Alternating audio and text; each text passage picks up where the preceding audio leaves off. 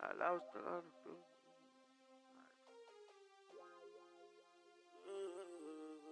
I lost a lot of feelings, please don't talk to me. Remember days in school when bitches and niggas would walk with me. I noticed that I'm going up, I can tell they tryna stalk on me.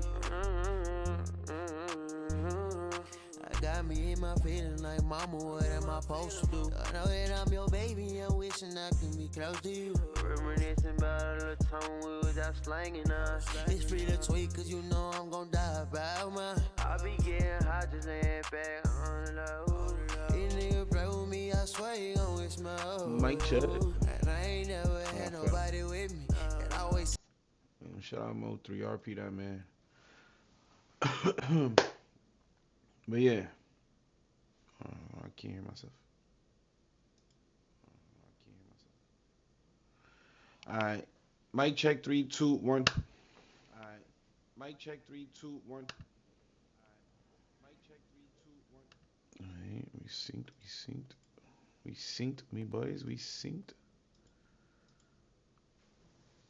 I decided to eat, me boy. I'm fucking hungry, waiting for my food, son.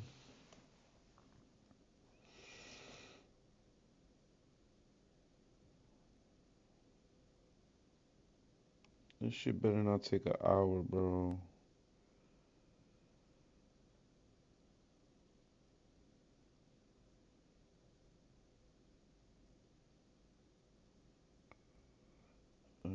No, I'm starting to get tired of Uber, bro. I gotta start cooking, bro. My cooking game. I gotta get my cooking game up. Cause holy hell, bro. Fuck, I got tired of Uber Eats. What the fuck? Tonight is the same thing. Y'all my trash again? Not tonight. Since you love my garbage so much, it about to be dinner. Little salt, little pepper, quick sear. Look at that. Moment of truth. Huh, tastes like chicken. Tonight is the same This thing. shit Y'all my trash AI. again? Not tonight. Since you love my garbage so much, it about to be dinner. Little salt, little pepper, quick sear. Look at that. Moment of truth. This fucking AI is getting too much. How is she holding the plate up, holding the camera, and feeding herself? This bitch got 3 arms. Huh, tastes like chicken. She didn't even have no food in her mouth. She didn't even put no food in her mouth. This shit is horrible, yeah. Oh, wait. Bitch don't even got no food in her Like mouth. chicken. Tonight is the same thing. Y'all my trash again? Not tonight. Since you love my garbage so much, it about to be dinner. Little salt, little pepper, quick sear. Look at that. Moment of truth. Huh, tastes like chicken. Tonight is the same. Yeah, people really do eat raccoon, though. People really do eat raccoon, me boy.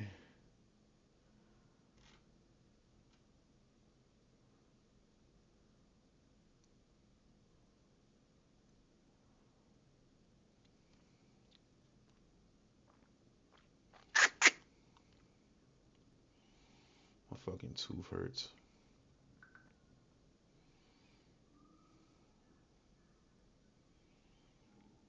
This dude is a piece of shit. He deserves way more than 5 years, bro. This fucking dude deserves to rot in prison,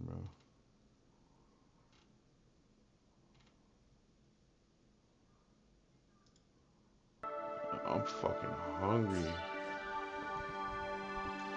Hey guys, welcome to the Liberal Hive Mind, a channel solely focused on exposing the abundant hypocrisy of the left. And of course, here's the meme of the day brought to you by FiveMind.com. Well, folks, I know we've been kind of predicting this for a while, that inevitably CNN was going to face full-on collapse. And we were pretty much there. I mean, it felt like we were there at least. But then, of course, Warner Bros. Discovery comes in and swoops up CNN in an attempt to save the day. And we were promised all kinds of things, right? A total shakeup, new reforms, a brand new news network that was going to be trustworthy, full of integrity. They were going to start doing the right thing. And they did kind of start off by doing the right thing by firing a bunch of the biggest clowns at the network. But we very quickly realized that that was kind of just a distraction. They were thinking that you were stupid, that simply getting rid of worst journalist of the decade, Don Lemon, be enough to buy back your trust. But obviously, I mean, we've seen the dumpster fire that continues at the Clinton News Network. And that, my friends, seems to be the problem. The rebrand didn't work. And I guess I'm not the only one seeing the dumpster fire, just like I wasn't the only one who saw how absolutely trashed that Bad Bunny performance was at the Super Bowl halftime show. No, it appears the sentiment seems pretty widespread. It appears the network is headed towards a very tough decision, likely either downsizing or shutting down or probably having to sell off once again. Let me show you guys just how bad the CNN collapse really is. There appears to be no Trump bump in sight. Let me show you guys exactly what happened. We got some stuff to get into, so let's roll the tape. All right, folks, so take a look at this post over here. CNN's ratings are in free fall. The network has lost nearly 2/3 of primetime viewers since 2016. 2/3.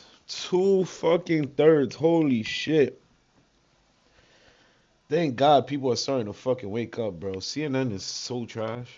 1.3 million views, and now their nightly primetime average is a meager 553,000 views. That's primetime viewership down 60% over the last decade. This has sparked speculation about a network sale amid the continued crumbling of legacy media, and so it appears CNN is looking at a complete we don't hate legacy media.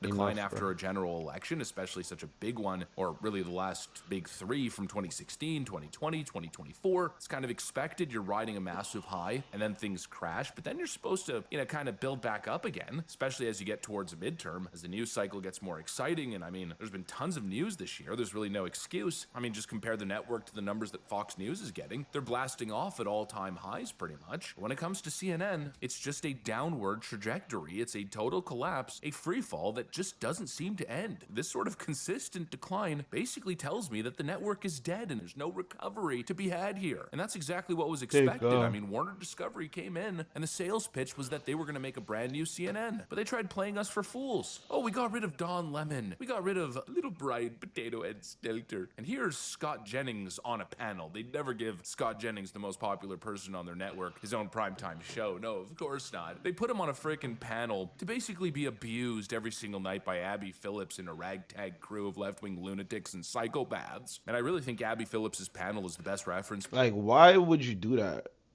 These people are delulu. Like, if you want to be an unbiased network, right? If you want to be an unbiased network, shouldn't you give the people on your show like their own segments? Like, the leftist people on your show should have their own segments, the rightist people should have their own segments, and then there should be a segment with both of them. By you literally not giving a right wing their own segment, that just shows the bias you have. You have a total bias for the left, bro. Like, CNN been doing this shit. And this is why their fucking rates is falling, because it's a biased news network. Point here, every single night is the same garbage. What voting rights is he taking away from black voters? We look at the SAVE Act. The SAVE Act. That's exactly what we're talking about. These people cannot be serious. They said the SAFE Act is taken away from black Americans, black American rights. That is racist in itself, assuming that black people don't have IDs, bro. This is ridiculous. Yo, these people are so fucking stupid. Holy, no wonder why CNN is fucking crashing, bro. Oh my God, they literally just said that. They literally just said this, bro. Reference point here. This every single night is the same garbage. What voting rights is he taking away from black voters? If we look at the SAVE Act. The SAVE Act. That's exactly what we're. She looks so fucking retarded too. That's the funny part, bro. Like, that shit, her face matches her brain. Cause holy shit, you look dumb as fuck, bro. How the fuck does that have to do with blacks' rights, my brother? How? If anybody under the SAFE Act is not able to vote without an ID, black, white, brown, Asian, Hispanic, it doesn't fucking matter. What the fuck these people talking about blacks? Bro, you sound racist as fuck making this a only blacks thing. Like, what? We're talking about that is actually going to continue to disenfranchise overwhelmingly a lot of people of color. There are so many civil rights organizations that have run the data. If we look at the way that it is going to disenfranchise black voters, it's the same reason why Chuck Schumer called it Jim Crow. So this is the same president. If we want to continue How? Talking about it. It's the way that you're putting new poll taxes on this when you're making people have. That's Poll what we can taxes. call them now. It's kind of an idiom, right? If you want to say that people have to prove that they are citizens, that they have to prove with a voter ID. The reality is you're layering what is a constitutional right for the American people and making it harder for people to vote in this country. And it's Yo, I love it. I love that these fucking leftists are dying on this hill, bro. Holy shit. First you said for black people, right? Then you say for the American people. Then you say taxes instead of voter ID. Who the fuck, bro, you need an ID to buy liquor in this state. You need an ID to fucking drive a car in this state. You need an ID to sign up for fucking benefits in this state. What the fuck do having an ID to vote makes any difference, bro? These people are so fucking delulu, gang. I ain't gonna lie. This shit is hilarious. And to see how dumb her face looks while she's saying this shit is so A1, bro. going to disenfranchise black voters. Concern you that you're making all these claims? You've yet to lay out how it's how. But yes. 76% of black voters think we should show an ID to vote. 80% of Hispanic voters. 83% of the American people. Are you saying that black voters are too dumb to know what's good for them? I mean, it sounds pretty condescending. That's exactly what you saying, you dumb bitch. That's exactly what you saying. Because you said blacks in general. If you would have said people, then it would have sounded so fucking racist. But your stupid ass is assuming blacks can't get their IDs. Like, these people are so fucking racist and retarded, they don't even realize it, bro. Holy shit. That's what I said. That's not You get 3/4 of black voters That's not who want voter ID. But to be clear, the SAVE Act is not just about ideas. The SAVE Act is about proof of citizenship. So what? So it actually, there's a... How do you prove citizenship, lady? Your fucking ID. So what are you talking about? Holy shit, these people is the Lulu.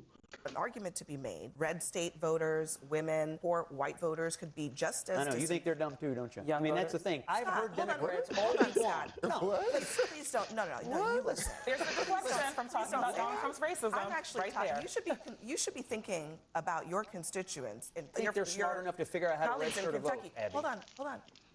Yes, exactly, motherfucker. We think that they're smart enough to figure out how to fucking vote. Apparently, you guys are so fucking racist that you think we are impeding in people's rights. Like, how? How? And then on top of that, it's not black people's rights if everybody has to go through the same thing. How? You blatantly calling black people stupid. That's the fucking shit, bro. And it's fucking disgusting that these people try to word it and make it sound different than what it really is. You're really trying to call black people stupid. Like, what the fuck? This is crazy to me, Most bro. Americans don't have a passport. Many Americans don't have... You don't need a passport to vote. You just need an ID. You need a passport to travel, man. Not to vote. Holy shit. access to their birth certificate. Many women, a majority of women who change their names for marriage have to... Once again, I'm tired of this bullshit ass notion. If you changed your name and you haven't got a new ID to represent that, then you're fucking stupid as hell. And I'm sorry. That's your problem. That's your fucking problem. Provide additional proof. If you cannot figure out how to get a fucking ID after marriage, then you're fucking dumb and you shouldn't vote. That's my opinion. What the fuck? That they've changed their legal names in order to register to vote. I mean, not only is the guest completely batshit with those friggin' giant, crazy, googly eyes, Scott Jennings presses her, well, can you actually articulate the point, or are you just gonna continue to reference left-wing think tanks? Ooh, a think tank said, therefore, is not a frickin' argument. I mean, this woman was getting absolutely skewered, and the host's job in that situation is to say, well, please answer the question, please. I need to see the comments to this fucking video. Where's the video for this shit? I need to see the comments for this video, because if CNN commenters and viewers doesn't see the blatant racism that this fucking people is saying, like, they belittling their viewers, bro. Like, they don't realize they're belittling their viewers by calling them stupid and saying that it's racist to require to have an ID. What? Yo, bro, you're so These people is articulate the point, bro. but instead, Abby Phillips rushes in like the complete freaking partisan hack that she is, comes into her defense. And like, isn't it a fucking law? I know in New York, it's against the law to be walking around without an ID. Like, you could go to jail until they figure out who the fuck you are. That's a law. You need to walk around with an ID, bro. Like, how is this anything new? Like, what the fuck? I was taught that in high school. You better walk around with your ID, or else they can't tell who the fuck you are, and they don't know if you in school or not. So you better walk around with a fucking ID. Like, this is all taught since a kid, bro. What is wrong with these fucking people? They delulu, bro. Says, well, actually, Scott, in our typical condescending fashion, we know the SAVE Act isn't just about voter ID. No, it's about proof of citizenship. I mean, she said that as if it's a... Like, bro, you need proof of citizenship to vote, yes. Why would you want people who don't fucking live here to vote? That makes no sense. Like, she said the quiet part out loud, and I didn't even catch on to that. Of course you gotta be a citizen to vote. Holy shit. What the fuck? Brain dead is this? I mean, what the fuck? That's kind of the entire point, right? But she makes that point with such arrogance and condescension, such a self-righteous, hacky tone. I mean, come on, no wonder nobody's watching I ain't gonna this lie. stuff. This is becoming my source of entertainment, bro. Yo, I wake up every day to get online and hear these fucking idiots talk, bro. This shit is literally my #1 source of entertainment right now, bro. The fucking dumbass liberals on the left. Holy shit. I wake up every day excited to hear what the fuck these retards have to say, bro. That shit is delulu. I can't believe they said that shit on CNN, bro. Like, what? Is totally stacked. We need the liberals. We need them for entertainment, bro. I ain't gonna lie. We need them for entertainment. Literally anywhere but CNN, but MSNBC, but ABC. People are sick of the Abby Phillips types dominating the mainstream news. Conservatives are living in a completely different information world Absolutely. than liberals. And breaking... What world do you live in where you think you don't have to prove that you're a citizen of this fucking country in order to vote? What world do you live in? So what, people from fucking China should come over here and vote how they want to vote and then dip off and go back to China whenever they want to vote? Like, whenever they want to leave? Like, y'all niggas is stupid, yo. Y'all don't make no sense. Breaking that down needs to be done. Because when you don't ever even hear the facts, it's hard to even know that you're wrong. And that happens a lot. I mean, even my wife, the partisanship, the audacity to say something like that. My wife would call this bitch stupid. No lie. Debunking all of these right-wing conspiracy theories. Abby Phillips, you're the one peddling conspiracy theories and constant. And my wife is a legal immigrant. The audacity to legal. say something Came here the like legal this way. The right has she been would laugh at basically this right bitch. about everything over the last decade at least, probably even longer. Not to mention she's the queen of pushing bogus nonsense, but she's just got this arrogance and she views it as her job to push back against the right. That's not news. That's propaganda. And like I said, this is the kind of stuff that makes CNN plainly unwatchable. I mean, my parents are the perfect example. They've always I'm voted so left, glad basically CNN their is entire full. life. But slowly but surely, CNN is especially full over the last of 6 years, they've been moving more and more to the right. I mean, now I'd argue they're pretty much aligned with me on most things. And that didn't happen because they watched my videos because and of saw whatever their ratings, son's the doing American and they're people. jumping on. No, they fought it for years, but slowly they've been getting more into it, and now, I mean, they're fully on my side. And actually, what's interesting is that their political, let's call it evolution, happened the exact same way that mine did. Just watching networks like CNN. That was a huge factor. You know, this is how I see it. You cannot watch left-wing mainstream news in good faith as an honest person. And so we do not hate the mainstream news enough. That's what I say, bro. Every single Them time niggas watching Jake propaganda Tapper, watching at Abby its Phillips, finest, it's bro. enough to freaking want to rip your hair out. To see They them are for lie old and people lie to and try to lie, convince old constantly people push these that sometimes overt, their agenda is sometimes right. subtle partisan angles, to be always asking leading questions and gotcha questions, to be pushing whatever the left-wing talking point of the day is. It's so obvious, and the more you watch it, the more you see it, unless you're a far-left lunatic. You know, if you're a far-left partisan, then sure. But now CNN's kind of put themselves in a position where they're like kind of subtly pretending to be in the middle, but always interjecting with this left-wing BS, and their Blue Anon crowd that's supposed to be their bread and butter audience, well, they've got other options, you know? They don't want to see Scott Jennings platformed. They don't want to see subtle propaganda. They want the real deal. They want the hardcore drugs, and so they go to Harry Sisson. They go to Midas Touch. They go to David Pacman, who's getting 2 million views on his video claiming that Donald Trump pooped himself. itself. I mean, that's what they're looking for. They're looking for extreme partisanship and left-wing conspiracy theory. And CNN's kind of, you know, playing this awkward, pretending to be center grift. Why would the Looney Tune left-wingers entertain CNN when they can be on YouTube watching Midas Touch? That's basically the issue here. And then you've got people in the center who would like to actually watch, you know, real news, but they don't get it from CNN. They see the subtle propaganda. And slowly but surely, I think they're coming to the conclusion that they don't want to deal with it anymore. There's better alternatives elsewhere. Or you can just, you know, watch Fox News, which isn't pretending to be middle of the ground, which is just right-wing editorial. And then maybe mix that with a little bit of the partisan left stuff, MS Now, some of the online leftist media stuff, and then form your own opinion. What's the purpose of a center, straight, down the line, non-partisan news network if you can't equally represent both sides? Exactly. If you only let one dissenting voice show up, that's Scott Jennings, and pit him against 20 freaking rabid left. A news network that claims that they are biased and are for both sides, non-biased and are for both sides, can't exist, because what he just said, there's gonna be forever fighting in between, like behind doors. They're gonna be arguing each other and trying to fucking fight for their side and make their side look better. So it's impossible to get right-wing and left-wing news from the fucking same fucking network. So what he said is right. The best thing to do is watch your watch your right wing and watch your left wing on separate news platforms, so you don't get confused and fucking and automatically assume one side is right because their voice is more powerful and bigger on that news network. Like, you gotta watch both networks, like both sides. It's like, and like, once again, that's something else I grew on. You gotta know both sides of the stories, my nigga. Like, come on, you can't know the full story without knowing the both sides.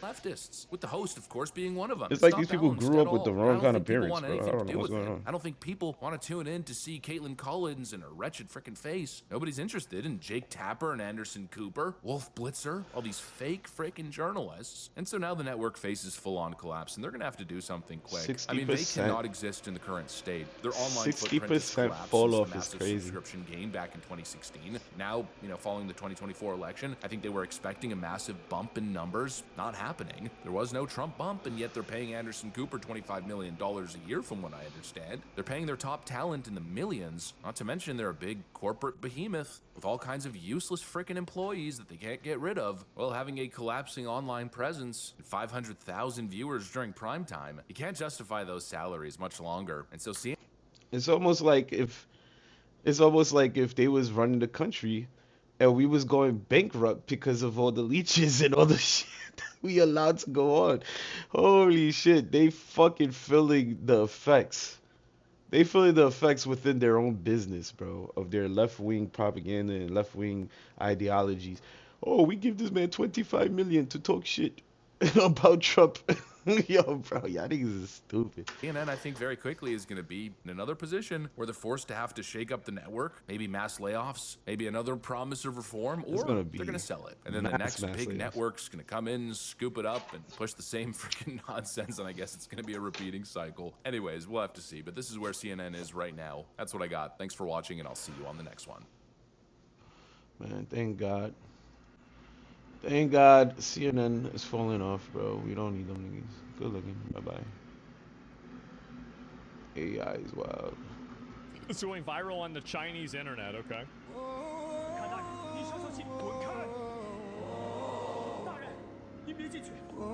This is in China?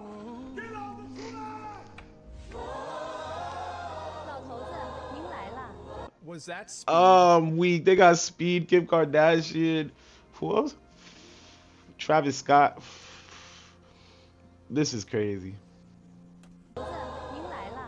This is crazy. Oh my God. Wow.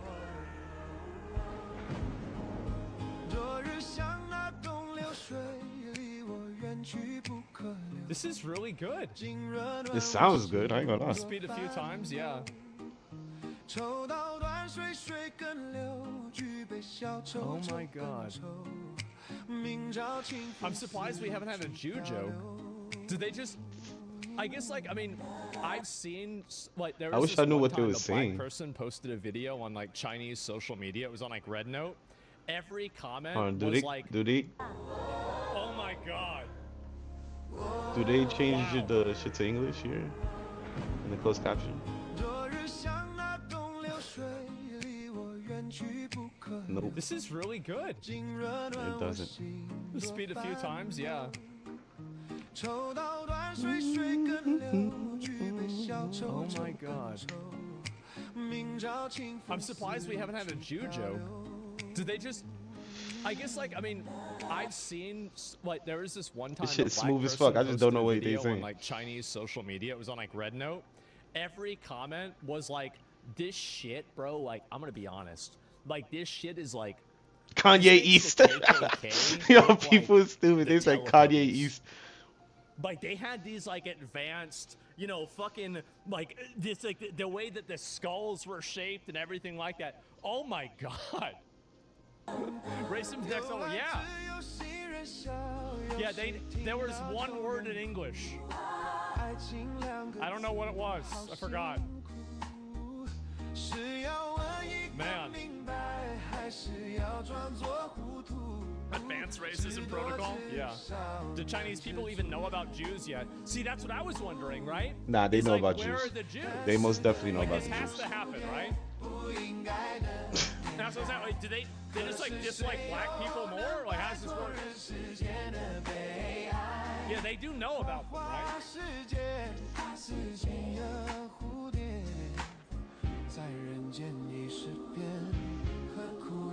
Drake dancing, is that Drake?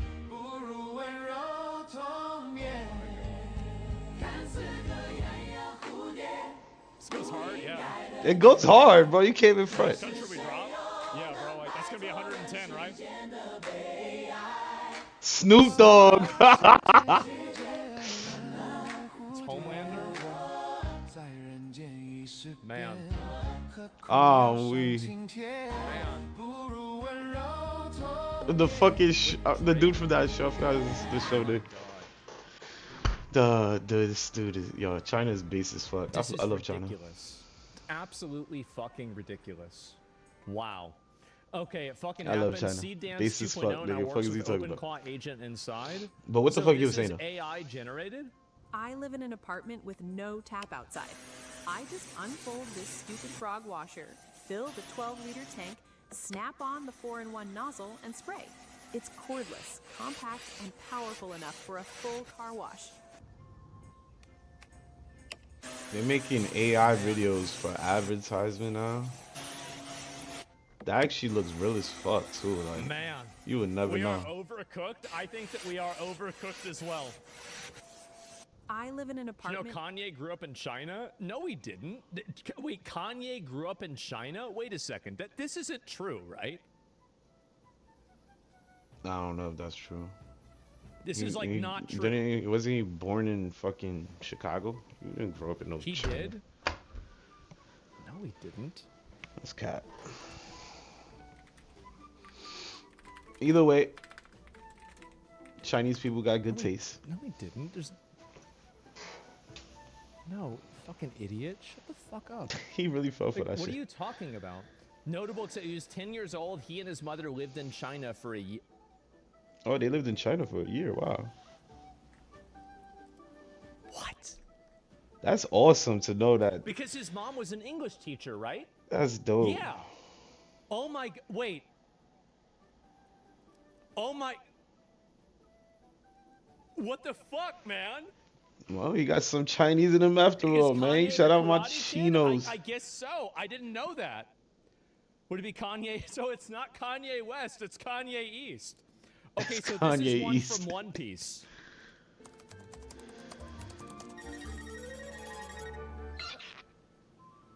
I've never watched MacBook. One Piece. I don't know if this is accurate or not. Yeah, I never watched this shit either. I mean, I could see this being real. Like, I mean, the only thing that gives it away is the text, right? In the MacBook. I mean, this, like, I'm sorry. That looks pretty good, man. Oh my god. Wait, this is John. Wait. This is John Wick?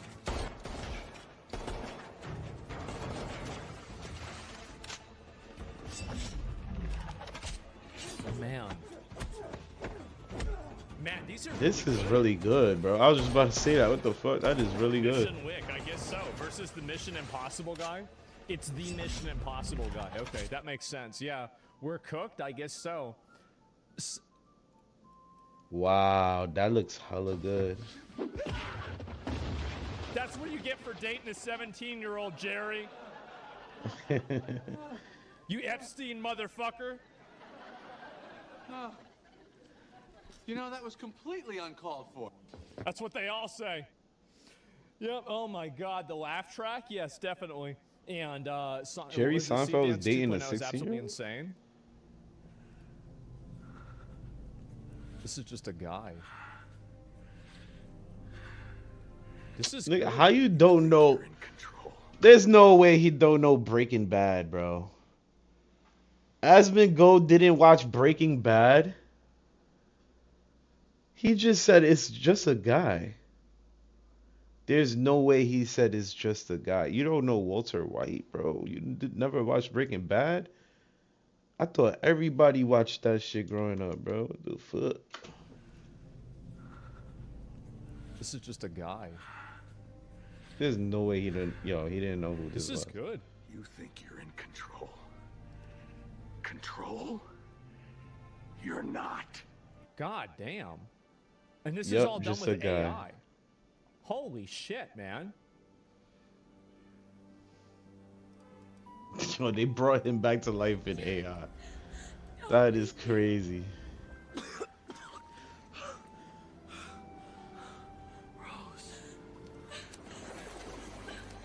Oh my God. That's right. Okay, let's see here. What are the other ones? Is this worth looking at? Hollywood is cooked, guys. Maybe Hollywood is. Well, I mean, what is this? This was a 2-line prompt.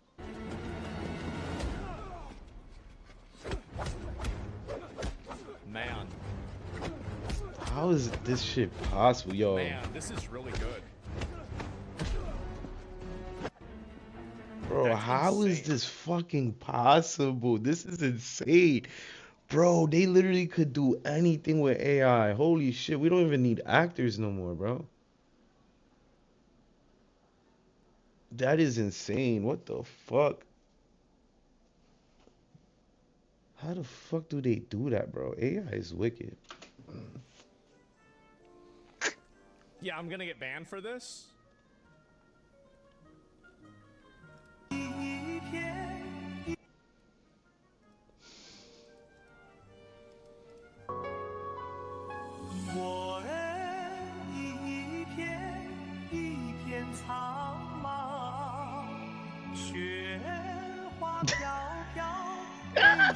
I can't take this shit serious. They dead ass, yo. AI is too much, And bro. is that Chinese Kanye? Yeah, that's the same thing. Nigga said is that And, Chinese oh my Kanye fucking is God, crazy. Doing clever references, possibilities. Wow, this is nuts, man. What the fuck is all of this? Wait, so they're trying to fix the shows that they didn't like? My prompt was a high-quality shampoo ad for women.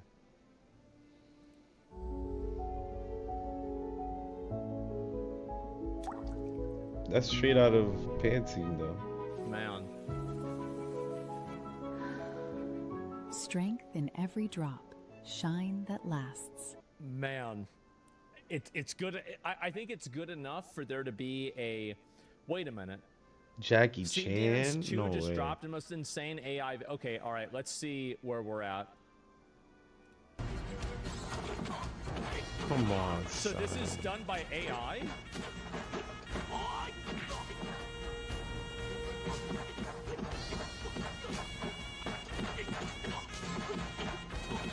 How is AI capable of this shit, bro?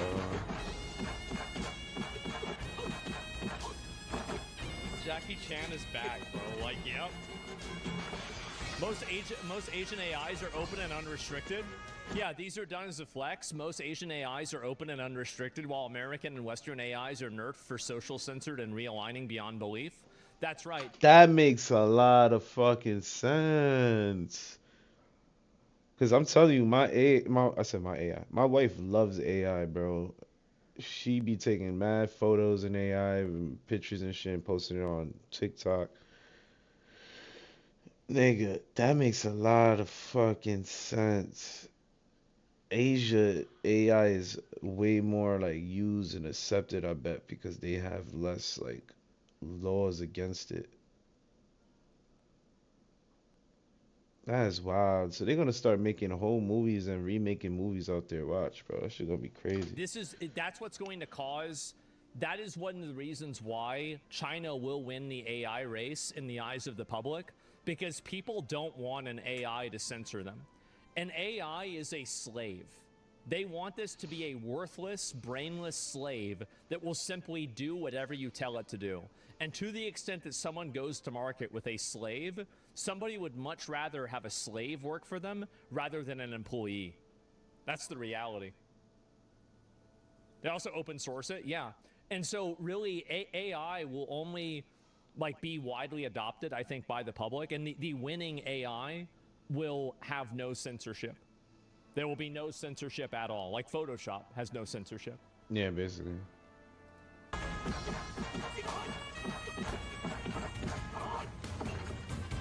Obviously, yep. No censor, yep.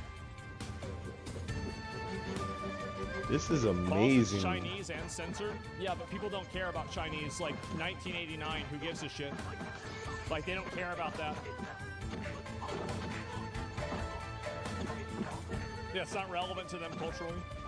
This is so good, bro. So Epstein's in China? You think so?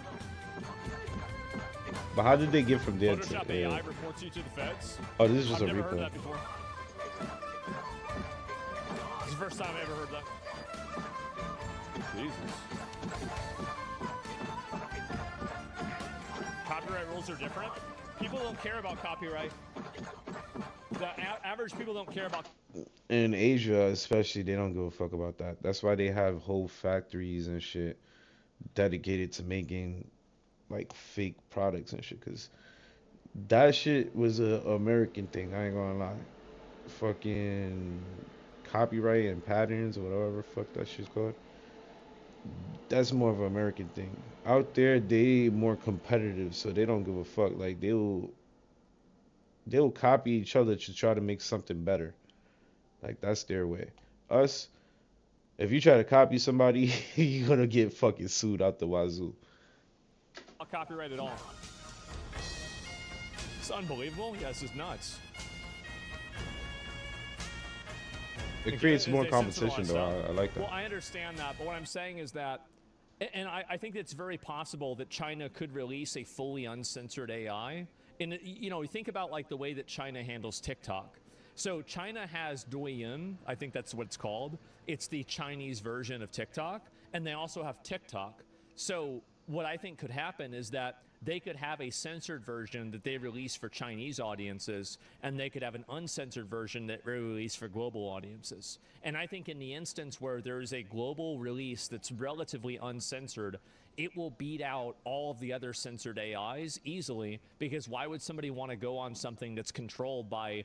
They don't want to have Mark Zuckerberg tell them what they're allowed to look at or think or see. Why would they want to have Mark Zuckerberg or Jeff Bezos or Elon Musk tell them what they're allowed to see? I could see why, though, because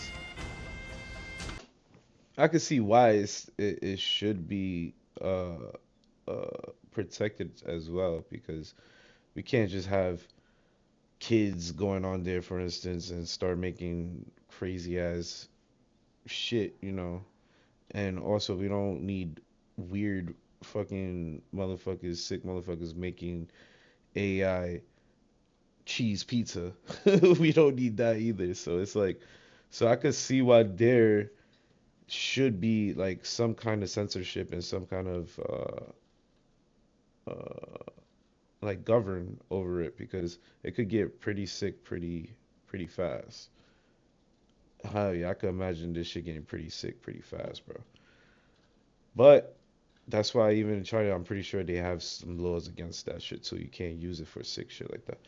But for copyright and patents, like for movies and trademarks and shit like that, I'm pretty sure they don't care about those things. So it's gonna be a lot more creativity, a lot more videos coming out, like movie videos, I mean, coming out that's going to be competitive to our market, our Western market. Because now they could just literally take a film and remix it right there and make it a new film. Like, and people's going to love that shit, I'm telling you. That shit's going to be a thing. But they still going to be governed. They're not going to be fucking letting people do freaky shit on there as well. Like, I already know China's not going to allow that to happen. Really, think about it. They don't be controlled by the U.S.? Well, yeah, people just want they want to do whatever the hell they want, obviously. Recent problem was fakes. They had to censor it.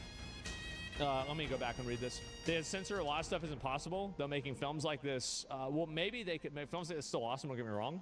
I think that things will change more and more. And also, like, as this becomes more accessible to people, because some of this gets released with source code too. So you're going to have people that are going to be able to augment this and take advantage of it themselves. And the AI porn is going to go insane. Well, AI porn is the main reason why people want AI. But that's the problem. Because once you get into porn, it gets sicker and sicker and more fucking degenerate, and we don't need people making some weird ass shit out there to get people thinking that shit is like fucking real life. Nah, I don't agree with that. Pornography, that shit is gonna be weird as fuck. AI pornography, I don't agree with that. So whatever is going to make the best porn, that's what people are going to want to see.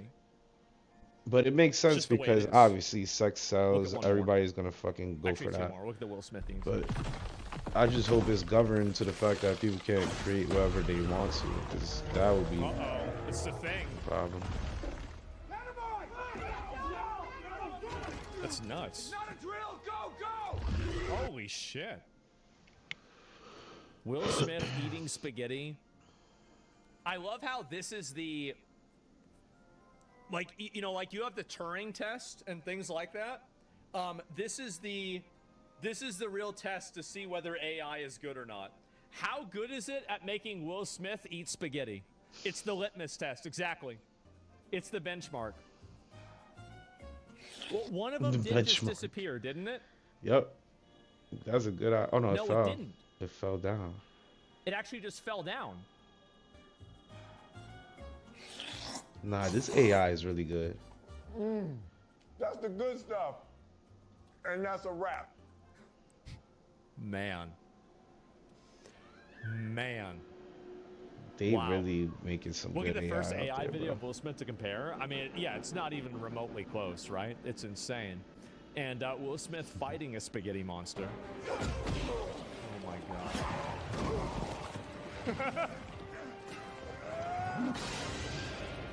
This shit looks too good, bro. What the fuck? Honestly, after looking at this is like a AAA fucking movie right here. No lie. Like, you telling me this isn't like fucking Men in Black worthy? This fucking cutscene right here, bro. It's insane. And Will Smith fighting a spaghetti monster. Oh my god. This is like $1 million film right here, bro.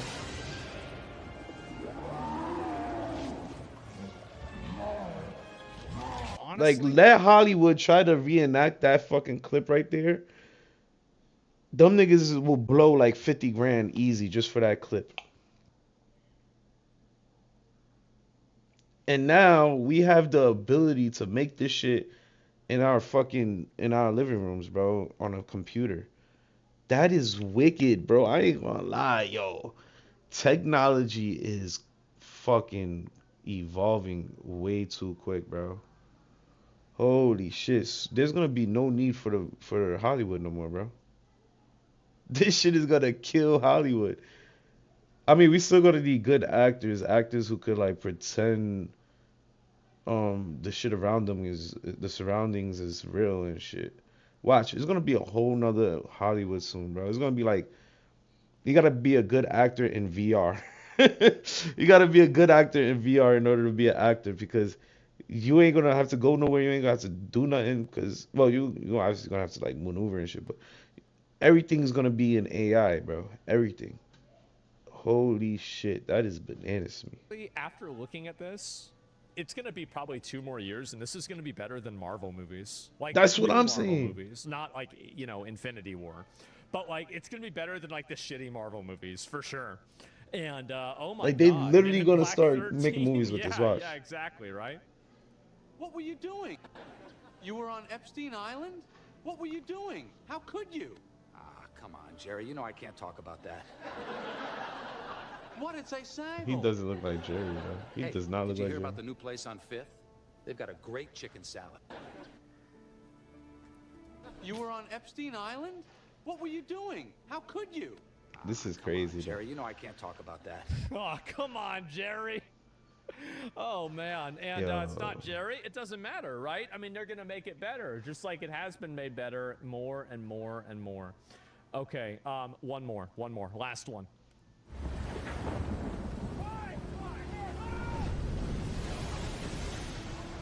The fuck?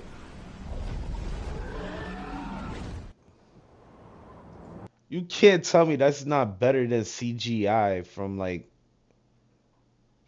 fucking, I don't even know, probably like 5 years ago. CGI was way worse than this. 5 years ago, CGI was way worse than this shit, bro. Holy shit, that looks so good. Okay, one more. Last one.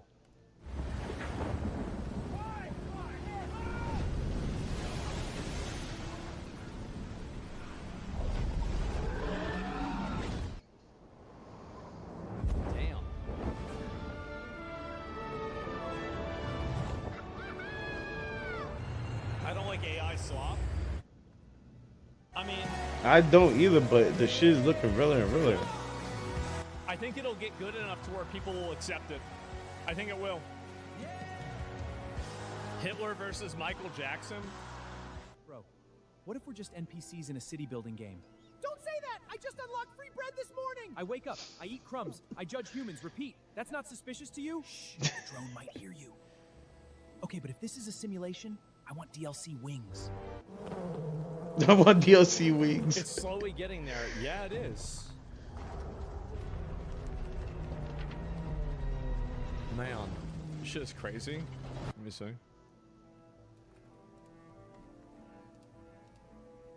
Okay. Hitler versus Michael. I gotta see this shit. Like, they kept the original Michael. He's still black. Of dance. Oh my God. Okay, all right. Why don't you explain to them what we're going to be doing? No, Charlie, you better explain to them what we're going to be doing. Come on. And give Donald a little kiss for the camera. We're going to be playing Ouija. Let's see how we do. Okay, ya estoy grabando, chicos. Yo, this shit is too much, bro. You see, bro, this shit is too much, bro. This is crazy. Holy shit, this is too much, bro. How the fuck are they, yo, how are they able to do this shit, bro? How? Bro, I feel like an old head, bro. I would have never thought this shit would be possible, bro. I would have never thought this shit would be possible, bro. AI is too fucking powerful, bro. That is crazy how real this shit looks, bro. What the fuck? Epstein, Trump, and Charlie Kirk is crazy. Ouija night with the gang. That is We're gonna insane, be playing Ouija. bro. Let's see how we do. That is insane. Okay, ya estoy grabando, chicos. If you're really the ghost of Diddy, Ya está grabando, chicos. Se está moviendo, se está moviendo. Oh, my oil. ¡Ay, no! ¡Donald Trump! Diddy, stop! ¡Go away! Jeffrey, ayúdalo. Diddy, go away! Resist! Resiste, Donald Trump. Did he go away? It's so fucking stupid. It really is. Oh my God. And This is holy crazy, shit, bro. yeah. And you know what's really crazy is that, you know how Charlie Kirk's face was pretty small for like his head size? And the AI kind of corrects that. I saw somebody commenting on this recently that the real Charlie Kirk doesn't look like Charlie Kirk anymore. They just had Trump getting railed by fucking Diddy's ghost. Transcended his own existence. Oh my god, that is crazy, bro. He's game, gone beyond I said this what he game, was as a man. bro. Life Now is he's becoming become a a game, meme. bro. This is crazy. Kind of Chad, yes, exactly. His face is deliberately more Sinnoh mask. Yeah, I mean, not anymore. Yeah, he's an enigma. Looks Mac. Yes, bro. Charlie Kirk is looks maxing from the grave. That is exactly right. And that's, you think that's a good thing? It's fucking entertaining, man. It really is. And also, I mean, it's funny. He's dead. What the fuck? Like, it's not like it matters. The guy's fucking dead. It's Like, funny. I mean, it's again, funny. You can't somebody get. wants to say, You "Oh, can't get it's mad offensive." over. Yeah, sure, it's offensive. It's offensive, but I mean, it's not like it's gonna offend him. He's not. yeah, gonna bro. offend him. It's not. Come That's on. it. He's And it's alive. it's so I think ridiculous that's that it. you know He's it's still fake. So alive. it's funny. And he's immortal. His name lives on, right? For how long is it entertaining? Honestly, quite a while. Like, it's been entertaining to me for actually, like, way longer than I would have expected. Yeah, I didn't think it would be as entertaining for as long as it has been, but yeah, I think it's hilarious, man. I do.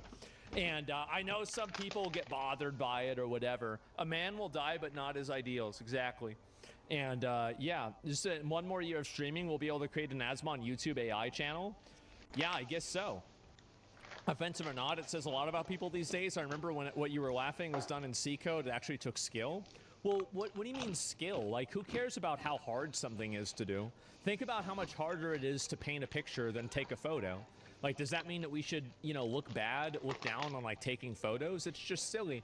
Like, the world changes and it evolves. Like, it was a lot harder for, like, the barrier to entry to drive a car in, like, 1930 was, like, infinitely higher than it is now. It was. It's way higher than it is now. Should we still make cars have, like, require manual and not automatic transmission? Like, I mean, it's just that the world changes and improves, and certain different types of competencies become less relevant and important over time. And I think that this is really what's happening. So you have to adapt and evolve to the world that you're living in, rather than trying to hold on to the world that no longer exists. And I know that a lot of AI people don't like hearing this because they're very, you know, silly, I think. But that's generally the way I see it.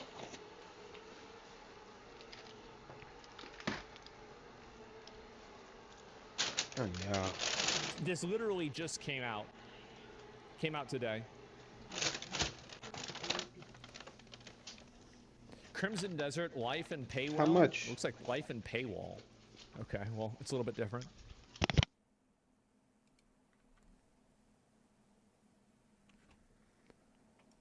Watch Combat one? I think I did, yeah. Pretty sure.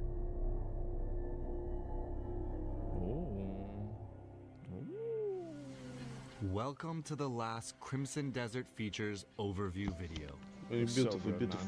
Highwell isn't just a continent of battles As I and said, bro, exploration. this is what Dragon's Dogma It's a 2 world should where have been. many of the smaller This is moments it. also shape your journey. Nah, and make AI up is your fucking day-to-day life. fire though. Man. In our final video of this feature series, we'll be taking a broader look at life in Highwell. Maybe Chinese I AI. think the So lighting, good that. it's pretty obvious it's made by Black Desert people, right? That looks so good. I gotta show her the video of Kanye rapping. Your journey will be anchored by the I Grey pre-ordered Main already. Camp, a stretch I'll of play land it. in Hernan that serves as the And if you're faction's unsure new about base playing it, I'm after gonna play it Palu's day loss one, to the right? Black Bears. My baby So got you me. can just watch me or probably 50 other people that are gonna play it Its and make a beginnings decision. may be humble, but over time, Me you'll la be able po. to expand the camp with funds and resources that you acquire on your travels. Oh, so it's like a With garrison these kind of. upgrades, the camp will become more than just a place to rest. Wow. Here, you can prepare for the journeys ahead. Prepare meals at camp That's that will kinda keep cool. up your health. It's about time It's you like Witcher 3 has or this too, purchase I'm pretty sure. provisions from the camp vendor. It's like Red Dead Redemption 2. I never played You Red can Dead also 2. go a step Never You never further. played Red Dead? Produce Yo, the bro, resources Asmon is like needed a for cooking whole and nother cooking fucking person for me. by working the camp's ranch and farm. I just hate A that it's helpful single player. option when Yeah, I resources know. are in short supply. Damn, you're taking Fatty over there to the fucking. Oh, never mind. Can't open this I shit. guess The spit camp roast is Fatty. also the foothold for rebuilding the Grey Main faction. and building it is the starting point in the journey to reclaiming the Greymane's lost homeland of Paleum. Okay, The you comrades sure? you reunite with along your journey We waiting for will come me here to before. regroup, while others will hear news of the camp and arrive of their own accord. Sure. These Be nice. Greymanes can take on several roles. They can be dispatched to Yeah. locations across Pywell where Yeah, baby. missions can be found. Oh wow. Play money where? What the fuck? This is like way more complicated than Having what I your thought it was gonna comrades be. complete these missions will grant you with currency and resources such as wood and ore and materials required for cooking and alchemy. That's fine, yeah, 20 sure. minutos. I don't really think content like that really matters a lot. This is kind of like Greymanes can McDonald's also content, be but dispatched to blockaded Too good. locations. as long and as there's help like to gameplay whittle that's down associated enemy with it. ranks, even while you're in other parts of Pywell.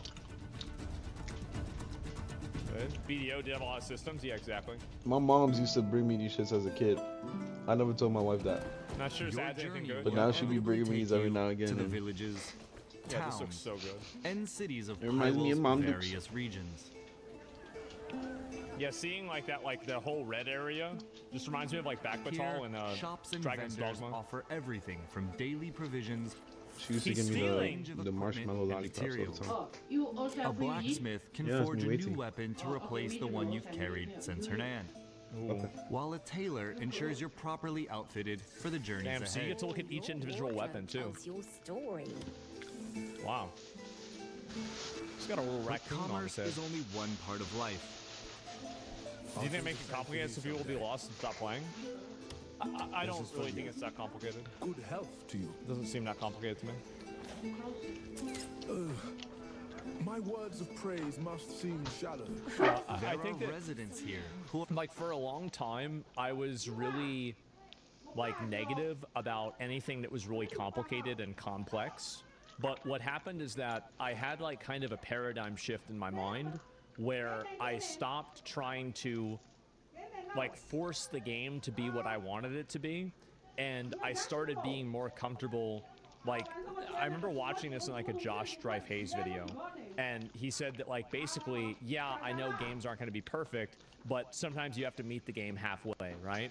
So it's like, okay, the game isn't exactly what I want it to be, but I'm going to try to take an honest, good faith effort to understand the game and understand the systems. And I feel like whenever I did that in, let's say, Metaphor ReFantazio, or in Where Winds Meet, or that was a big one, or in Persona, or any of these other games, whenever you take an honest, genuine attempt at trying to enjoy the game rather than trying to force your own ideology and ignore things that you don't want to do, I think that like I've started to have better experiences playing video games. Fundamentally, it's been a better mindset that's made me enjoy games more.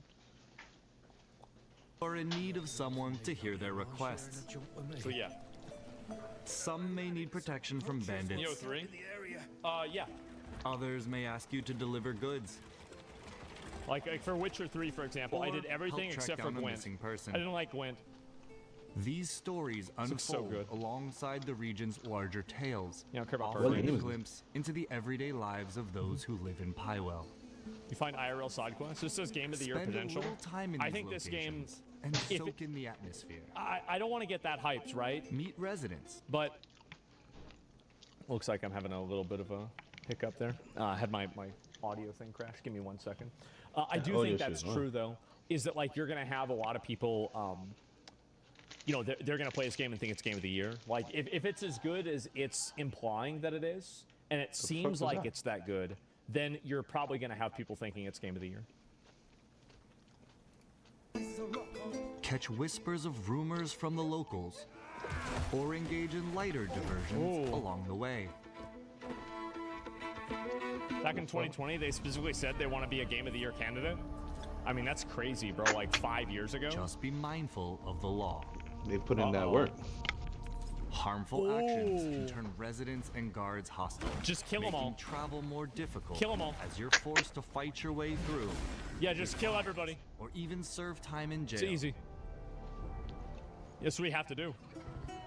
Beyond the towns and cities, you'll also encounter people and come upon locations I wanna get in that that, draw yeah. you into new adventures.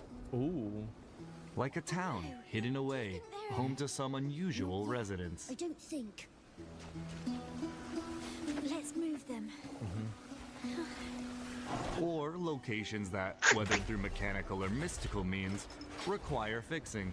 Oh no! So no. taking life apart. No, from I've the already battles and optimized my wilderness of Arknights Highwell Infield and fucking explore factory. its I don't want to see that towns, again. cities, and beyond. It's gonna freak me out. They can You should provide cut down trees resources, too. I didn't new know that. stories, or even just moments of levity in your Yeah. journey. Daily life. I assume no copy will wins Cooking me. will be one of Yeah, your maybe. essential activities. Yeah, I thought that game was really You good. can replenish or temporarily strengthen your health, spirit, and stamina, giving you Jesus, the edge look at in these exploration guys. or battle. Along your travels, It's promising you'll find too much. bonfires and I mean, it cooking comes out in recipes like a that month, allow you man. to prepare hearty meals. Like, it's not like this is something. It's like, oh, it's coming out in 2028. And hunting. No, it's coming out will in 1 provide month. the ingredients these recipes require. Ghillie suit PTSD from BDO. That's great. While items like flowers and insects can be used in alchemy to Yes, brew you could medicines that enhance your combat capabilities. And there's like different classes you can play too. Other Feature. You activities see, like there's the like woman with the mining and gun, the big guy with the will also mace. yield materials for crafting and upgrading your equipment. Has it been in development for a long time? Yeah. Asmund, You this is can gonna be like also Kingdom craft Come Deliverance more 2 for you. advanced and Maybe it will be. specialized tools with valuable resources you uncover But on your I'm journey. excited for the game. I mean, this is supposed to be a game for me. It is. So I hope it's gonna be good. Shaping your daily life in Pywell also extends to customizing your character. Oh. That's what matters. At camp, you can adjust hairstyles and tattoos, as well as your outfits using dyes. Nice. A wide variety of dyes can be discovered throughout the world or brewed through alchemy. I'm probably just gonna play the big so guy with the big experiment hammer. with the different color Let's be honest. combinations available. Do you think studios will learn from this if it does well? No. This game's too ambitious for other studios to copy it. Like this is a very, very ambitious game. I don't think you're gonna see other people be like, oh, okay, let's make Crimson Desert again. And that wraps up the Crimson Yeah, that's Desert so Features badass. Overview series. Damn. We've explored Pywell and its Damn. stories and characters, the combat That is and so cool. progression, and the activities that make up life in What Crimson game is this? Desert. Crimson Desert. This Man. game is We fire. hope that this series has Girl's given pretty you hot. a better Yeah, of understanding course. of It's the not game. made by an American studio. Thank you for watching, and we'll see you in Pywell. That's really cool. You can use that to like Crimson slingshot yourself Desert. over. Man. Is this an MMO? Nope, single player game.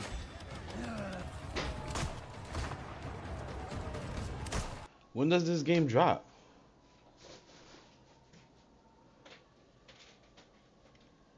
I'm so unemployed, holy shit.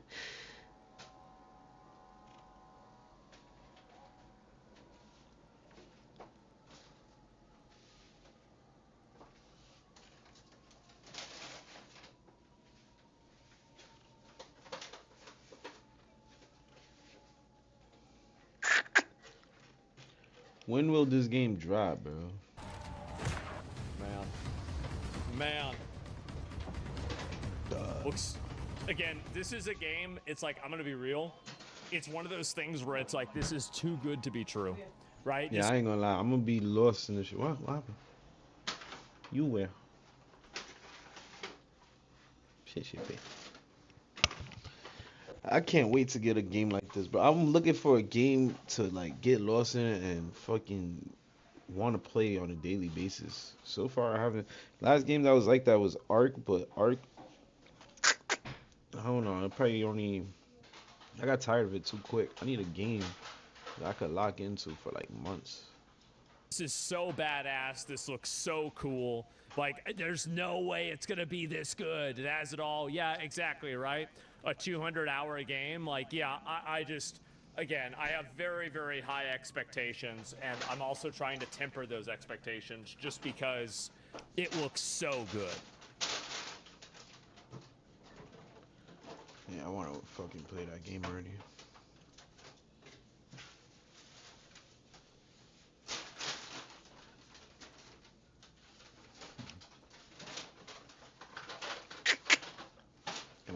too hurt.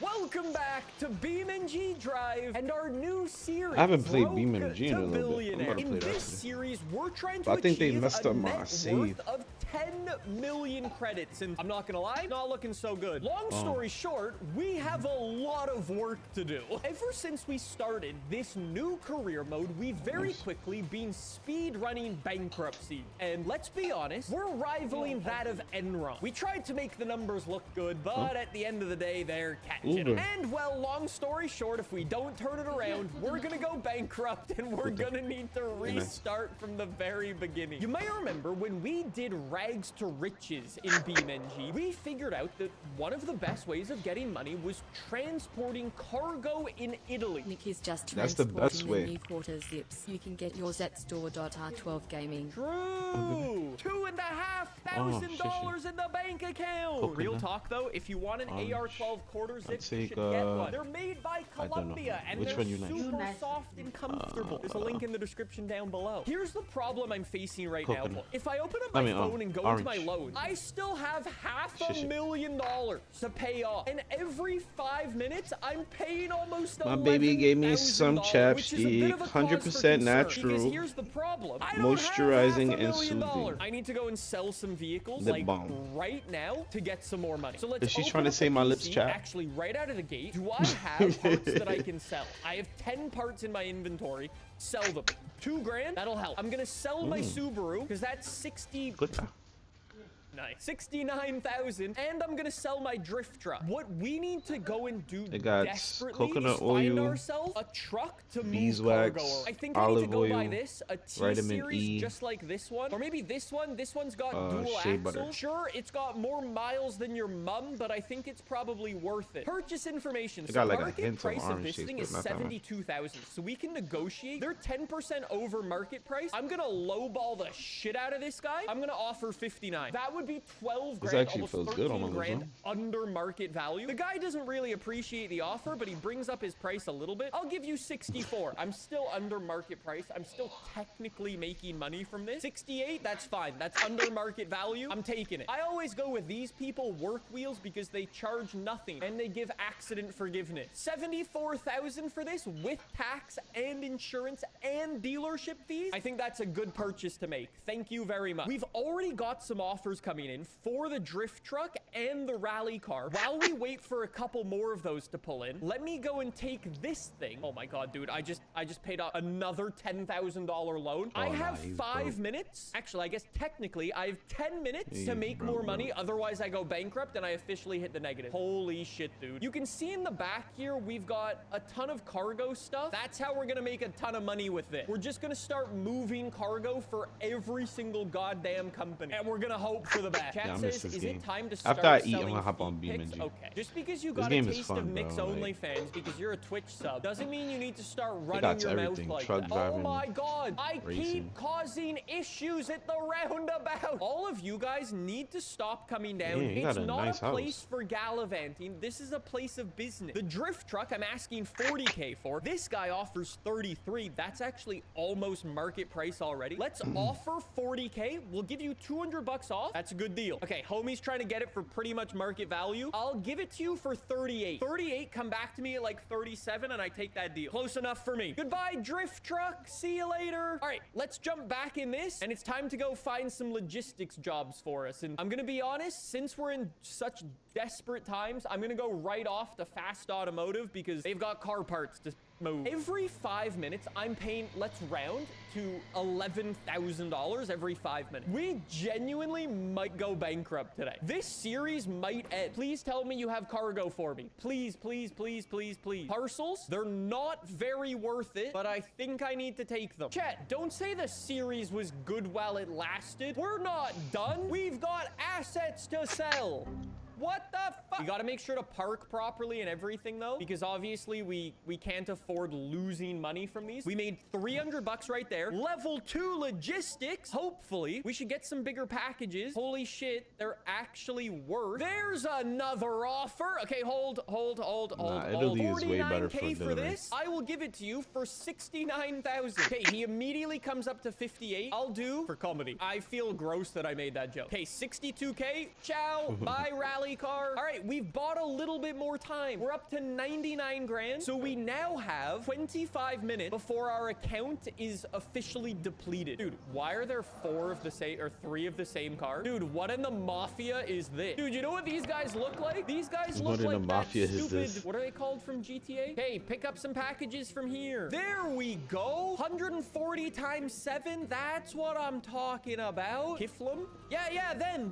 still not like the beating Scientology people. Chat says, Nick, Italy. check the milestones. They give you money. I know about that, but I do have some. Damn, we just made 4 grand off milestone. Damn, Gina, we cooking. We gonna survive an extra 2.5 minutes with that. Coco says, Nick, why don't you go to Italy? Hauling olives and making more money. I could go to Italy, where in the last series we showed that there were some incredibly well-paying jobs there. However, at the moment, because I'm only level 1 for cargo delivery, there's no guarantee I'm gonna get those jobs. And there's also no guarantee that those jobs will pay the same amount on this career mode because we have different multipliers. It's a question of, is it worth it? I do not it is. know. Chat It says definitely in is. Italy, you're getting hit with 100% tariffs because you're in the US. You think we're earning? That's funny as fuck if that's why they did that.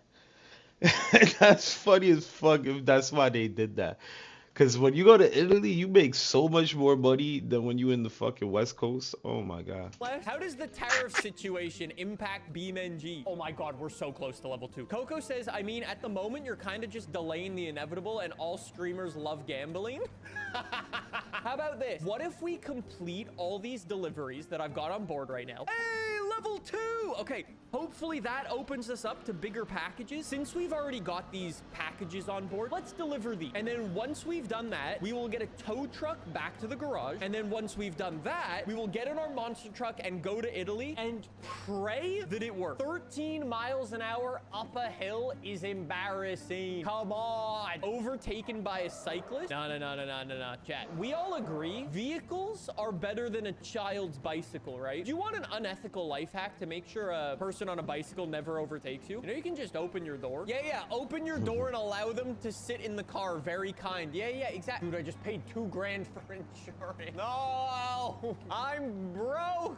Chat says, Nick, what kind of dirt bike should I get? Dude, the only time I've ever been on a dirt bike is when I fell off. I don't know if you guys saw the video, but I got invited out by Supercross to go to a Supercross race, and they let me on a dirt bike. And I said to them, okay, bet, but I want to hit a jump. And they went, okay. So I hit the jump, and then I fell off. I mean, like, I had to do it. When you got the opportunity to hit a jump on a Supercross track, you hit the jump on the Supercross track. Chat says, don't know what you expected. No, for the record, I expected to fall off. I was just there for the good vibes and the fun. You want to know a fun fact, though, chat? Back in the day, my dad actually used to race motocross in the UK. He had like 2 bikes, apparently. He had like a 125cc and a 250cc, like race bike. This dude, I told him I fell off, and what did he say? Was he a concerned parent? No, he laughed at me. Dude, I think I've told this story before too. My dad was also the guy who rode, he had another bike, apparently, that was a road legal one, and he ripped it up the high street with no helmet on, with a girl on the back who was not my mother. And then, sounds like a complete child. He Holy. went up the high street, and there was a police officer. It was like a tiny town in the UK they lived in. He went up the main street in the town, and a police officer sitting in the police office saw him and knew it was him because only Oliver had that bike, and it was that loud. So he busted himself. Bro, you could really tell it was like the 70s though, because did the cop arrest him? No, the cop just went to the house and told on him to his parents. All right, there we go. That's 4 grand. Let's go. Cargo That's delivery definitely the level 70s. 3. Chat, don't say my dad was Aura Farm.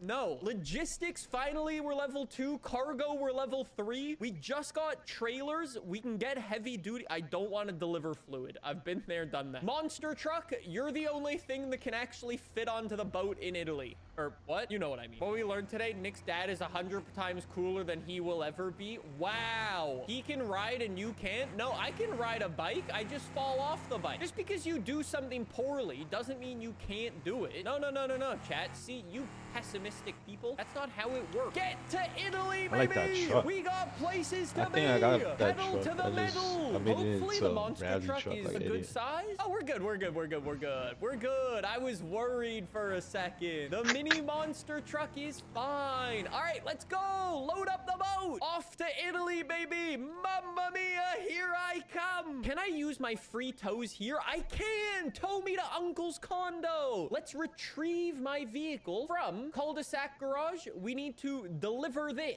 5 grand. And I have to wait 2 minutes. Time to go do an amp challenge. Career path, amp challenge, commercial, cargo transport. Time for heavy hauler. What? What do you mean? What's the percentage chance that this Yeah, works? you can't do that in Italy.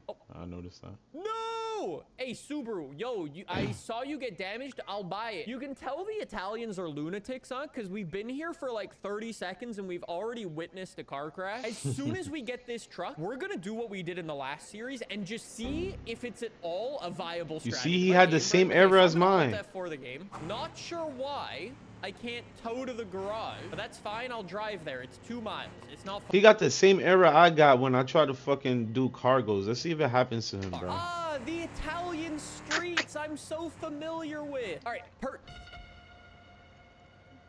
What?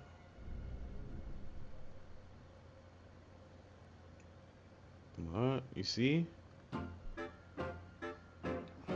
Yo, I think his game is fucked like mine's now, bro. Damn, that's grimy. He's tight.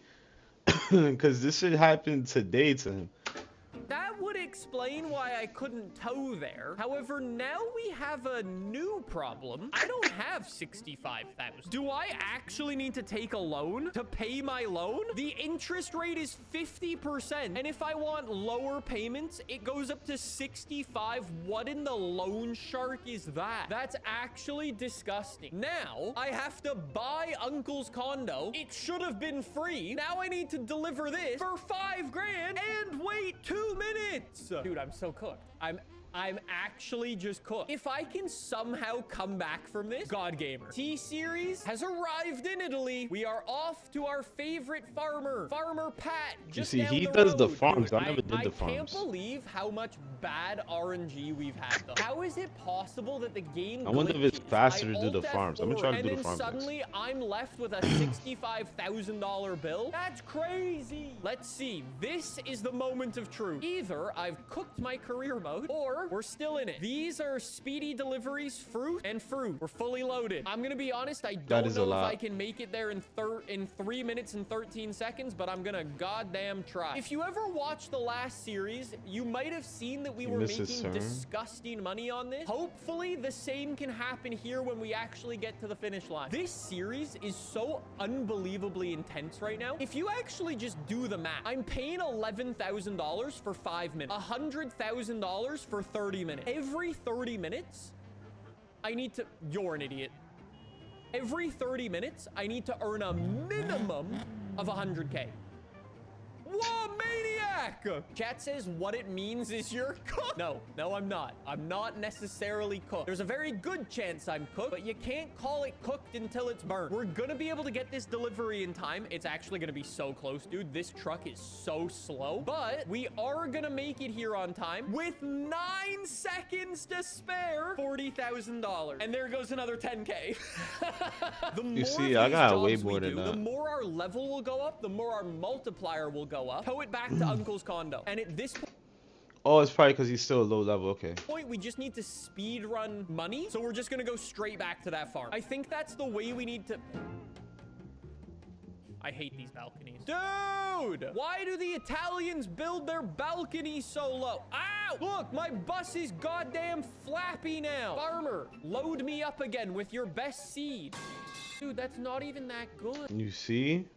I think my method is way better. My method is way better. I'm sticking to my method. I'm going to the docks every time. Hey, so note to self. Next time we're going to the other place. Dude, you know what I must say though? It's actually, oh my God. Oh, I don't know how I made it. You're more cooked than Geet's head in the Florida sunshine. Nah, Geet's a sunscreen user. So am I. I'm gonna be fine here. I genuinely love the fact that you can actually lose. Like, you can make the career mode so difficult, you just fail. And I love that. So many games nowadays straight up just hold your hand for everything. This is like, Forza. nah, if you screw up, L, pick a different challenge, and delivered. Thank you. All right, package dropped off in time. How is that only 16 grand? Okay, I get you cargo gotta go level right there to 4. the We're docks. logistics Go level right 3 there. now. So hopefully we should be getting a bigger multiplier. Our issue right now He's is fucking up. dollars per minute because we are burning so much money so quickly because of our loan payment. We straight up need the most amount of money per minute. If that means going to the farm, taking it to the pier, and then spending 2K to tow us back so we can do the mission again, we have to do that because it's faster than going somewhere else. We could take grapes to the port and rice to the Bro, port. why Dude, is the this dude rice not isn't even a driving? speedy delivery. Make it, make it, make it, make it, make it. Didn't make it, didn't make it, didn't make it, didn't make it. What has happened to my truck? Fine, let me go get my food. I'll be back.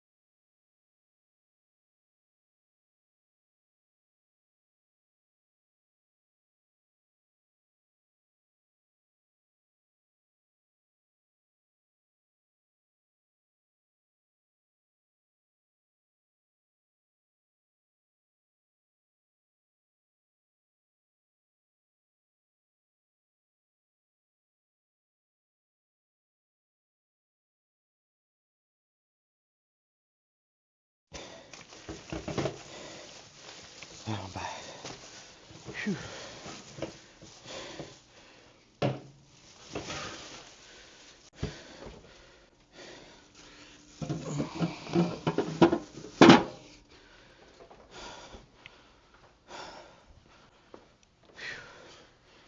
Let me wash my hands.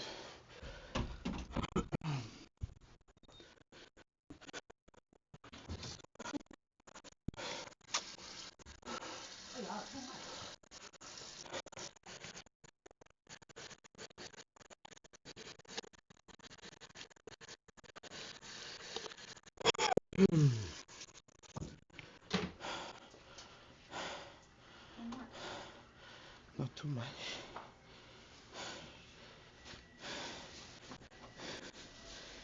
Today me don't eat.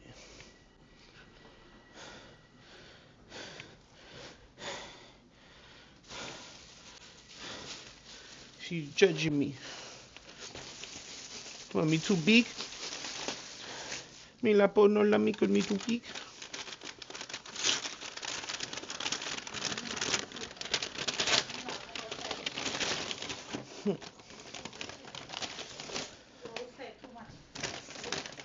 Me no stupid.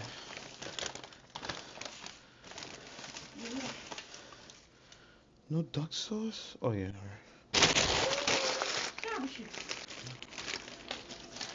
Here, garbage. Yeah, it's too small.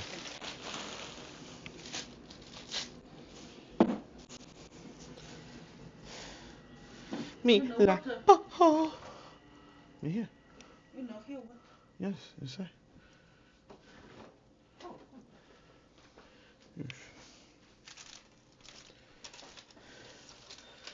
I got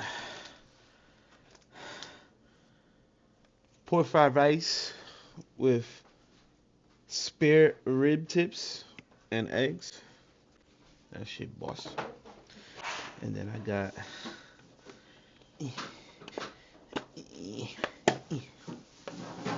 chicken wings with barbecue sauce. Oh shit. Thank God that was water. Chicken wings with barbecue. Me ichiguta. Me la po no la me too big.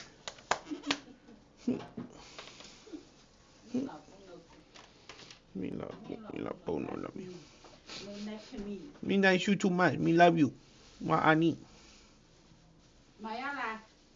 Valentine's. What? Huh? Valentine's Day. What is that? Valentine's. Mayala, what is that?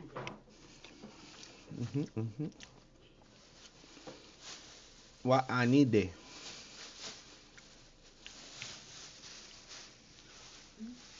What I need there. What is that? Valentine's.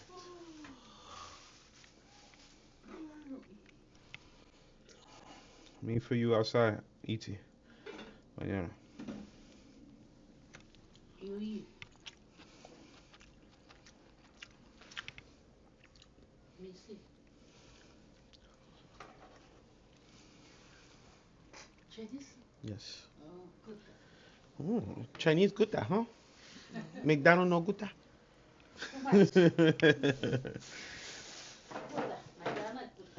No, McDonald's no good that. Chinese good that. Oh my god, that shit's delicious. So good that.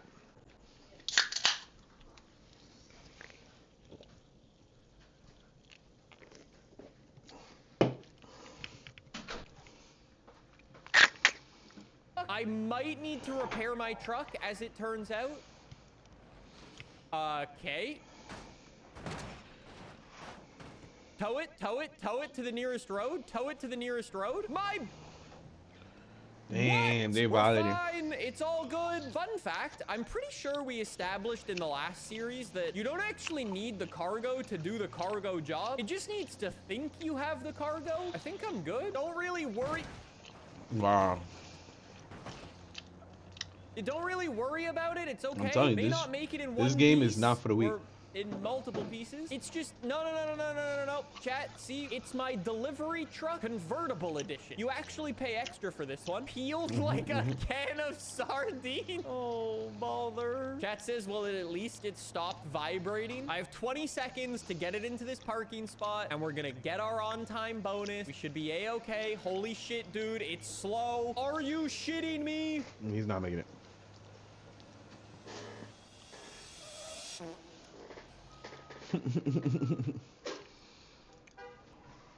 Press it. This is a stupid game. Oh, look at this. He lost 19,000 because Damn, he was 4 seconds that's late. grimy. Okay, boys, I think it might be time for a repair now. Just out of interest, how much would it cost to actually repair? Holy shit. All right, insurance. How are my loans looking, by the way? Rich's Motor Company, 71,000 left to pay on that. 360K on my main loan. Here we go. And park. Whoa. 3 minutes and 18 seconds. Can I do that? Can I make that? I'm gonna make it. Power! Wait, Chad, did I not fill up my whole truck? It's fine. It's fine. It's fine. It doesn't matter. If I can get to my destination, what was this? It was 4,000 times 8 plus bonuses. Chat says it was actually big brain. It's lighter.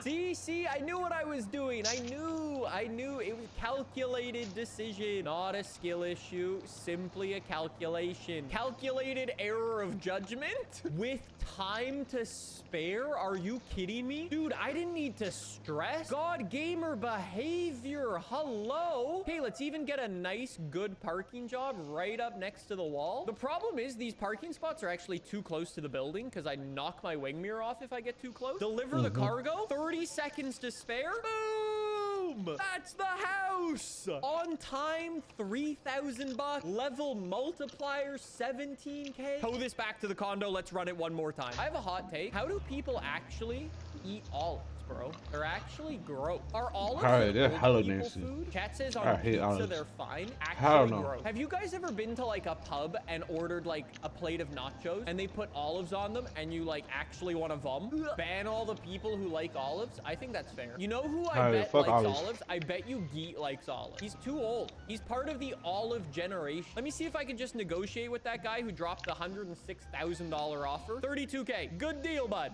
Yusuf.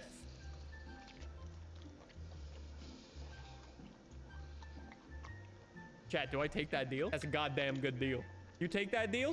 I think I Hell take yeah, that that's deal. a hell I'm of a taking good that deal. Boom! 119K! We're up to 221! Let's pay off a loan! We're gonna get hit with a penalty here because, like, we're paying off our thing fast. Okay, riches, you've only got $1,000 left. How much money do I have? I've still got 153. At this stage, I think I'm also gonna pay down that other loan. Let's put 100K into this loan. Pay that down right away. Now we're at 244. The faster we can pay down our loans, the faster we can realistically stop Get more paying loans, interest no, for stop. everything. Whoa, rice 2,000 times 32. Damn. I can make that. 3 minutes and 11 seconds. Easy clap money. We no longer have our super lightweight truck, so we will need to watch out a bit here.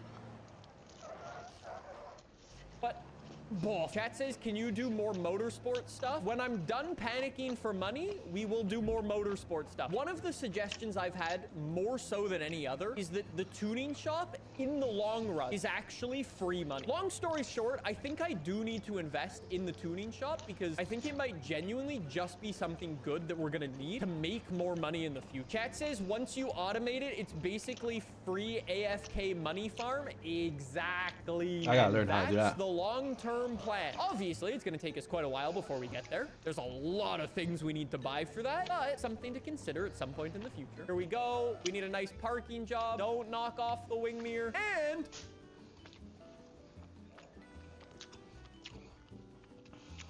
level 5! Yo, Geet! Yo, Geet! Hey, Geet, we have a question for you. Geet, we have a hypothesis running, and depending on your answer, you will either confirm or deny this hypothesis. Do you rub olives Do on you your like olives? Geet says olives are disgusting. No. Maybe our hypothesis God. was wrong, Chad. This is Where's disgusting. Jacob? No, Jacob won't like an olive. They're not American. Geet says another old person. Why is this an old person thing? Hey, Geet, so our hypothesis was that old people like olives and young people don't. Turns out we're wrong. What the?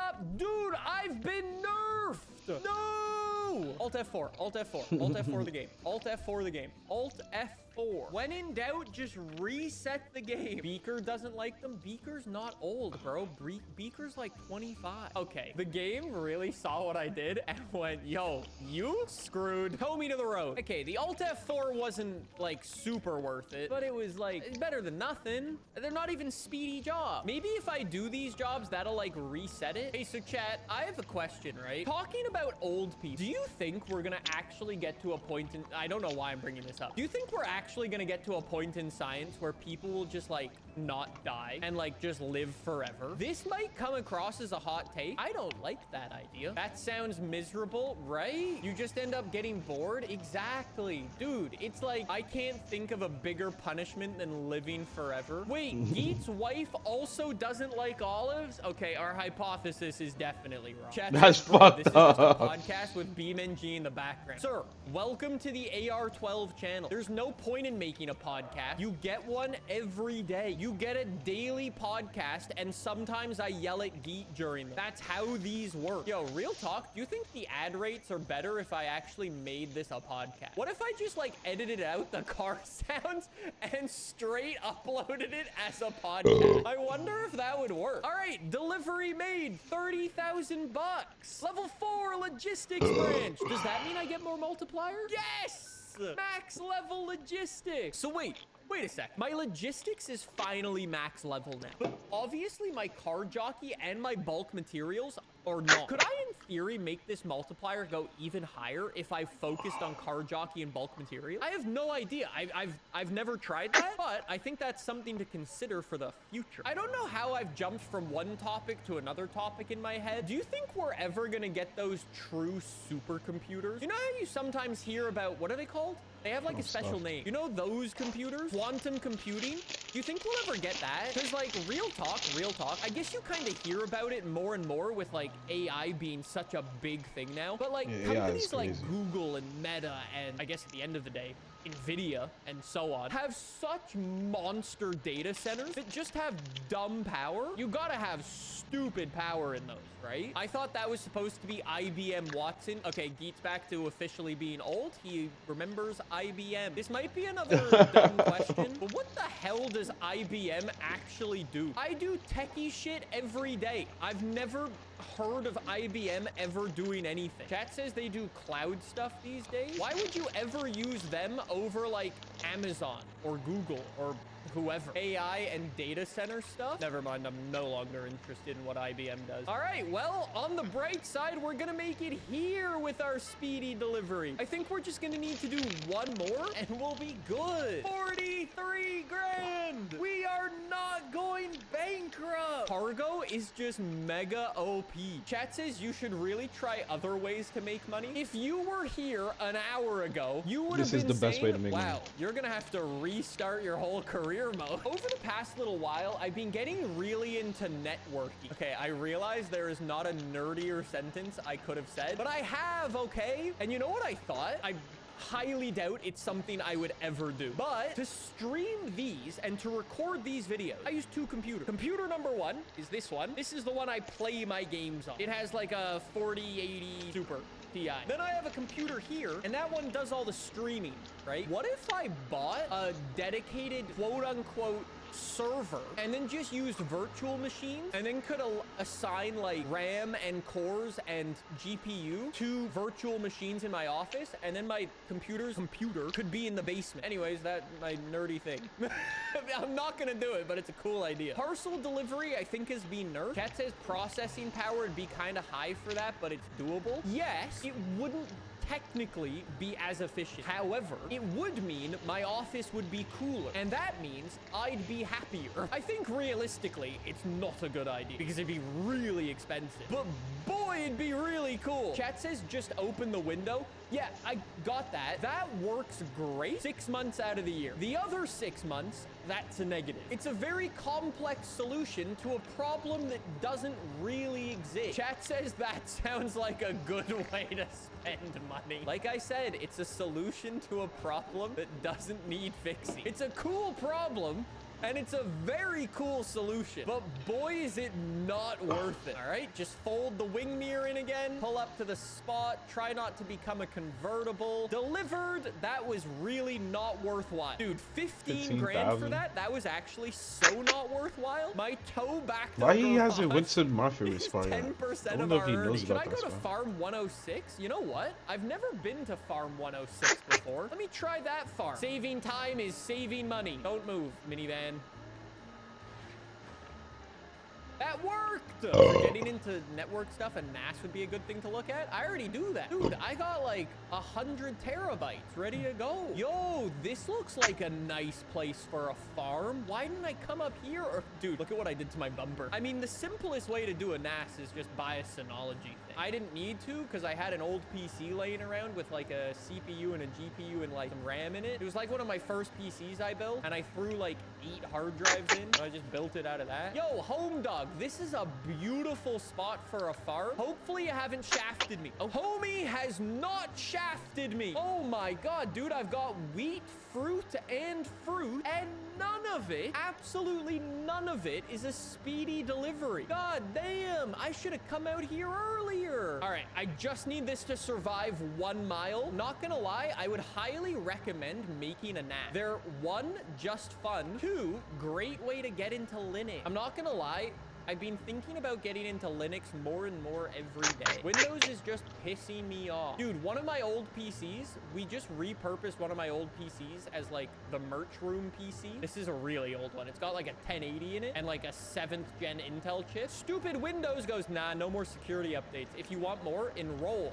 And it's like, okay, cool. You get security updates till 2026. Great. All this PC does is do merch order. Why do I need to buy a new thing? Okay, here we go. Here we go. This delivery, I think I need like 60K from this delivery or something. Assuming I can get enough money, this delivery will officially mark that this series will be passable. Drop it off, 72,000, logistics XP through the roof, cargo delivery XP through the roof, and that leaves us with 227,000. And in my loan, it's only 190K. I'm gonna put in 193, prepay the loan. We're good. The loan is officially paid off. We will not be going bankrupt. And I still got 34K left in the bank. Let's go. Best bus challenge. A couple of weeks ago in BeamNG, I said, somebody just wrote a great suggestion in chat. Next time, best bus. What a stupid idea. This is the best homemade bus challenge in BeamNG Drive, and we've certainly made some things. There were only 3 rules we needed to follow while building our buses in automation. They had to have 5,000 horsepower. They had to weigh 5,000 kilograms, and you could use race tires if you wanted. Why don't we do a quick walkthrough of our buses to explain what we've built, and then we'll start up the challenge. Ryan, do you want to start? Sure. Okay, whoa. Instantly misleading. Nathan? But I did not see that. We're going to Maxwell spend said the it. next hour just crashing into Ryan, okay? Yes. Good plan. That is an absolutely scary graphic of a child holding the Horibo. All right, Ryan, talk us through your bus then. This is a Horibo hypercar. You see it's a hypercar that has the hypercar logo. So this is going to be in the Le Mans 24 hours next year. Okay. We crash after 10 minutes, but that's okay. Got some more messaging on the back too. You're trying to encourage people to keep clean, huh? Yeah. I even put a Pepsi Cola. Bro, do you have enough downforce with your bus, or? No. Oh, it's on my car. Have you seen the smaller message right next to the entrance? Oh.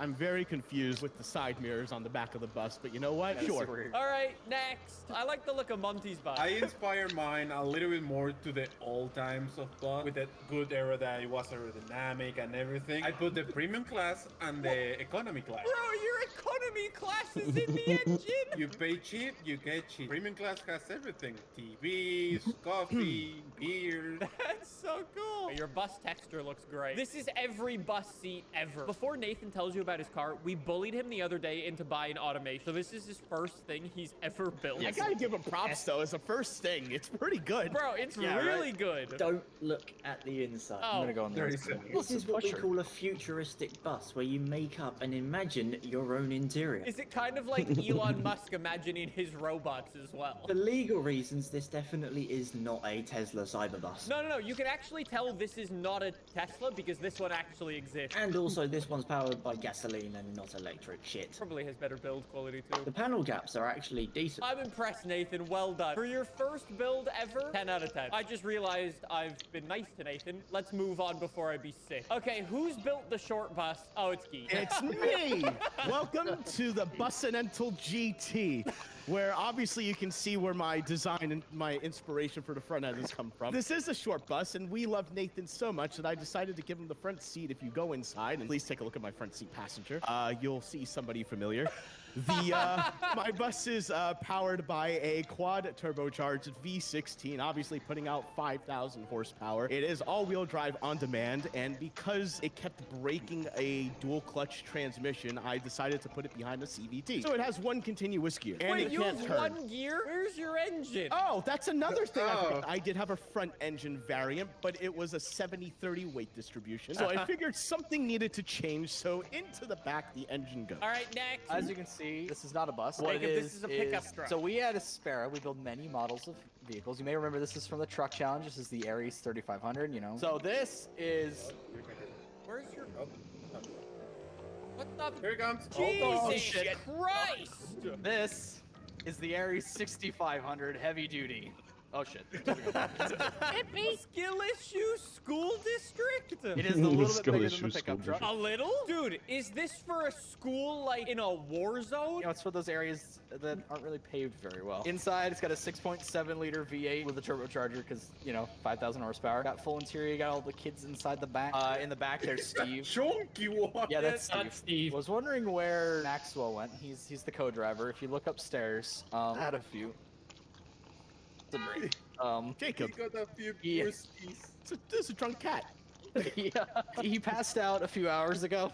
He's still breathing, so he's okay. But he's on medicine. How do you get up here? He's on medicine. I also have, it does have working lights. Yo, that's cool. All right, next. What I've tried to do here, I've tried to challenge the idea of what exactly a bus is. If you consider the fact that a tram is just a bus on rails, then I've taken it off of the rails and put it back on wheels. Therefore, this is a bus. And if you need any more convincing, you'll have a look on the other That's side. actually pretty sick. I'm gonna get run over. Just take a look around this side.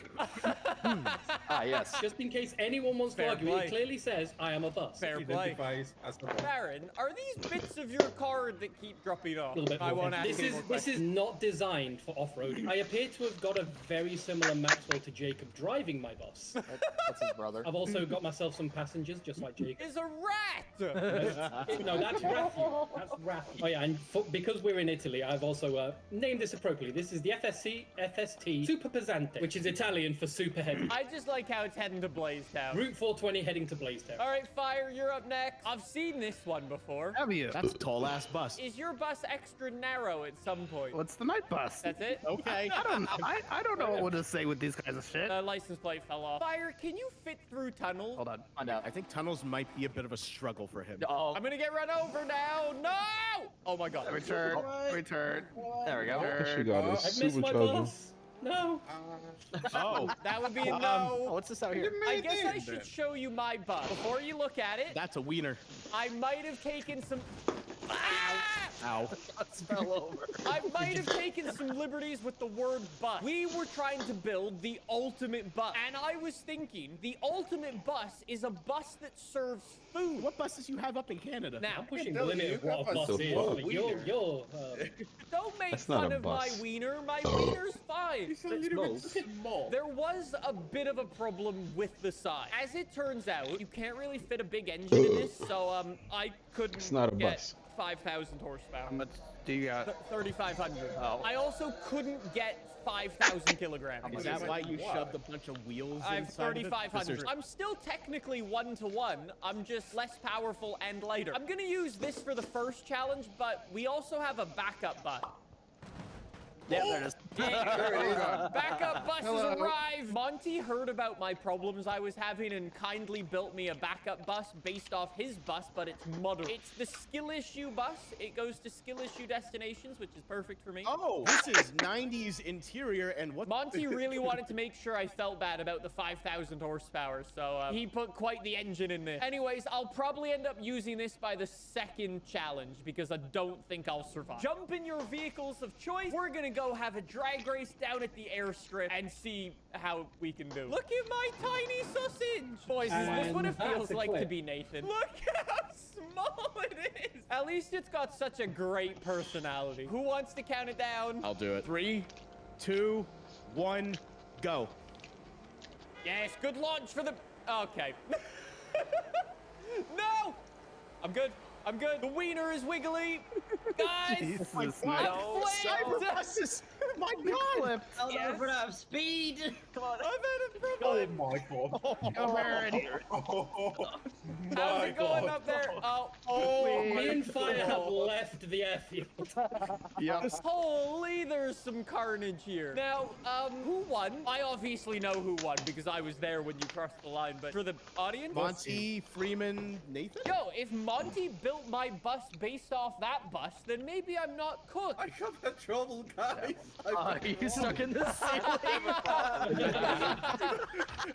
I went up at the park. So I don't think you'll Almost find done. anything gantry on this side. On that side. Help! We stuck. Oh, so it's essentially a highway route we're gonna do for our bus, right? Yo, Fire, can you count it down since you're all the way up at the front? 3, 2, 1. Just go. Trying to get out of here without crashing. Baron, go! Baron! I stalled. Go! I stalled. He stalled. Oh, Ryan's already dead. Fire's dead. Sorry. Oh, jeez. Sorry. Coming through. Monty built a really fast bus. Ryan's stuck. It's Oh my God. stalled. Back in it. I'm good. We're Nick roundabout. broke my wheel. It's fallen off. I can't turn. There's the highway. There's the highway. Nathan's gone rogue and attacked the fuel station. All right, we're going. And the sports bus is on its way. I don't know if I'd call you a sports bus, sir. Can't even go full speed because it'll flip over. I can't go full speed because it just goes straight. I finally got speed. Okay, do I dare go for an overtake? Oh, Baron's wheel just fell off. Oh, my ass. I'm just Oh, drifting. shit. I'm Oh, coming shit. through, boys. Oh, God. Moving. What is this? Hello. Full send. You've Oh, here it broken comes. my wheel. Monty's Oh, built no. an incredible bus. I am drifting. Uh-oh. I can't stop. Oh, shit. Oh, I apologize. Oh, shit. I Nick has apologize. died. I Nick has died. apologize. Nick is flipping. Oh, quarter. We're quarter. back in it. My God, I I rolled can't over. control this thing. I will get You Baron. roll a little bit, Yes. yes. Yeah, I Fire need can barely fit in this Everyone tunnel. might be dead. Oh my God. Yeah, you fully just destroyed my wheel to the point where I couldn't turn. Monty, this bus is incredible. I like the backup bus. Thank Where'd you. it go? I'm in the water. Almost I can't there. get out of the water. P3, let's go. Where did my wheel go? What the? Hi, Baron. Hi. My life has flashed before my Here eyes. comes Ryan. Yours is sinking. Oh, no. Wait, where's Nathan? This is a really dangerous road. He's in the water somewhere. I he's- don't know. Water? Wait, Where Nathan, are what's you? happening? He's just in the water, just watching his car sink. It's a cyberboat. Is he outside of his bus? The cyber boat. Nathan's just standing on the beach watching his bus sink. He's just abandoned. What the fuck? He looks so sad. How did you get this far off of the highway? Yeah, bro, the Where highway's did you up go? there. Nathan looks so sad. It looks like he's crying looking at his bus.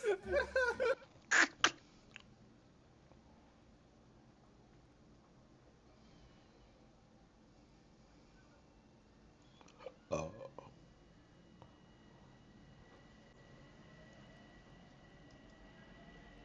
Trapmore Gang, there's been a lot of speculation about what actually happened the day Jeffrey Epstein died. We've been told that it was a self-deletion, let's say, all right, I don't want to get in trouble. And we've been told all these different things. The camera should have been recording, but they weren't. The guards should have been checking, but they were asleep. And interestingly enough, I've now found out that the FBI interviewed a dozen inmates or more. Okay, they interviewed 29 staff members about what went down with Epstein. And interestingly enough, having dug into all of these, I found one very fascinating example, okay, of another inmate who explicitly told the FBI that Epstein was murdered by the prison guards, all right? And this has just been completely swept under the rug and ignored, okay? This guy, all right, he was apparently, okay, a serious member of the Bloods who was in prison with Epstein when all of this went down. And he had a completely different story to what everybody else is saying. So I'm going to break it all down for you in this video, and you're really not going to believe, okay, what you're going to see in this video, okay? The guy's name is Ray Sean Jones, okay? And as you're going to see here, this is the list of all the inmates and staff that were interviewed about this situation. And interestingly enough, all right, you got inmates, you got people working in there, redacted, redacted, redacted, redacted, redacted, redacted, a lot of redactions. But here he is, Ray Sean Jones. Okay, he's in there. They interviewed him. They interviewed 12 inmates, 29 staff, redacted a whole bunch of the staff. Didn't really redact too many of the inmates. I don't think they didn't look like they redacted any of the inmates, funnily enough. All the inmates were known. Okay, so setting aside the fact that, like we talked about, his Ephraim Reyes, his original cellmate that got moved the day before and died suspiciously in the years following Epstein's death, okay? But this guy, Ray Sean Jones, he's got a very interesting story to tell. But before I tell you exactly what he said, let me give you a little bit of backstories as to why Ray Sean Jones was actually in prison with Jeffrey Epstein at the time of his death, okay? So in 2013, Ray Sean Jones, he was arrested for this murder of an off-duty police officer during a robbery in the Bronx. Okay, this is the article about it, posted back in January the 3rd, 2013. This says, off-duty cop shot while trying to stop a robbery in the Bronx.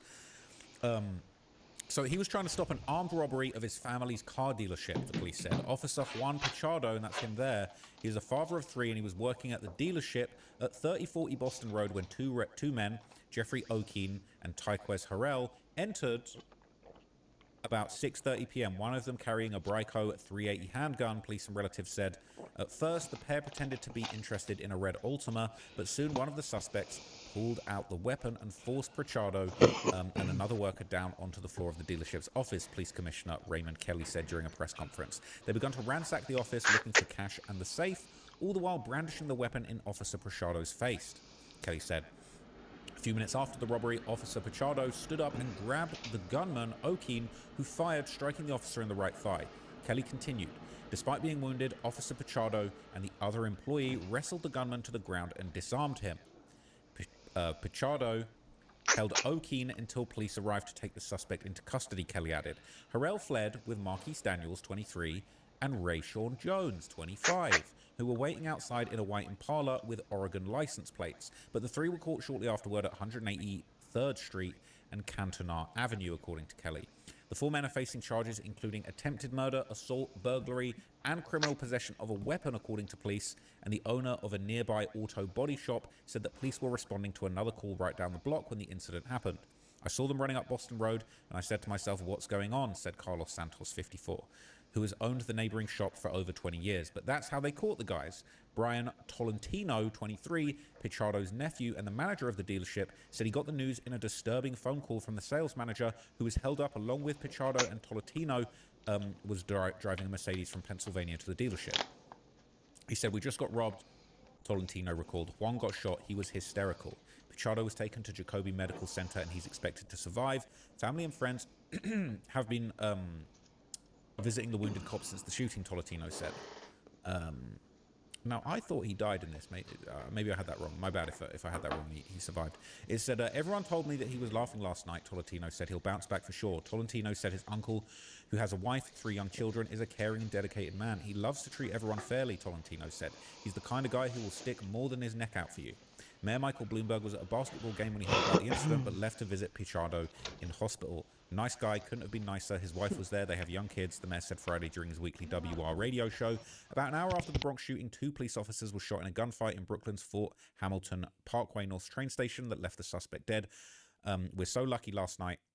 They'll all be home in a couple of days. 2 of them, I assume, today, and it could have been so much worse. So this guy was involved in the streets. He was involved in robberies. He was, you know, taking the wheel for robberies, but he was very deep in the network and hierarchy of the Bloodhound Brims in New York City.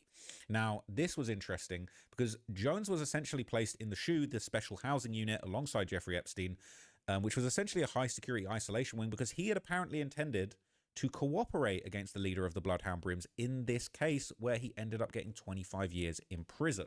So this is a breakdown. It says the leader of a violent and New York City street gang was sentenced to 25 years in prison Thursday for racketeering, narcotics, and firearm offenses. Brandon Green, aka Light, Bloodhound Brims, was oh one of man. the Bloodhound Brims' primary suppliers of cocaine and heroin, providing other gang members with redistribution quantities of narcotics for resale in New York City and Elmira. Green also maintained a supply of firearms, which he sometimes made available to other members of the gang.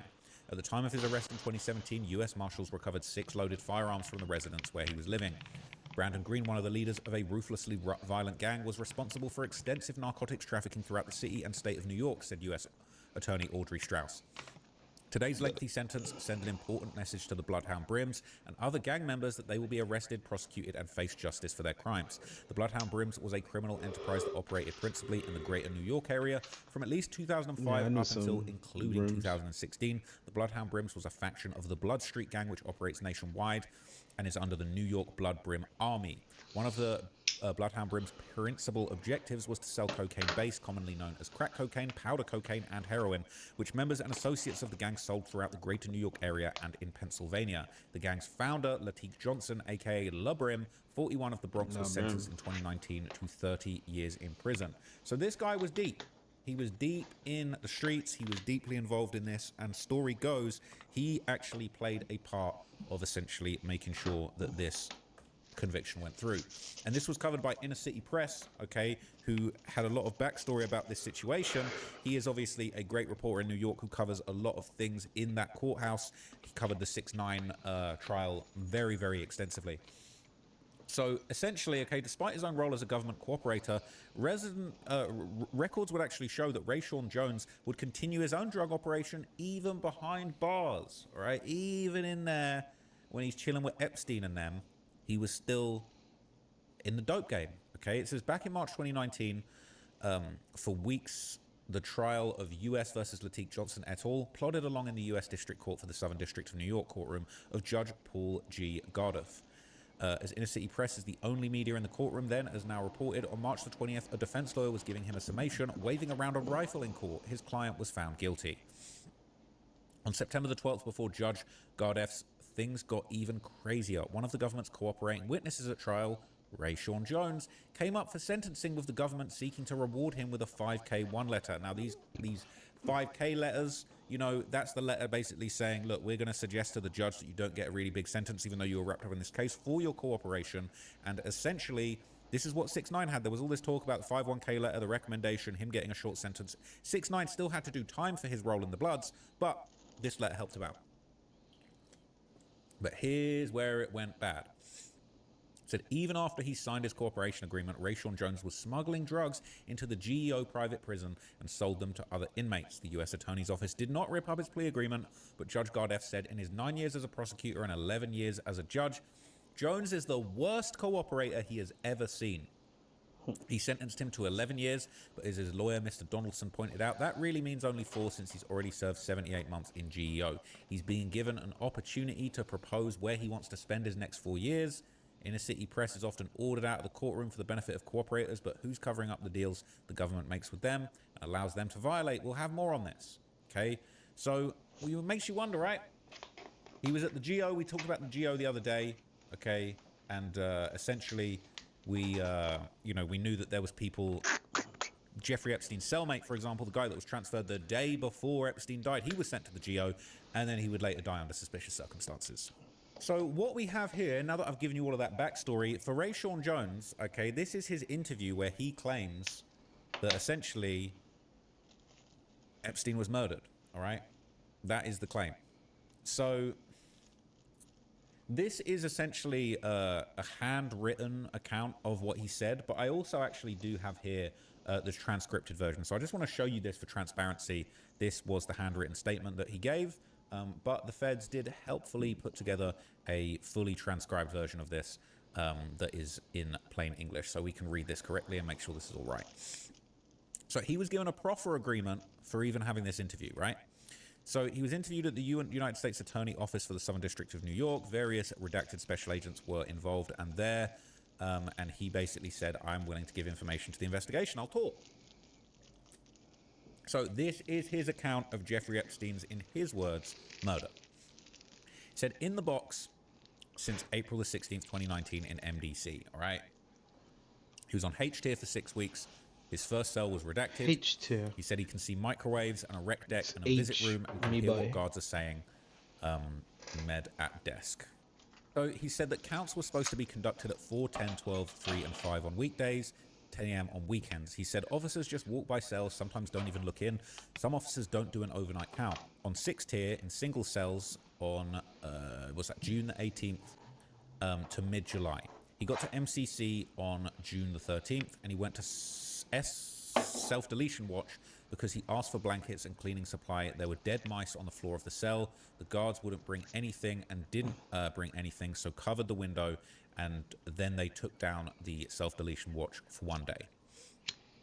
He then went back to 6th tier when they gave him a blanket, soap, but he didn't have cleaning supplies. No one comes up to 6th tier, not even counselors. Officer said, I thought you was all terrorists up here. Only time I thought someone was that lieutenant feeding or literally feeding. On some days, officers do the count. Some days they don't even check on you. Only way to get legal calls is when Lieutenant Blank walks by, but it's hard to even get them.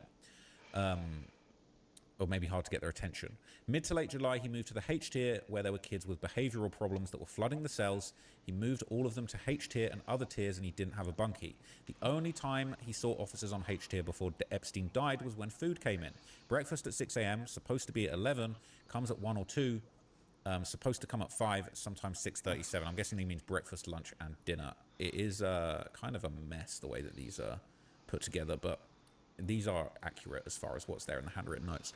He says that he eats cold food every day. Normally after 10 p.m. count, officers ask officers to turn their light off. He usually watches everyone at the door because first cell, otherwise they listen to the radio, work out, or read a book. He usually sleeps from 12 to 3, works out at 3, and then gets up. He has an open hole underneath his sink with water bugs and mice coming through. He said he never saw rounds after midnight before Jeffrey Epstein died. And he mentioned Officer Blank and another Officer Blank. They always do counts and rounds. Blank does the 5 p.m. count, but not after that. Plus at 10, plus at 1, 10 rounds. Says rep for people beating up. I don't know if he's saying that officer, he's describing what each officer does, and he's saying that like some of those officers have a rep for beating people up. So he's basically describing and telling all the different officers. So saying this officer's got that reputation, this officer doesn't do the rounds. So the next officer he mentioned says redacted usually comes in at 2, works till 9, 10. Sometimes he does count and feed, but not rounds. This other redacted officer never did a round, sits working, let her sit down, saw her at gate. One time redacted was listening at the door around 5 p.m. Redacted was talking. Redacted saw redacted was listening and said we're being nosy. Before that saw redacted saying that he's trying to apologize. Redacted said who? Redacted said the PDF, the rich dude. Talking about Jeffrey Epstein. Says redacted never does rounds. If they've worked shift, they know the count for the next shift. This officer usually works daytime. He's the OIC. I think he plants things on people. Another one said redacted told redacted that he met with prosecutors and that prosecutors asked about redacted. Told the lieutenant kid that he was stupid for doing it. Now they're given less food. He thinks it's retaliation. So I think he says he saw redacted plant with GS twice. Plant WGs twice. I don't know whether that means drugs or weapons or planted something on people twice. Kids on Blank indictment. Blank wanted dice from kids. Then Blank found a pack of cigarettes on the kid. It was a fresh pack, but the kid had only been there for 2 weeks, and Blank knew him. Knew he didn't have them because he Blank smokers. I don't know what he does to smokers, but it's not good. So in 2016, at 11, the kid went to the shoe. One was called Will. At 11, on 5 tier, he said he saw Redacted go into kid's cell, found K2 in the kid's cell, Fat Mac, but the kid didn't smoke K2 and he didn't have a bunkie. And it said Blank didn't do no rounds, only saw Blank walk the tier after Epstein. Blank has so much time, he thinks he's untouchable. Another one, he says Blank is the issue because he beats people up in their cell when Blank told him don't do again or I'll F you up. Blank works at midnight, he does counts but not rounds, doesn't care about rounds, never heard of him, and contraband. And here we go. Here we get to it. He said the night Epstein died, he was fed dinner by Blank, and other officer. He never got the trays taken out. She came around 10 to do the count. Blank asked for lights off and D/N it. So I'm not sure if that said didn't do it or did it. Anyway, around 12, everyone was kicking their door, yelling, asking for the lights to be turned off. A new officer comes in, she told him not to do rounds. Other guys on the tier said that bitch is lazy, she don't want to work. Redacted said you should have gotten your light turned off. She said it loud enough for everyone to hear. Blank didn't repeat what she said. Said sometimes officers Blank say on Saturday and Sunday that they aren't doing anything for you. Another new officer comes in at 12 and she turns the fan or heat on and it blocked out the noise. Then he says he dozed off, woke back and forth, the food cart was pushed in, and then he heard breathe, breathe, and the other officers came in. Said when they were walking through with breakfast, Blank served food and dude said, you killed that dude. She said, if he's dead, we're going to cover it up. And she is going to have an alibi. My officers...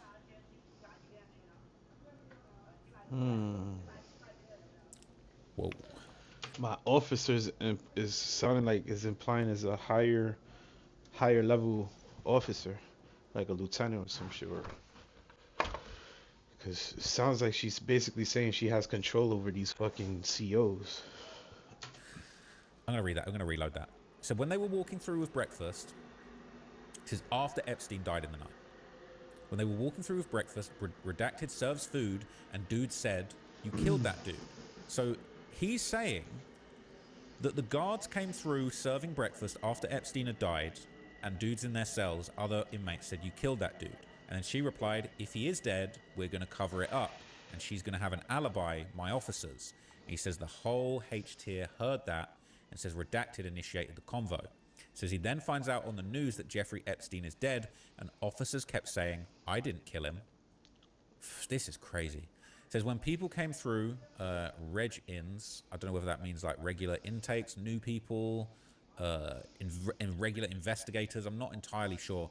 But it says inmates said Miss Redacted killed Jeffrey. It says Redacted never rubbed Blank wrong. She does rounds, but doesn't walk tiers. Goes to 10S, but then leaves. Redacted. He's redacted from redacted area. When it comes to visits, he's the reason phones and things come in. It says MDC is much more professional here. Says she doesn't care about what comes in. He searches you, but says, I don't care what you bring in. He heard him say that. Says Redacted talks to inmates and family members rude in your face, but other officers Redacted do it on the regular. Redacted said, you tased on Blank. You're lucky I didn't punch you in your face. Redacted. It says Redacted. It just says they're all bad officers. And he says, after Epstein died, they have a pad right by Redacted door that they have to sign when they do rounds. Now they're doing rounds. I'm not going to lie, that kind of blew my mind. So he is basically saying that he But it's only one whispers person saying this that the too, guards so we killed can't Jeffrey really Epstein take it to and that they were heart. gonna cover it But up. That's what he said. I've that is never a seen crazy this story. before, never heard this before. I'm assuming this guy's still alive. Right, so I just Googled it, right? I've not seen any article that this guy has died suspiciously. Okay, thank God. But that is crazy. I mean, maybe he doesn't. I could understand why you would want to hide away if that's you putting this information out there. But I feel like this guy needs to do an interview. He needs to come out publicly. Maybe he's not allowed to talk about it. Maybe there's a proffer agreement. Maybe he got time knocked off for being honest about this situation with the FBI. That is insane. So look, Ray Sean Jones, all right, big blood, all right, big pusher in there. He's saying the guards did it. He's saying that. He's saying that they had conversations about the guards doing it. He said that the guards admitted that they were going to cover it up. And that's what he's saying. He's saying he's keeping it real.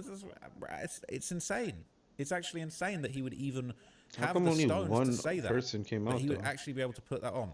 Inmates said... Wait, is it redacted in this and not redacted in that one? That's insanity. Wait. It says Officer Redacted. It said, oh, that's insane. Wait, it says, when people came through, the regular intake inmates said Miss Redacted killed Jeffrey. That says Miss Noel. That's So not we redacted. know. Hey, it's not my. That's not Miss my fault. Noel. Psst. You got a lot of fuck out It is questioning to interesting do. because I'm now noticing there's. I might have to read this again. You got and a lot of reload it, answers because I'm to noticing do. there's stuff redacted in this version of it, but then in this one, it's saying he's a redacted from redacted area, but in this, it says he's a Crip. He's a Crip from blank Brooklyn. He comes to visits, right? So look, it's insane. It's insane. I mean, I might have to just skim this real quick and check I haven't missed anything. But it's basically saying a new officer comes in, she turns the fan on, and it blocks out the noise. It says a new officer came in at 12, she turned on the fan, or he did. Now, they're saying that Epstein was discovered at like, what, around 6 a.m.-ish? You know, he's saying everyone was awake around 12, kicking and yelling after they were fed dinner by Noel and the other officer. Around 12, everyone was kicking their door for yelling, asking for the lights to be turned off. A new officer comes in. She told him not to do rounds. Other guys said, this bitch is lazy. She don't want to work. RJ said you should have gotten your light turned off. He said it was loud enough for everyone to hear. RJ didn't repeat what she said. Then they turned the fan on. They cut the fan on. Dozed off, and he woke back and forth. The food cart came in, and they could hear breathe, breathe, and other officers come in. And that lines up with the testimony that we heard that officers tried to revive Epstein or give him CPR. But that's just... look, I'm just going to read it one more time, then I'm going to wrap it up. This is crazy. It says, officers kept saying... That's insane. That's insane. It says, when they were walking through with breakfast and served food, dude said, you killed that dude. She said, if he's dead, we're going to cover it up, and he's going to have an alibi, my officers. Whole tier heard that. Then found out on the news that Jeffrey Epstein died. Officers kept saying, I didn't kill him. When people came through... Inmates said, what's that? I can't really understand what it says. When people came through, inmates said Miss Noel killed Jeffrey.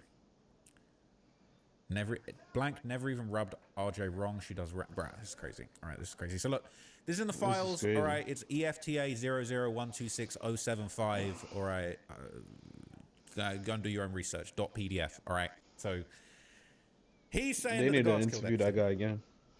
They do. They need to interview that guy again. See what the fuck else, you know. Could be capping. They But said that it he was could one of be the worst capped up. cooperators that the judge had ever seen. Maybe he was trying to get a deal. Maybe he was trying to... He said it. And he said that the guards were talking about covering it up. So, I'm going to leave it at that. Let me know what you guys think of that breakdown. I'm That'd be crazy. scared. I'm concerned. And I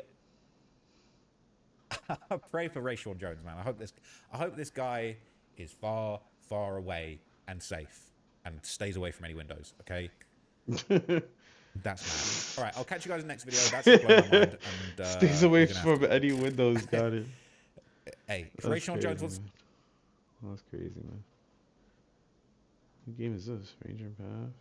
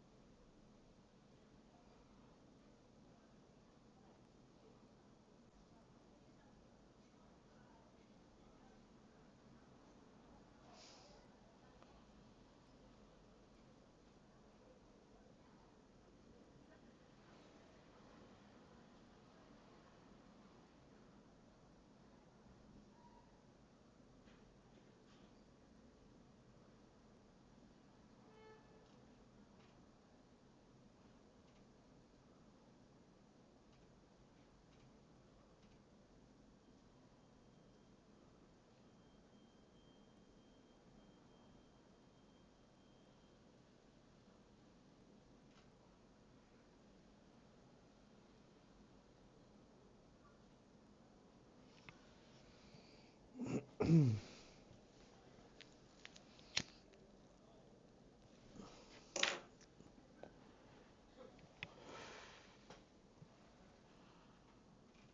fried.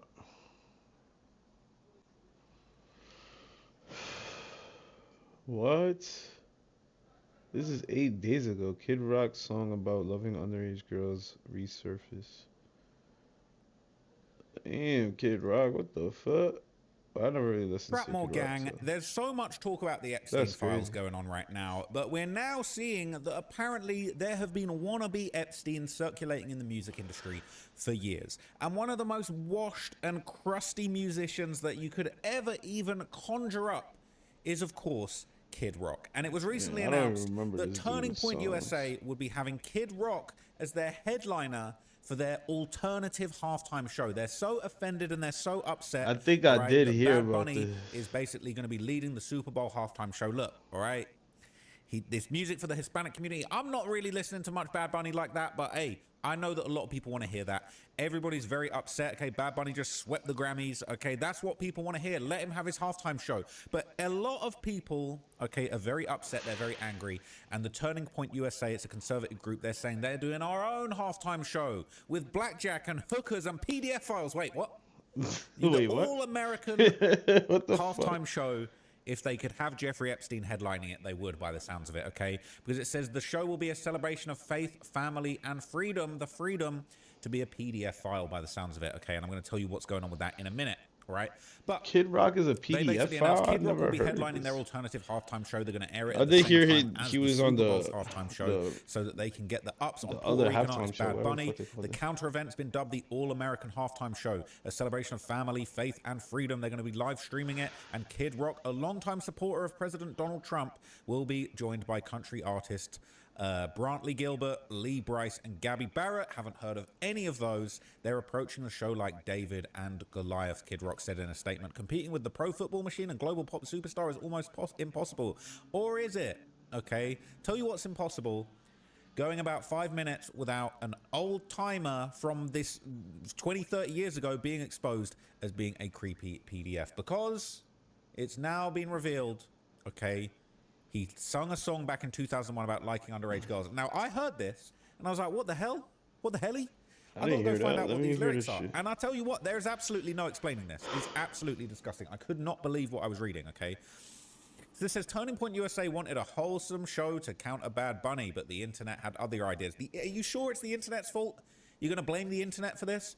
Said Turning Point USA thought it had a winning formula: patriotism, country music, and a familiar culture war face to counter Bad Bunny's Super Bowl halftime performance. On February the 2nd, the conservative organization announced Kid Rock as the headliner for the All-American halftime show, but it took roughly 24 hours for that framing to unravel. Not because of a news scandal, not because of leaked footage, but because people remembered a song Kid Rock recorded years ago for a children's movie. The family-friendly pitch didn't survive first contact with social media. That's a funny way of framing it.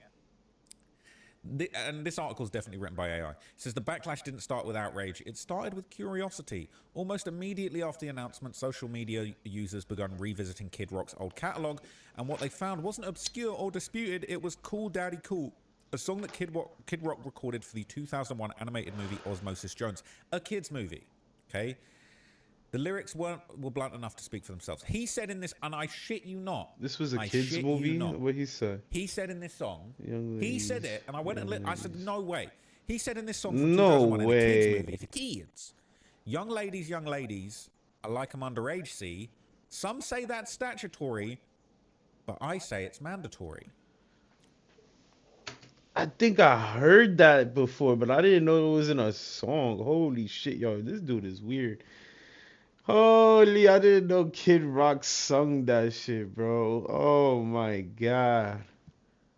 Young ladies, I like them underage. Some say that's statutory. Yeah, you can't. Come on, bro. You can't even work your way around this, nigga.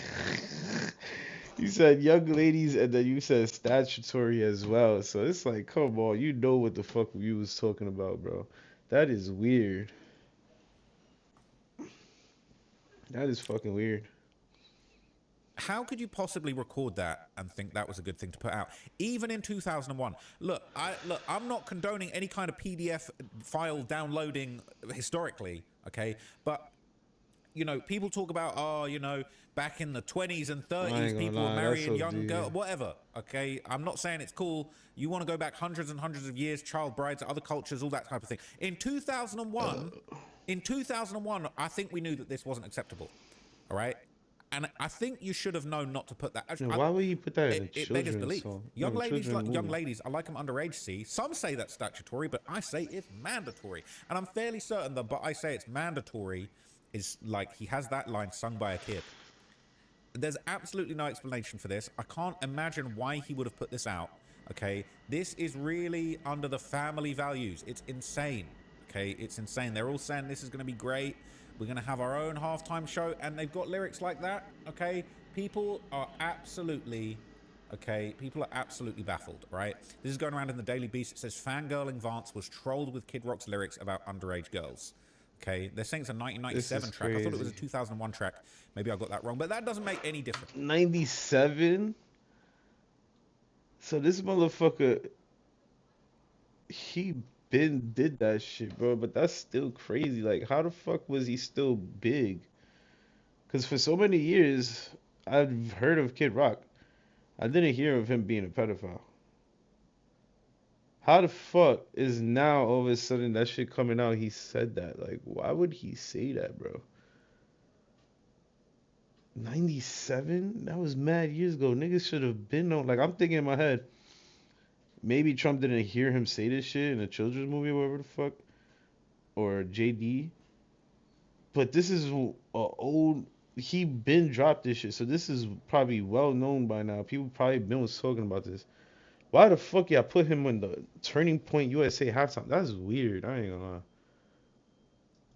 Okay, Vice President J.D. Vance praise for Kid Rock has blown up in his face after the headliner song about loving underage girls has resurfaced. Okay, it is insanity. It's insanity. J.D. Vance, fantastic lineup for the halftime show, including the great Bob Ritchie, aka Kid Rock. He really out here trying to rock them kids.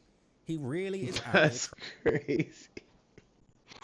And I remember this nigga Lush said, he said a bar that it was supposed to be like, it was like he called Epstein Island Kid Rock. Now I get it. Now I get it. Holy shit, this nigga Kid Rock, bro. What is wrong with you, boy? You're bugging. You're bugging. You rapping shit like this to kids at that? Because that's a kid's fucking movie. That's crazy, my brother. That's crazy. Trying to rock them kids. And basically everyone in the comments have just absolutely flamed him. Okay, they're not having it. They're not having it. Okay, the X post was flooded. It was flooded. Okay. Like, why With would they replies go highlighting the through song, with with some that? commenters pointing out the unfortunate timing of Kid Rock headlining the MAGA event just after the Epstein files dump. So this has gone viral in r/music. A lot of people are giving their opinion on it. Kid Rock's song about loving underage girls resurfaces ahead of Turning Point USA's Super Bowl show. And what's crazy, okay, they're saying, shocker, not gonna lie, I'm not surprised at all. This dude's always been sus as F. I can't believe he's still getting gigs, okay? It's unbelievable. They're saying, are you kidding? It's almost as if he's bigger than ever with his current platform after all these years, though he still sucks. Bow with the bow or whatever. And Cowboy is basically it, known for known songs, and then he just plays Sweet Home Alabama, which isn't even his song or where he's from, so that's cool. That's the only Right. song I know, Apparently, Sweet Home Alabama. He said, if there's... No, he didn't say that. He said, if there's grass on the field, play ball on Saturday Night Live, in reference to the countdown of the Olsen twins' 18th birthday. He's also good friends with Ted Nugent and Donald Trump. Please Let's don't take tell a me moment he to remember all said of that. Nugent's references to sex with underage girls. There are many. But I think the song Jailbait is a shining example of his classy work. Okay. Oh my God. Courtney Love claims she- Jailbait? He had a song named Jailbait.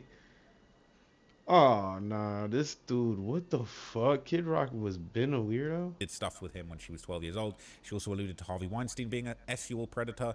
Maybe, just maybe, we should give her the benefit of the doubt on this one. It is actually gross.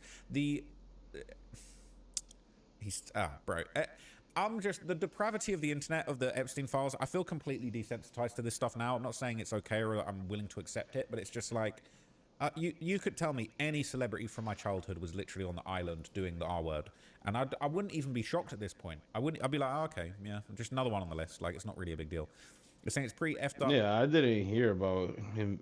I didn't even know about his lyrics like that because I was a kid when he came out, and I did know about Sweet Home Alabama because that shit used to always be on the radio and shit. But I never really heard his music like that. But if I was to hear his music and I knew the lyrics, I think I would be able to gather enough information to say that this guy is a fucking weirdo. Holy shit, that shit just went over my head because I was growing up as a kid. I wasn't paying attention to no country music. But a lot of people around that time were making jokes about wanting to F these girls the second they turned 18. I remember Mad TV did an entire skit about their school holding an 18th birthday party for Mary Kate and Ashley, and all the adult male staff were attending. I remember there being a website that was a countdown clock. This was at least a year or two before they turned 18. Weird stuff. And they did the same thing with Emma Watson a decade later. They did it with Natalie Portman, Miley Cyrus, Hilary Duff, Lindsay Lohan. Oh, God. This is from an article in 2004. Celebrity countdowns have long been a thing. All I can say is that when you look back... Yeah, that's crazy. I ain't gonna lie. We do have... Because now that I think about it, look at Bad Baby. That was another one of those that they had to add to that list.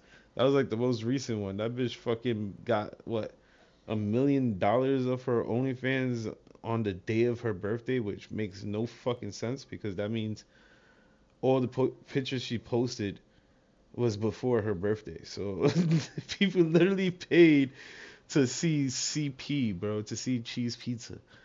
That is crazy. Yo, we got a problem with this shit in America. Back at your old self or society, you're embarrassed or ashamed. It's a sign of progress and growth, though a chunk of our society would cling on to the past with white knuckles.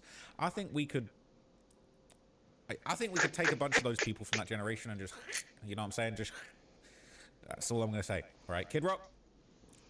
Anybody can go. MAGA logic. Singing in Spanish is more evil than R-wording young girls. That is crazy. But Bad Bunny is from the scary foreign country of Puerto Rico. We must return to the days of homegrown American Super Bowl talent like Coldplay, Paul McCartney, The Who, Rihanna, The Weeknd, Shakira, Mark Ronson, Nicki Minaj, MIA, Phil Collins, Enrique Iglesias, Shania Twain, and the Rolling Stones. That is hilarious. And if you are of a slow reading comprehension, none of these people are from... None of these people are American. Bad Bunny is more American than all these people they just listed. Literally, Bad Bunny is more fucking American than all these people they just listed. That shit is hilarious. From America. All right. Then when a great American artist like Kendrick Lamar performs, MAGAs still get offended. I wonder why. Wonder why they were offended. Republicans are... I saw this going around earlier, and it actually made me so disgusted. I can't even look at it. I can't even look at that one, actually, honestly. That one actually really upset me. My name is Kid Toucher. Oh, my God. I remember hearing that song since the Osmosis Jones soundtrack. I got it for Christmas in 2001. Very weird song, okay? Some have tried to argue that he's speaking from the perspective of an illness and how they go after children since it was for Osmosis Jones, but calling it statutory clearly means the lyrics are, I like to R-word underage girls, regardless. That's what I'm saying. The word statutory, there's no excuses after that. He said in the song Low Life, I've got kids I've never seen and their mum is 17. I'm a low life. That's crazy. Wow, that's crazy. Sometimes things just make sense. This trashy asshole becoming the inadvertent musical mascot for the GOP makes sense. FPDS, F their supporters, F their defenders, make PDF punishable again, regardless of how much money or perceived power one has. Okay, it is crazy, right? If there's a common trend for all these people, if only we can figure out which one it is, right? Living sack of shit. Violent J even trashed Kid Rock for being a racist piece of S and tried to tell ICP back in the day, don't work with anyone black in this business. That's crazy. That's crazy. That's so crazy. It's just, it's ridiculous, right? And yeah, this is going around in, you know, numerous posts have been made about this. People are saying, is that really true? And this is a Snopes article says, yes, Kid Rock really did sing I Like Him Underage, and some say that's statutory in Cool Daddy Cool. People saying sang is perhaps overselling it. Yeah, admitted is more appropriate. Blurted out badly out of rhythm. There you go. Loud. Said the quiet part loud. Finally, a non-woke Super Bowl alternative for everyone's uncle who's always traveling to Thailand. Wow. He really just likes the food and cheap hotels. Honest. And he loves spending thousands to save hundreds. All right? You didn't even finish the line. He only wants them that way. Some say it's statutory. I say it's mandatory. Mandatory is fucking Yeah, crazy. that's crazy. It's mandatory. What is wrong with this guy? That dude is Kid Rock just sick, reinforcing bro. the fact that every conservative is either a PDF or directly We need to protected do one, or a deep different dive tool on aware Kid of the Rock PDF now, bro. surrender. Niggas need to do. Niggas need his Oh my emails. God. We need his This files. is the kind of music Trump supporters like Holy to listen hell, what to. the fuck, Oh bro? man. So bro, I'm exhausted with this shit, man. The song came out in 2001. Kid Rock is 55-year-old currently. By the math, he was around 30 when he wrote that song. Absolutely crazy. Sick. It was in 1997 on Kid Rock's White Room demos, in case anyone tries to say he wrote it for the movie. So he already had it. They put it on the soundtrack. Oh, so and he it's already featured had in a it. movie for children, the PDF anthem. Wow. Okay? Bet he wishes he hadn't made such a big deal about Dylan Mulvaney getting a beer can now. No wonder he named himself Kid Rock. It's not because he feels like it. It's not because he feels like a kid. It's because he likes to rock their beds. Oh my God. he likes to rock This beds. is crazy. Motorhead had a song called Jailbait. That was all about it, but it was cool because it was Lemmy. Yeah. I'm so glad that I only listen to hip hop music. But Me like, too. Like, this is a fail. that is crazy. How the fuck these niggas was bumping Kid Rock? What the fuck? Y'all niggas is Delulu? That shit just sounds like a fucking whole pedophile. Like, he just a pedophile anthem. Like, all he makes is pedophile anthems, bro. What the fuck? Holy shit. I did not realize that shit. Well, I never really listened. None of his songs I heard. Only that one song I heard. So look, Kid Rock, man, disgusting. That's Have to put crazy. you on the dustbin heap of 2026. A lot of names going out the window. I mean, you know, people still don't want to believe what's going on with Jay-Z, Pusha T, all of that stuff. But this, there ain't no denying this. That lyric is there. It's genius.com. It's stamped. That is a real thing. I cannot believe what I'm saying. I can't believe people have the gall to say that. And in what, in 1997? That wasn't that long ago, bro. You should have known better. It's crazy. So let me know what you thought of that, man. It's just mind blown. Mind boggled. My mind boggles at the state of this shit. But anyway, I'll catch you guys in the next video. Thank you for watching this one, and I will be back. I'm just so fucking weirded out that the fact that it took people this long to realize that shit. Eminem named in the Epstein files. Oh my god, bro. Everybody was named in this shit. Trapmore Gang, they're now saying that Eminem is in the Epstein files too. I don't even know how to process this. All of my hero rappers from my childhood, we just had Jay-Z, they're saying Pusha T. It's just a ridiculous. Now they're saying Eminem's in the Epstein files too, not Slim Shady, man. They're saying that he was getting slim and shady on that island, bro. I don't even want this to be There's no true. way It he was might on not be that true, island. but I don't want to say it's official. It's not official that Epstein was there on the island, but it is official that Epstein is that Eminem is now being mentioned in the Epstein files. Okay, this is not a drill. This is not a joke. This is a real thing. And yeah, we're gonna have to just get into it, right? So they're saying, all right, Marshall Mathers, Slim Shady himself, has been mentioned in the Epstein files. So look, I'll read this to you. This is the paperwork, and I'll read you what people are saying about it on Reddit. But this is crazy. This is on justice.gov. This is not a joke, right? Suspicious message. Epstein, Marshall Mathers, and Marilyn Manson. Okay, apparently Marilyn this Manson was forwarded too? in. This was an allegation that was made at the start of 2025 relating to historic crimes. It is very, very sad, okay? So this message has been going back and forth. This says, it's been a while since I've received a civilian report regarding Epstein and Maxwell, but the below appears to fall into the category that we forward you consistent with our case team's practice. Passing that along per practice. It's not saying this is true. It's not saying this is definitely confirmed. It's just saying I am forwarding an allegation that has been sent into the FBI. I believe it's the FBI. When it comes to looking into this human trafficking case, and it's crazy, right? It is actually crazy. So look, let's see what's going on. This is the full allegation in its entirety. It says, hello, I'm not sure who to contact. When I Google Ghislaine Maxwell prosecutor, you popped up. I'm not sure anyone would even still be interested in knowing, but I worked at a country club in Mogador, Ohio. I worked there from 2002 until 2007. It's called West's Mogador Country Club. It was a golf course, bar, and bowling alley. I cleaned and I cooked there. I don't know the exact dates, but I remember Epstein coming in along with Ghislaine and others. I believe they were first. Marshall Mathers wasn't there with Epstein, at least not that I saw. I wasn't normally allowed in the bar. I know they moved a bed into the banquet space, and my memories of seeing it there are hazy, like I was drugged or under hypnosis. The night Marshall Mathers being Eminem, okay, if you didn't know. The night Marshall came in, there was another guy. I don't know the man's name. He and my boss came into the kitchen. My boss, Eric West, took over cooking because the man wanted to talk to me. He tried to persuade me to let him introduce me to a man, but I kept refusing. Eventually they threatened me, and I was told to pour Marshall a drink and flirt with me. Or flirt with him, I guess. I realize now he kept insisting it should be me because I was the only girl under 18 in the establishment. After pouring Marshall the drink, I left the bar. I asked if I could go home now, but instead they held my face and forced me to take something. I know there was a woman who shaved my privates, but my only memory after that is of being in a different part of the country club, telling the man that Marshall didn't have S with me. I honestly don't know if he did. I believe the man later came back. I don't remember much of it other than I was naked in the bathroom on the wicker chaise lounge, with a black man behind me holding a knife to my throat. Crazy, bro. They told me I was going to end up in a dumpster, and most of my memories feel unreal. I'm hoping that by telling someone I can find a sense of realness and healing, and they started playing over and over in my head. Yeah, I don't believe All this of the shit. memories I have of Marilyn Manson feel like a dream or hypnosis, except the ones at my aunt's house. I'm not sure how my dad's cousins knew him. He visited at least twice when I was young. The first I was around 10 or 11 years old, and I had started developing breasts. I was self-conscious of them and they were growing to be different sizes. I often covered them with my arms. My dad's allowed him to trace them onto a white shirt. The second time he visited, I was around 13 and there were a bunch of men with him this time. He told the room full of men something that upset my dad and he pulled me out of the house and said I'd never see Brian again. We called him Brian, not Marilyn. After that, my memories all feel like I was either drugged around him or under some kind of hypnosis. I also have memories of being around P. Diddy, but I can't place how or why he would have been in my home. I was pregnant with my daughter in This shit 2010, fake, and she was bro. born in March of 2011. I lived don't in a believe trailer this shit located at all. close to Akron, Ohio, and I remember someone who I think is Diddy taking a video with a phone.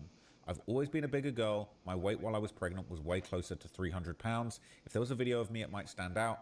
I'm not the normal pretty type of person you'd see around celebrities, but since my teen, I've always weighed around 200 to 300 pounds. I have brown hair, my breasts are different sizes, and I also wear glasses. However, they're often taken from me. I hope that telling someone this, they will remember if they came across something. My dad passed away in 2020. I don't talk to his cousins, and when I tried to talk to my dad prior to his death, he would refuse to talk to me. I was R-worded one time in 2005. I was with my boyfriend at the time, and he allowed his drug dealer to R me. I've tried to Like, what contact does local this- police oh, about that, nah. but my boyfriend passed away and there are no records. Thank you for reading this. I don't know if any of it would be any help to you or anyone else. Again, I'm not even sure who I should be talking to. I have no evidence of any of it and I have no one to talk to me about it. My memories are still becoming increasingly overwhelming. They keep me awake at night and I feel like I try to verbally tell anyone any of this, they will just think that I'm insane. I really hope that you don't just write me off as being a nutcase. I'd love to be able to just live a normal life where I don't have to fight the urge to hide and cry every day. Thank you again. Now look. I don't believe that shit, bro. That is way too much. You talk about Eminem and Epstein put up to a country club, which is like a golf club type shit, and they just fucking raped you in the golf club. Get the fuck nah, bro. Hell no. And then on top of that, you went from that to seeing Diddy, right? And then what else she said? Bro, nah, that story was way too non-believable, bro. Non-believable, bro. Hell no. If I was that lawyer, I wouldn't even respond to that. Like, what the fuck? Bitch? Do you got any proof of this? Yo, like, what the fuck? Did you go to the police? Like, what? That is insanity. You claiming, like, 2-3 different fucking people raped you and you ain't go to the police or nothing. Nah. Nah, that shit's just That not adding up. story is pretty bizarre. Nah, It is definitely hard to believe. I do Very feel like hard to that part believe. at the end where she's talking about, doubting her reality and, wishing she could just move on from these memories, I think that kind of does actually hit home. Now, look, She could just do be I think saying that. Eminem was out here partying with Epstein? Just based on that letter, I'm not sure. At a country club playing golf, where you go to play golf and you relax and shit, you think that's another thing. You think other rich white folks is just gonna be like, hold on, you hear that? Oh, don't worry about it. That's just Epstein and Eminem getting it down with that young girl. That would never happen, bro. That is insanity. Motherfuckers don't even let you walk in a fucking country club unless you have a polo shirt on, fucking dressy shoes. Like, they got OD rules. Ain't no fucking shit like that going down in no fucking country club like that, bro. They making it sound like it's a regular club or some shit. Y'all bugging. That's one. And then two, Eminem is never gave us the fucking type to be fucking one playing golf, and then two, chilling with niggas like Epstein. Why would he be chilling with Epstein? Like that shit makes no sense, bro. This makes no sense. And then the Diddy part, it sounds like she ain't get the memo that Diddy didn't fucking molest no kids. All the people that was on his case was adults. Like, what the fuck? This is so unbelievable, bro. She was just reaching for it to get a bag. If I do, but so unbelievable. I think we're beginning to hear a lot of crazy stuff that we would have never expected. Now, there's rumors and emails going down that appear to suggest that Elon Musk was emailing Epstein, asking to go to parties and things like that. And it's just getting more and more bizarre. So look, this was originally posted. I first saw it on the 50 Cent subreddit. And basically, you know, a lot of people aren't believing this. Let's be real. A lot of people aren't believing this. Because they're clearly trying to put all the names they can in there, hoping people will forget there's actual proof pictures and emails of Trump Gates. Excuse me. What? Trump Gates and Elon Musk doing real crimes. Yo, these people's delulu. If that was the case, how come these people is not arrested, bro? Come on now, son. They dropped the fucking files. Like, we would have known that they did something illegal by now. And what and pictures? Elon Musk doing real crimes. It says, yeah, when I realized it was only rappers, no country stars, actors or actresses, no rock stars, just rappers. Well, there was Marilyn Manson, so. It says rappers who are also publicly Democrat and anti-Trump, Pusha T and Eminem were involved in the Harris campaign. Now, that's interesting. That is It says, well, now I'm interesting. hearing about Jamie Foxx and Robin Leach. Sounds like the administration is trying to throw left-leaning celebrities on the card to even the score. It's bait to get people to discredit all of the evidence. The angle is to say, F it, leave no stone unturned. Evidence is all that matters. It doesn't sound like there's any verifiable information. It will be thrown out in court and it essentially becomes a tabloid piece. But I mean, once again,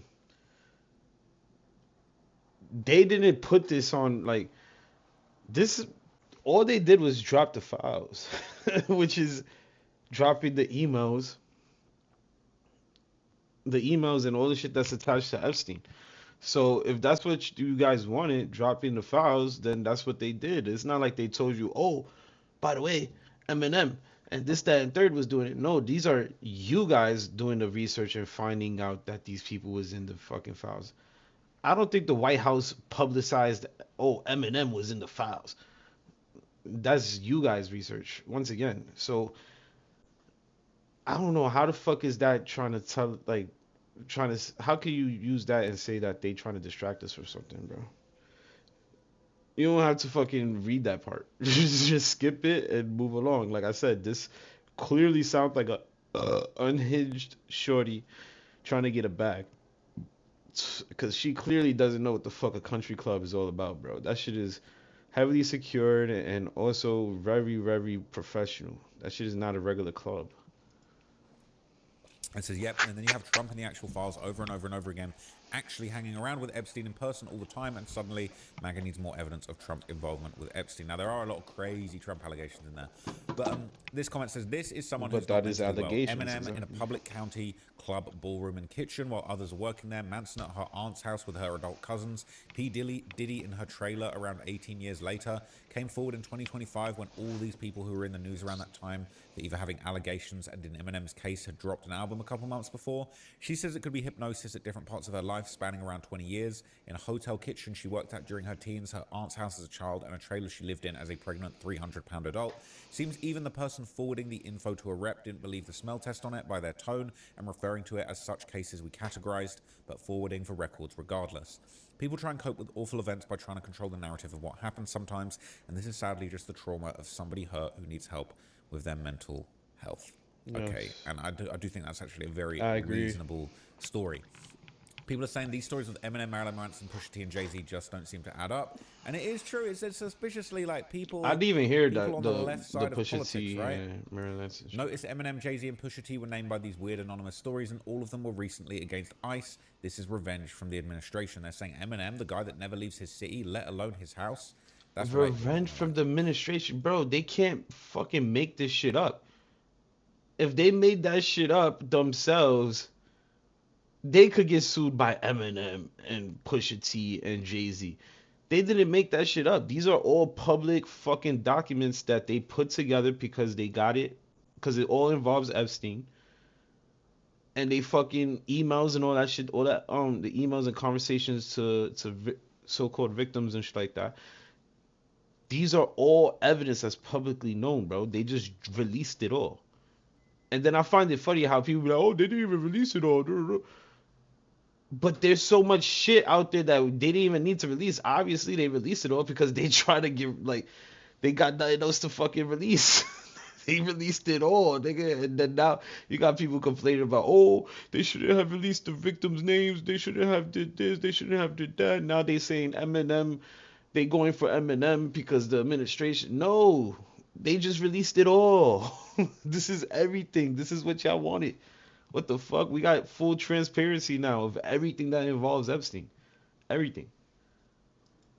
Yeah, that's crazy. That's crazy. So look, this has been popping off in a whole bunch of different subreddits, okay? This is the Eminem subreddit. Obviously, people aren't feeling this. People aren't believing this is true. But I don't believe they're it. saying, whoever overall just described that chick was, she was clearly bugging. It's explicitly flagged as suspicious and an uncorroborated report. They're saying, yeah, it's a bunch of horseshit.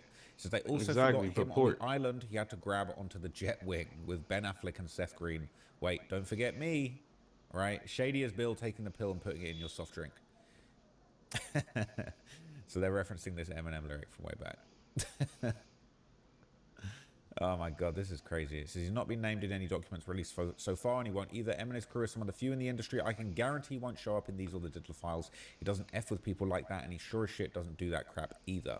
Well, there was the rumor about the underage Swedish girl, but that's all I've heard along these lines. There's a video of a clip of him in the early days throwing girls off stage for being underage, so it's hard to believe, right? It says there was an old interview with Eminem in Europe somewhere, probably Germany in 1999 in a hotel bar. I think it was in a dark room, dark woods, and he was just high and joking around, but one of the jokes was about doing stuff like this. He used to joke around and would say anything back then, but that's the video. Man, do we want to see him joking about this? Okay, I just pulled it up, and there is some pretty creepy stuff in here. Now, they're saying he's high as hell, all right? But he does say some creepy stuff in this, all right? Look, this isn't me trying to tarnish Eminem's legacy, but I'm just following the footprints of these comments on Reddit, and this is a little bit bizarre. Listen to this. What is the moment that you are most happy? When I see Britney Spears naked. That's probably the most happy moment. What is it you like about Britney Spears?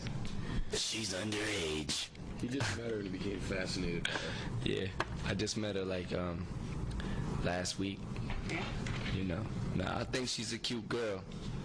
I need to quit cracking jokes about her, otherwise she'll never date me. Do you like?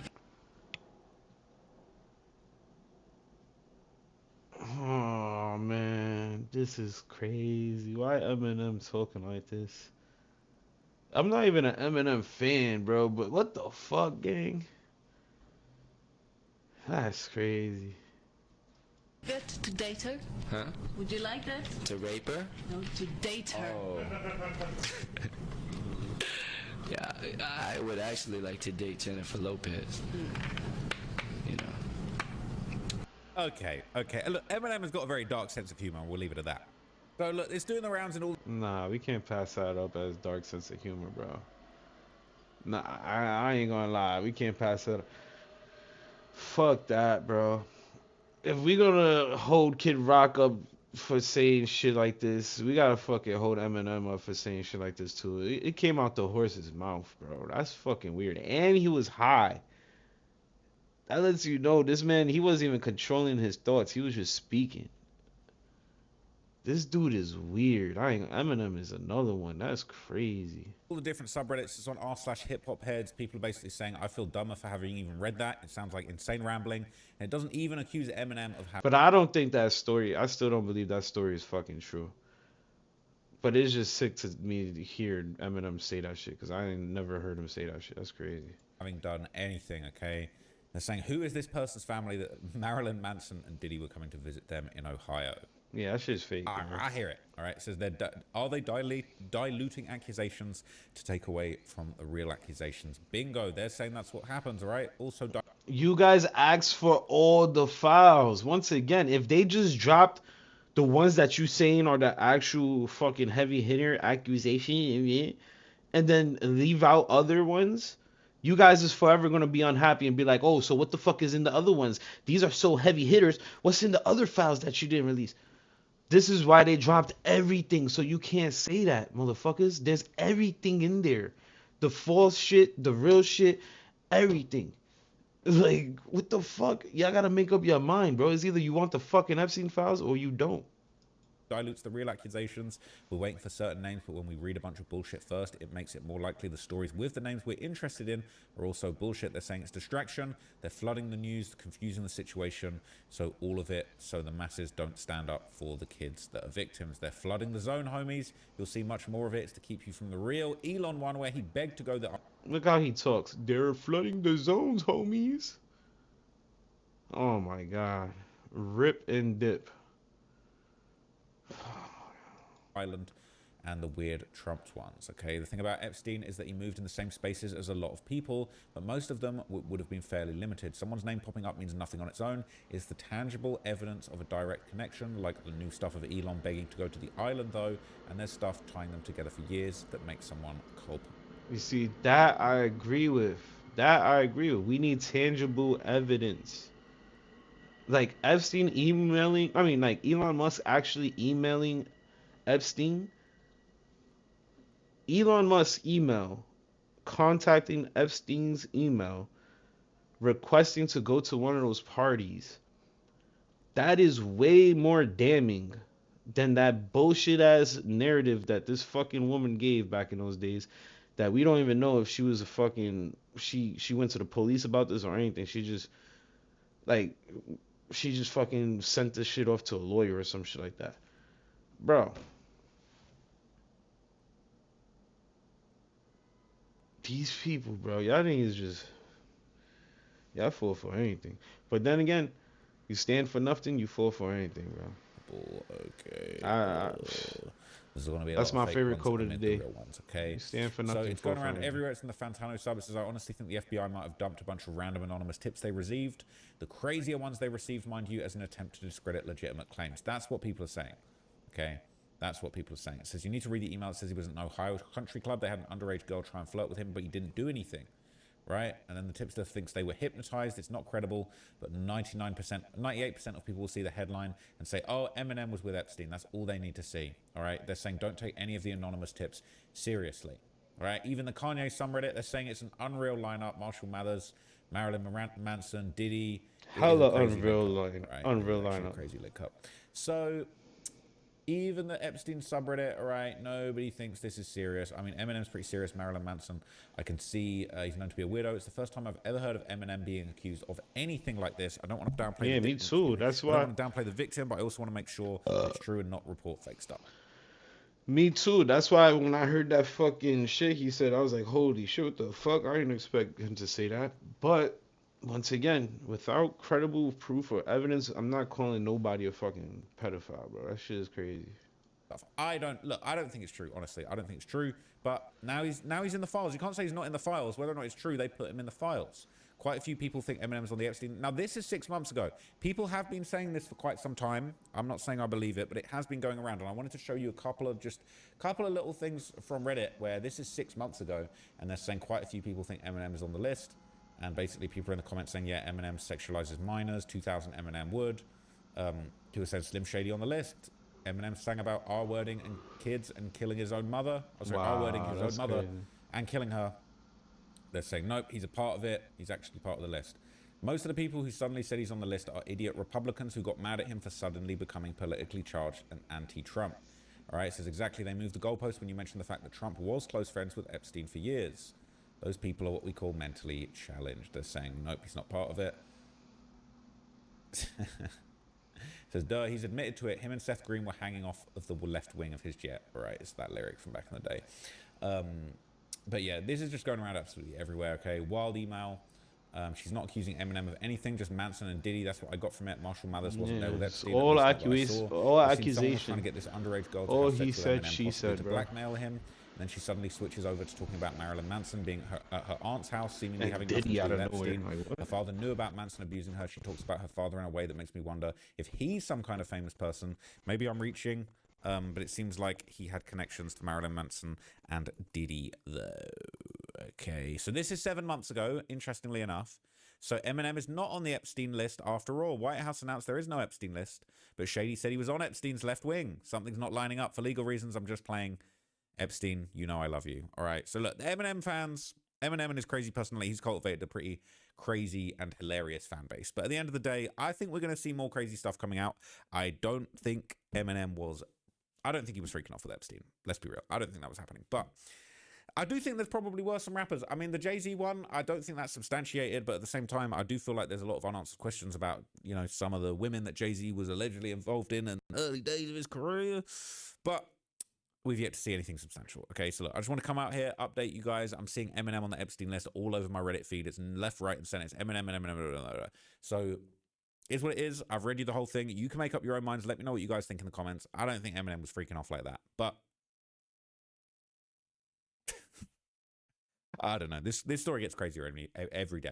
But look, I'll keep you guys updated. If another left-wing rapper pops up, we might be seeing J. Cole in the list in a minute. We might be seeing, who else is like an activist rapper that hates on Trump? You might be seeing Tyler, the Creator, in the list in a minute. You know what I mean? Like the way Trump be putting people on the hit list. If he said anything bad, Snoop Dogg definitely. How is Trump putting these people on the hit list if he was already in the files? Holy shit. Y'all niggas acting like he just created the files. How the fuck did he put anybody in these files, bro? These shit's been around since 08. Like, what the fuck? Y'all niggas delude.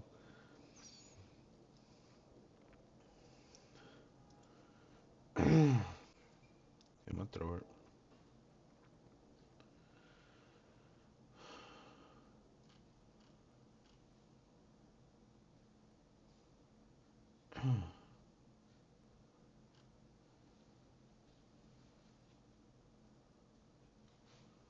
Fuck is citrus butter?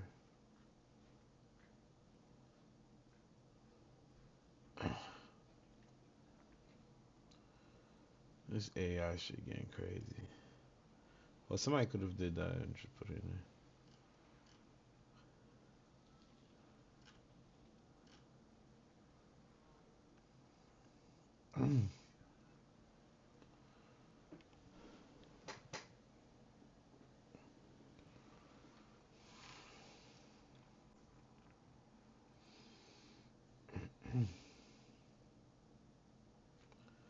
My fucking throat hurt. My fucking throat hurt.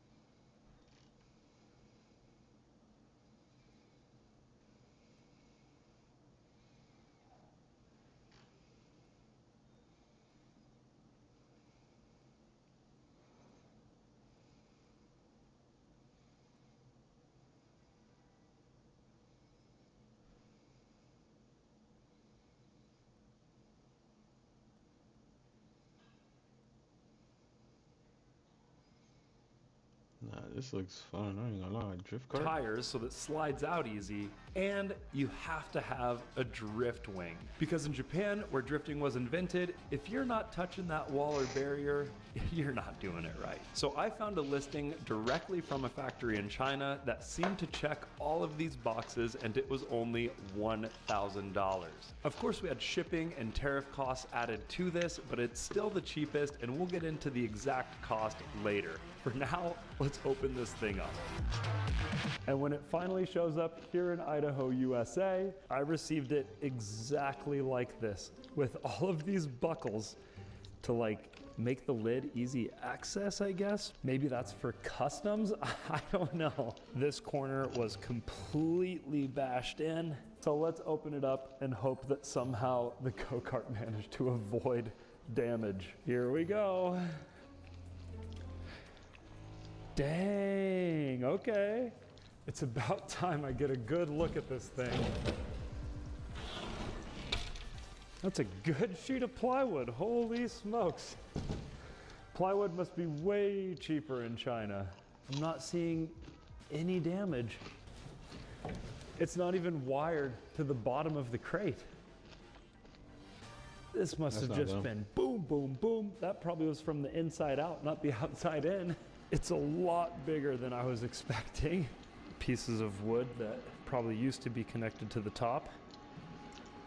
That didn't last long. Even these little corner pieces were meant to hold in. Get what you pay for me, boy. The plastic for the wheels, but it looks like the go-kart itself didn't have a single thing holding it still. Funny. This is the part I'm most concerned with right here. The carburetor mashing against the back of this box probably wasn't the best thing ever. An adult-sized seat, love to see it. So at the end of its journey across the ocean, there was one support that survived, keeping this side attached to that side, which is the only thing keeping this crate from completely falling apart. Ha ha ha! Our downforce wing. The wing is completely undamaged. You can tell maybe it used to be set up for something that was a different size. Oh yeah, check this out. This is designed for a real car. That's crazy. Nice. I was not expecting an English That's side. funny as hell. Awesome. What a tiny, tiny wing. Shout to out put China, on a real man. car. That thing is so small it might even look small on the go-kart. Ooh, I went for this nice speckly, purpley red. I got to choose basically any color I wanted when I ordered this, so I thought this would go well with the Grindhard Plumbing Co. Mini Jeep, you know?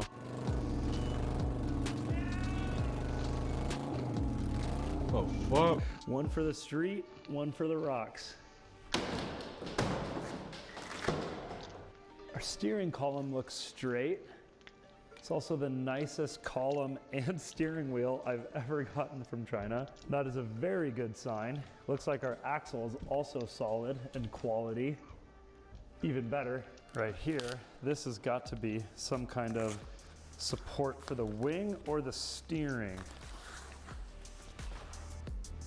The cut on these is really clean. It must be laser, but you can see the paint job on there. Not so good. The welds on the go-kart itself, not bad at all. And the paint job actually looks pretty decent. I think she's going to last the test of time. Got a pretty decent looking brake. Pretty smooth throttle, although this is pretty bendy. Yeah, it's not good. And there's no physical stop on that throttle, which isn't great because if you're driving the go-kart and you're super psyched and you just floor it, yeah, you could easily just rip that cable straight off. We all know the cable ends on anything that comes with a carburetor that looks like that isn't all that great. Carburetors suck. Maybe inside of our drift slicks. You got a baby motor when you see a carburetor. Hey. Is this Chinese Honda oil? Cool. Okay. It's quite a bit of oil. That's a good sign. Mopao. Good, good. Gas cap plus hardware. Given the condition of the crate, I'm actually pretty shocked we have everything we need. Let's go. So we can say for sure there are 0 instructions, but I think this is going to be pretty dang easy to figure out. Well, we're not off to the best of starts. First part already doesn't really fit. At first I thought, that's oh, they should have foul. routed the brake line and the throttle cable on the outside of this so the seat has enough room to meet up with these holes down here. You can see my whole finger fits in there. But then I pulled these cables completely out of the way, pushed down on it, and yeah. The seat is simply too big for the seat support, and didn't come with any spacers to fill the gap between the seat and the bolts. So I guess I'm just supposed to bolt it down and hope it doesn't rip through the plastic from all the vibrations and bumps over time. I'll buy some spacers or 3D print some, but still, it should come with some spacers for that. And I know this Man, you paid. I was just about to say, you paid the world, but you paid the cheapest price you ever can get me, boy. You're gonna complain about some cracks and shit after with wear and tear. Of course, that shit gonna get cracks and shit. That shit might fall apart. I guarantee you, there's fucking drift carts that probably go for like 10 bands.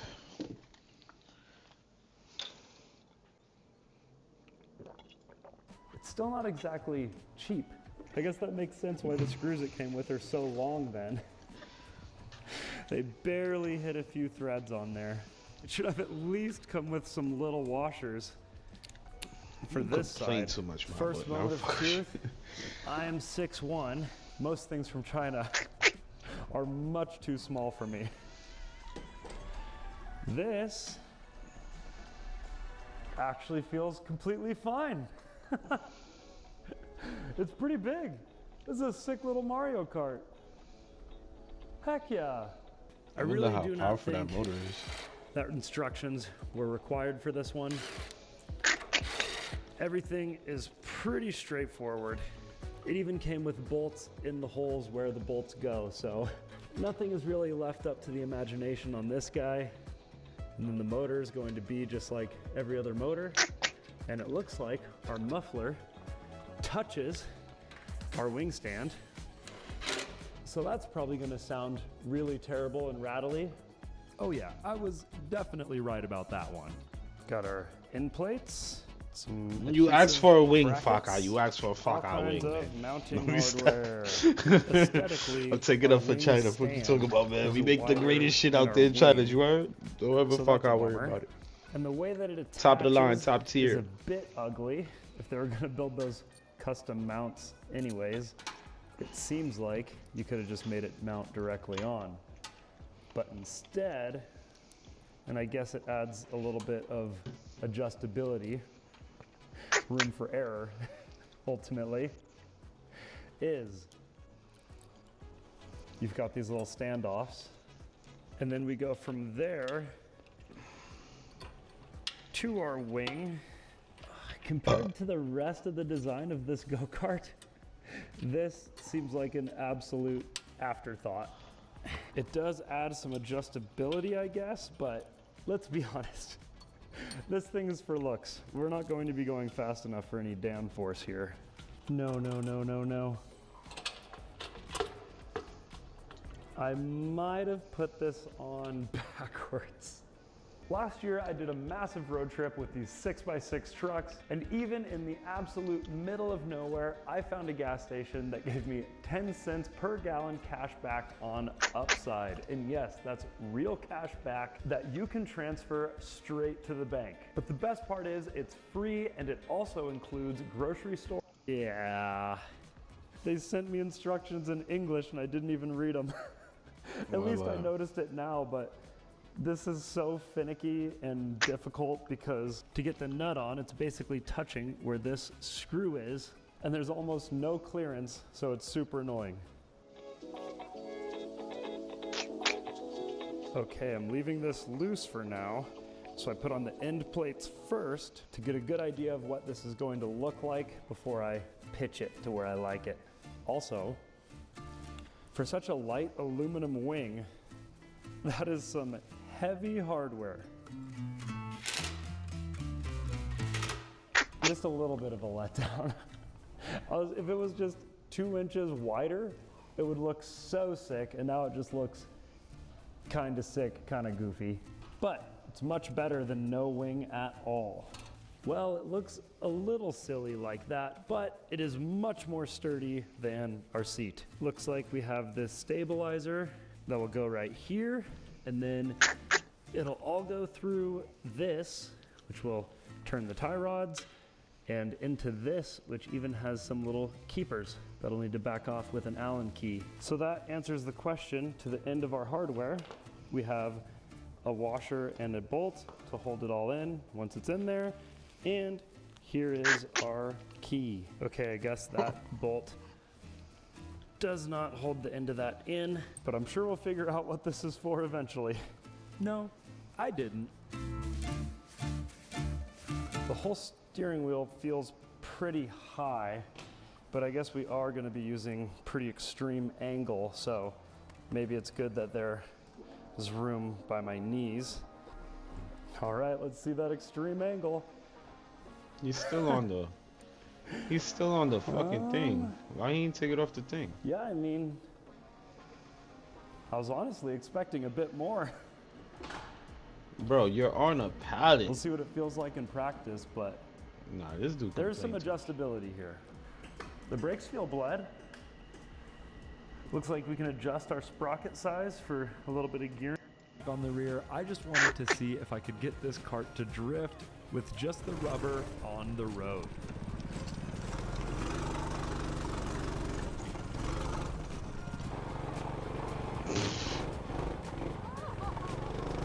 That shit's gonna break. It literally won't steer.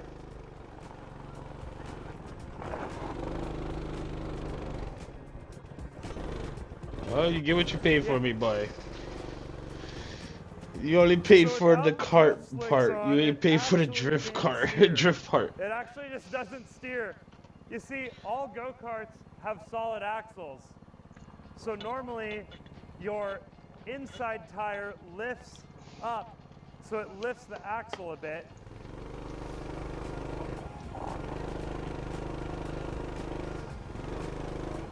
But not on this one. So hopefully things change when the slicks are on, because this is completely unusable at the moment. Oh, so he didn't even fully do it? He ain't fully build it? It would have been cool to ride this thing around with full grip because of course with this plastic around the wheels, we are not going to be able to go uphill or brake safely downhill. So unfortunately, if you're not on a relatively flat surface, this will be completely unusable. But it should still be a whole lot of fun on a flat surface. Let's find out. Okay.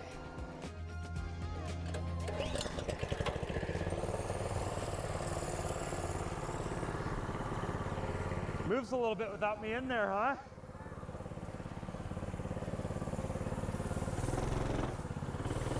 All right, now let's see if it does what it's supposed to do. It definitely turns now. Okay. Oh.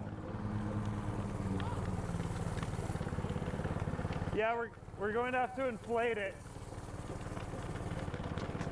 Put them on, then inflate them. I've actually never done this before, but I guess it totally makes sense that they'd just vibrate off super easy, but it worked for a second, huh? This is gonna be awesome. They definitely came off a lot easier than they went on. Maximum inflation pressure, 4.0 kg for every centimeter. What is that in PSI?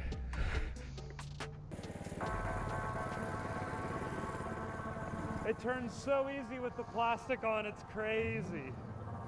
All right, here we go. Our first real test with this thing.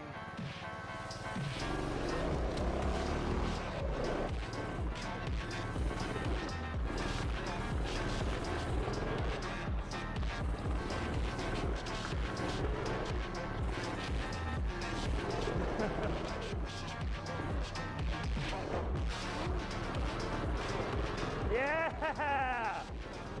That's actually dope.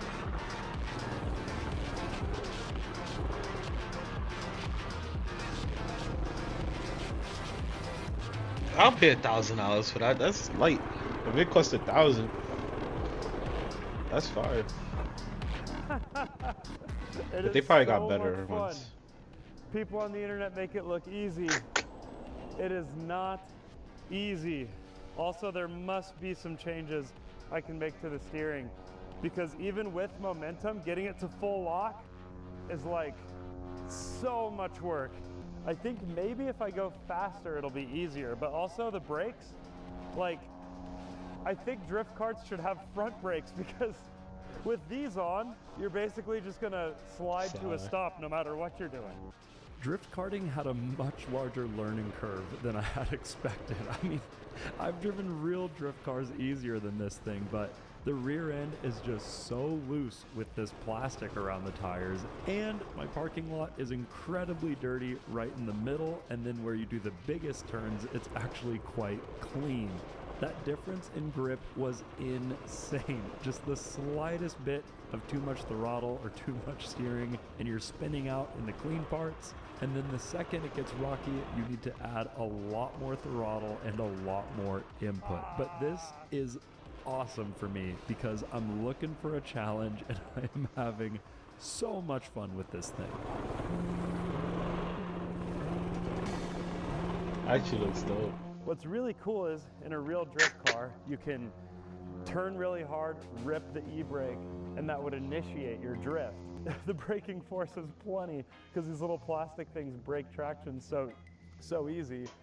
You can be just coasting into a corner, hit that brake, and then it's just like a drift car. And you actually have more traction just going completely sideways because these things are at least pushing into your front tires than you do when you just like initiate. It's really interesting. Like you need to give it progressively more throttle as you're drifting, somewhat like a real drift car. It's pretty fun.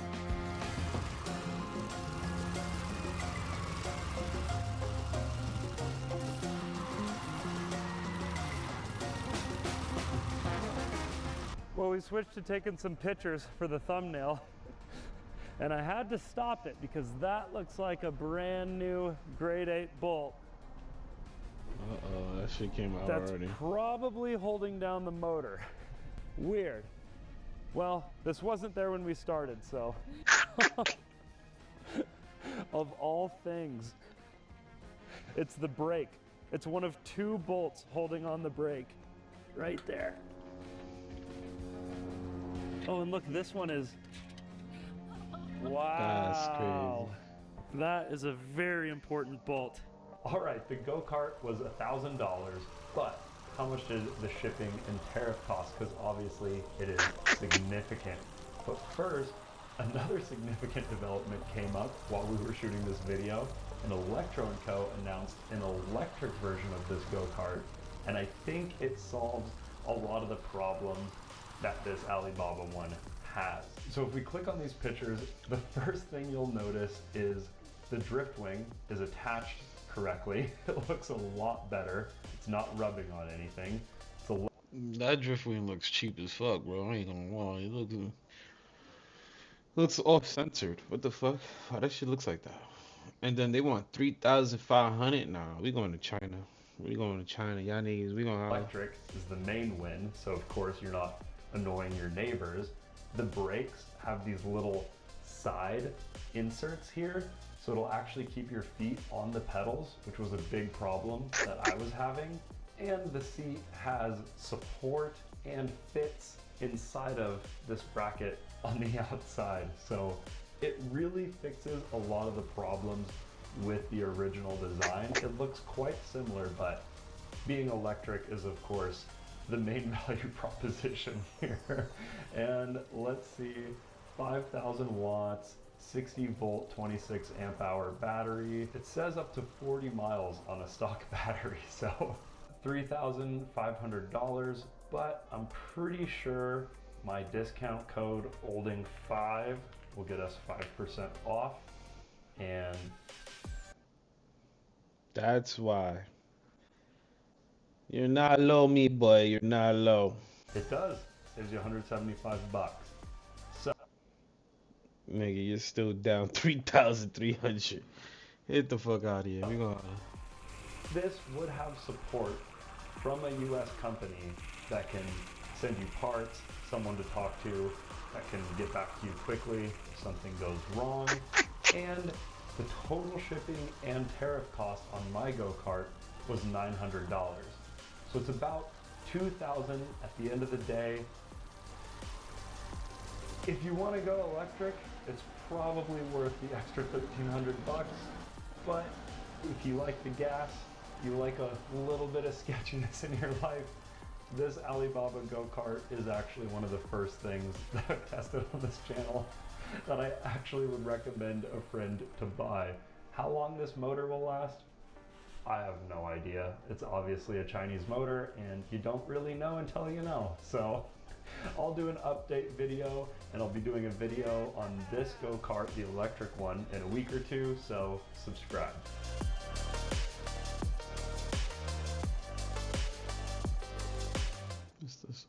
Is this the electric one? I bought a bizarre electric go-kart from Amazon because it was boasting a 3,000 watt motor and I could tell just by the pictures that it was much, much more powerful than that. And I've never seen a go-kart like it. It looks like a little cool Mario Kart go-kart, and the cost of the motor and the controller alone are near this price, so I had to buy it and give it a go. But little did I know that this was going to be one of the most, let's say, interesting tests I have ever done on this channel.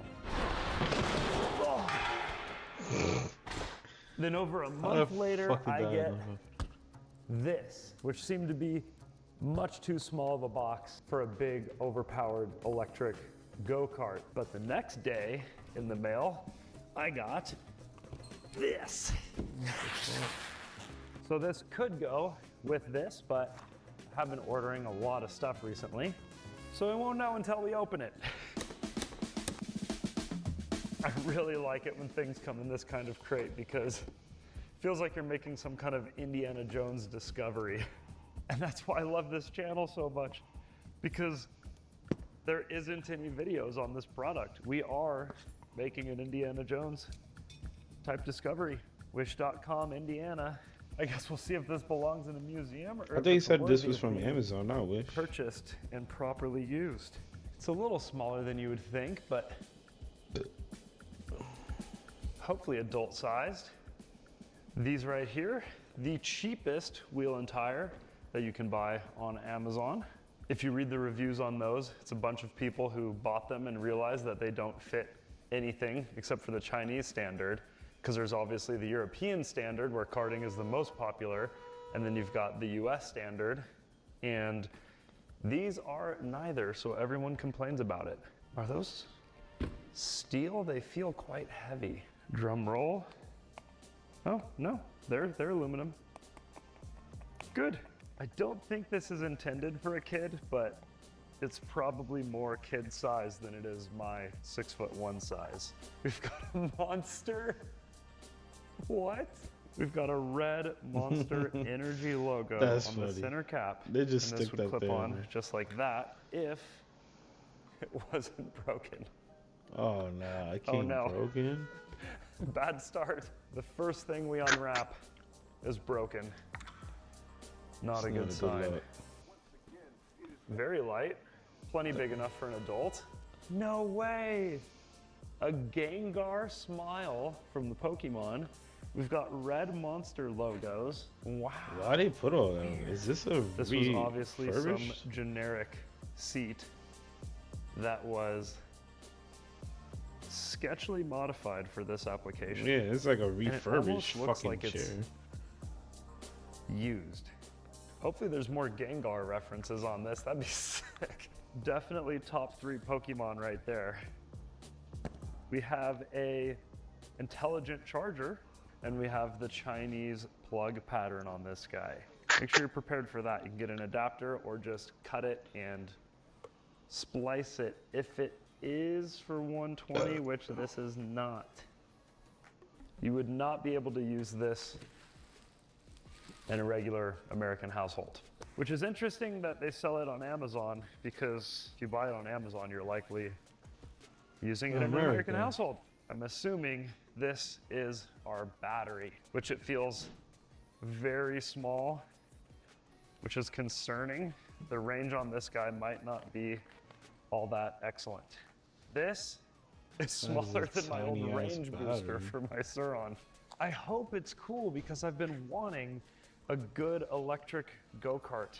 So much fun if we get a good one. There it is, with a tiny little ratchet strap on it.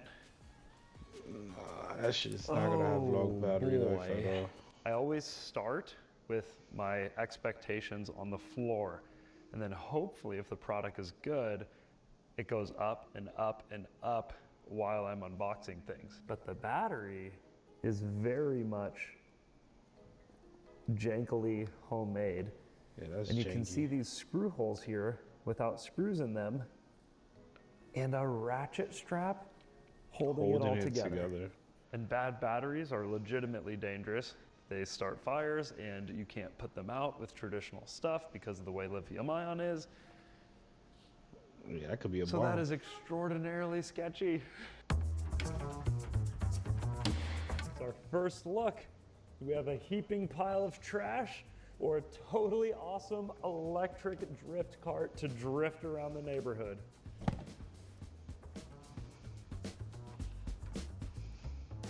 What the heck? That should look tiny. Not what I was expecting to see in the slightest bit. It looks like a mountain board. It is. Oh, he got the wrong package. It has grip tape like a skateboard, and it's been repurposed to turn into a go-kart. It's plywood. So on Amazon, it looks like this. A clean They got go-kart. his You see that little steel bit looped behind the motor, little grab handle. It looks pretty clean on Amazon. And what you get? That's a fucking dirt board, like an electric dirt board. Oh, nah. They got his ass. Holy, I wonder how much he paid for this shit. Is a plywood skateboard with homemade drill holes in it that looks like it has been used as a skateboard before coming a go-kart. Is this going to be super sketchy or totally awesome? At this point, I have not a clue. Look at this controller, just mounted to wood. Let's ask the class How much he what paid for happens this when shit? wood gets hot. Oh, I don't know. Speed controller, lithium-ion battery on Yeah, that's top a of a sheet bomb. of plywood. Hopefully, grip tape for skateboards is more heat resistant than I think it is. All right, today I want to show you guys how I haven't paid the price on the sign in months. I've been saving so much money on this week's sponsor, Upside. You can see $16 since the last time I cashed out. And this is real cash back to your fucking account. There's obviously a skateboard. It looks so much like someone tried to make an electric longboard that didn't sell well. So they put a seat on it and threw it up on Amazon. This is our throttle. It's electric. It could be cool Throttle though. they Let's make see. in the Chang-Lees. Probably could be cool. And this is what's weird. This front end could not be cheaper. This is actually pretty legit hubs. Like, these are not cheap. It has all this stuff that's just not attached to anything, and unless it's somewhere buried in here, absolutely zero instructions. And we're figuring this thing out on our own. I can't believe it's a skateboard. Not one photo on Amazon doesn't look like a skateboard. I have been buying the jankiest stuff from China that I could find for feels like years now. Nothing is coming close to this. What? This steering wheel is a front bumper. I kid you not. There's no other thing it could be. This is a factory in China being like, here's a bunch of extra parts, figure out how to sell it. So here's the steering wheel for the actual steering column. And you can see this shares a pattern with this. And obviously a light bar on your steering wheel makes no sense. It'd be changing constantly. So they So repurposed the steering wheel. With its short reach, obviously goes right here. Very obviously that has been bolted there before. The edges are in the grip tape. How much you guys want to bet that's your boy about the prototype? This might just be the first one. Make it look nice, take some pictures. Oh, someone actually ordered it? Let's throw on Monster Energy and Pokemon stickers and ship it to America and see if anyone else is dumb enough to buy it again. This is crazy.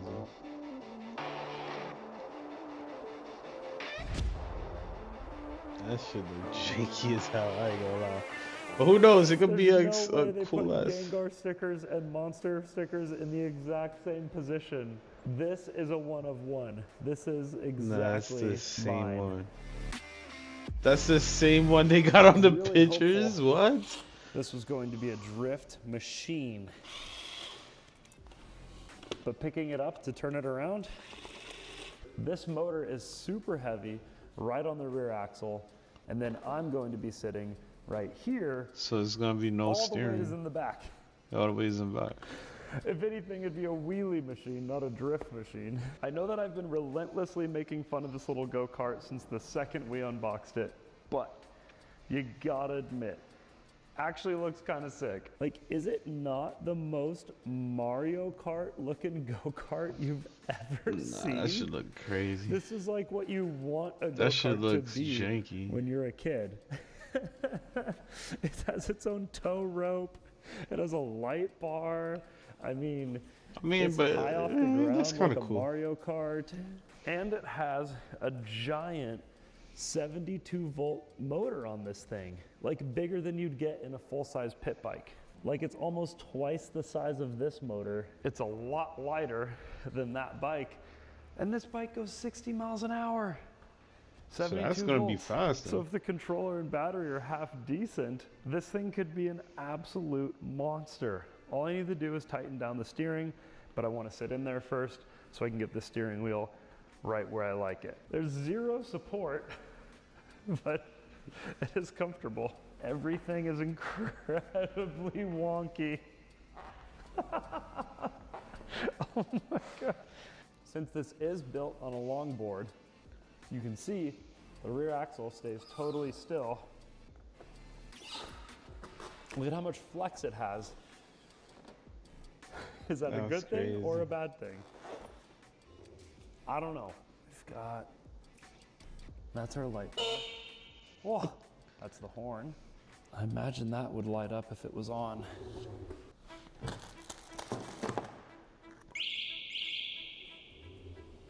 I mean, it look kind of cool, I ain't gonna lie. If I was a kid, I would have wanted this shit. I would have definitely would have wanted this.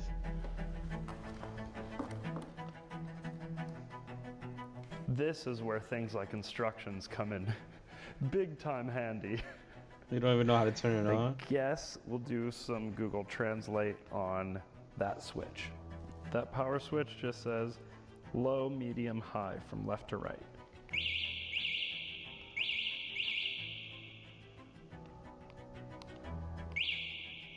There you go. 71 volts, not bad. 100% battery.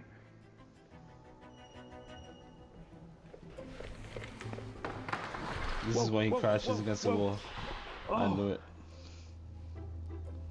What the? So it just started going in reverse? Turn that shit off. How do I turn it off? I can't turn it off.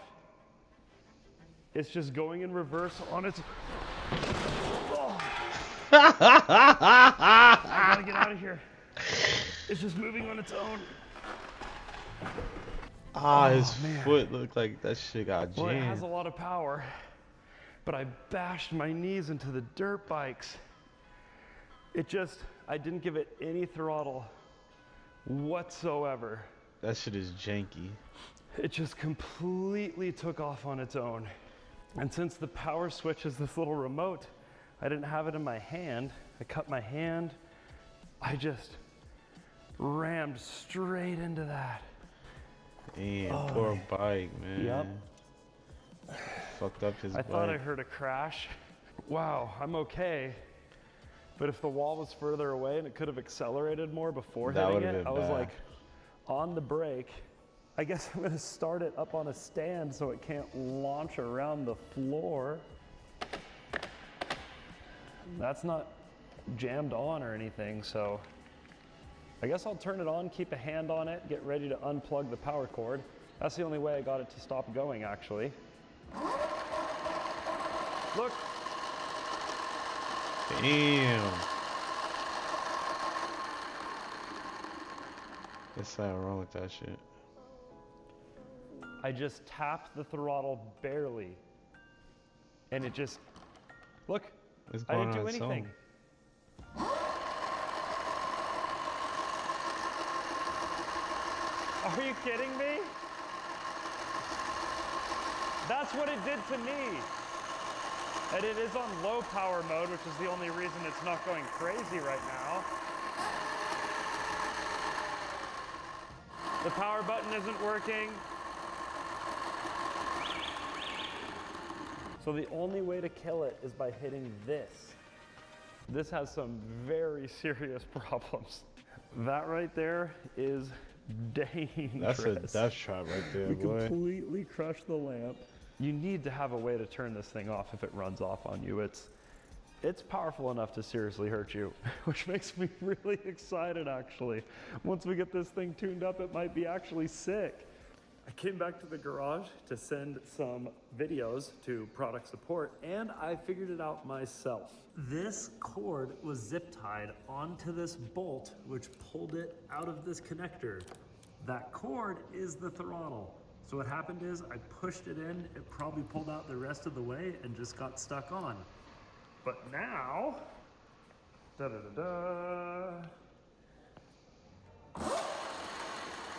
That shit looks sick. I ain't gonna lie. I want that shit now. Should look janky as hell, but it looks dope. I want it. And tomorrow I gotta come back with the camera and some daylight and rip this thing. Let's go. I have finally built up the courage to test drive this thing. I got my helmet.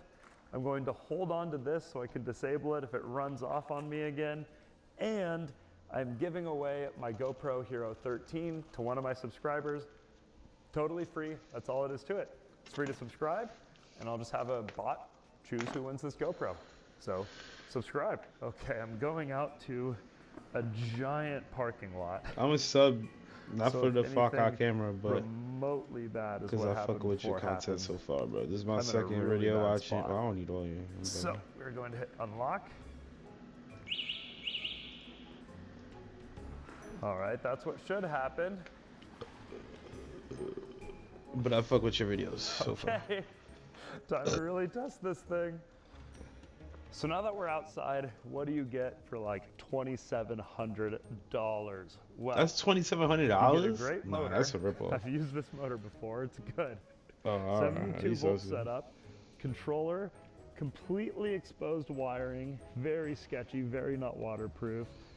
Pretty sketchy battery as well, but we'll see. More testing needs to go on there. You get a skateboard, a longboard to be exact. The cheapest go-kart wheel and tire setup that you can get from Amazon. The sketchiest little bumper thing, but it does kind of look cool. A hydraulic handbrake connected to your seat so it bends. Your seat isn't really connected to anything, so that bends as well. But you do get decent hubs. These are like good racing go-kart hubs.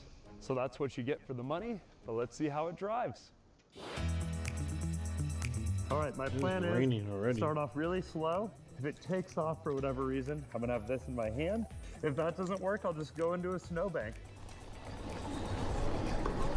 So that's full throttle. The brake does seem to be working all right.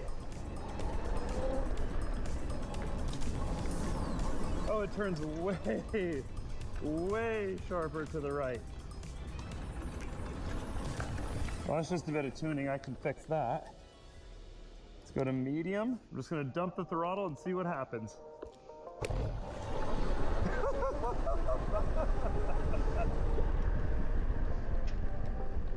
Well, you pretty much accelerate faster than you can slow down, which is never what you want. Let's try a little handling.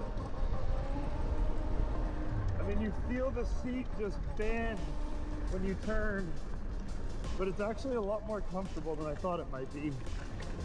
Full power mode. Let's see what it feels like. This is what He's I doing this in the rain. I thought that shit wasn't waterproof. Oh yeah. That's not bad at all. That's fine. Way more than 3,000 watts.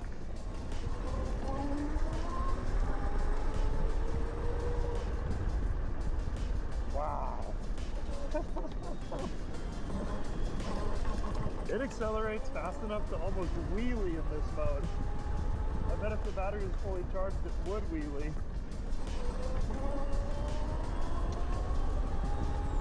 Wow, we're probably going like 20, 30. I do wish the brakes kind of initiated hard enough to lock up though.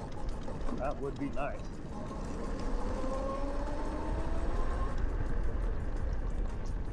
I feel a lot more secure. Take these corners faster. I mean, that's pretty dang quick. That's about as quick as you want to go on a seat that isn't actually attached to anything. You could definitely turn sharp enough to tip this thing over. Yep. Just lifting wheels in the air like it's absolutely nothing. Wow. That is actually crazy. Wow. I thought it would be a little bit quicker to accelerate, just judging by how hard it slammed me into the wall earlier. PTSD. And this is a brand new parking lot, so it's not too bumpy, but just going into the little ditches and divots for the drainage, it's honestly pretty good suspension with the way that the longboard bends. But here, I'll come right at the camera and give it full brake. Yeah. I mean, if I bleed it, I'm sure it'll be better, but wow, that's pretty bad. But the main question is this worth over 2.5 grand? Nah. Absolutely not. Oh. I'm gonna buy a drift cart Man, for if that. this was enough to like lock it up, I'll bleed it and see, because it really should be. Alright, let's hit this bump at really high speed. Yeah, it feels good. But technically, he could turn that to a drift cart if he put the plastics on the wheels. Here's what I'm talking about, though. The whole board bends, and it still lifts up tires when you turn it sharp, which is not ideal. Like, see, it kind of just wheelies there. Way too much grip to do a burnout. Yeah, the seat is so bendy, and since the brake doesn't have a real bracket, it's just on the seat. It's all just very sketchy. I'd rather have a foot brake. I think in reverse it'll burn out. It still says 100% on the dash for some reason, but it clearly doesn't have the charge it used to. Yeah, look. There's some kind of traction control. It spins, and then it automatically stops. That is so lame. So you'll Yeah, spin for a traction second, control. and then it'll stop itself. Yeah. Huh. I'm going to put an That's electrode for toe safety. controller on it and see what this thing can really do. But you can't drift it, that means.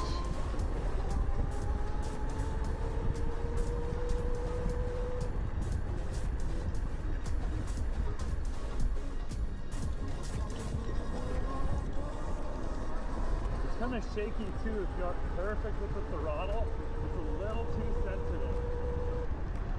You brake hard, turn in.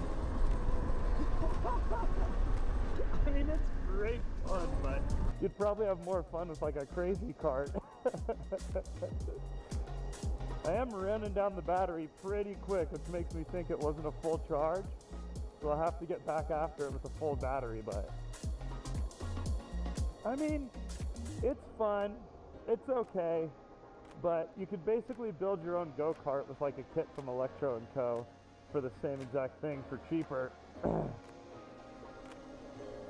And then you can, you know, not have it be on a skateboard.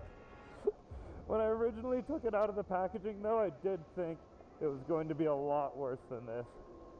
Yeah, that's pedal to the floor. I'm saying 62 volts, it started at 70, which makes me think it was just never charged in the first place. Full charge is probably like 75. This was an imperfect test. It was probably at about 50% battery. So I think on the top end, it'll be at a lot faster, but how quickly it went from 70 volts to nearly dead and barely moving was insane. So I'm not expecting much, but in my next video, I'll be putting this to the test, fully charged against what I think will be a much cooler and more tires. I bought a bizarre electric go-kart from Amazon because it was boasting a 3,000 watt motor, and I could tell just by the pictures that it was.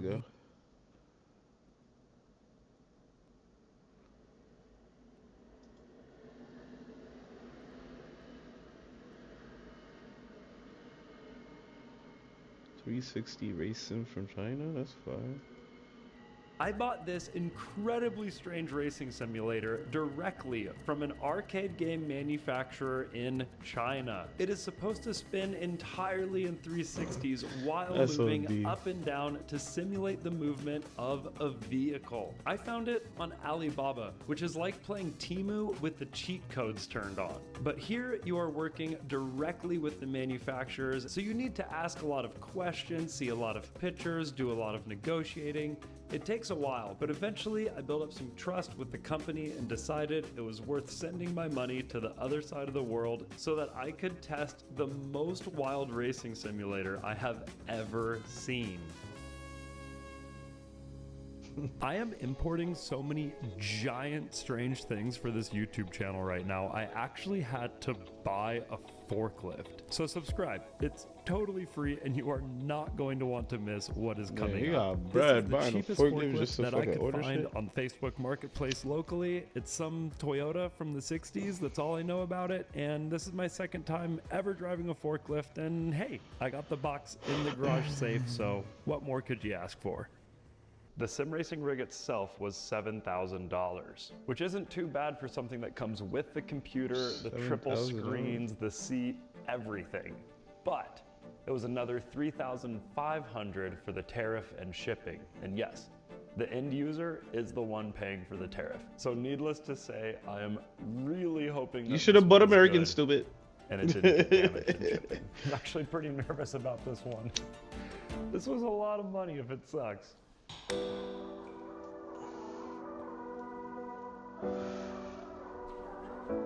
Okay. What's in here? Oh, that is insanely big. Smokes, man. It's already set up. What the heck? Is this the first thing I buy from China that's legitimately so cool? Look at it.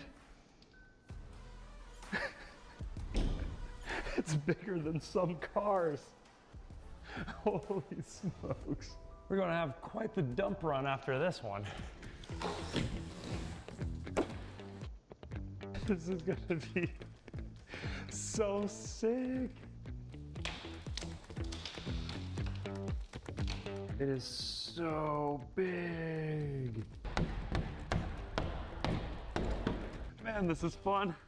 I feel like the coolest thing you could do in the world is like be an explorer like Jacques Cousteau, you know, go places no one's ever gone before, invent scuba equipment to go even deeper, but a lot of this world has been explored. And I feel like I'm exploring the janky, weird side of consumerism that no one's gone before. So I am literally the Wish.com Jacques Cousteau. Oh no. Look at this floor. I think I'm going to make a table out of that for the podcast loft. It looks like these little rubber feet may have moved around quite a bit in shipping, but everything's covered up pretty good. We maybe lost a little bit of paint on the edges, but it's not bad. What does this say? Okay, it says phase 1. I feel like there's going to be a lot of translation required on this setup right here. Wow. It's a little briefcase in here. What? See, look, it has little briefcase wheels, but I really, really hope that the big piece has wheels. Otherwise, once it's off the wood, I have no idea how I'm gonna move it. We for sure have some standoffs so I could get the forks under there. Wait. Yeah. They was smart. They was smart enough to do that. So if I lower these, it'll be able to roll. Huge, huge win. First off, what is this? And is it okay? It's poking through the bubble wrap. Oh, what? This is a voltage converter. It must have been cheaper to include this than convert this to work on 120. Oh. The HDMI cables, the power cables are already routed. No way. That's nice. There's all this technology, all this expense, and they put the cheapest, that is the weakest half-decent steering wheel money can buy. Nah, you gotta throw the a Mazda. Logitech G You whatever. gotta throw a This is Moza like in there, bro. $300 on Amazon. You gotta throw a Moza R5 like mine's in that bitch. $7,000 sim racing rig. Gotta love it. Oh, is that an LED light? Initial quality impressions, better than I thought, for sure. And I can't believe it arrived this put together. Like, the steering wheel is mounted actually. Are you kidding me? So where's the computer? We did get screens. There's one here, one there. Oh yeah, look at that. That's metal. That's crazy. I thought for sure it would be plastic. And here's our hydraulic cylinders. Or maybe they're pneumatic, I don't know yet. But we are about to find out. Have you ever been fishing? I have, and it's awesome. But for all those moments where you're not by the water, there's a free game called Fishing Clash. Gamer-specific display, in English nonetheless. It doesn't say frame rate or resolution. It looks like a TIE bomber cockpit. It even has this like Empire-looking logo. Wow, this whole thing is going to move up and down on these cylinders while spinning around on this. I don't know if it's going to be a realistic simulation, but I know for sure it's going to be a lot of fun at an arcade level. Oh look, this says 110 to 120 right on it. I have no idea what this stuff is. We've already got our screens. The computer's probably inside of this somewhere. Are these doors for the car? Oh, I wasn't expecting this. An English manual, let's go. You can set up payment and how long it'll work off of a coin. Okay, let's check out this seat. Oh, so you could set that up for like an arcade. A lot higher quality than the That's cool. racing seat that came with my Spider car. Oh no. Which was basically the same exact price as this. Okay, my first time stepping in this thing. We got a seatbelt. This is nicer than the seatbelt from my roller coaster, actually. I'm a little big for it.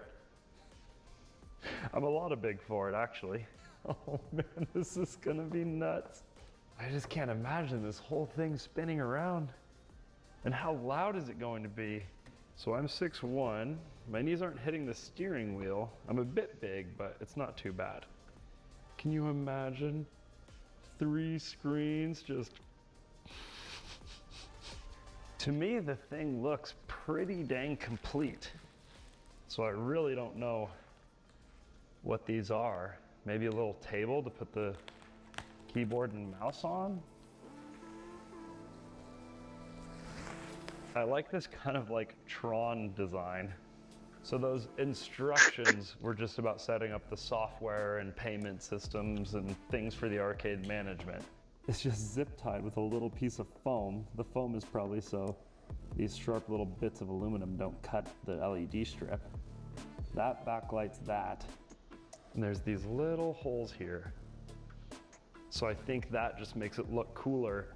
So as someone's riding the ride, you're not seeing the back of a bunch of monitors and yep, for sure. That plug is the same as this. The next phase of the process, and hopefully the hardest phase, is getting this off of that wood. I would just scoop it up with the forklift, but there's all these wires underneath it. What if I use the ramp? Yeah, all of my new plywood to gradually lower it to the ground. Like a very gradual ramp. Heavy things, you want to move slow. Pretty sure that's a rule somewhere. And by golly, they probably wrote that rule for a reason. Now we just spin these up, get them out of the way. Look at that fat gear right in between the two, so the whole thing spins. That's fine. This should be the last support keeping it from its own wheels. It's just a nut that's been punched so it's won't go up and down the threads. You can hear its weight crushing this plywood. Oh, this might be a bad idea, but we're too far now. If someone was in the seat right now, it'd be the first ride. Oh God. That shit's not going nowhere. You gotta jack it up. Okay. Ooh. Is my dumb idea actually working for once? Woo! Really easy to move on a flat cement floor. Nice long cord. It says 220 right on it, so we'll plug that in after the converter. And this is a locking kill switch. We're gonna keep that handy when we first turn this thing on. Packaged really well, that's good. We of course are not going to need this little stand they came with. Razor thin. That's nice. Hanging the screens was a little nerve-wracking because I had one hand on the screen and one hand on the screwdriver. But this and the covers were the only assembly required on the whole thing. Okay, this is starting to get real. That is dope. And I think this little crack in the middle would be annoying, but those things are probably going to block the light coming through. And I can do a little bit more adjustment later, but I just want to get this thing working. They sell like dividers you can put so it looks like mirrored. Basically as far and yeah, you won't even see the seams. in and out as they can go in this little gap. We have self-tappers like this and just regular threaded Phillips. Everything here is way too new looking to be used, but you can tell by the little scuffs. This has been screwed in before. My guess is that we had to test it. Set it up at the factory, make sure everything lines up, take it apart, ship it. Or I bought the only one. I think I might have done that with the Spider car. We are getting so close to just full sending this guy. Okay, we've got all of our panels on. Looks good. This must be where the computer is, because that's our little USB adapter for the keyboard and what have you. That looks like our power button. And yeah, now it's time for the part that I'm So you can't connect your about PC to that? It's its own PC? The factory sent me this. That makes it a little bit worth it. You can see like that makes it, yeah, that makes it plugged in worth it because that means you don't have to run your PC. Wall, and then this whole you don't have unit to is buy just a PC, plugged into it's just that. everything connected. And that's all they said. That's the only information I have. I've since asked what these are, these little converters, because why would they have sent them to me if I didn't need them? But this is expensive. I don't want to just fry it. I'm no electrician, but hopefully The worst thing that can happen is we just flip the breaker, right? Oh, look at this. Maybe those are just backups for whatever is in here. I really hope I never need to deal with that. This plugged in to the wall. That's loud as fuck. Okay, that's all in Mandarin as well. Now that's just cruel. This power switch is that, and the plug-in is that. I think I kept the end of this from the spider car. Let's go! I definitely did. I'm pretty sure. Yeah! I even cut it off with extra room just in case I ever needed one. I'll bring my soldering iron home and do a better job of that in the future, but the wires are the same colors. Very convinced that's fine. Okay, doke. I am manning the kill switch here. That's off. That's on.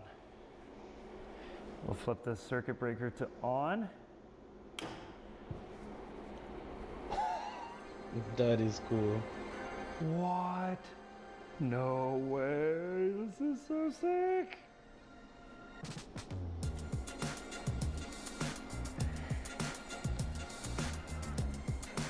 Is it gonna work first try? Oh! We got one screen. Windows. Of course. What happened to the other two? Whoa.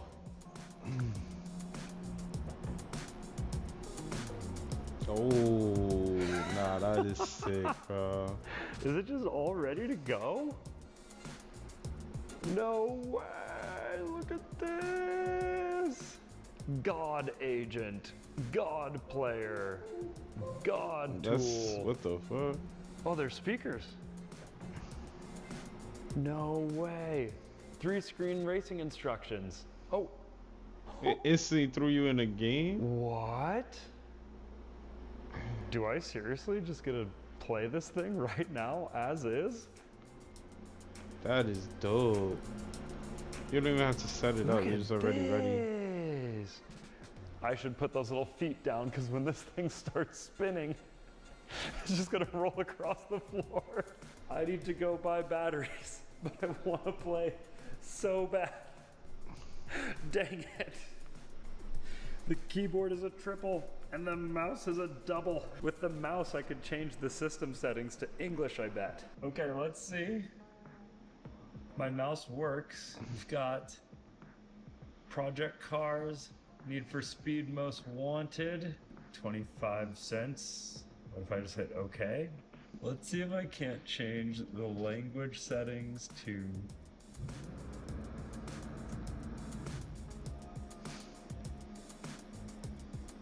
What just happened? Oh, there's speakers built into it. Hopefully I can set up headphones. A lot of the game settings were actually disabled, so it took some time, but eventually I loaded up a race.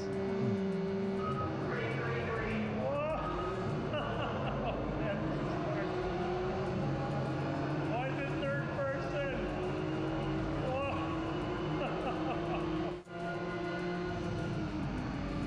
Okay, the braking feels good. Whoa. Oh man, it turns so far. Like, why is it turning so For this much? thing She's to not even turning. default to a third-person view of a car is just criminal. Yeah, that's so but eventually, stupid. I found the right settings to make it first-person and started to get used to the movement of the machine. Oh man, I haven't raced on a steering wheel in third person since I was a kid. It's so cool.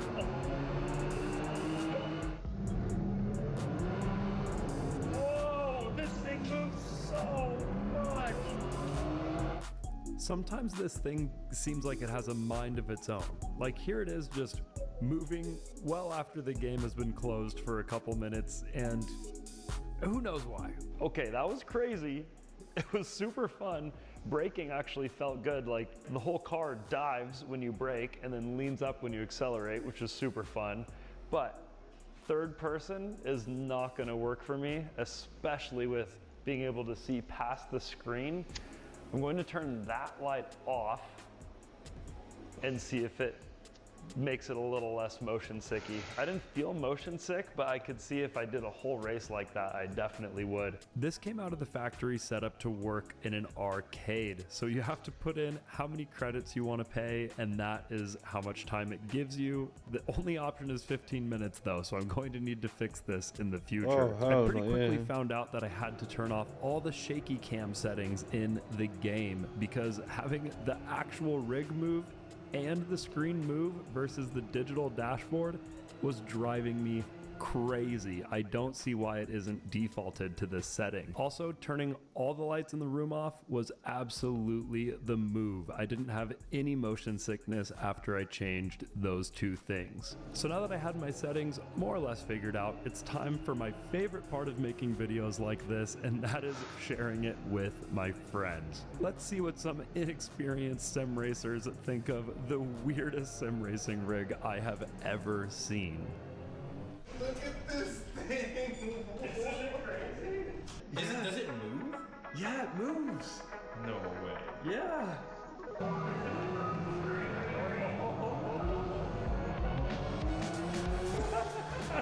I just sick. What the heck is even that? All the way backwards. You're crushing. Hey, you don't realize how much it turns when you're sitting in it. Everyone who sees this thing is going to think it's AI. This is like an arcade. Yeah. We should get an EDR. I've been trying. They're hard to find. Really? Yeah. This is crazy.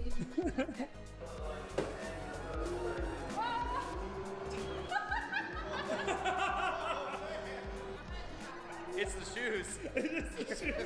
So overall, it is a total hit. Right now, it definitely feels more like a fun arcade game than a legitimate racing simulator, but I'm sure once I have the time to tweak these settings, I can get it closer and closer to an authentic feeling simulation machine. I will be doing a deep dive showing this whole rig in a future video and live streams, so make sure that you subscribe. But for now, let's just take a moment to appreciate how sick this thing looks, moving all around the garage. We even found a game that lets you turn in complete 360s, which I really wasn't expecting. Like, how are the cables figured out? I don't know. It's crazy. I need to spend a lot of time with this machine, a lot of tweaking, and really dial it in soon. Yeah, that shit is fun. Wow. Whoa! This is crazy. Do you like this view better than with the dashboard? I do too, yeah. Yeah, I think it's Way better. There's less distractions. Yeah. It's like more screen too, you're not. It's so sensitive. Uh-oh. I think we have error screen 404.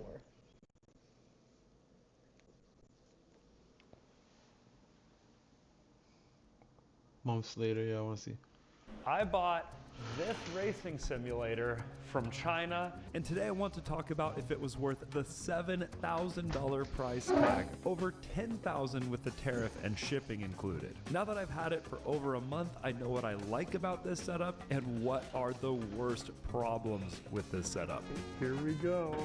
Holy moly, man. So when you first turn this thing on, you get the lights. But then when you turn on the computer, it is automatically going to open up this mode called God Player, which has all the games in it. And when it does that, the cylinders engage. See, they're moving up to a neutral position so they can go both up and down to, of course, simulate the car movement. The first thing that I want to talk about is fun as an arcade game versus accurate as a simulator. And every game on this thing has completely different physics for how it actually moves, especially when it comes to dirt versus road racing.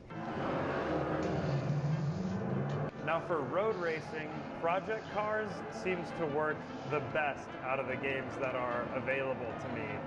And the thing is, steering feels completely wrong for sure. Like you get a little bit of lateral load, you feel a little bit of G-forces in your seat, but it's way too dramatic.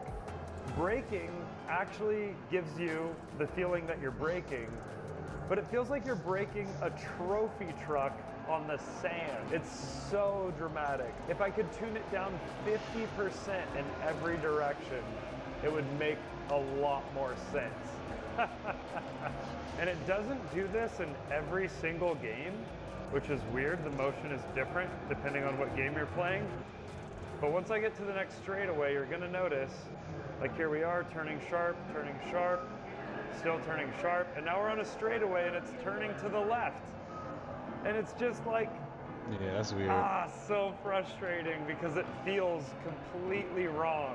Like it's disorienting. But now that I've had this rig for a while, I can tell you where it really shines, and that is rally. And just looking so cool in the dark. That's also one of its strong points. These are the entirety of the games available for this machine. And by far and away the best is Dirt 3. And rally is where the dramatic movements actually make sense.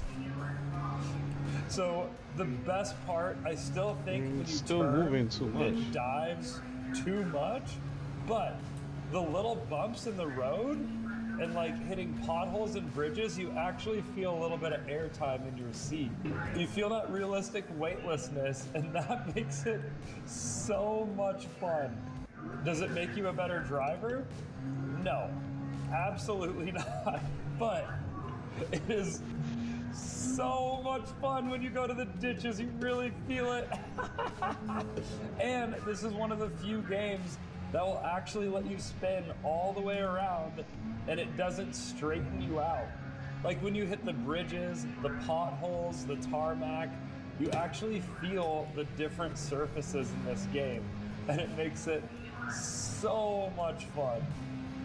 I still don't think it's all that realistic, but man, is it fun.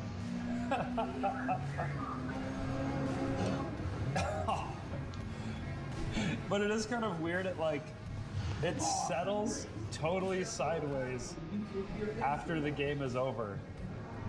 Like, that's pretty weird. And if you pause it during the game, it'll just keep spinning. There's all kinds of crazy quirks that they didn't smooth out before shipping this thing. And now we gotta talk about the worst parts of this overly expensive racing simulator. But make sure you subscribe right now because I'm giving away a free GoPro Hero 13 to a random subscriber. I'm announcing it at the last day of the month. Good luck. I have a laptop, gaming computer, my phone, and of course, giant Chinese racing simulators. So that is why I'm so excited to announce this video is sponsored by NordVPN. Because with only one account, I'm protected. One of the biggest downsides is all of this software is pirated and very broken. On a recent live stream, I had a bunch of tech guys try to help me get just Windows into English, and it's a pirated version, and there's some kind of background software that's overriding all of the regular Windows stuff. So it's kind of it was half all in in English, Chinese. half not, is as close as we could get it. The instructions were so convoluted, I even uploaded them to the best AI, and that didn't work. But Chat is the one that got us this far, so at least the God Player game thing is in English. So on top of that, this software is so specific. These are the only games we have, and a lot of them don't even work. Like even Dirt Rally, which is the best game for this sim, is entirely broken. It's missing a bunch of files from however they made this thing work. So all of the options are a weird text-based format. So not only is it hard to select your settings, but it doesn't save your settings either. So No. every time you load up Dirt, That's you need to go to terrible. options and remind it to not be played with the keyboard, but with the steering wheel. So you need to do that every single time you load up this game. And some of the games don't even work at all. Like this game That's called stupid. Distance. When I turn the steering wheel while it's in the loading screen, the whole thing moves like crazy, right? Which it's the only game that does that. And then when you actually start playing, it almost doesn't move at all. Like it's just so broken. Yeah, that shit looks like the terrible, middle too. of the steering wheel is not middle anymore. And sometimes you need to hit a boost that's like hit the shift key or like things that are meant for the keyboard, right? And a lot of maps on this game, the motion rig just doesn't move at all. No reason, just some do, some don't. And one of the most surprising My man things is about this laughing but racing crying at the simulator's same time. price I feel for is him. what you actually get in the PC department. Obviously, for $7,000, the G29 is like the cheapest setup you can get. It's decent, but it's cheap. And the computer, well, we'll get to that later. Now, what about He's customer support? laughing, but I What's know it like he's talking to crying. the Alibaba sellers?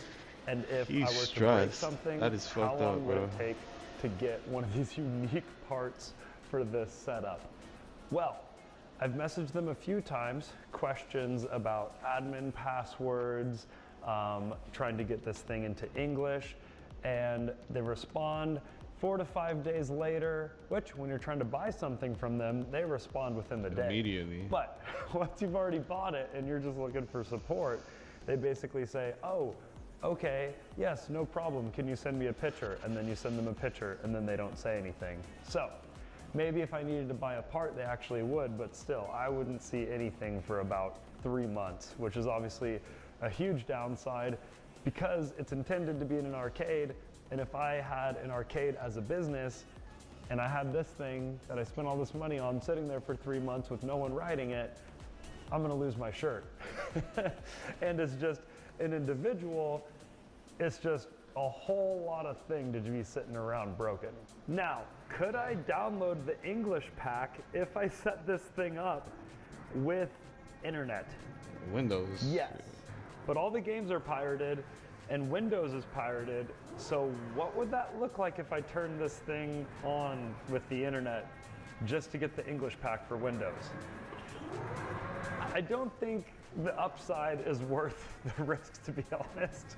I've got one more bad Just before delete we the get to the games. good, and that is And then for rebuy such them. an expensive and elaborate setup, the screens are quite small and far away. You can see here, this is about what I see in real life, maybe like this, but more peripheral.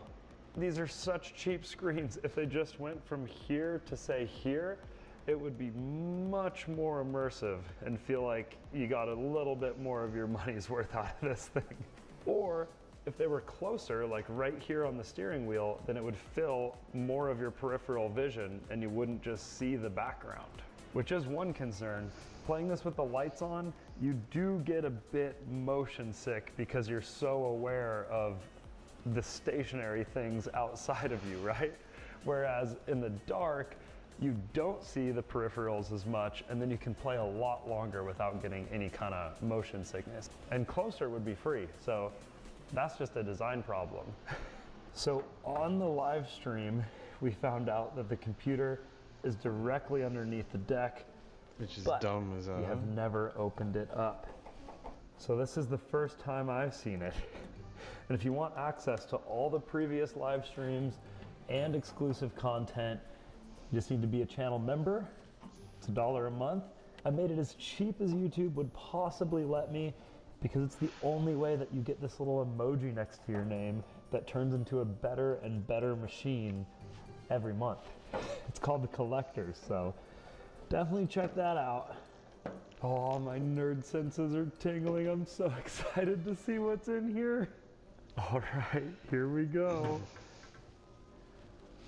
Holy moly, man. This is a computer that I hope I never have to work on. That is insane. That Holy shit is smokes. stuck under I the know that whole this fucking LED seat. You has can't to even be do nothing. plugged in somewhere. That is a terrible design. Holy shit. Oh. These two things here, they sent me 2 spares in the box, so those must blow fairly often. Got a power switch, a bunch of electronics management, the whole speaker right there. Wow. That is So cheap. that's where our actually quite good audio comes from. That's cheap as hell. Interesting. Probably sound a lot better now that I have the lid off too. And there she is, our PC. So how does this spin? Yeah. Yowza. It is sketched to the E. There's no way this happened from me just removing the cover. I was trying to follow these cords because obviously this is the pivot point. And I'm like, how do these cords not get tight when it spins around, right? And then I looked in here and I was like, wait a minute. This green cable It was ripped off. isn't connected to anything. Unless it wasn't At all. connected to start with. You can see these yellow ends on everything else that all has a place to go, which things are looser than you'd want. This green one is just grounding out to the case on the bottom there. Oh, look, I have some EQ settings I can change. We have a regular janky power strip in here. That is You'd have to crazy. open up to reset if something went wrong. That is crazy. This is a ripple, bro. He got robbed. Man, this is just absolutely fascinating to me. So this is our motor That shit is- spins it in circles. That's a hazard. Electric it looks motor. like. This thing must use a lot of electricity. Dude, the PC case is screwed in place pretty solidly. What kind of GPU and 700 CPU watt. though? Got USB ports. We do have a network cable. Where does that go? There is a way to hook up 2 rigs into each other. So that network cable goes into this. What I still don't understand is how when it spins in circles are these cables not getting pulled? Let's fire it up with the camera down here and see what happens when I just steer. I'll load that game that for some reason the steering works on the loading screen. You can see right there that says ready in English, which is interesting. Our green wire is not connected at all. Hopefully that's not important. Now let's turn on the PC. So it probably would be relatively easy to upgrade the steering wheel. I'm sure it's just one of these USBs. Oh, so he been thinking to upgrade his Interesting. steering wheel. Let's see if I can sit in here somewhat safely and grab the steering wheel. Don't do it. Ah! Ah! Oh yeah, look. That square post is actually moving, but the wires are not. So the post is moving, but those wires are not getting twisted or anything. That is so interesting. That's smart. That's smart. That's dope. Whee! So my thoughts are, it must be like brakes in a BMX bike, you know, where they have the little disc that gets pulled up, except these must be leads on something conductive and round, and then it just spins around and doesn't lose the connection. But that's gotta be mostly just electricity, I imagine, is all that you'd actually need to put through there. Everything else is connected enough to not, you know, like if I hit the brake right now, the whole thing's going to dive forward. So these cables just need to be able to handle that. Like if I hit the brake, yeah, accelerate. They just gave them enough slack. Yep, no problem. This is like a completely different experience being here on the ground, controlling the pedals. Now I'm just free spinning for no reason. Interesting. Seems to me like it can spin around indefinitely, which makes no sense why the games like Project Cars would straighten up in the straightaways. It's actually the worst thing I think about this whole setup is that, because it totally takes you out of the simulation, which obviously we're trying to simulate here. Why would you do all this motion and then have it do that? So here we go. According to chat, we are going to select the second tab and see what we are rocking. 11th gen Intel Core i5. I mean, it's That not is crazy. terrible. but it'll do. i5? Our GPU is a GTX 1660. That is pretty dang terrible. weak. That is fucking terrible, bro. Imagine paying that much and you're forced to fucking play on a GPU and CPU like that. That is terrible. Your games, no wonder why you feel like your monitors is fucking terrible. Your games is probably running like shit. For a $7,000 Oh my God. rig. It's about a $300 PC.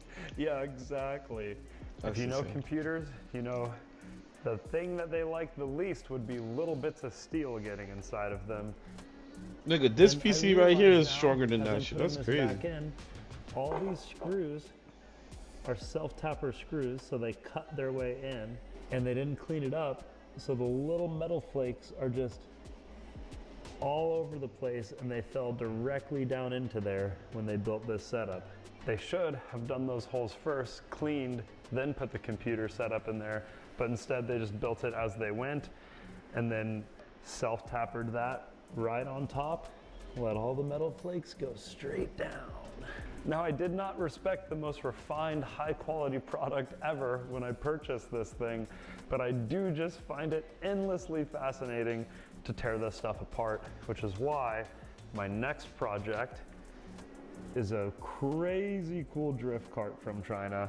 So definitely subscribe to That was check that fire. out. It's free, and you can win a GoPro Hero 13, announced at the end of the month. Peace.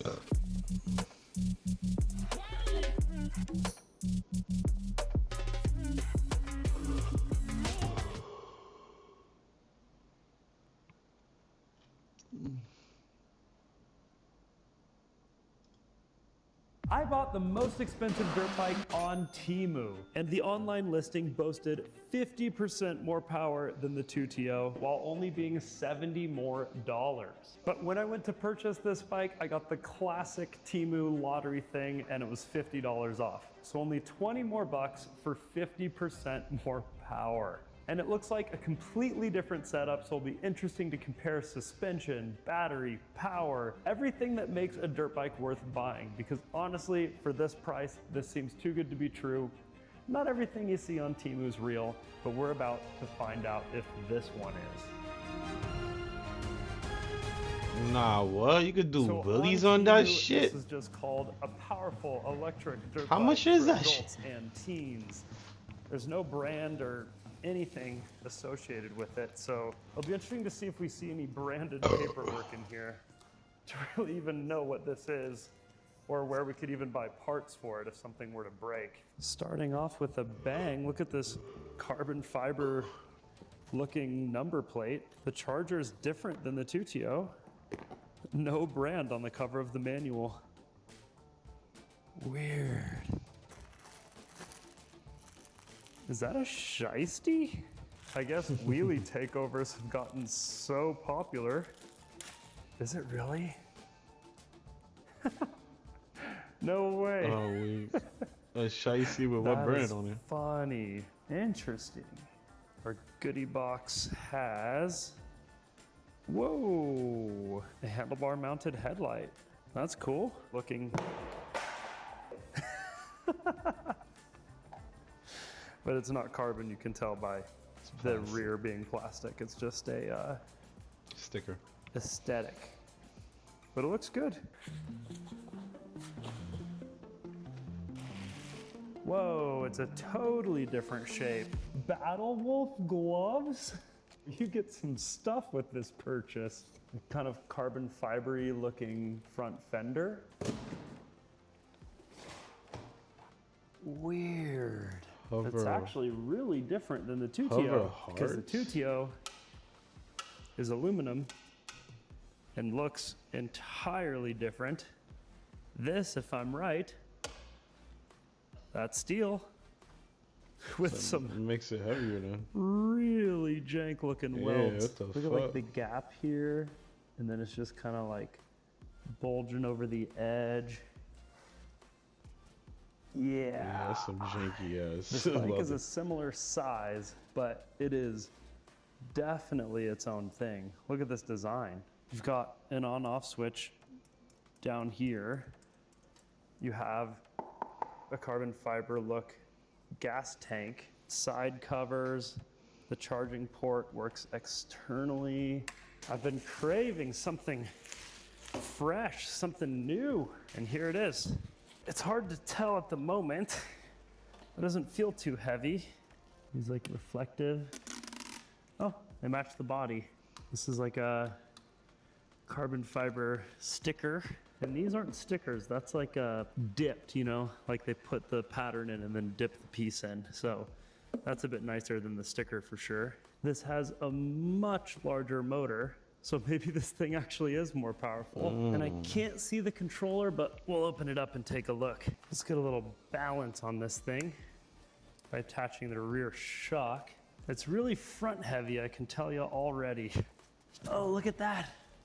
It's There's made our out of controller. steel, so that should not be heavy. It's Which could be a good thing too, at because least has a safety totally wise, different heat sink. that shit is We not gonna have like break apart. little on bitty you forks that look or bend, whatever the fuck. exactly like the 2TO, but gold. I know that some of you guys think I have some kind of problem buying 25 motorcycles and counting, and yes, I should definitely talk to someone about that. For real though, if you need to talk to someone about anything, BetterHelp is a great way to do it. BetterHelp is the sponsor of this video and for sponsoring this video. The paint that's on the entire bike is this like speckly spray paint that looks like it's going to scratch off really easy. This gray has like the speckly flakes that make it shine, and so does the gold, which is never a good sign. It looks especially cheap. bad on the wheels. It That shit doesn't looks look really like a cheap. smooth paint job, and I just have a feeling the first time you go through a dirt trail, gravel road, that is going to look disastrous. We have one big Allen holding up the handlebars. It's a locking washer. Doesn't seem bad. Never seen this before where the handlebars are already attached. It seems like maybe these won't align up properly, but maybe they set it all up, test it, and then remove this part. I don't know. This battery says it takes 10 to 12 hours to charge. And That's then a we long just ass need time. to plug it in right That here on reminds the me, side, I forgot which is about my actually my a electric pretty nice motorcycle. I location, used to have because mad on fun the with that. 2TO, you need to unscrew the seat and then curve it in there. I mean, you can reach through here and charge it through there, but a lot of times when I charge this bike, I find it easiest just to remove it entirely. Which, by the looks of it, it'd be a lot more work to remove the battery from this. I wouldn't exactly call it hot swappable. The battery is the same voltage, and the charger charges at 3.5 amps instead of 2.5. It would appear that these handlebars are steel. Steel, So those strong. would be heavier That's than good. the 2TO bars as well. Assembling this bike was super simple. All I had to do was put a few screws in the fender, the holes lined up just fine, remove the spacer from the front brake, and then put in the axle. The larger spacer went on the side of the brake. The little light is rechargeable by USB, and you power it on just like this. It has a nice amber, and then of course some really bright settings. And it's on this little tactical rail. So you just throw this on the handlebars, make it stick out in that gap, There aren't any wires going to it, so it isn't confusing and it isn't drawing from your bike. So if you're using your headlight, it's on its own battery. And you could easily use the thumb screw, slide it off and bring it with you. Say you're doing some urban exploring or something, you find a cool spot to check out, you could just slide it off, go check it out and hop back on the bike. Okay, in theory it was easy, but everything is so tight in here, you're not gonna wanna take this off. Nice. That's a nice screen on This it. one was a bit Looks like an iPhone. bent in shaping. The other way went in way easier.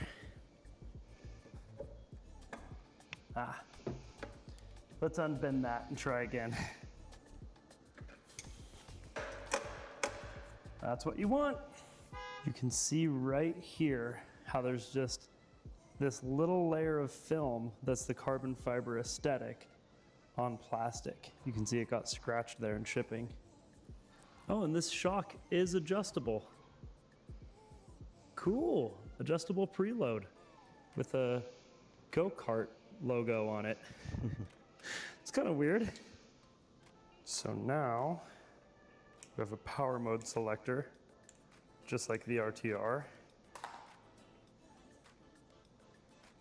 There's Nice. 1, 2, 3, sport mode. Power mode 1. Leaves a lot to be desired. Power mode 2. Damn. Better. Chain seems tight and this chain guard makes it really loud. 3. That's fast. Okay. Holy, why does it sound like that? Oh. Yeah, it sounds. Oh no. Like we're at stiff. 100% battery, top mode, which is mode 3, Like sport I don't know. mode. Let's see if she has Sounds like it where needs oil. counts. Oh shit, that shit ripping out rubber.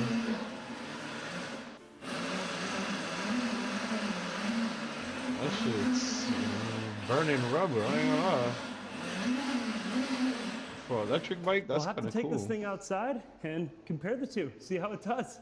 On paper, it's 50% more power. I mean, definitely does burnouts a little better, but that doesn't mean a whole lot.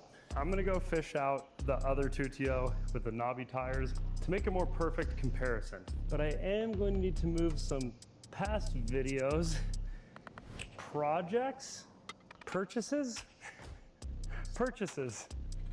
like the lawnmower from my most expensive Temu mower video and the cheapest 250 from Walmart. Now this bike does look pretty good, even next to the 2TO, but is it any good? No. It's just really sounds not. terrible. You can hear the tire hitting the fender when I land, and the front fork is so soft. And the That's Temu terrible. listing did list this for teens and adults, so it's not like I'm just riding a kid's bike. This is meant for me. And it's just way too soft. I'm in sport mode. That shit sounds mode 3. nasty. As powerful as it gets, I'll fully compress the forks, fully pull back, and I'm not going to even get close to being able to wheelie this thing. Oh no, that sucks. And the seat wants to slide you into the tank, and then at the very end of it, where you want to be sitting, you're basically sitting on this little fender. And I know I'm going to break it off if I ride it anymore. All right, we will That get shit's an terrible. exact top speed. That's the only way we're going to get our money And that's the back most if this thing expensive one? Actually can't go 34 miles an hour. Since this is a more expensive item, Temu is going to want proof that it wasn't as listed. I can't just return it because it's bad, but I'm going to try and I'll make a post on my page if they let me return it or not. So make sure you subscribe for more great videos and to see the verdict on this return, which I'm almost positive it cannot, because it's less power than the Tutio. The Tutio can barely do it, but it can. That has been proven. And I just have a feeling that this thing can go 25 tops. Listen to how much louder it is. It's crazy. That shit sounds loud as fuck. Full battery, full speed.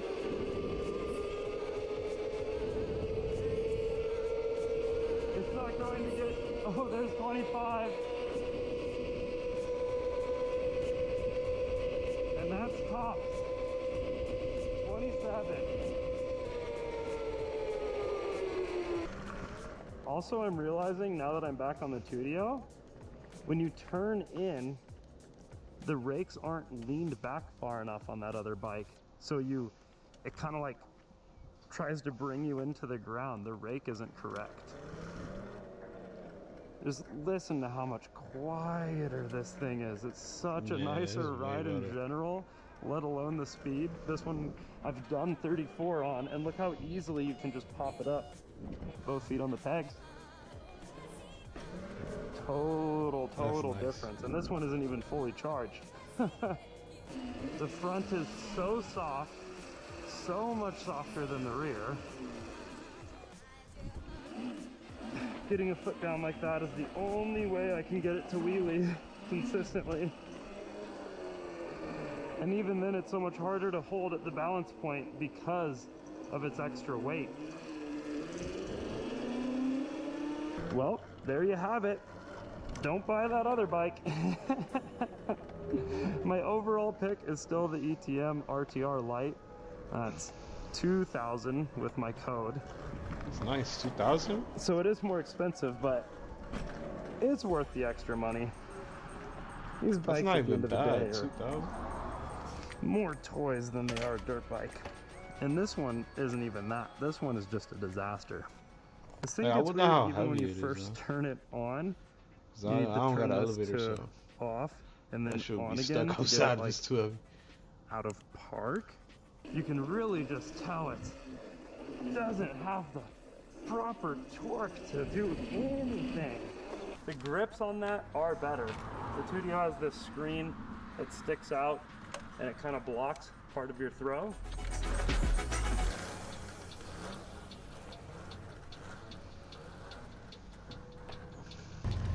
There's a clear winner here. This thing doesn't even come close. What the cheapest electric dirt? What do you mean? Oh, so this is the cheapest dirt bike? Hold on. This right the here one is you was the just cheapest bullying? electric dirt bike on all of Amazon, and I actually think it's a lot of fun. It's the perfect way to practice wheelies. It's an inexpensive grocery getter. It's really not bad for the price, but I think with a few inexpensive upgrades, it could be a lot better.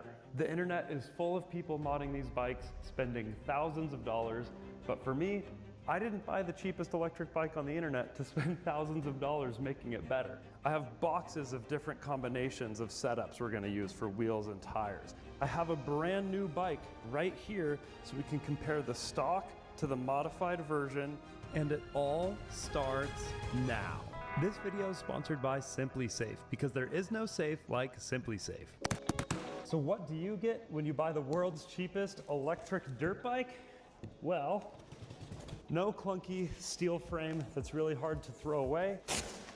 All you've got is foam and cardboard. And all of your pieces are cleverly packaged in here. If you want to That's see smart. the full unboxing video, That is check smart. out my last video on the Tutio. But we're gonna speed run this thing because some of these parts we aren't even using in this build. I am testing multiple different setups in this video, and the links to my favorite will be in the description. The front wheel is a 14, the rear is a 12. They're both quite heavy, and the lower the gearing, the more torque we're gonna have.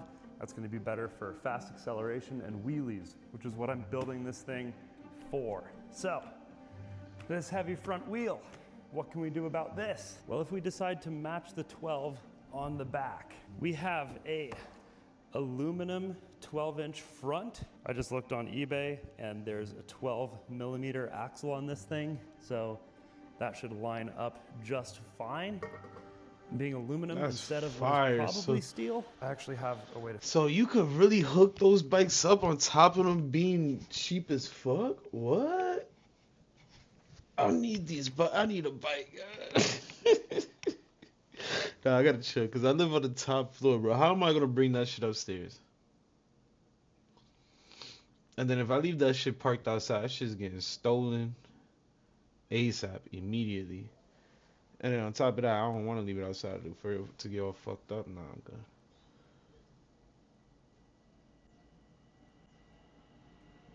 Damn, I want that shit though. How much does that shit weigh? Like, is it a heavy ass bike? We'll figure this out. Ba-bam! Aluminum, not magnetic. Steel, very magnetic. So not only is this wheel smaller, it is also aluminum, so it's going to be doubly light. You'll see the theme of this video is how light and powerful can we make this bike for the least amount of money. And obviously, the cheapest bike on the internet is going to come a little bit heavy. But the frame is aluminum, which is one of the main reasons why I think this one right here is worth upgrading. And if you don't have one yet, the cheapest way to get one is using my code at tutiosport.com. That's cheaper than Walmart, cheaper than Amazon, and it supports the channel. So if you do choose to get this bike, use code Edwin and save some money. All right, I'm gonna take Hold on, how out much? this battery. I'm stupid. I was just about to go see how Choose to much. get this bike, use code Edwin and save some money. All right, I'm gonna take out this battery. This That's bike cheap though. does That's not charge bad for very less than slow. 2 bands. So we're gonna get it charging while we're working here. I will have links to all the upgrades in the description below. This aluminum wheel ran me about $100, and it honestly looks like it might just fit. Because it needs to be just as thick and the bolt holes do need to line up. It looks close. 10 inches is our best bet for the lightest option and the option with the most torque. So let's start there, see if this works. So I measured this axle. It's 13 millimeters. It seemed like, while I was on eBay, the more popular size is 15. So I had way less options, but I think I found the right stuff. The first question is, does the eBay wheel indeed have a 13 millimeter? Yes, it does. Does the brake rotor Looks too big. and sprocket fit on this 10? This cheapest build possible could ironically be very expensive if this doesn't fit. It doesn't. Dang it. Oh, maybe this is the wrong side.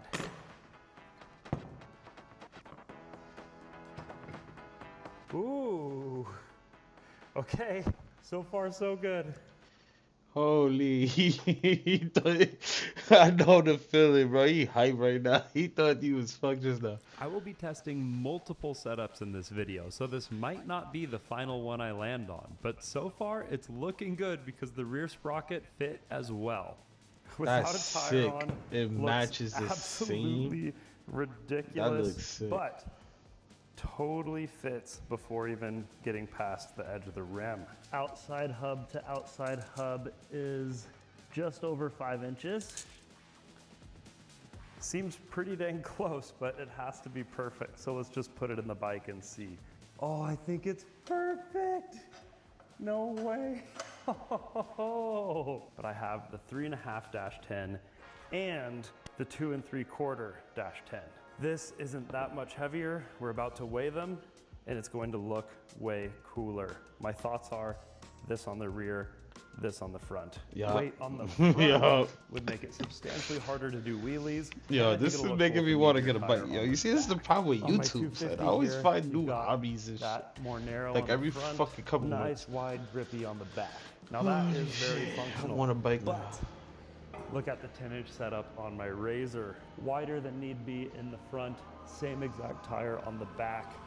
I think that too is a good look. But any That's supermoto tires will electric or look gas? awesome on a dirt bike. The real question here is how much weight are we saving? Because that is what's going to help us accelerate faster, coast our wheelies more easily, and give us longer range, which is a big deal on electric bikes because you can't just pull over, fill up with gas, and keep going. Yeah, and with that's the the problem 10-inch with these aluminum bikes. wheels on the front and the rear, it'll save us just over 2 pounds, which should make a huge difference in how far we can go on on this bike. Now, I used to do this with regular tire irons, and then I got ones meant for dirt bikes, and it made my life so much easier, especially on these small little rims. The smaller they are, the harder this process is going to be. So I'll link the ones that I've found the most useful so far in the description as well. Now, a big power improvement you can get for free on any bike, but on Just electric sprocket, bikes it's even more important. It's keeping your chain really tight. Any bit of loose chain is robbing power. When you get a brand new bike, it gets loose pretty quick. So, things to think about. Look at that. We have plenty of room. We're never gonna hit that by leaning. But obviously off-road, you could hit a rock, but this is the street build. And that looks mean. Yeah, I ain't gonna lie, For that gear looks so reduction, fire, we're going bro. from about 19 inches to even fully inflated 17 at the max. That's a 10.5% reduction, which isn't huge, but for such a low-powered bike, I bet it will be noticeable. And the big thing is rolling resistance. You can imagine this on pavement, we can pump it up to 36 PSI, versus this, we are going to be accelerating faster, longer battery life, and most importantly, easier, better wheelies. We are lowering the ride height, and this would be a problem with a normal bike, but this comes with an adjustable kickstand. So all we need to do is remove these bolts, lower it, and we are good to go. Next, I put the smaller 10-inch tire onto our 10-inch aluminum front wheel, and that also fit perfectly. No way. No altercations required. 2TO used the standard issue China wheel. All that was left to do was throw on the handlebars, and I didn't put on the fenders because I think they look really cheap and silly. So here we are with our final bobber look. I think it looks amazing, but does it work amazing? We're about to find out, but first, on this channel, I do tend to do videos on the cheapest dirt bikes that the internet has to offer, but that doesn't mean that the value is really adding up. It was time to get serious about security, so this video is sponsored by on this bike to make it look even better, and it's free, was just to switch the number plate around. I like this clean black look. I just need to paint this wheel, and then let's get after it. And as we expected, our whole shot acceleration was faster, but our wheelies felt off. Need the So fender. since I popped my last 10-inch tube, I realized that this front wheel fits perfect. And the funny thing about it is, this is from my video, it's a 110, where I did the cheapest and most expensive dirt bikes on Temu. And that front wheel fit the same exact spacers. So what you get when you're buying one of these very inexpensive Chinese bikes This is adjustability. is the same stuff you're getting on any of the other very inexpensive. It's just like Temu buying a bikes. fuck I out rode Honda, this bike nigga. around You a could lot get with parts for the 10-inch low. wheels on it. This whole setup was miserable. The main thing we lost here was Well, nowadays not the so much. suspension geometry. But older Honda. This bike, in its stock form, has a bigger front than a rear.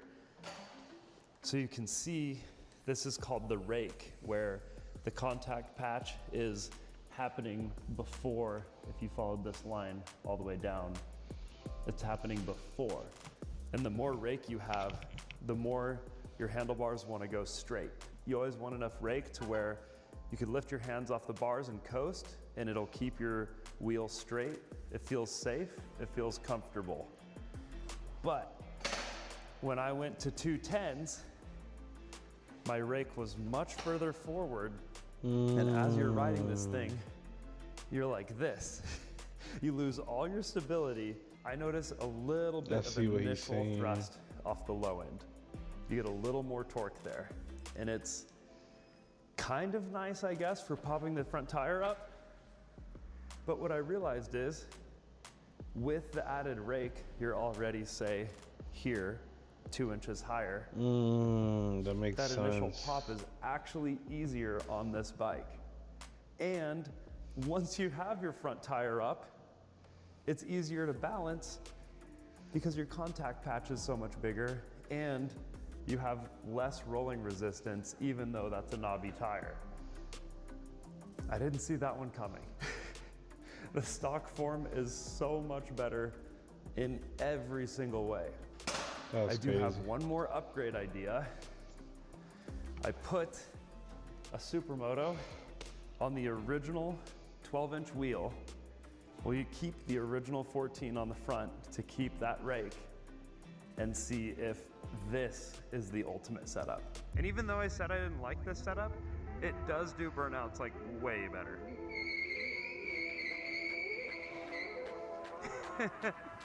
Which still isn't very good, but I just like that so much more.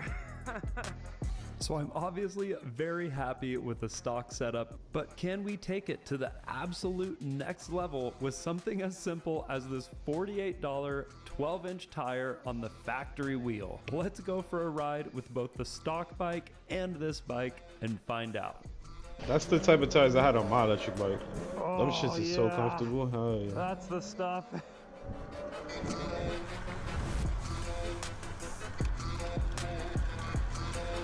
But they was obviously bigger. So after hundreds like the of same dollars slick spent, type hours and tires. hours of research, my favorite mod for this thing is seriously a $50 tire. Pair this with a Supermoto up front and it's by far my favorite upgrade in this video. Of course, we're going to get to that Bluetooth dongle to change your tune that everyone talks about, but we're going to do that at the end of this video because honestly, these tires make such a bigger difference. Sticking with the factory wheels, I don't notice any difference losing the extra pounds. It just is a bike that has such little power, it's so hard to tell. But with this setup, I turn better, I coast longer, I get more range, I go faster, and wheelies are much easier. I kept switching between this bike and the bike where the only real difference is it has the stock tires, and it really does make a big difference.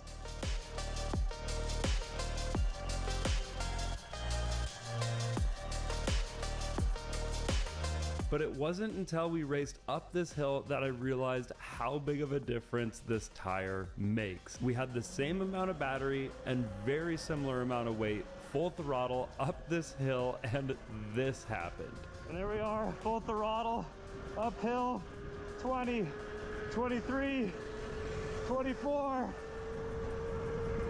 26. He's out. The claimed 40 miles an hour or whatever, I think is maybe a little far-fetched on the website. Oh, so it doesn't go I for think 35 with my weight is about all you're gonna get out of this thing. So my shit, so with my weight, it's gonna be like 25, dog. This stuff. That shit is nice though. Partially, I was just taking care of the camera, but I think that tire makes it so much faster. Were you at full throttle? I thought you were. Yeah. That's interesting. So it makes it so much faster. Yeah, you were so far ahead of me. Yeah, I mean, if you think of how much more rolling resistance that has, like, it makes a big difference. Yeah, totally. And I'd be willing to. That's bet why I on my more than bike you I used too. to be out. Yeah, yeah. Wow. That's I why on bought my all bike this I stuff, used to be bought out. I all used to be these doing different like things. 40, nigga. And Phew! the $60 tire. I got into is like what- 3 is accidents my with that favorite bike. of My all of fucking them. clavicle was Oh, and here separated we because are of on that the bike. gravel, and Well, I got hit by a car, look, but full still. throttle, dump the throttle, do a wheelie, It was on that not bike. breaking traction. I mean, if you're not in the mud or hill climbing, there's just not enough power for you to need more traction than this off-road.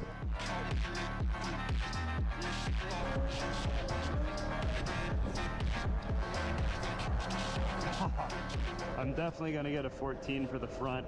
I wish I could go 12, but I'd have to shorten the shock, and that's just a lot more work and money. And right now I'm just having fun with this thing, you know? My Bluetooth dongle was taking so long to ship, here I was thinking I had to end the video here, just talking about hypothetically what it could do. But then, at the very last minute, it arrived, and my good camera was in a bus on top of a mountain because I'm giving away this truck in 2 days, so I grabbed this old thing, whipped my wife's car to the garage, and set everything up. Shouts out to this homie. He's the only one that actually shows how to use the app when tuning this thing. And I use these settings that I found in the 2TO Facebook group. That is dope. You put it can to the unlock test. it basically. You could unlock First, that. cruise with my tuned bike, and then another set with the stock 2TO, and I was very underwhelmed. For torque, I'm giving it a 2 out of 10. Can't tell the difference. Listen to this. Sport mode, full throttle. Gets up to top speed really quick and then it planes out. Won't let it get any more. Our tuning bike. Oh my god, that shit sounds crazy. Just keeps on a rolling. And that's the main difference. I was really hoping to get more acceleration and torque out of this thing, but the added top speed is a cool feature and probably worth the money if you're trying to go faster than 35. Quick rant for the end of the video. Let's see if I can't wheelie to this highway. But anyways, why did I think that this little Bluetooth adapter was going to be such a game changer and bring me all this power? I really wondered why I had that impression. So I went back and looked at some of the content I was seeing online about this, and there it was. This is how YouTube social media works, guys. There's affiliate links. Like if you buy this link with code Edwin, I make money. So obviously I have financial incentive to get you to buy this bike. Now I try to be fair and unbiased. This channel is a whole big excuse so my wife will let me buy a bunch of motorcycles. I'm wildly passionate about filmmaking, so this is what I do on my weekends after filmmaking all week. But I've realized that this over-sensationalized clickbait culture has made it to individual people just doing a side hustle online on Instagram, something like that. And I just need to be more aware of that and more careful how strongly I listen to these voices. Just a little rant, no shade for anyone who's super hype on this product. I mean, it does increase your top speed and that is kind of exciting, but I definitely think it's overhyped. I have so many more motorcycles to test, so make sure that you subscribe and stick around. Keep it real out there, guys. Yeah, I deadass want this bike now. It's only 1,000 some change. What's this? The internet calls it the street legal Sur-Ron, but they also say it's $4,000. It's not. And it's also not made by Sur-Ron. But in a world where Sur-Rons are getting more and more criminalized every day, I wanted to buy this thing to see if it is truly street legal, how much it really costs, and if it's worth that amount of money. And the only real They way really for me to chasing find kids out down is 'cause to they buy it own this shit? myself, take this paperwork to the DMV, take it for a ride, and see what I think. You can see that this bike is actually $5,000, but wait, there's $1,000 off. But oh no, $420 shipping, plus if you want the paperwork to make it road legal at the DMV, that's another $227, plus you're gonna pay taxes, which brings the actual cost of this bike to $4,906. But if it's good, and it really is road legal, I think it's worth it, so yeah, I bought it. But I still might not have a road legal dirt bike when this is all said and done, because it came with some less than honest paperwork, but we'll sort that out at the DMV after we're done setting this up. Now this box was delivered just like this. I'm not That trying to is be dramatic, terrible. but literally a gust of wind could have taken that out. The delivery guy said it's actually super common with all kinds of e-bikes, pedal assisted bikes. So we just checked out the cage to make sure it's good, and it's perfectly fine. I can't even begin to describe my excitement for this one, guys. Most of the bikes I've done on this channel are like funny jokes of Walmart bikes, you know, let's see how bad it is. This one, I'm gonna ride all the time if it's as good as I think it is. It was awesome digging into a crate, not worrying about tetanus for once, and this sucker is held together with grade 8 bolts. I am definitely keeping these for later. And we have a very narrow 19 for the makes sense someone could steal your battery. It's This like shit that is goes nice. first. This shit nice. And then that For real. clicks in. And then if we were to put it in the on position, our seat is locked. It's off. Yep. Okay, so no one can steal your battery. All right, she's been charging for 1 hour. We are up 25%. So easy math, 4-hour charge if it continues at that rate. A lot 4 of hours, times that's batteries not will bad. slow down on the last 20, and some of them charge a bit slower on the initial 20% also. So 4, maybe 5 hours for completely charged balanced cells. According to our little experiment here, not bad.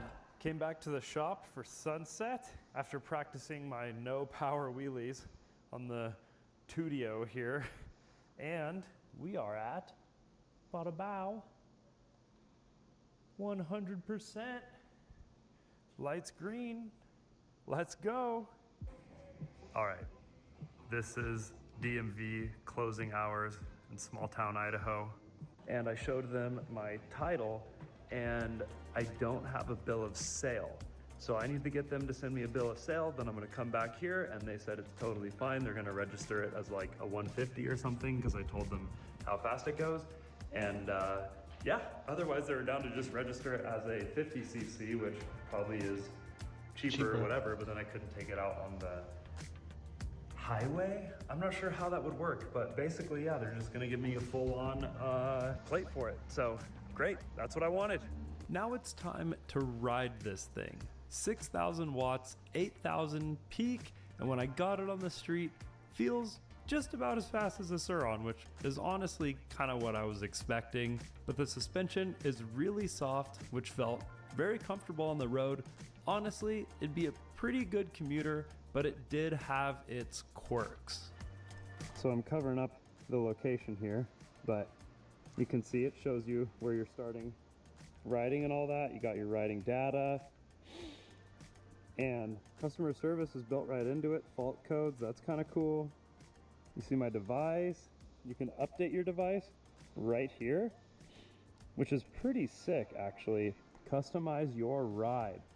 I turned on wild mode, so the response speed of sport mode should be higher, and I turned off the kickstand thing, which is super cool. You can do that in the software. Like, if you're out for a ride with your friends on trails and you want to turn it off for the day, you can do it. And then if you want the safety feature riding around the street or whatever, you can do that too. So both brakes plus the start gets you ready. And Einstein doesn't recognize you in your helmet. it's just me, Einstein. You love me, I'm your friend. He's like, I have no clue who you are. Get out of my property. Let's see if that new wild power mode lets you get the front wheel up a little easier, huh?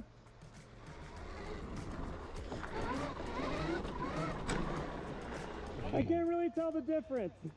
I do really like this screen, and it shows your miles till empty, which is kind of more useful information than just straight up, you know, other things. All right, let's take this thing where it's It sounds like a for regular the bike. street, man. All right, so we're in sport mode, given we are at 50% battery. Throw on our blinker for good measure. That shit nice And here we go, full throttle sport mode. 30, 40. I think it said on the website top speed is 50.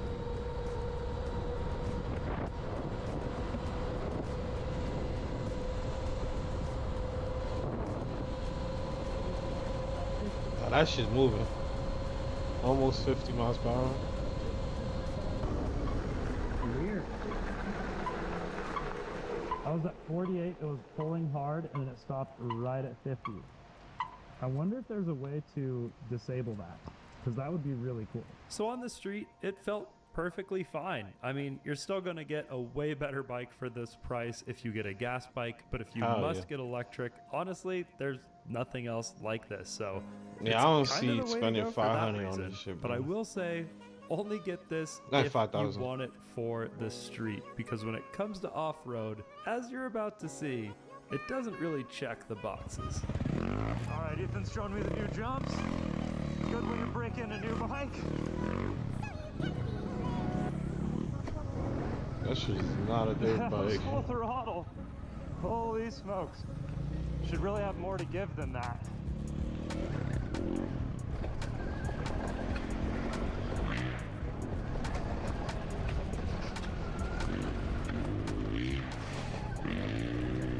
That nigga out on you. Throttle. This That fucking nigga so out on you. weak. Oh my god.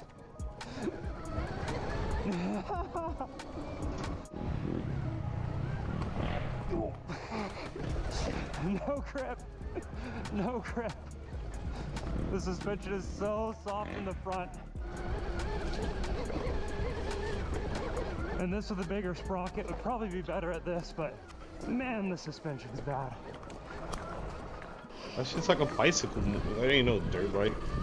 Like that's bounce point and beyond right there. And it's not scraping one bit. This bike was flashing like crazy on the way here. Every bump I hit, it has some kind of security thing. But look at this. That's not what you want on a bike with 7 miles on it. My oh my. He ran that shit to the dirt. No? Literally. Is it very sad? It's so Very sad. I sad. think it's the saddest bike I've ever ridden. Oh no. He got a That's saying something. At KTM. least That's in a this real price bike right point. there. How much do you think KTMs? that Oh thing? man. Like 4.5, That shit 5 nice. grand. That's ridiculous. Yeah. This is Yeah, worse that's than ridiculous, bro. the $2,000 Walmart 250s off-road. Shit can't even hold itself up in the dirt. Easily say that. Nah, that was a waste of Final money. thoughts. Should you buy this bike? Fuck no. I really don't think so. This parking issue, like if it's off, every time it moves, it's going to do that. Even when the key is on, it does that in the back of your truck. So if you're taking it to the trail or whatever, it's gonna be a pain. And the suspension is just too soft for how heavy the bike is.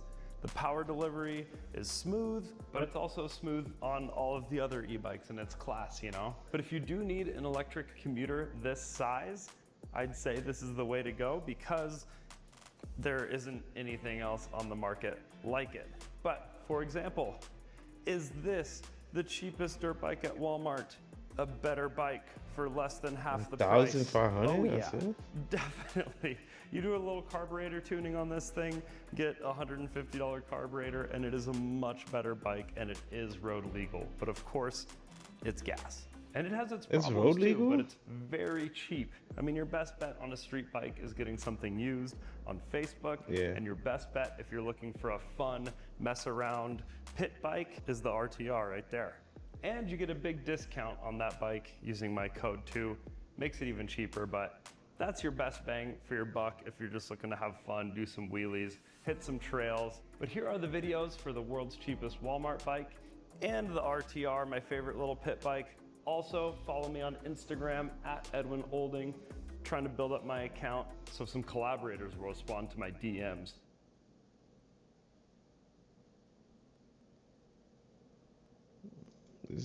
The cheapest electric dirt bike on Temu yeah, is so- only $900. No, this is a fake And it version. appears to be a knockoff of this much more expensive 2TO that can go nearly 40 miles an hour. It's a great wheelie trainer, and I think Yeah, I one want of the this best bike, low-key. pit bikes for under $2,000. And this Temu knockoff has even stolen their marketing and used like AI It literally looks Photoshop like to the make it same. say slightly different things with slightly different logos. But if it is the same exact bike just with a different logo on the box, then we have found the best deal on the internet for an electric pit bike. 3, 2, 1, go! So curiosity really got the best of me, and I had to buy this thing. And initially, I thought it was going to be $1,000. But you see, when you're shopping on Temu, there's this whole lottery thing that pops up, and don't get too distracted by it because you get the best thing on it every single time. But it said that I would get $100 and some sent straight to my PayPal if I made this purchase. And I'm still new to Temu, so I was thinking that that absolutely was not going to happen. But sure enough, a few days later after making my purchase, I had the bike and the money in my PayPal account, which brought the price of this bike down to $900. That's Which is insane. absolutely nuts if it is indeed That a is carbon insane. copy of the 2TO. I But might we buy won't this know for shit. sure until we unbox this thing and drive it, so let's find out. And 2 days later, I get this on my doorstep. I kid you not, 2 days. I came into this with an existing theory. It's about $500 off, right? What if it is a 2TO, but it just has a smaller motor? Does it look the same? That's what I was thinking. I mean, Nah, it looks exactly the same. there's no way, bro.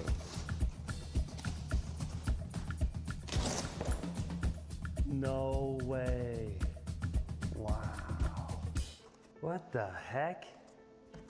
How is this possible? Normally when something's too good to be true, it is indeed too good to be true. But this is exactly how these came. Same tire size, same sprocket. The battery is the same size, plugged in the same exact way. The controller looks the same, but $500 cheaper. Percentage-wise, that is a huge discount. Okay, I might be onto something. It just keeps looking like the same exact thing. And even if the motor's different, if the battery is the same, we could probably make this thing even upgraded compared to the 2TO Soli, like for way less than just buying the 2TO. We are about to find out. So the front tire is a Shamico, as is the real 2TO. Let's see if the charger is the same. Yup.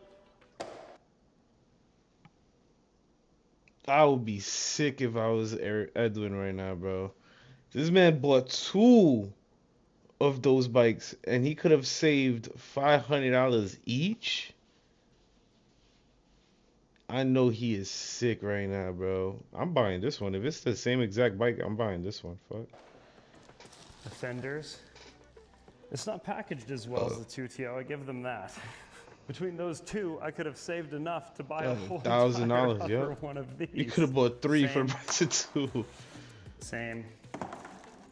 Pit bike. That's different. Wouldn't it be funny if the manual just said 2TO right on it? The Wish 01. Here are the specs. They're all more impressive than how it was listed on Temu. Exterior, everything exactly the same. So we're about to have 2 moments of truth if this is worth buying or not. 1, is the battery the same? And 2, is the motor the same? I'll just notice that while I'm driving it. Now, fresh out of my untuned bike. Oh man, this is, no way. 4828D, 4828D. I am not buying the other one. What the fuck is the other point of buying the other one? It's exactly the same, guys. Guarantee you the motor's the same too. Temu probably just figured out some weird way to import them without tariffs or something. I don't even know. That's crazy. Or they're just willing to pocket way less money than 2TO is. I genuinely thought that the battery was going to be different. A lot of times it's how you make a bike cheaper because it's one of the more expensive parts.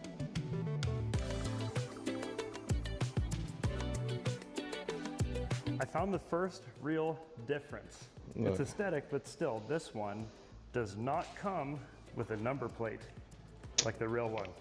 And it does Are you come kidding with me, the Edwin? fork covers pre-installed. You need to do that yourself with the 2TO.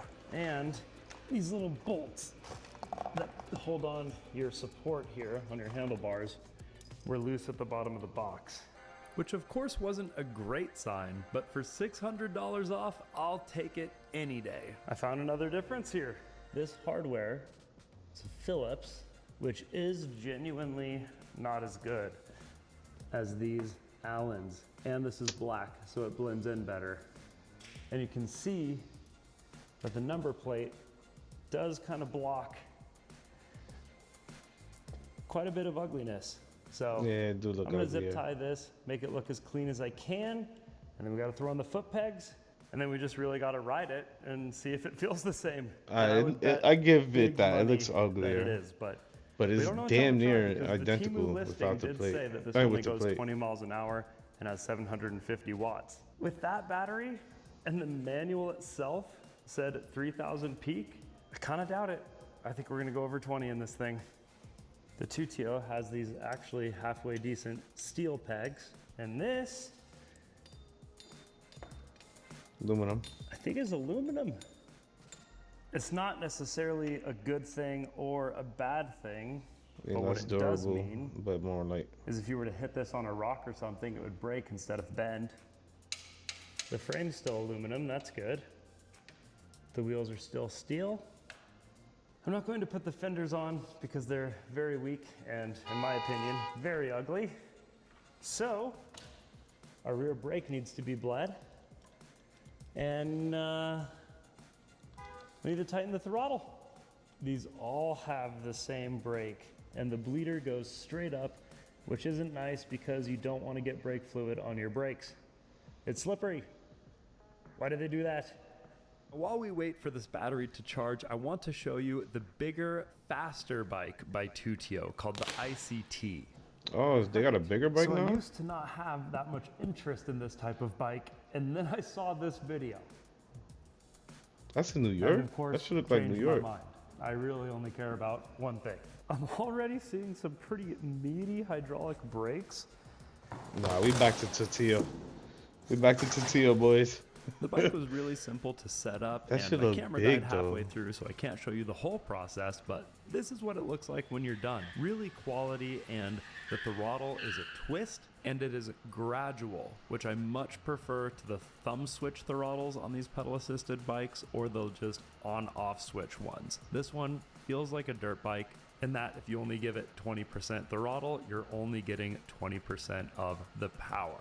This thing is really fast, the fastest pedal assisted bike I've ever used, but I'm 6 foot tall and it just feels too small for me, and there's no way to adjust the seat. You can see it's kind of motorcycle style, not bicycle post style, where I can just raise it a couple inches. So it's not really for me, but it's really fast, and if you are getting in trouble for wheeling on the street, this thing is probably going to draw a little less attention as it does have pedals. But the battery's charged on the Temu bike, so let's finally see if this thing is a carbon copy of a 2TO or a janky knockoff. I have both bikes totally charged. This one's completely unmodified. Tire pressure is at 20 in all these tires. There couldn't be a more fair race. We're going to drag race them here in this abandoned cul-de-sac and see if there's any noticeable acceleration difference with the bikes, and then we're gonna hit the trail and test top speed.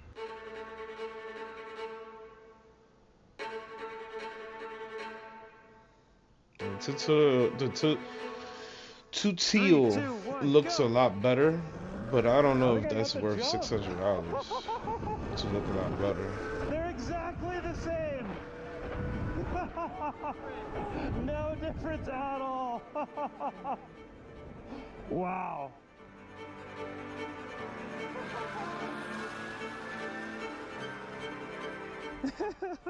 I can't believe that. I thought maybe there's a controller tune difference or like a top speed difference. I don't know. Go.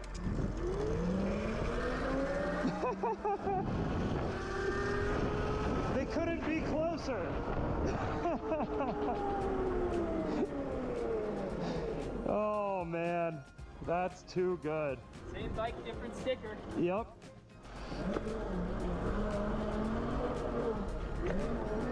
Wow.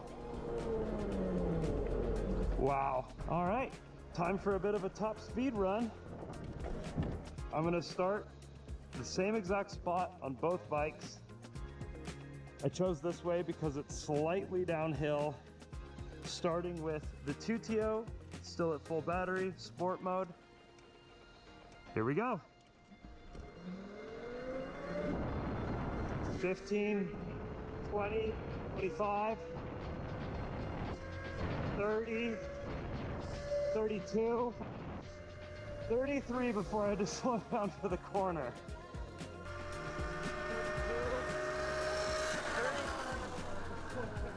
All right, I'm going to the same exact spot with the Kugu. Kugu? And we'll see if we do go the same. Yeah, if I can save $600 and get the same bike, why not? It just Here we makes go, sense. same spot, sport mode, full battery. 15, 20, 25, 28. He's going faster. Are we Holy going shit. A little faster here. 33. Nah, same. Exact speed. That's crazy. This is the same bike. Woo! We have the same exact speed. 33 on both bikes. And we hit 33 at the exact same spot. Next, I wanted to do some wheelies back and forth to make sure they have the same amount of torque.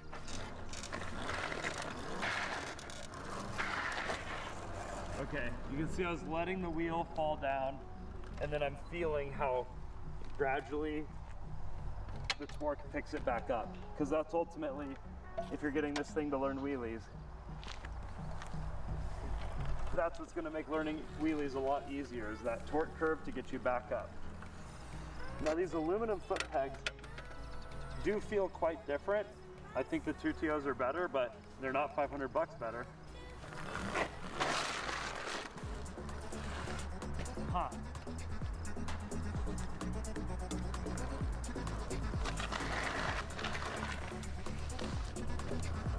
It looks stronger.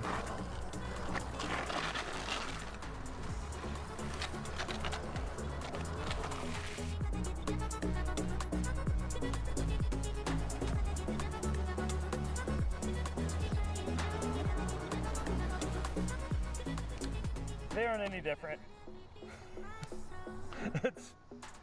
There's no difference at all. This one doesn't come with a number plate, and maybe they just forgot to package mine. And you get these fancy checker flags on your swing arm. So, Yeah, you those know, are kind of ugly, I ain't gonna lie. if you're But willing it to have doesn't checker matter. flags on your swing arm and save $500, this is the way. Right here. I can't believe it. I guess let's tune this thing, huh? Hit the trail, see how fast we can really go? This is the Far Driver tuner. You get one of these for 30 bucks. They're on eBay, Amazon. And all you have to do is right here, behind your controller, you can see there's a little port. This is just set up for you to do this straight up. So then you're plugged in, you turn it on, and you can see your Bluetooth. There it is. I just tuned it. You didn't think I could wheelie? So I don't notice anything in the low end torque like I did. Actually, you know what? It is a little better. I'll give him that, it's a little better. Yeah, you know what? This tune actually does launch harder. It actually is a noticeable difference. I'm still only gonna hit 33 by the corner though. 34. Oh, you're hitting 34, 35. I need to find a spot that's straight for longer is what I need.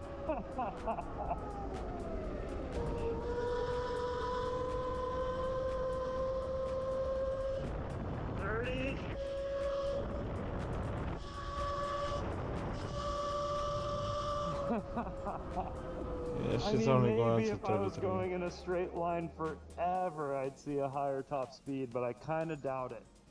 All right, now we're going to the trail. Let's see if we can't open this thing up a little more. Since we've done the same amount of distance on both bikes, we can see how the batteries feel when we get back, but I didn't bleed this brake, so it's a little bit scarier doing wheelies on this one.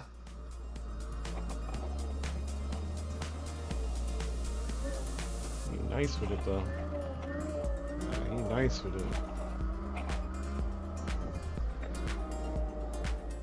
I've got some bad news. By the time I edited this video, this bike was completely removed from Temu, and then I looked directly for Kugu, and all I could find is scooters, even when I went directly to their website. So currently, the best price to get this bike is still directly from Tutio using the code EDWIN for $10 off. All you guys commented on the last video, let's get them to do a better deal.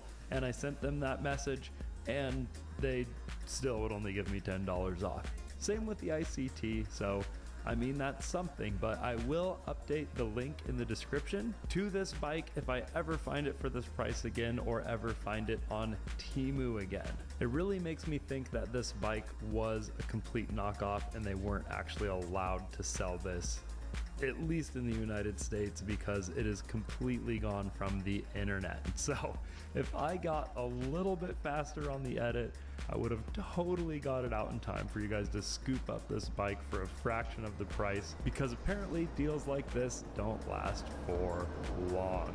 But I did get a code for $110 off the new ETM RTR Lite. The Lite is the same chassis as the RTR, but has a little bit less power, top speed of 45 miles an hour, and a range of 20 miles. So still puts the Tutio to shame in every single way, and with the code OLDING5, it gets it down to almost $2,000. I have a video on this bike coming out really soon, and I have a video for its big brother right here.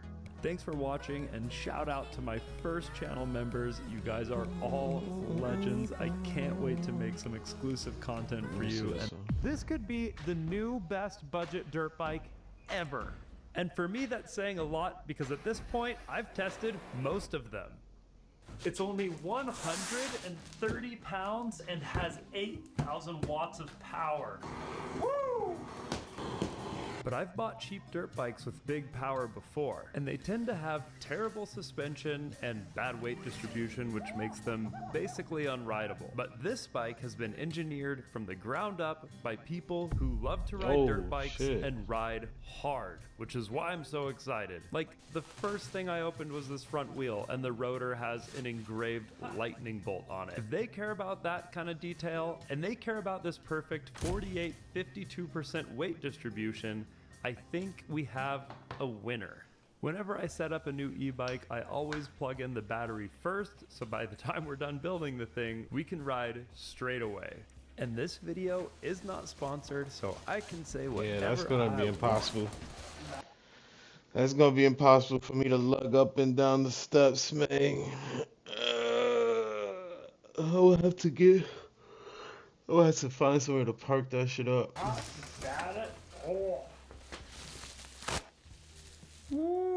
The rear shock and the forks are fully adjustable, which is good because it's a pit bike, so it should be able to be rideable by a kid or an adult. Every bike in this price range is designed in China. This one is designed in the United States, which I'm excited about because that means the instruction manual is probably going to make sense to me, which is awesome. Look at that. They took out the guesswork. Screws for front fender,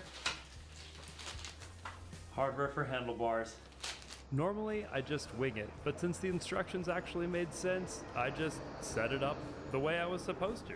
Starting with the handlebars, and the brakes and grips were already attached, so this was a really simple process. I just should have kept the handlebar support loose, so I had battery won't wobble. The bike looks great in the daylight. I am so excited to ride this thing. I love every little detail. The lightning bolt rotors just gets me, and it's bigger than the Razor, but smaller than the Sur-Ron. It's kind of the perfect size for a mess around pit bike and a wheelie around town machine. First, we're going to test it off-road, and then we're going to take it to the streets. And of course, test the top speed. All right, got 0 miles on the dash. Let's get it.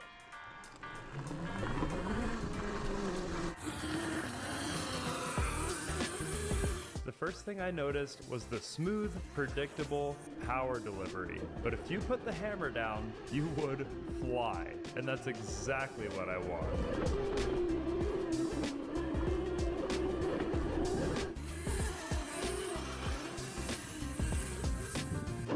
I'd be bet very serious money this is the most power you can get for the price.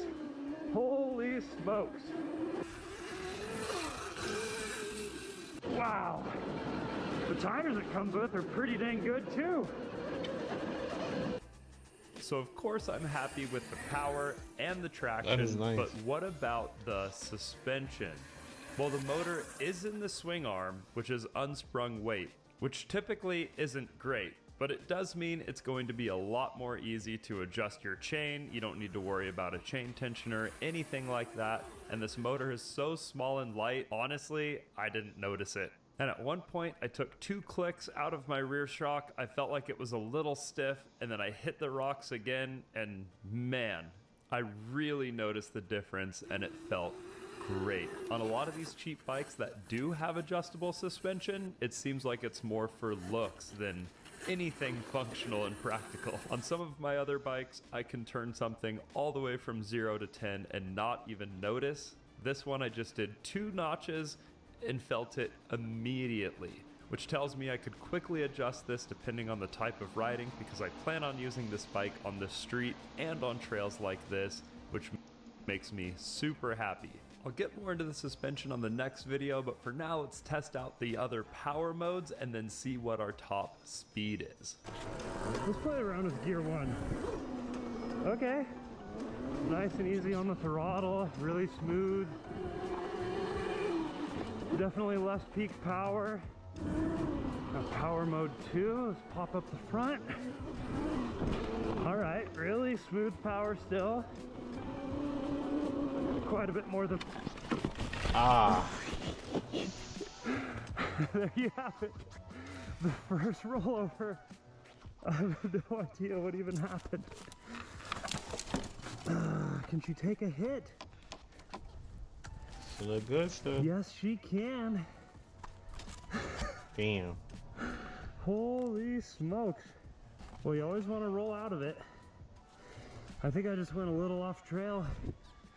Hit the ice and snow. Whoa.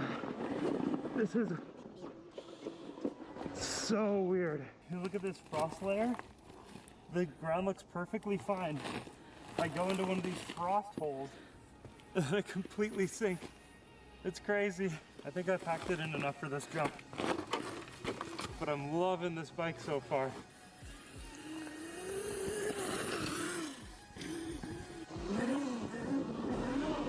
Oh yeah, feels great. Like that balance point. You can even tell like the way the bodywork comes in like this. Doesn't flare out just copying a generic bodywork from another dirt bike to save a couple bucks here and there. Which I really like. It's so easy to turn around on single track with light electric bikes. Now, let's head to the street and test out the top speed. I wish I would have done this on a full battery, but... Oh, look at the ice.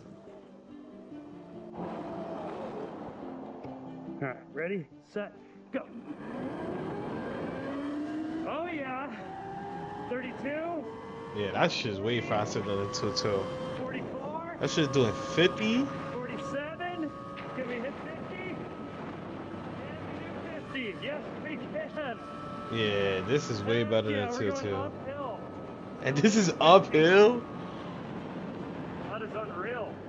That's the boys right there. Oh, this thing is so smooth on the power. Holy smokes, it feels great. Oh, the brakes are phenomenal. We couldn't really test the brakes out to the full potential because we were on the ice. Man, are they good. That was a half mile we just pulled. And not very much time at all. So needless to say, I am loving this bike, but let's compare it to the obvious, a 110 4-stroke. For a lot of people, that's the go-to pit bike. It's $3,100 from Kawasaki. They have a slightly larger version with a clutch, which of all the gas pit bikes is my absolute favorite. But this has a lot more power. The math says it's equivalent to more of like a 125 4-stroke, but that's just kilowatts converted to horsepower. What you get with an electric bike is a lot more torque, and it's instant no matter where you are in the revs, so it feels like a significantly more powerful bike. And the RTR is $3,000 right now, so the price is basically the same, and I think you get a heck of a lot more bike with the Electro & Co. We could call it 3.5 miles at 80% battery, just roaming around town doing wheelies.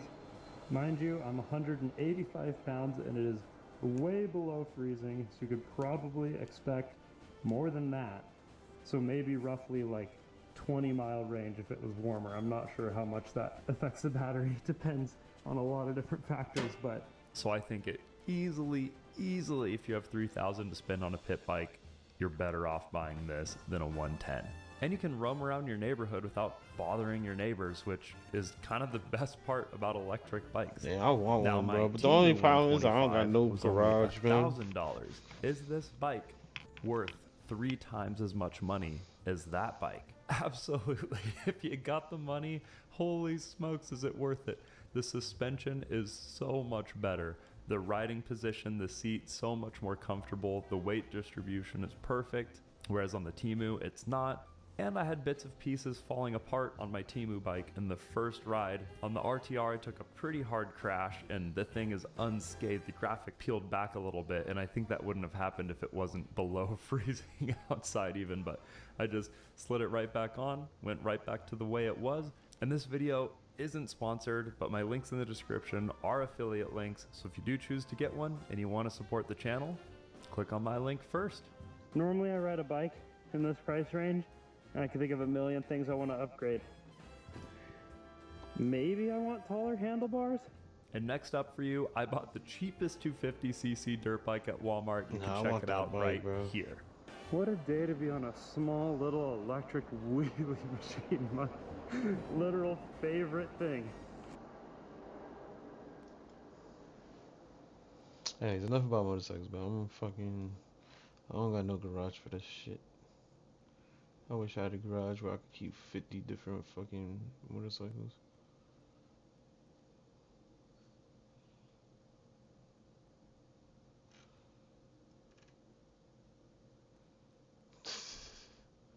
That's fucked up. Why would they do that and not just sell them shits? Like auction them off.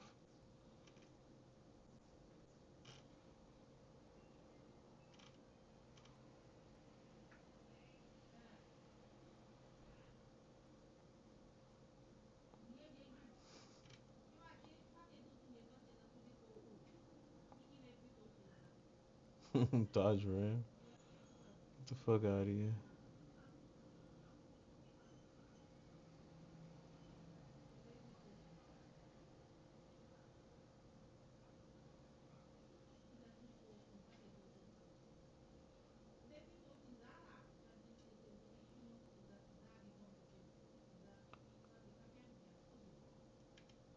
Mini Valley car. What the fuck? Yo, there's mad fucking different vehicles out there I've never heard of.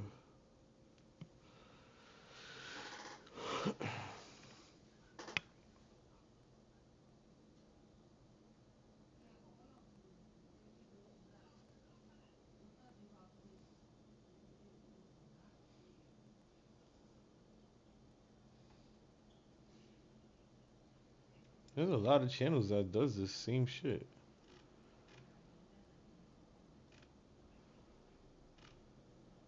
I remember this channel, Bikes and Beards.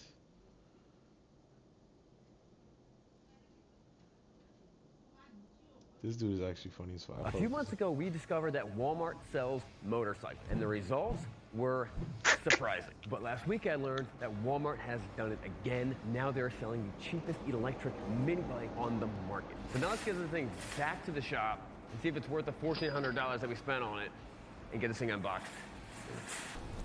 Just grab that side. What is this? So a little mini bike. And with the help of my friends from Walmart, we loaded up the bike and we were ready to go. Thank you. Mini bikes are awesome. Everyone knows it. It's very likely the gateway drug to things like that. Faster bikes, the Hayabusa. But you gotta start somewhere. This apparently is big enough for adults. And I told you I was gonna tell you who made it. I'm going to tell you guys right now. The company that makes this is the same company that makes this and this and these Oh, tents we- and this cool. They make everything else. Now Coleman? they're going to make electric mini bikes. Bam, our boys over at Coleman. Coleman This video is makes not sponsored power by Coleman. It has sports? nothing to do Oh, with we- it. If I say awful things about this bike, they might be mad about it. But they didn't pay me. This is a Coleman electric mini bike. Now they have been making mini bikes for a little while, so that kind of makes sense. Pop this thing open. I'm excited. They say adults can ride this thing. I think the number was like up to 200 something, 50 pounds or something like that. Oh, it's not for me. One question I have is, where did this come from? Who actually made it? I don't see anything on the side of the box that's telling me where it came from. Wait, hold on, what about this? Coleman Company. Nope, found it. Made the same place everything else is made. China. And now we all know a lot of things come from China. Bikes. I'm sure most of all these bikes, there's portions of them that come from China. Coleman is a pretty big company, so I would imagine they're gonna have some pretty good quality control. But this does look like most things I buy that come from China. All right, let's get this thing. Let's get this thing out of the box. For riders 13 and over, here, check this out. It's kind of funny looking. They missed a space. It looks like for riders 1, 3 and over, 1 and over. Fix that, Coleman. Fix it. The Coleman bike is a small little off-road motorcycle. It has become a pretty popular recreational vehicle in recent years. Coleman, who is originally known for its camping gear, entered the mini bike market in the 2000s, focusing Oh, on actually, I providing do an remember- affordable entry-level mini bike and to get people outdoors. I do remember Coleman making bikes. Yeah, what I'm saying, I remember them shits. But it was more like chopper style. This is like a chopper style bike too. Powerful, brushless hub motor. So it is running a hub motor for everyone who's asking. 60 volt is not, that's not light, it's pretty big. 20 miles on a single charge, front and rear suspension for maximum comfort. So Coleman has been making mini bikes for years, actually since 1971, with their debut of the Sport 5.3 mini bike model. Came with either a 25cc or a 50cc motor. That's Shortly dope. after, I don't companies remember like that. Sears and Montgomery Ward's fueled the mini bike craze with models of their own. Is now a good time for a montage? Cue the montage. No. No, not just regular montage. Cue the epic montage. I ain't gonna lie, if that's how it looks, that shit ugly as hell. In a small town comes a story of the smallest motorcycle. That shit fat, ugly. When it comes to the Coleman mini bikes, I think they have two or three sizes. They got a real small one for little kids. So that's like a 100, maybe 98 cc. And they have up to 200, That's what I've maybe seen 250 before. cc. This is a lot bigger than I thought. Look at these big old knobby tires. So while motorcycles have gotten recently expensive, cheapest little 50cc motorcycle you would buy for your son is like close to $2,000 bucks. But when you walk out the door with all fees and prep fees and all this stuff, you're looking closer to $4,000. That's what I like about these mini bikes. Mini bikes are cheap. They're cheap to buy. You don't got to deal with dealerships. And it gets people riding outside doing motorcycle stuff with their kids and with their friends. So while I'm cutting this thing out, let me explain to you guys what mini bikes actually are. Mini bikes are not dirt bikes. They're not small dirt bikes. They're not really trying to be dirt bikes. It's something completely different. And where it kind of came about, let's figure out the cheapest way to get on two wheels. So you would have a tiny little frame, fat little tires off of like a like Tractor Supply, like farm equipment, like wheelbarrow tire. They put a horizontal shaft motor in it with a chain and a centrifugal clutch. That was it. Super basic. Probably didn't have brakes. It had one speed, but it was fun. It was awesome and super cheap. Now, if you notice the styling of this, yes, it's It was very more like a mini bike-ish, lawnmower. but also it kind of reminds me of the Russian Taurus and also kind of like the American Rokon, both which are two-wheel drive vehicles. But you can kind of see the resemblance. It almost doesn't make any sense because there's other things out there, except there's a culture and a level of fun behind mini bikes. There's more of an innocence behind a mini bike that more people can appreciate. Like you can almost see your mom riding a mini bike. Like your mom, oh, that looks fun. Let me hop on and ride that thing. You know, your mom's probably might not ride your dirt bike. I'm sure there's moms that ride dirt bikes out there. The whole Bikes and Beards YouTube channel and everything in my entire career kind of been ignited from a little mini bike. Not that different from this. When I was a kid, I grew up in the city. We didn't have motorcycles.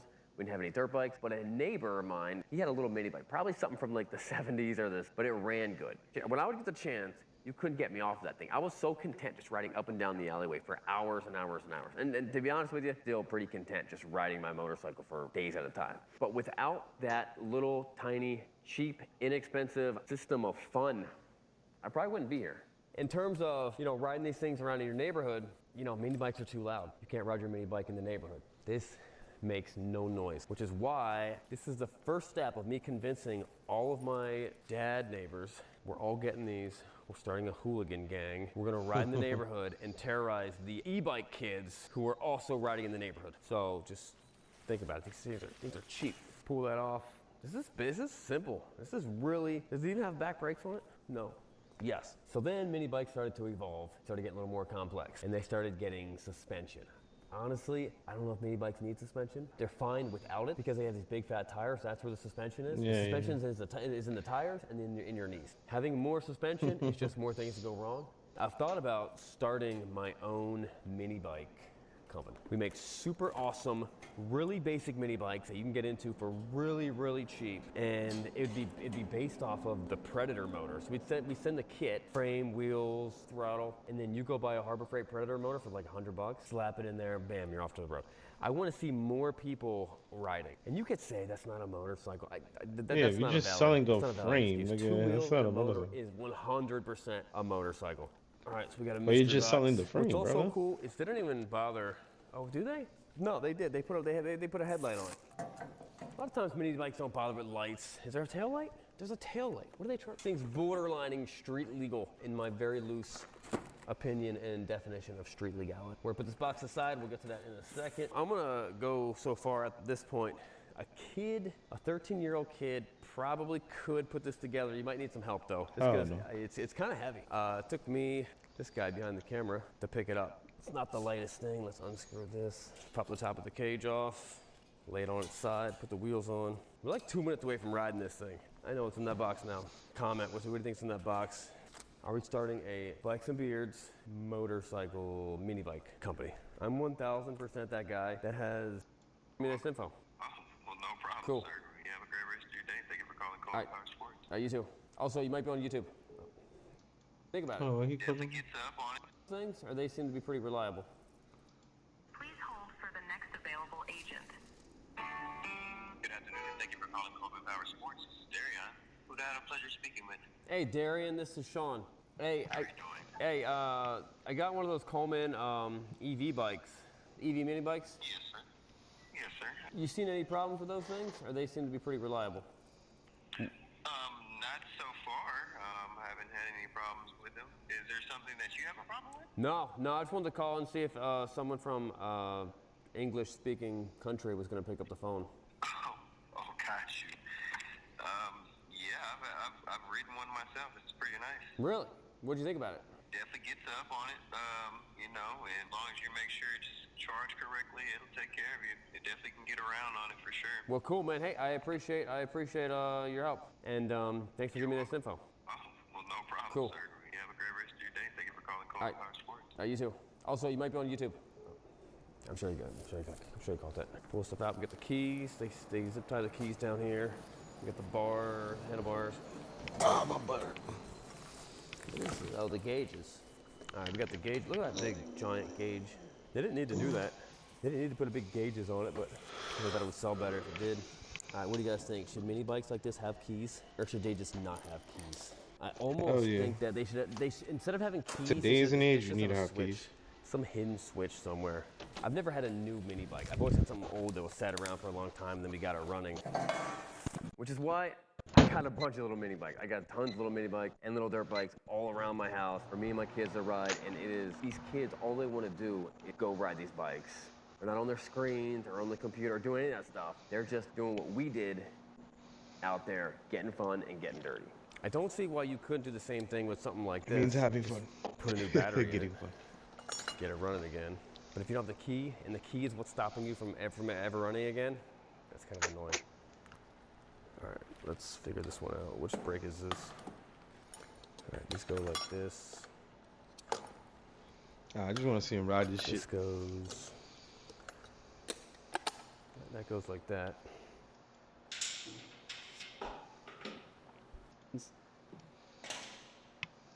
saving space by bringing it lower when I put the front tire on.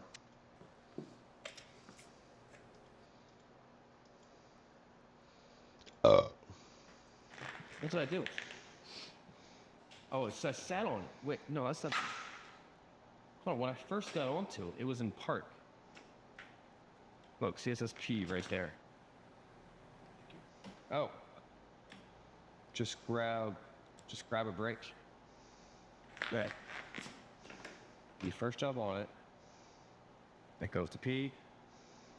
Grab the brake, and then you go. So you gotta hit the brake every other first. electric Oh, thing, shit. it doesn't want you to do it while you are on the brake. All right, let's. Oh, hold on. I'm gonna take this up. So I'm gonna take this thing out, put this thing on full battery, and let's actually try this thing out. This is gonna be awesome.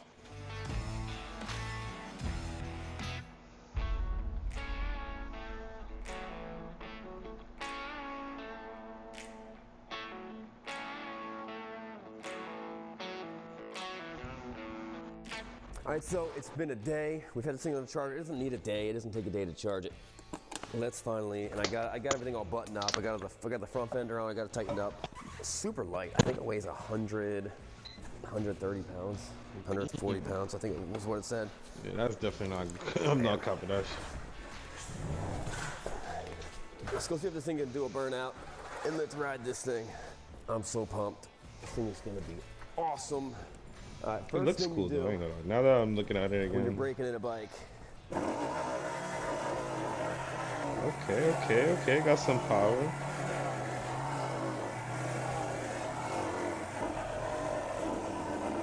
And it will burn up. That's awesome.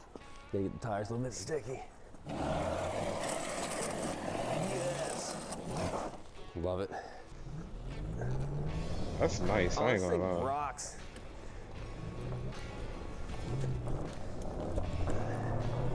I You will ain't say thinking this, that the shit. brakes feel awful. I mean, with a tractor type bike, The brake big is- heavy is bike this like the rear that, brake or the the- brake is obviously gonna. This is the back brake. This is the A little front weak. brake. The front brake is awful. Back brake is great.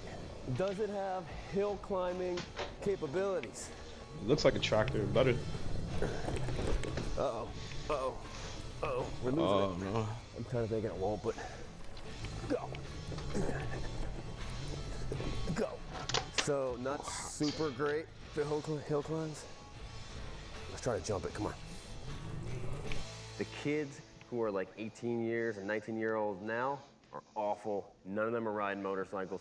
None of them are even getting their driver's license. For the sake of society and for the sake of motorcycling, which is on a decline, we need to bring back mini bikes. Why not? Cheap, fun, fast. If you're ever wondering, like, hey, what do I do with my kids? I don't know what to do with my kids. Come home with a mini bike. Come home with 2 mini bikes, and tell me that you guys not just have the most fun you've ever had outside. So we actually found this jump a couple days ago, and it's awesome. Huge. Was it huge? It's not. You can't do dirt bike stuff because you really can't stand up on it. The pegs have to be back here for you to really stand it, for me to stand up on it. But let's try it again. Okay, that shit is actually fucking. It picks up. It honked. Let me try it one more time. That shit actually picks up. How fast is it though?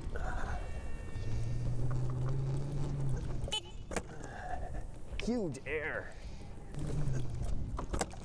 He just was trying to break that Like every shit. time I jump, I break it a little bit. That's what I'm saying. This thing is awesome. So the amount of fun you or a child or a grown man could have cruising around these things, going through the neighbor's yard and stuff like that, a blast. Let me see if I can wheelie it.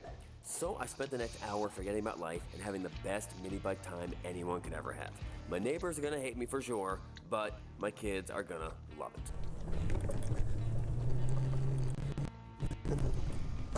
It's not even loud, so why would your neighbor hate you? So, in the end, it does not do 25 miles an hour like they claim. It does like 20, 21. Maybe if you're someone That's slow down. smaller, it might do a little bit faster. It is super fun. I do like the idea that you don't need to fill up gas and your kid can keep on recharging it and doing its thing. I think it's pretty cool. I don't know how well it's gonna hold up. I'm having a great time. We'll see you guys next time. Awful wheelies.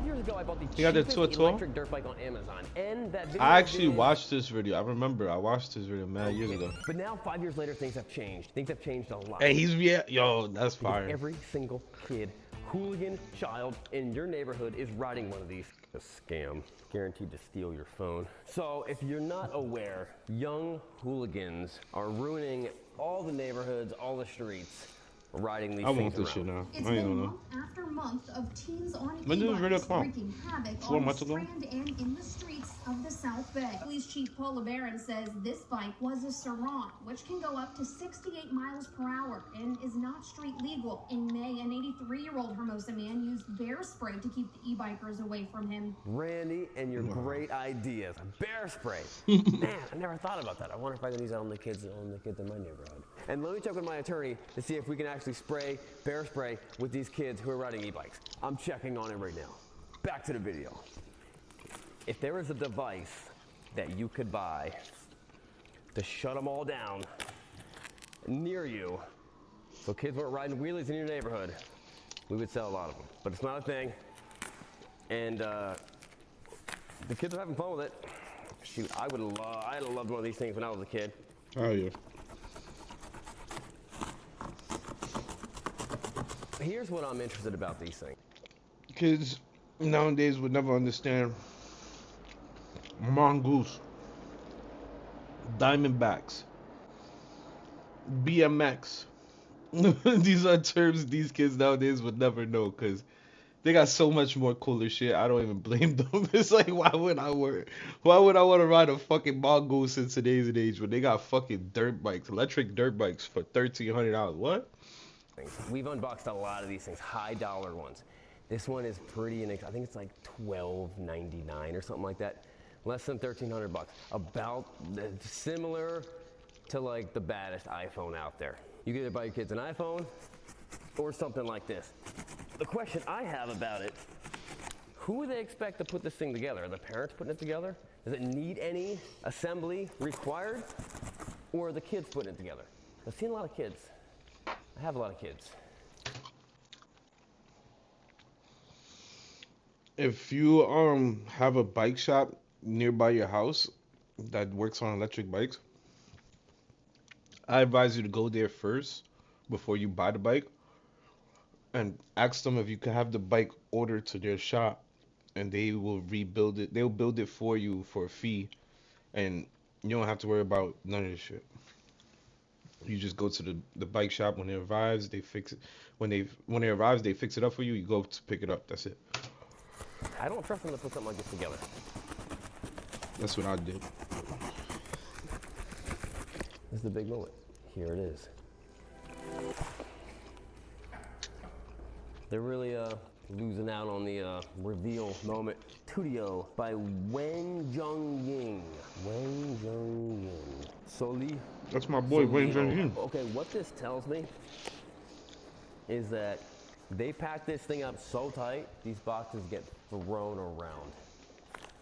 That's what I would think is why they pack them so tight. But actually, it's a pretty good pack job.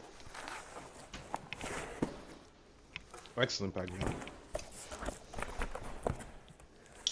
Not bad looking little bike. I ain't gonna lie, I'm out. I want to really have a lot of fun on something like this. What is this? Look, there's like this screw cap. Oh, wait. This is for the seat. They know their customers are gonna lose these caps. That's crazy. Smart. That's pretty interesting. Why did I open up another can when I got one?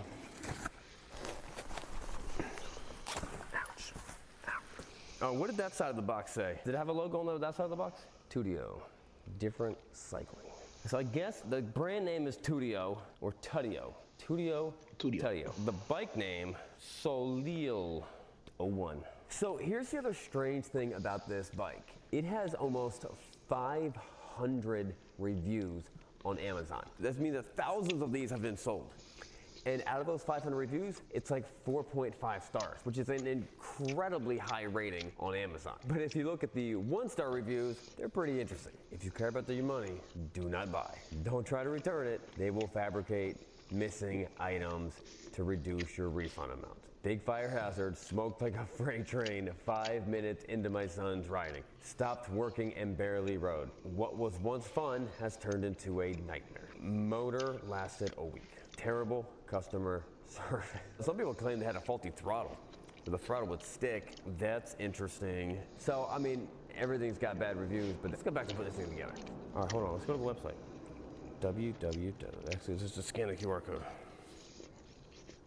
Takes you to the website. If you're gonna make a thing like Soloy, I don't know how to say this. I'm a grown man. How are kids gonna say this? They all just call it Tudio. Okay, this kind of gives us a little information. 48 volts, 2,000 watts.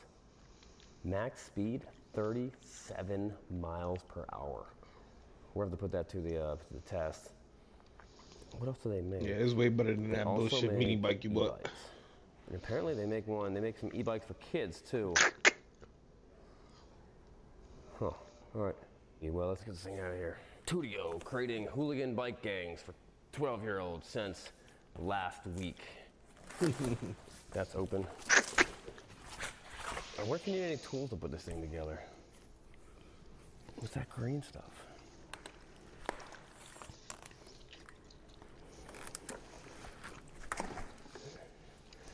All right, so if you haven't figured it out, even though it says on the listing this is for an adult size, this is a 14-inch tire. This is not made for big people.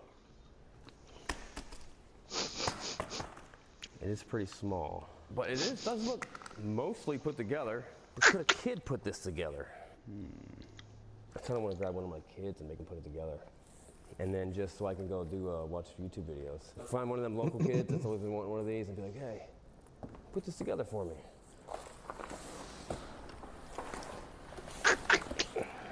As a kid, if you would have told me I would be able to keep it after I put it together, how fuck it, I would have figured that shit out. So quick glance. The wheel might have fallen off after like a couple hours, but I would have felt that shit Very out. small shocks, like what you would see in a bicycle. Maybe like a kid's mountain bike. Not super surprised, because that's kind of where the big expense comes from. Oh, is this gonna fall off?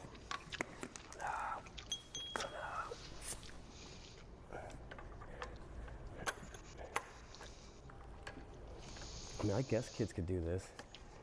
Put their minds to it.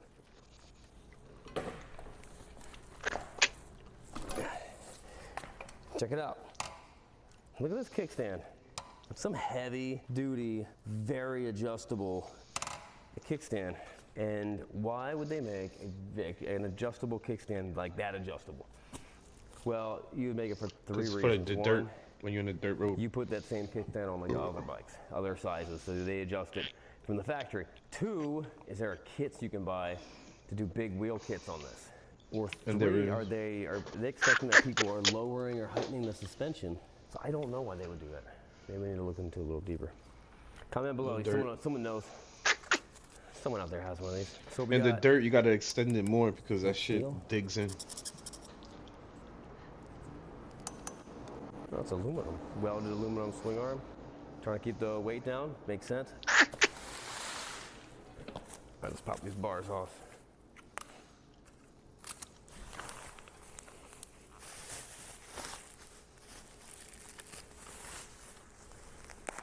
So you might be wondering, how does a company like this get so big? How does a company like this grab the attention of every boy between the ages of 8 and 15 before they can drive a car? That's one thing, and that's best price. It's just so cheap. You see one kid riding a wheelie down the street with this thing. And you're you gonna see want how it. cheap it is compared to everything else. We've tested some of these, and they were $6,000, $5,000. 5 years ago, when I did a review on there's a Segway, like I remember this video. something like that. Yeah, I It's can't believe weighs it the same was amount, 5 years has ago. Higher top speed than that Segway. That Segway, I think I paid like $3,700 for. I And this is remember that. $1,400. That was expensive That's as pretty hard fuck. to beat. That's why a company like this can accelerate themselves so fast, so far, because kids want to go fast. Kids want to have fun. However, is it legal? We'll find that out in a little bit. What are these? I mean, from the other videos that I watched, this shit is only It's like topping kinda off nice, at like move around, 35, like, I know, 38. You're So actually making knots. I think that's when legal. you try to untie it. I think after I it don't know goes, what these things are for. This is after for, like, a 50 miles per windshield hour, or you gotta an get it infotainment. registered. Maybe I there's an think. infotainment center. Keys. So at the end of the video, I'm going to tell you guys what I really think. I've got opinions on them. Pretty strong opinions. It just seems so goofy. Now this is something we haven't seen in a while, these Chinese green bolts. We saw a lot of these with the really, really cheap ones, and I kind of suspected it was some type of military surplus deal. I guess that's fine. No, it's not fine. You feel like it's not just being twisted in a goofy way. Well, I guess it's fine. You know what? If these companies really wanted to step it up, and you wanted to really add value, and you actually cared about your customers, you would throw in a quality helmet. Full face, full Nobody face. give a fuck about that. Do a deal with another company, and get these kids riding these things. Get them on, get them wearing a Nobody helmet. give a fuck about that. I don't know why this is so annoying to me, but the way these cables are run, they're just all out. Very poor cable routing strategy. You want to try to keep this stuff out of the way. This is the most in the way these cables could possibly be. Look at that Star Barter right there. Cable route strategy is tight. This, like they put this on wrong. They put this one on wrong. I'm gonna tighten everything else up first, because that will drive me nuts. Let's see if they got the tools in here. He's still good up tightening though. Hardware,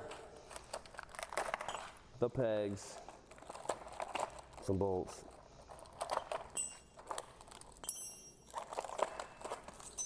But no tools, anything in here? Ooh, we got a magazine. We got some fork protectors, toolkit, mystery box. We'll get into that a little bit. See what's in that mystery box.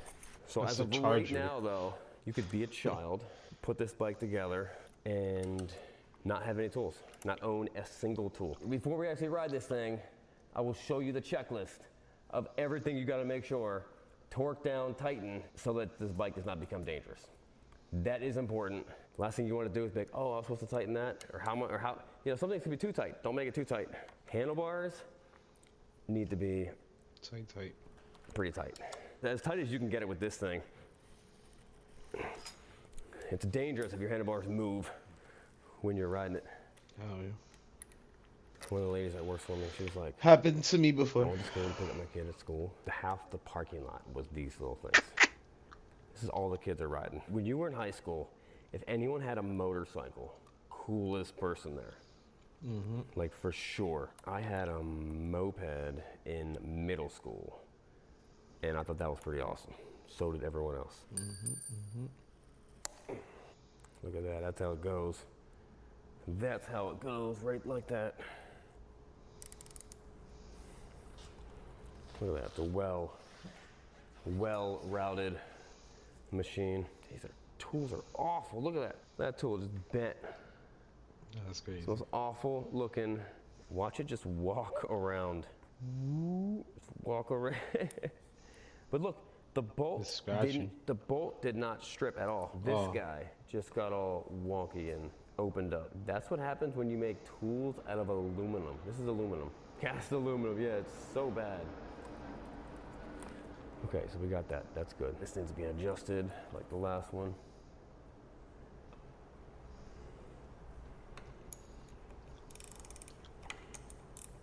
There we go. Okay, that is way better. See how awful this is? But these bolts are so hard. They're significantly harder than the wrench. Because that's military grade bolts. And that's aluminum fucking I don't know tool. why they make the seat like this. Like this is like a gas cap level style thing. It's so kids don't lose their shit. Big old turn thing. This is pretty interesting. So you pull them in, that lifts up, and then this is what keeps the battery from going like jarring around. Battery pulls out. HB, Li is lithium battery. I don't know what HB stands for. Oh, Hongbang power. There was a time when there was only acid batteries, man. You kids got it good nowadays, man. Lithium was like 5 times better or 7 times better than acid batteries back then. And them shits was so fucking expensive. I remember because I had a big electric motorcycle and that shit, I had a big ass fucking acid battery and then I needed to swap it out. They tried to charge me, I forgot how much. They tried to charge me like around $800 for that shit. I was like, nah, I'm good. Give me another acid. I spent like 300 for a fucking acid battery. I was like, nah, this bike. I had that bike for like 4 years.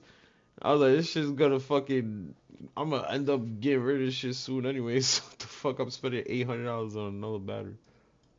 Like they're top. But little did I know, my boy, he got a lithium battery for his bike, and that shit really makes a difference. That shit makes your shit so much lighter and faster. Holy shit, it makes a huge difference. That's why they was taxing. Amongst all the bangs, Hong Bang is the bang that you want. A lot of people are asking me that. They're like, Sean, what's the bang that I want? And I say, you want Hong Bang. And that brings us to the sponsor of this video, Fang Bang. But nowadays, all Bang batteries Bang. come lithium. It's One like of those bangs they already is the know that sponsor shit of is the video. superior. This is the battery control. So what they did here is kind of interesting. This battery is It's just more dangerous. significantly Lithium smaller is significantly than the more one dangerous. That Them was shits in the blow old, up. Segway. 48 volts, 20 amp hours, charge cutoff at 54 volts.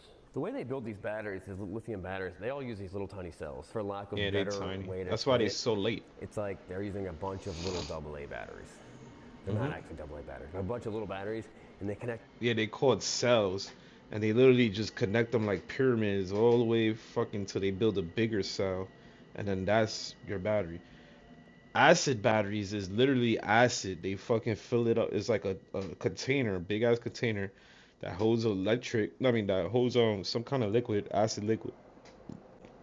It holds some kind of acid in there, and it has two things, an in and an out for electric to go through it. And I guess like that shit is less fucking like it's less powerful. Like you need a bigger battery you need like 4 times the size of a lithium battery in order to get the same output of power from acid. So that's why they went from those batteries to the lithium, because lithiums is way more compact and lighter and you could get more power out of them. But the problem with those is they die quicker than acid batteries. Regular acid batteries, them shits could last forever. Like all you gotta do is refill the acid in the inside. So like even when you buying a new battery, they take your old battery and they just refill it and sell it as refurbished. That's how acid batteries really work. But these lithium batteries, they die quick, and once they die, there's no fixing them. Shit, they done. Get them all together, and that's what's inside here. That's what fills these things up. So you can make that battery in any goofy shape that you want to. The question is, what is in here? I would assume, yeah, it's the motor, because the control that's the is up motor. here. So that's got to be the motor. So let's pop this open. Let's see what that motor looks like. You think Hong Bang is watching this channel right now? How awesome would that be? Hong Bang, if you were there watching this video, Sponsor this me. is awful. Sorry, Let's say this. Look at these welds. you can sponsor me Where though. did I'll these take come from? I'll take all These your just sitting fucking inside there. bikes I and don't review them. recall taking them apart. I'll turn into You a know whole what's the worst fucking welds? Italian electric bikes. bike reviewer. So I would say this is Let me know. on par, if not above par, with Italian motorcycles in terms of welding, like looks. All right, let's see this. Yeah, I like it. I like it. Big, ginormous. Actually, it's kind of interesting that they're hiding the How much does this bike weigh? I forgot. Normally they keep the motor out. They want to show that motor off. Let's see what this big, ginormous, huge motor looks like. Oh, it's pretty small. Feels solid though. If you were wondering, like, is that motor squishy? It's not. There's no squish in this motor. You know, I took off the wrong side. I probably should have taken off this side. Let's take this side off. Now, there's a lot of haters out there. People were so against electric bikes. But you have to admit, you can say whatever you want. Electric bikes are fucking fun as fuck, bro. If you never rode an electric motorcycle, because I was lucky enough to be literally on one of the first electric ROMs that came out. Like, people didn't even know about electric motorcycles in my hood until I had that shit, bro. People used to always ask me, yo, what is that? that shit's electric or gas? What the fuck? Cause you don't see no muffler. My shit was mad quiet, but I was always out, nigga, doing like 40 miles per hour, dusting motherfuckers. And people used to always ask me, yo, what the fuck is that, bro? What is that? That's gas, right? How many cc's? How many cc's? Everywhere I go, they ask me that. How many cc's? But then I tell them, I'm like, nigga, this shit's electric, bro. This shit doesn't do no fucking, like, it doesn't do no wheelies or none of that, but this shit fast as fuck. And it's fun as fuck. But there was also a lot of haters back in the day still. Back in the day, people used to be like, oh, you gotta get a real bike, man. You gotta get a real bike. I ain't give a fuck, though, nigga. I was whipping it, that shit. That shit was my first vehicle, really, son. I was out on that shit. I was going everywhere with that shit. Battery lasted hella long. That shit lasted like 2 days. That shit... I used to do I even used to do Uber Eats on that shit. When Uber Eats first came out, I was doing it on that shit too. I was like, yo, we out. I'm doing mad delivery. You know about electric bikes, and they're all made from... That shit was just fun to ride, bro. Honestly, I didn't give a fuck. I just wanted to be on the road. However, when you were a kid and you were riding your bike around, how cool would it be? This is the gateway to motorcycles. People are gonna be like, It literally is. I was so close to getting a motorcycle before getting my first car, but then when I got my license, I was like, you know what? I was too lazy to, because when you become a new car driver, when you get your license for the first time, they don't give you a motorcycle's license right away. You have to be a car driver for a long time, and then you could literally just pay for your motorcycle license. So I was too lazy, I just didn't want to go back to fucking school to get my motorcycle license after I got my car license. I was just eager to get my first car. So I got my first car right away as soon as I got my license. Probably like the first week of having my license, I got my car. And actually, no, I got my car before I got my license. Yeah, I got my car before I even got my license because I wanted to learn how to drive in that bitch. And yeah, ever since when I got my car, I abandoned that electric bike, bro. That electric bike was sitting outside because I never had a garage. So that shit was just sitting outside for like 2 years or a year and some change straight. That shit was so disgusting, bro. Like rats, everything was inside of that shit, fucking creating nests and bringing food from the outside into the bike. Ugh, that shit was a mess, bro. But finally, the city took that shit away because I left that shit on a pole, chained up to a pole outside. This is guaranteed the best thing that can happen to the motorcycle industry. I missed that bike. That bike was the best, bro. Literally one of the first of its kinds, bro. I was the first person in Brooklyn, New York, riding around on an electric motorcycle. Yeah, that one. The little racer bikes, they run on One a of the little first people. tiny chain. They're just not made for that big power. So I'm seeing some kids modify those, and then that chain just gets to the... And then now, forget about it. These electric bikes going like 60. No, they're going like 80. Depending on like what kind of battery you got on that shit, motor. These shits could go crazy fast now. Destroyed really fast. I mean, obviously you don't compete. It's not just the size of the motor. Let's put the battery back in.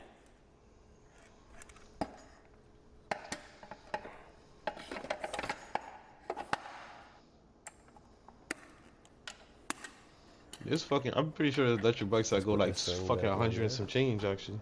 Cause I know Ford or something made one. That's like a real motorcycle. This is that moment in life you're like, why didn't they teach us how springs work in school? I feel like that's how it goes, but it's so janky looking. That's how it goes.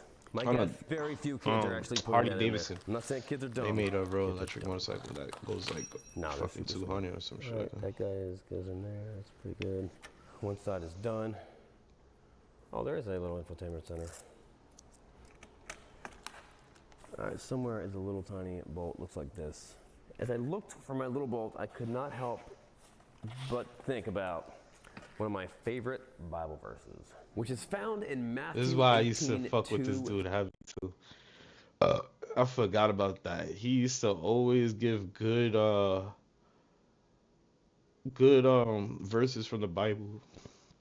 I fuck with this dude's channel, bro. His channel's like wholesome as fuck. I fuck with it. Through 14. Jesus said that if a man has 100 sheep and one goes astray, he leaves the 99 to search for the one that wandered. When he finds it, he rejoices more over that sheep than the 99 that didn't stray. The point is that it is not the will of the Father that even one of his little ones should perish. Here's the other good thing about these bikes. It's a lamb over. So noticing that it's got a big 420 chain, they were expecting people to modify it. It's always annoying when you buy something and you want to modify it, but you know, like, nothing was made for handling any more power. Yeah, these bikes you can modify. That's what makes them a little bit more fun. It just sounds awful. Hey, Sean, I'm gonna head to the farm, test out those new bikes. All right, you have fun.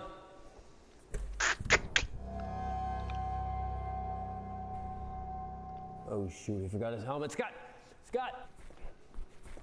Scott, you forgot your helmet! Scott!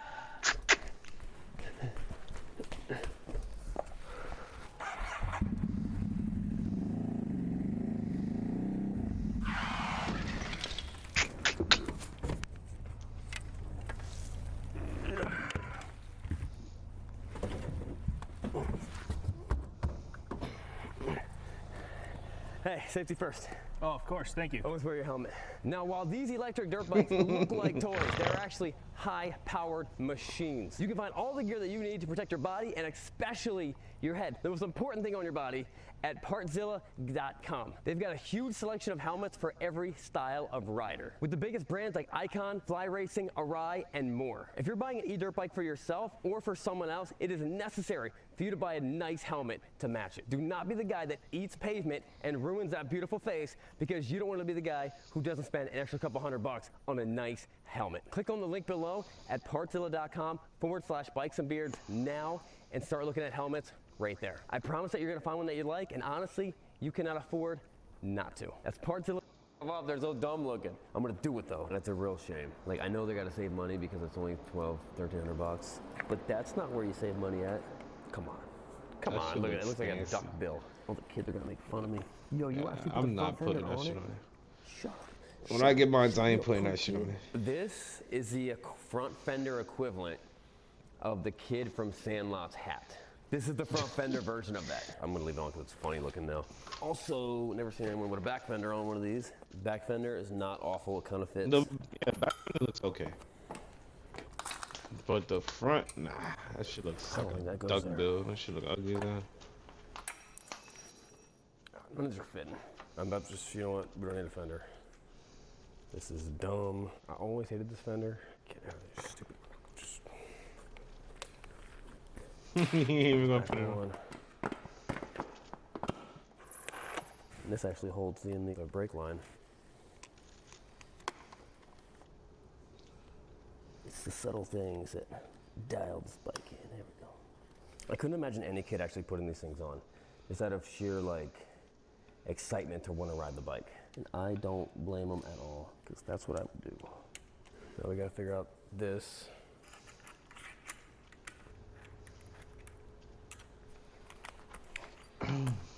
Look at all this other stuff. What are all these other bolts for? Ooh. That might be that missing screw. What's this? Ooh, got stickers. Does that mean anything to you? It says Tutio. Oh, that way. Yeah. That way. Thought it was like Chinese, goofy Chinese. So it's kind of cool looking.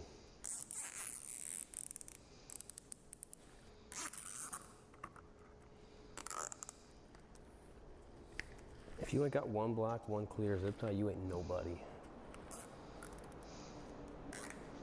I'm just gonna say it, no one has ever spent this much time and this much energy putting their Tutio bike together like I have right now.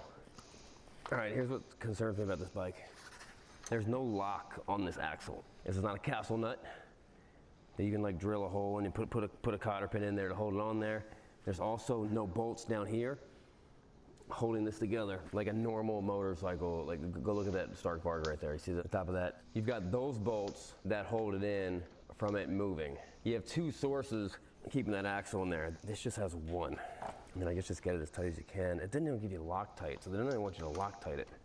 So here's what you do. Go in your dad's toolbox, borrow a 17mm and a larger ratchet, and crank down on it pretty hard. And then keep an eye on that. The last thing you want is that bolt falling out.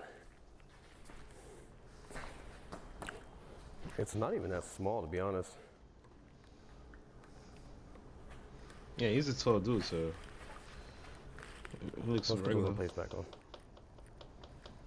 You know what I like about this bike? They didn't ask me to download an app. Well, I guess they haven't yet. I'm hoping they don't. For the speed governor shit, yeah, you're gonna use. You know what this bike should come with also? Chain lube. None of these kids I'm seeing riding these bikes ever put chain lube on them. I never did. We have more extra parts than we put on the bike. So either I've done something horribly wrong, or they just gave us the wrong kit. But now it's time to see if this thing works. Here's the keys. Ooh, it's got modes. Eco, Tour, Sport, odometer, trip, volts, so 51.3 volts, the 48 volt system, so it's at like 100% right now. That's pretty cool. Oh yeah, hold up, we never opened the mystery box. Actually, I think I know what it is, and it's not that exciting. No, actually I know what it is, I think it's amazing. It's a charger. The charger. You know what would be awesome? If this charger fit inside under the seat. Tell me it does. No, there's Why no would it spot for it at all. fit inside of the, why? Fall out up here.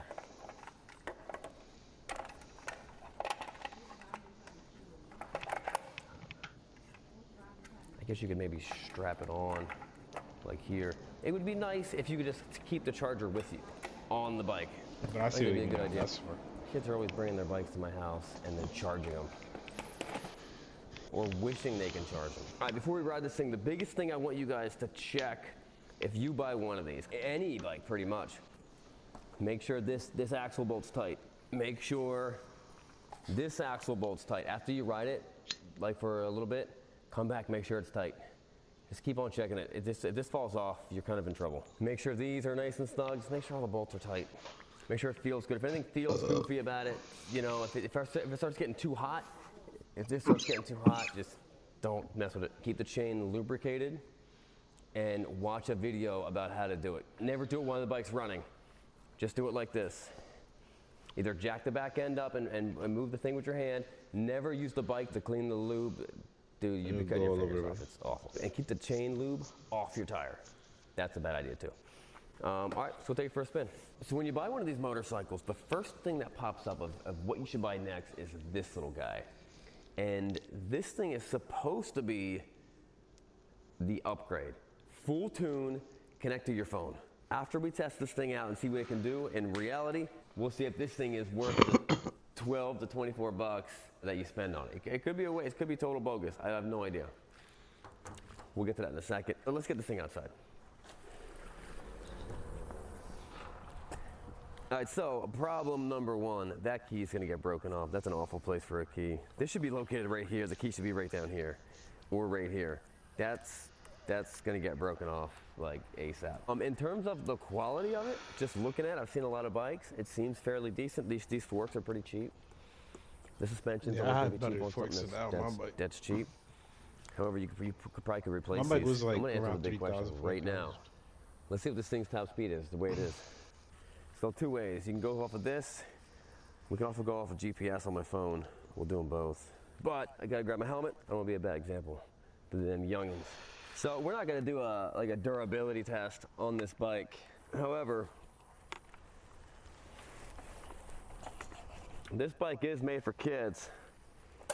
If it's not getting dropped a lot, the kid's not really riding it. Problem number one, look at that. I just modded this. That's the first mod that you need to do.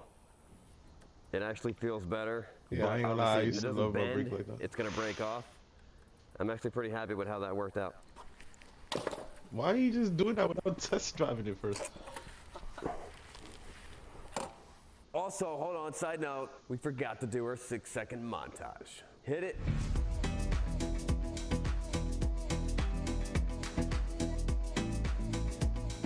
Damn, I kind of want this shit now. I'm All right, waiting let's for see this. what I'm top waiting speed for this this. thing can do.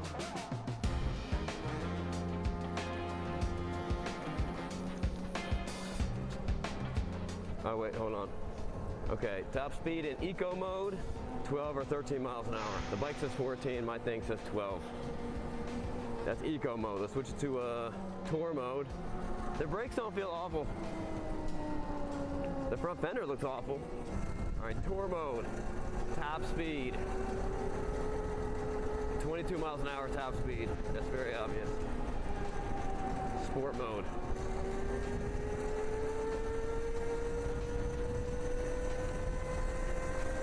Sport mode, top speed.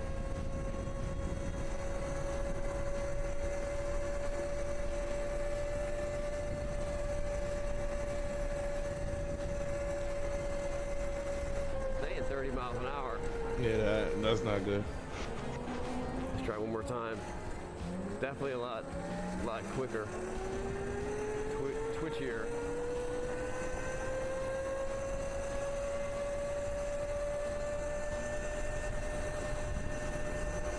So the bike, my phone's saying 31, the bike's saying 34. I'm gonna trust my phone on this one. So it's doing like 30, yeah. That's not good. That's slow. But I mean, for going to the store and back, shit like that. Listen, I'm not trying to abuse that bike. If you've ever seen kids playing with those things, we have to drop at least 20 times before the video's up, just to show if it can land that many drops. As of right now, the levers keep on bending more. So if I would have recommended this company, put shorter levers on it. So it definitely does not do 35 the way it sits out of the box. However, there is another pretty gaping problem that almost all these little electric bikes have, and that is the inability to get on the brake and the gas at the same time. And what they have is they got a little sensor over here that when you press the brake, it sends a signal to the computer that the brake is on, shut the gas off. The problem with this is when you ride motorcycle, when you're riding dirt, you're using everything at the same time. You're using the rear brake while you're on the gas, using the front brake while you're on the gas. There's a lot of things you're doing at the same time. Also, if you want to can't learn to wheelie, ride a motorcycle. then you need to be riding the rear brake while you're on the accelerator. We got to solve that problem right now. I think it's a safety thing to have it connected. If you're actually going to ride this bike, the way you're going to ride a dirt bike. Let's pop this off real quick. Now, I learned how to do this by watching children learn how to do it on the internet. Pop the box out, pull the battery out.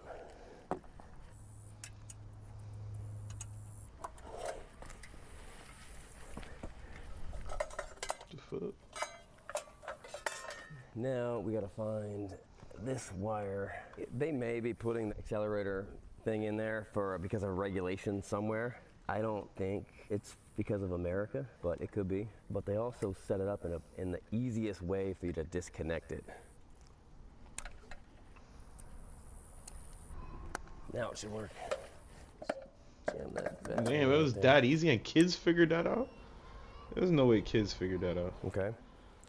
That's back. Here's the true test.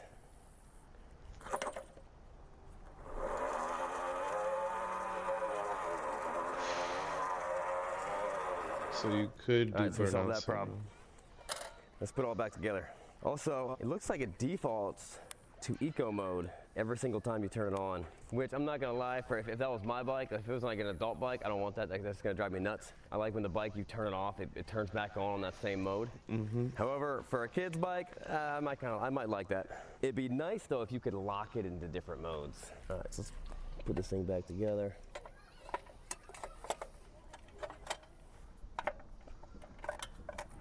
So here's the thing. It's one thing to make a video on like an adult motorcycle. I'm gonna come at an angle with this bike differently than probably anyone else making a video on this bike. I'm not a hooligan kid.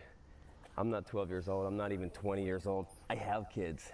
So when I see this bike, I'm thinking like, oh, that's cool. However, do I want my kids riding that bike doing hooligan stuff in the neighborhood? My thought process is not like, oh, what's the most fun?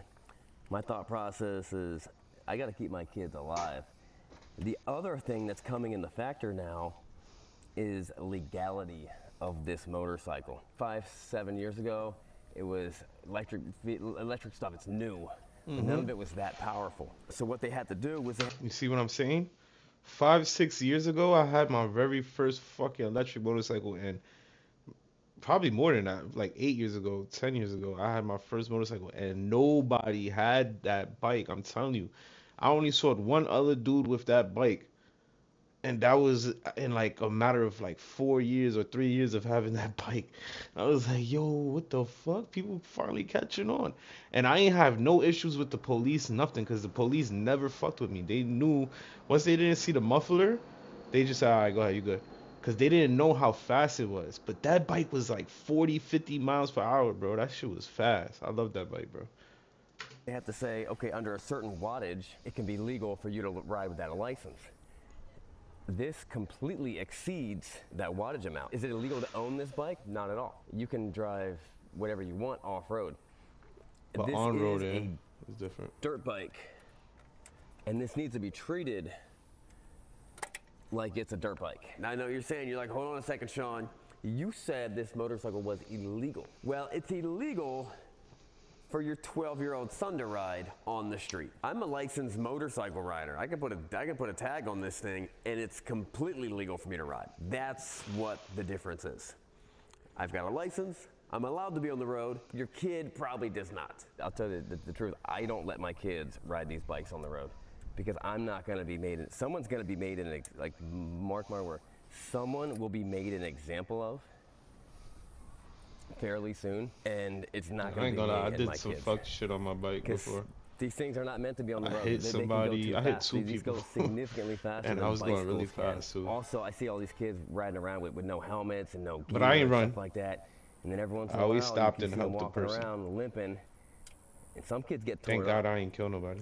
You wreck this thing, this is gonna hurt way more than wrecking a bicycle. It weighs a lot more. In terms of, is this thing awesome? Can we And mod my this thing bike- up? Can we make this thing more fun? My bike was way bigger than this shit. My shit was like a full-size bike. Like, that shit was like 300 pounds. So, yeah, 3-something pounds. This shit was a To heavy-ass drive on the bike. farm, I'm all about it. Like that's the best thing. But if we're modifying this thing so we can go do like, you know, hooligan stuff, like on the street, you're gonna get in trouble. You're gonna get in a lot of trouble. Did I route this the wrong way? That's why when the cops always pull up on me, they this whole look thing for the all muffler. They're wrong like, where the fuck is the muffler? What kind of bike is this? Shit look like a full-size motorcycle. So like a I sports guess while bike. we got it apart, we might as well put that little dongle, a Bluetooth adapter in that apparently is going to wake this thing up and make this thing much faster, much more powerful. How does it do that? I have no idea. Maybe that's why I put this thing in backwards. They know what people are going to do with these bikes. They know you're going to modify them. They have no problem with them, and I think that's cool. I think if people are going to do with it, if people are going to modify it, make it modifiable. Yeah, it makes it That's more one of the reasons fun. why people like cars and motorcycles. Yeah, 'cause you can modify them them, you can shits. make them faster, you can make them better. That's all about like knowing your customer, knowing what your customer wants to do with the thing. I mean, they make a spot for this. Let's plug it in. If I had a garage, bro, I have so much shit. Here's the other thing, though. I I'll dealt have with this so when I much was toys. when I was younger. You see guys, they'll buy a Honda Civic. They'll spend $60,000 modifying their Honda Civic, and they're like, this thing can beat a Corvette. But go buy a Corvette, because that Honda Civic with $60,000 of modifications is only worth potentially less just than wasted what your money. a stock one would have been. Exactly. So instead of buying a car to try to make it faster than a fucking Hellcat or whatever, just get a fucking Hellcat, save your money, and heartache, try to repair that car and build that shit up. Because unless you really, really fucking love that car, then don't ever expect to part ways with that car, which is rare. Because who the fuck want to have a car their whole life, the same car? Like, you're gonna want to part ways with that shit sometime. And if you care about money, you're gonna be extremely heartbroken when you realize all the money and time you put into that car doesn't mean shit when it comes to the fucking Kelly Blue Book. When niggas could look up the actual price for that car, don't give a fuck about how much you spent and how much time you did fucking hooking that shit up. They gonna lowball the fuck out of you, bro. It may not be Kelly Blue Book price, but it's gonna be hell of a low ball, bro. They not gonna give a fuck about how much you spent. So you just threw $60,000 down the drain, and a guy with a Corvette who's paid $50 for it could do a minor modification, completely smoke you, and his car is still worth the same amount of value. Get the fucking value out that car. His car is still worth $50,000. There's only a handful of vehicles that This is why I fucked with this dude so much back then. He's a smart man. It actually increases the value. But just know, if you're gonna buy one of these things and you're gonna modify it, I mean, they're not worth that much to start with. Yeah, they're not really valuable. But you're not adding value to it. It's a toy. I mean, me dropping this thing 3 times, this thing's worth half. It's just a toy, man.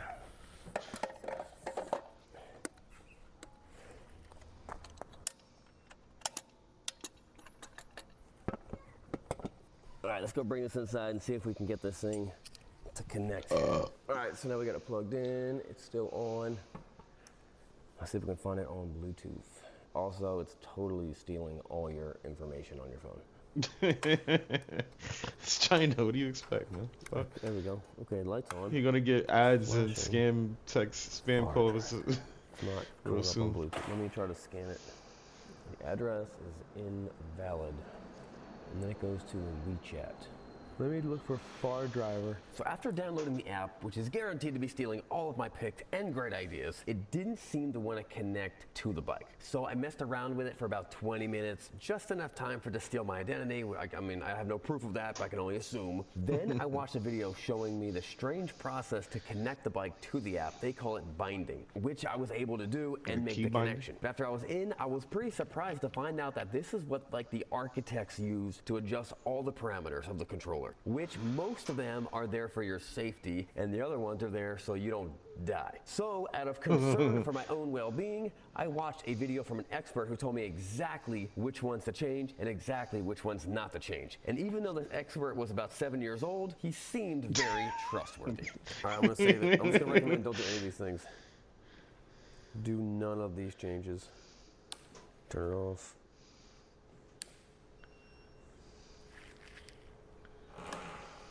All right, look down here. Let's see what this thing can do.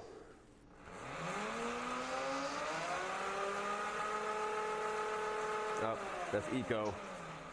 That's eco mode. Here, all the changes were on sport mode. Let's see what it can do now. Oh my god. That shit's not even registering. That is a different bike. It wasn't even showing up on the speedometer. It didn't even register. All right, if I do it slow, it'll show up. But when I did it super fast, it wasn't even showing up. Let's see if I can do it slowly and get to a certain speed. 30, 40, 50. We may have went too far. Watch this.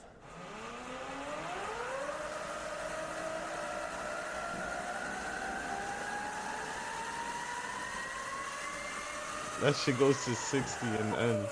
It stops reading at 60 miles an hour.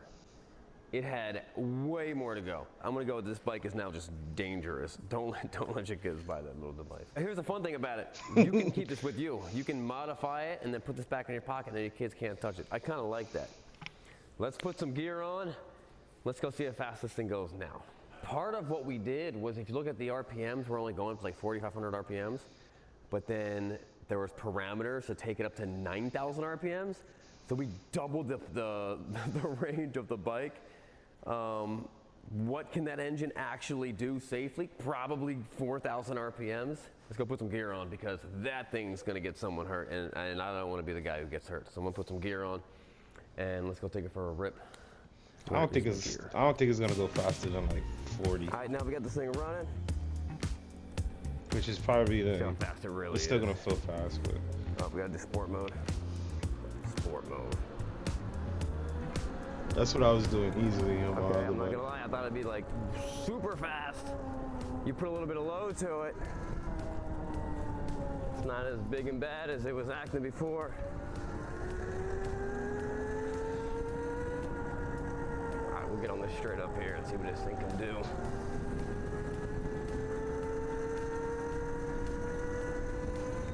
Yeah, it's not going fast. 28, 31.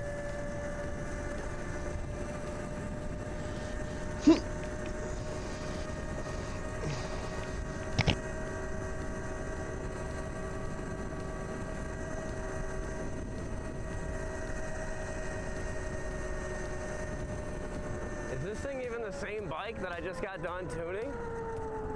Hold up. It feels nothing like that super powerful bike. Okay. So it is. So it's all big and bad until you put some weight on it.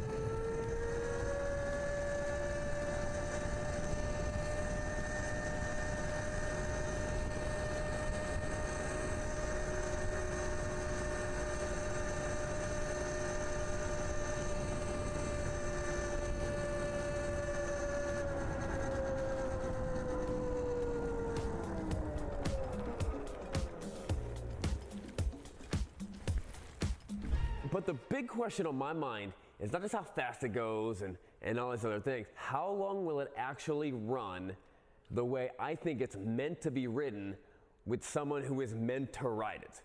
Not me. So I put my 12-year-old son on it and we went to the farm. And we rode around, had a great time. It had plenty of power for him. Even after it was modified, it wasn't crazy fast like I thought it was gonna be. And after an hour and 15 minutes, it still had at least 60% battery left. There's only like 5 bars on here. So I would imagine this thing can last at least 3 hours, which is a pretty long time of riding a dirt bike like this. And I thought it was pretty impressive. Now, if you guys want to get one of these, I do recommend ride it safely. Don't let your kid just do hooligan stuff on the street. But we do have a code. If you want to buy the one that we have, there is a link in the description. I want to make sure you buy the one that we got, and that's some other, not. 5 years ago, I bought the cheapest electric dirt bike on Amazon, and that video did okay. But now, 5 years later, things have changed. Things have changed a lot, because every single kid, hooligan, child in your neighborhood is riding one of these things. They all got them from Amazon. But I got one, I got the cheapest one, and it is significantly cheaper than the last time I did this 5 years ago. So a couple months ago, we got an email. An email was from this company, and they said, we want to give you one of these bikes to review. And I said, no way, man, you can't buy me. However, I'll consider doing it under one condition. That condition is I get to say whatever I want about the bike. Now, they never responded to that email. There was a logistics error, and they ended up shipping us one anyway. So we're gonna find out, is it any good? Is it safe? How fast it can go? Is it even legal to ride? And what's the deal with this thing? And just a big thanks to our sponsor, Partzilla, for this video. It says Far Driver. It also has a QR code that's guaranteed to be a scam, guaranteed to steal your phone. So if you're not aware, young hooligans are ruining all the neighborhoods, all the streets, riding these things around. It's been month after month of teens on e-bikes wreaking havoc on the Strand and in the streets of the South Bay. Police Chief Paul LeBaron says this bike was a Sarong. I've purchased so many electric dirt bikes in the past couple years, and every single one of them was a disappointment. They were either too small and basically bicycles, and they cost too much money to actually become somewhat close to fast, and was the equivalent of a 2-stroke 125cc bike. So really kind of disappointment. And none of them could compete with their gasoline counterpart, but not this one. This one is not only supposed to be a contender with the gasoline bikes, this one is supposed to crush them. This video is sponsored by Surfshark, and more on that in a little bit. And I'm dying to see what's inside here. Without further ado, let's do it. So the story behind this is 2 years ago when they started talking about this, I think they had a demo, I put a deposit down. And I kind of forgot about it. And I really wanted one, and then I found out that they've been trying to email me for months, possibly a year, and they're like, if you don't accept your bike or buy your bike ASAP, I think they said that I was gonna lose my deposit, which I'm not sure if they can actually legally do that. So I decided instead of losing my deposit, also I wanted this bike, I forgot all about it, I ordered it. Now, what's crazy about this bike and we've been seeing this for a long time, is you can buy this bike at a dealership or buy it directly from the manufacturer. And it shows up within a couple of days. So it kind of begs the question, why would you buy it at a dealership? I mean, it was simple. All we had to do It's probably because you don't have to put it together. was buy it, sign a couple things online. It took less than probably 20 minutes, and within a couple days, a man with a big truck showed up. We needed some muscle to unload the bike off the truck. It was raining, it was gross, but not that big of a deal. If you had a Yeah, I'm forklift, it sending would be that even to a easier. fucking dealer. But what these manufacturers are doing, and they're able to do it easier with the electric I'm stuff, sending that they're shit kind to of the dealer, bypassing bro. the dealership model. And to be honest with you, I kind of like it. But the question is, when you bypass the dealer, is it worth the extra energy that you have to do putting the bike together? And we're about to see this thing right now, which I think putting the bike together is pretty awesome. Yeah, you gotta put that shit together, my boy. That shit looks like a real dirt bike. Holy shit. That is cool looking. Now, if you guys haven't figured it out yet, That shit this looks like is a the real dirt bike. legendary I ain't gonna lie, this is the first one Stark that actually looked like a motorcycle. full-blown A lot of people dirt are bike. talking about it. It's a really, really big deal, and I'm so excited to get this thing out of the box. But once we get it out of the box, How much it we have a costs? little surprise, and we're gonna find out if it's as bad and mean as everyone says it is, and we're gonna take it up against last generation, actually generations of generations before, baddest dirt bike ever to exist, the legendary. Well, you have to find out. Check this out. Oh man, that is sweet. I didn't know it came with this. And what is this? It's a bike stand. I think this is $10,000? Is This that might the be the charger? charger. So then that's the charging. They're not even stand, 'cause selling it them looks no like more. That bolts up inside of it. If I had to guess Oh. from here. That's so cool. Look at this. This is like that carbon fiber composite or carbon fiber. Forged carbon? Forged carbon, yeah, that's pretty cool looking. You got a contact with type. Okay, this is the stand for the Yeah, bike. this Brushed shit is aluminum. It brown. looks awesome. People would pay a couple $100 for this. And then it looks like this is the charger. That's I can't think crazy. of, unless it's a subwoofer. And it looks like this mounts inside there. So you This put the shit's bike on top of the discontinued. stand. They probably got sued Joey, or does some any other shit. bike come with a The dirt fuck bike stand? happened? No, they come. Well, it with says steel call, so you can triangles. probably get them still. You just This gotta is call. how a motorcycle should be transported. Look, there's no crummy metal straps. Actually, this is loose. Why is this so loose? I do feel like the box is kind of falling apart. Let's see what's on this side over here. Stark Varg. It's simple packaging. Wheel in the front. Look at this. Is this water cooled? That is cool. So this bike claims to be 80 horsepower. That's 80 lit. horsepower destroys anything else out there in dirt bike on two wheels. CRF 450R is only maybe high 50s in horsepower. That is fire. Nice quality looking You're straps. talking about torque for days, boys. You could fucking willy that bitch forever. Smells like nothing. That It is just torque smells for like nothing. days. Smells so clean. It Looks smells so clean. Very clean looking straps. They're not as good as our tank straps, our dirt bike straps. So if you're wondering what the dealership is actually doing, with one, they're paying the salesman, they're covering the cost of the overhead, and they're putting this bike together. They're putting a front wheel on and doing whatever is in this little manual right here. Let's see what that manual says. And if you're willing to save $1,000 and put it together yourself and save yourself a bunch of time and hang around the dealership, which I am always willing to do that. Oh, that just says Varg. Oh, I thought it said Stark Varg. Okay, this is all coming together now. Maybe you knew, I did not know this. The company is Stark, the bike is Varg. Stark Future's mission is to lead the way towards a sustainable motorcycle industry by reducing plastic and CO2 pollution. This will be achieved by building sustainable products that are superior to traditional technology in terms of performance, emotion, and design. Not a fan of that. I just want to make cool, fast stuff. So it's saying this logo, 24 karat gold. We could pawn that. We can pawn that. You can make enough to buy another one. Very clear, nice instructions. Let's just open up boxes and stuff. But what I didn't realize was that inside this box is another box. And inside that box is one of the coolest things about this bike that nobody is talking about.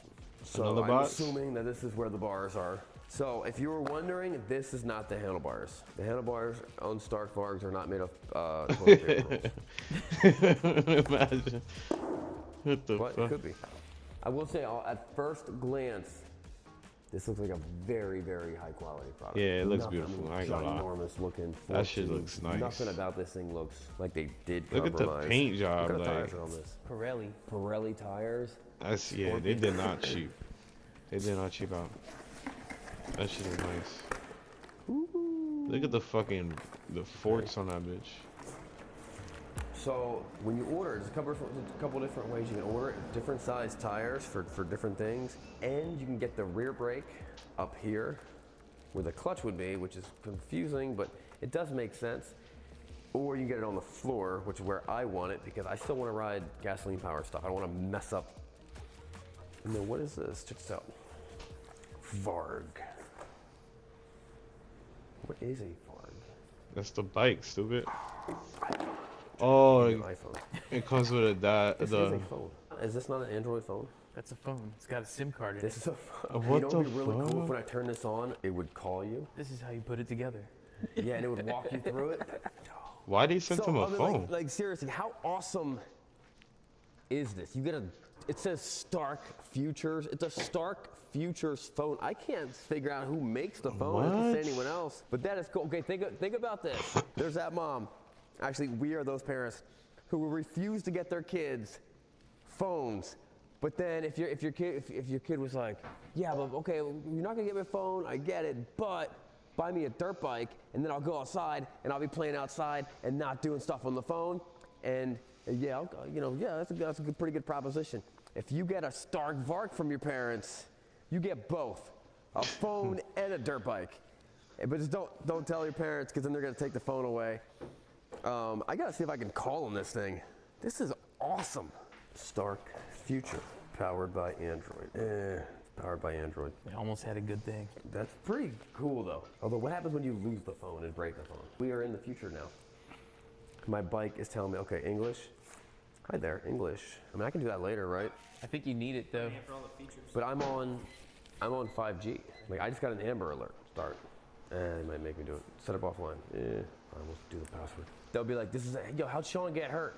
Well, he was riding his Stark Vark. Oh, he was riding his Stark Vark? No, he was putting he was putting the password for his internet into his Stark Vark phone while standing on top of a vacuum.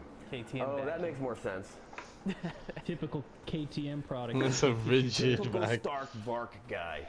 All right, we're in, I think. And those vacuums actually Getting really your good. phone Rigid. ready. This may take a few minutes. Could this be my phone? No. Oh, you Can I mean make like phone you calls with it? switch I don't know. Next. Copy your data, follow these steps. I don't want to copy my data. This is where the future sucks. If I need to make another username and password to ride my dirt bike, Just skip it. skip. What should my password be? The future. How about Craig? C-R-A-I-G. Craig. Where is phone call? Let's call Craig. It had a SIM card in it, right? Mm-hmm. Can I text? Message. Let's message Craig. Hello, Craig. This is Sean's Stark Varg. You should ride me sometime. Is this why Androids suck? It just keeps on going back to the home screen. Yeah, Android keeps is flashing, ass. like even the screen. Watch. You can do that, but it doesn't like me doing this. I think they Hey, just Google, stole all why his can't I text information. my friend from my Stark Vark phone? This is the future, clearly. These frustrations, these are not real frustrations. These are future frustrations. These are Android frustrations. I wonder if that's a dedicated line so that they can call you later about your extended warranty. Not a bad idea. And So after good for realizing sleeping. that I cannot call or text my friend Craig, I decided to go back to unboxing the bike and getting it put back together.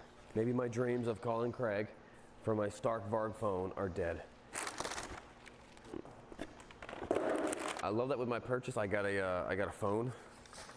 Don't like it, it's a Droid phone. Ooh. I don't see a spot to plug the phone in unless it charges. Does it charge right off of here? Maybe it does. Can you watch TikTok while you're riding? Is the question everyone wants to know. Can you watch your favorite YouTuber riding his motorcycle while you're riding your motorcycle? That would be cool if that's We're the gonna find that out right here on point of Bike it. Reviews. Like now They say you that could that's the fucking watch fastest YouTube production on the dirt go. bike ever made, but I think there's one that might be faster, and I happen to know where one is. Bunch of stuff. Oh. Push, push, push. This is not a safe bike, janky moto combo. This is the one. This might beat that Stark. This is the CR500, and this was, and I'm gonna say possibly is, the fastest production bike, dirt bike. It's a 500cc 2-stroke. Should rip my head right off my shoulders. Ooh, smells like there's fresh gas in there too right now.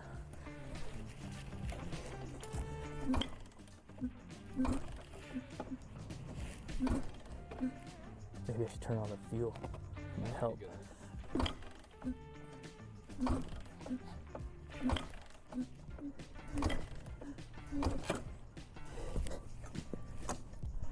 All right, we're gonna have to go. That boy out of breath. He was out of breath.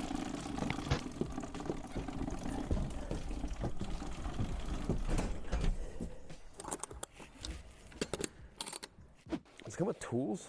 All right, throw some in the comments. Do you like when things come with tools, or would you rather you use your own tools? And you're kind of like, it's a barrier of entry to people who don't have tools. Ooh, what is, holy cow, wait a second. Normally when you buy something, it comes with the crappiest looking toolkit. Like, and I just throw them away.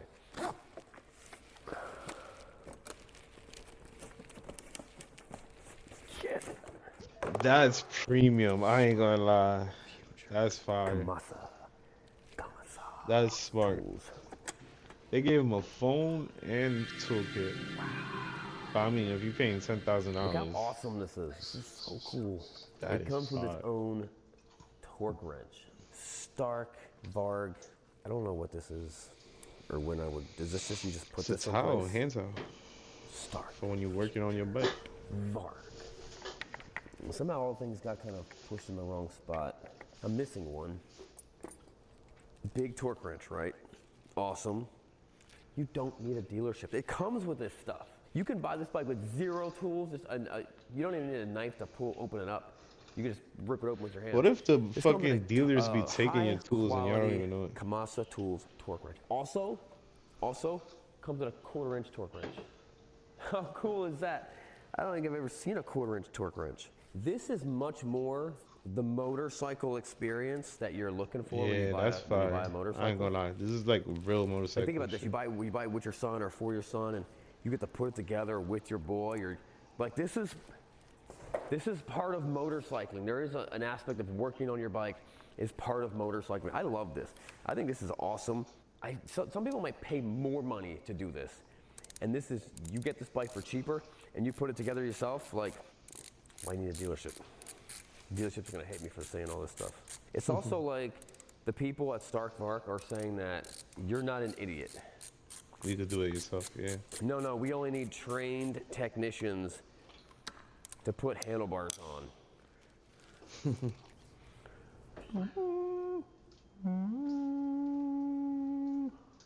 Moana. Hold up. You guys see what I see? If this is a perverse drawing Another from that guy. From the fucking saddlebags present. of the Harley Davidson. This is nothing, it's just a piece of wax paper. I thought it was a note. How dope would it have been if this was a note that said Yeah, like, that would have been dope. you're awesome. Like, go crush it. Or something like that. Yeah, a heart. Let me down, Stark Varg. You know, it'd be even cooler if they gave you a pair of like white gloves to put this together. Like you really felt like you were like some type of top-notch Stark Varg elite mechanic. Handlebars go up here. Jam it in like that. Like that. Put it back in there.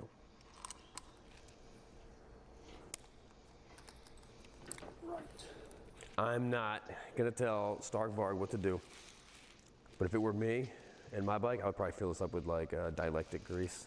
So if it did get water in there, which it probably will, it would be okay. Well, maybe that thing is sealed.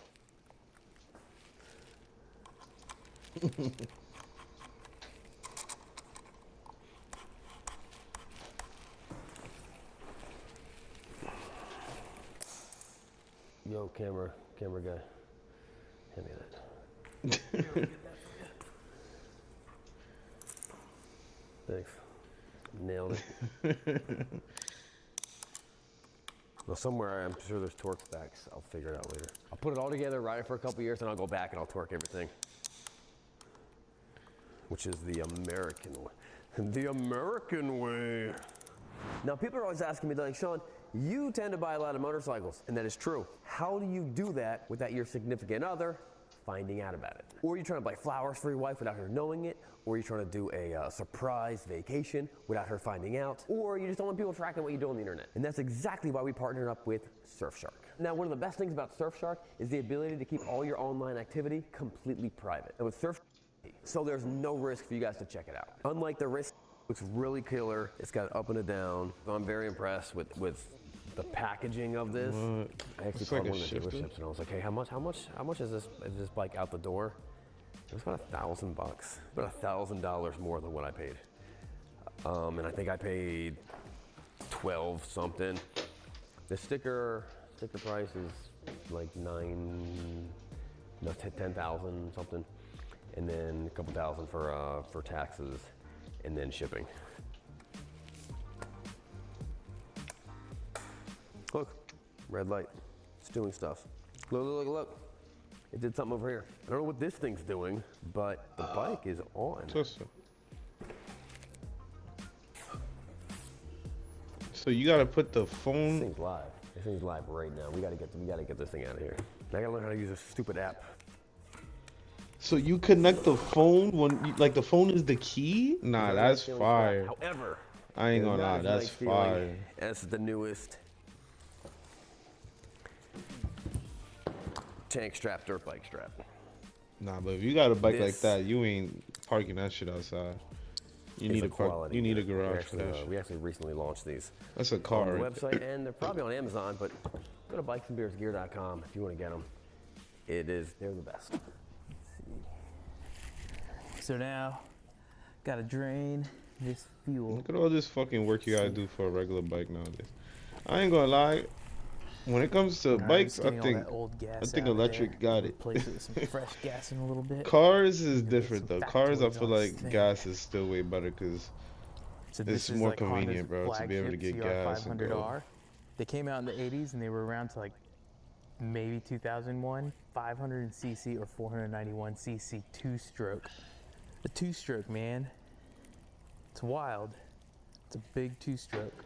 So once this fuel's drained out, and then we get fresh fuel in here, I'll let Sean know that we're gonna see how his Varg holds up to this and see if electric is better than gas or if Stark really is the future.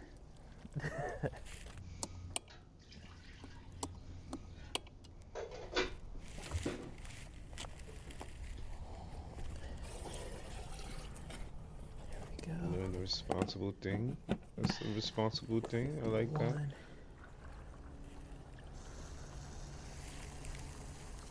There we go. That should give us the right mixture.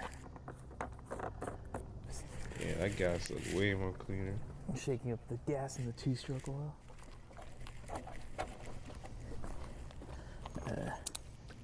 Choke open. There we go. We got it choked.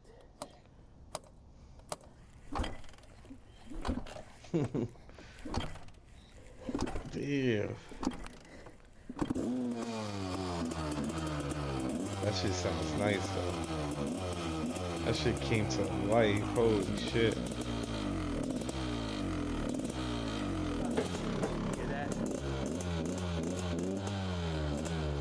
That shit sounds nice. That's the only thing. So gas is convenient. You could get some gas on the go. And that sound, bro. And fucking power too. I ain't gonna lie, So gas I put on the bikes front got fender it and too. tightened up some other bolts on the front of the bike. Then I was ready to put the front tire on. And you since could get Joe one was for a gone, lot I didn't have cheaper another than set of this shit. hands. This shit is I had to come fucking up with some other way idea of how to overpriced. get the I front ain't gonna tire lie. on. You thinking what I'm thinking? They give you a phone just to try to phone in some tools to try to make it seem like you spent money somewhere, but I don't think it's worth it. I haven't seen the drive yet though. Let's see.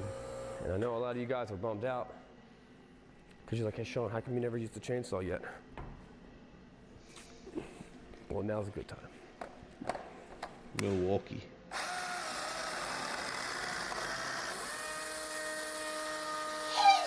Bless you. Bless you, baby.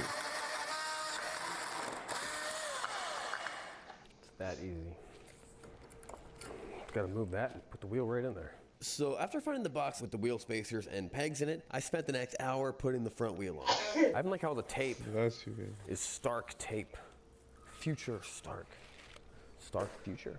It took a lot longer than it should have because I squeezed the front brake without the wheel being on, which squeezed the calipers without the rotor being in it. And then the brakes started looking funny, so I started messing with things and taking things apart. But in the end, I got it all put back together, and I'm pretty sure it's how it's supposed to be. Now you're wondering, you're like, Sean, what's the game plan now? Check it.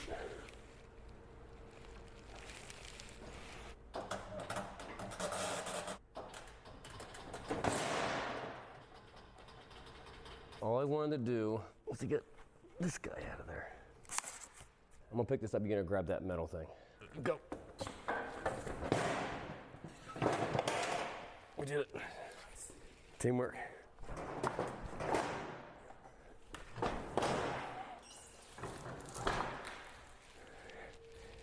And that is the Varg. That's a nice fucking bike. I ain't gonna lie. Oh, yeah, That shit just looks nice. Yeah. But you hear fucking And then I competition went out to put the outside. battery charger combination stand together by putting the bike on it first and then realizing that that's probably not going to work. But then I got it and we are ready to get this bike working. You have to admit, whatever you like or don't like about electric vehicles, they put together a really nice bike. I mean, Yeah, it's that shit is rich, fire. clean looking. Obviously, this is the big battery, a ginormous battery. Until you can get a hub motor that fits inside the hub and doesn't change the weight distribution and everything like that, this is your best option. It's a water-cooled electric motor, which is pretty awesome.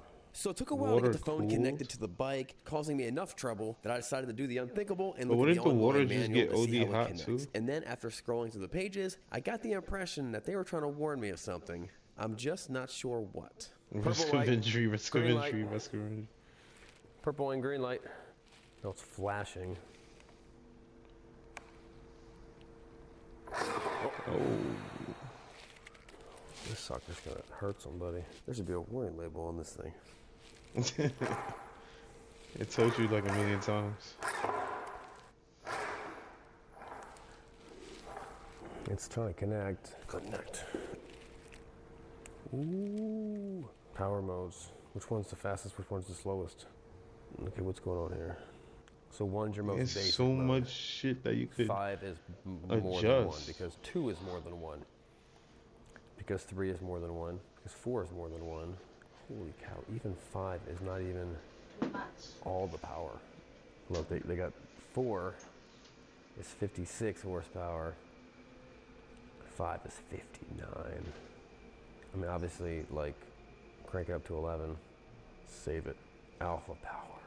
Alpha power engaged. Bam! Alpha power engaged. This is a ridiculous level of power. We do not recommend it.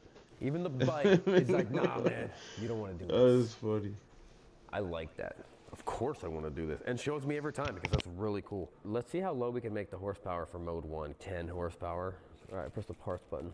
Nothing like ordering parts while you're driving. You can wreck your bike at the track, jump on your phone, order bodywork parts right now. How much do bodywork parts cost? Accessories, bodywork, brakes, chain and sprocket, cooling, electronics. Let's order, you know, you have a bad day, you wreck the bike, let's order a new frame. I guess it's going to Israel. Is anyone interested in buying a bike like yours? Refer a rider, and you both get a reward. I got her up to $300. Not only is this the baddest dirt bike on the planet, it's also a multi-level marketing scheme, which is what I'm looking for when I'm buying a dirt. That's a nice looking Honda, but is it a multi-level marketing scheme? How can I make money, and then my friends make money, and then I make money when my friends make money? How do we charge this thing? This one plugs in the VARC. They're like, just stick your hand in there. Just jam your hand in that thing and just pull whatever wires comes out. That's how we do it, we're men. Don't be a baby. Yes. So we got one of these big plugs. But they were nice enough to give you an inverter. But let's see if my generator can do that. I'm sure I don't have to explain to you the irony of this. The nonsense of sustainability and stuff like that, when most electricity comes from coal. In any case where you're actually out dirt bike riding, it's going to come from gasoline. Now, it might be more efficient. I would imagine charging this thing up would use less gas than if that was gas powered, so I guess that's a plus. Do I have a plug for this? No, it's the wrong plug. I gotta get an adapter for it. Push that guy out of here. But this will work. Let's plug it in and see what happens. So then I plugged in the VARG, and then a few hours later, it was ready. And it was fun putting together a motorcycle. It reminded me of one of my favorite verses, John 16:33. I have said these things to you, that in me you may have peace. In the world you will have tribulation. But take heart, I have overcome the world. So what we have here is the best that the future apparently has to offer for us, and the best that 40-something more years ago has to offer for us.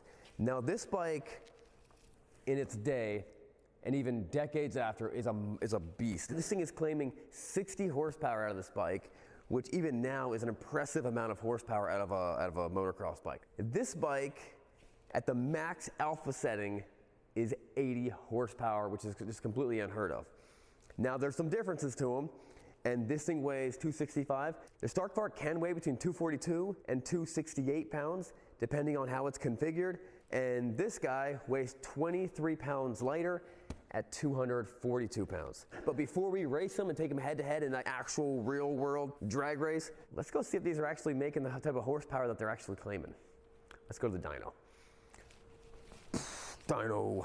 So we loaded up the bikes and took them to our buddies at the Harley Davidson dealership to get these bikes on the dyno to see what kind of power they were really putting down. But we were having some trouble because they've never done a single cylinder dirt bike. After messing with it for a bit and kicking it a million times, we finally got a dyno run in. And it gave us a number that honestly we could not believe.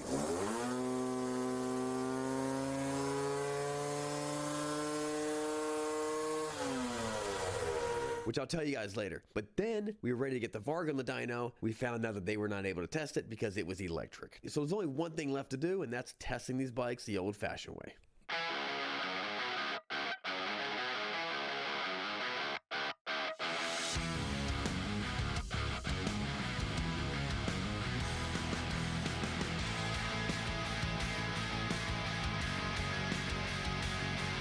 With the one and only, my friend Brock Gills from Moto Mission. Let's ride, that's what he says. He says, let's ride. All right, 3, 2, 1, go.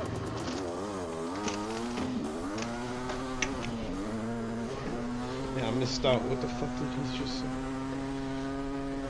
Damn, that shit out. Hold on, let me go back though. Which even now is an impressive amount of horsepower. This is John 16:33. I have said these things to you, that in me you may have peace. In the world you will have tribulation. But take heart, I have overcome the world. So what we have here is the best that the future apparently has to offer for us, and the best that 40-something more years ago has to offer for us. Now this bike, in its day, and even decades after, is a beast. This thing is claiming 60 horsepower out of this bike, which even now is an impressive amount of horsepower out of a motocross bike. This bike, at the max alpha setting, is 80 horsepower, which is just completely unheard of. Now there's some differences to them, and this thing weighs 265. The Stark Fart can weigh between 242 and 268 pounds, depending on how it's configured. And this guy weighs 23 pounds lighter at 242 pounds. But before we race them and take them head to head in an actual I thought the gas one real-world would be drag heavier. race, let's go see if these are actually making the type of horsepower that they're actually claiming. Let's go to the dyno. Dyno. So we loaded up the bikes and took them to our buddies at the Harley-Davidson dealership to get these bikes on the dyno to see what kind of power they were really putting down. But we were having some trouble because they've never done a single cylinder dirt bike. After messing with it for a bit and kicking it a million times, we finally got a dyno run in. And it gave us a number that honestly, we could not believe.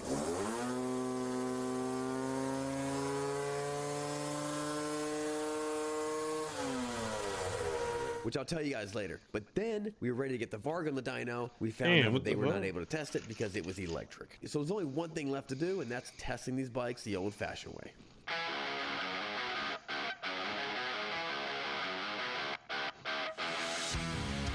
So they can't test electric bike for horsepower? Wow, that's stupid. So how far did they know this shit pushing 80? With the one and only, my friend Brock Gills from Moto Mission. Let's ride, that's what he says. He says, let's ride. All right, 3, 2, 1, go.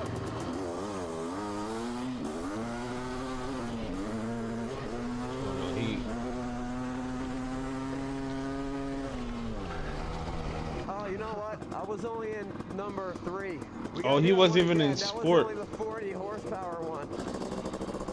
Oh wow, so you about to I made get a dusted. mistake. I was only in mode number 3. That's only like the 45 horsepower one. Let me step it up a notch.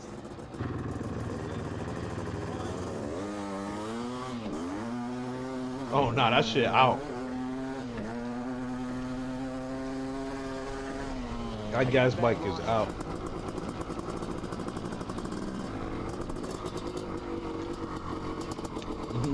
Two oh.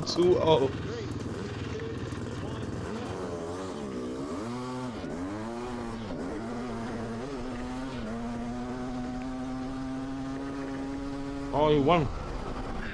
How about this? I'll give you the jump. 3, 2, 1, go.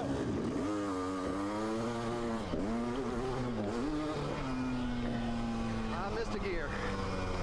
I bumped it into first when I picked my foot up. Sorry, I have to do that again. 3, 2, 1, go. Oh, electric one did a wheelie. Okay. Nah. That's pretty good. Electric one gun. Oh, I beat you. I'm finally getting the hang of this. I think I'm gonna put it in mode 5, full level, 80 horsepower, which is 20 more than what I've been using as of right now. Oh nah, this shit is Let's see what beast. that does. 3, 2,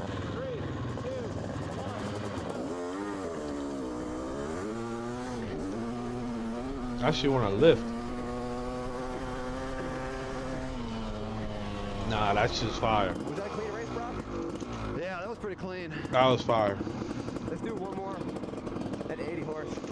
3, 2, 1, go.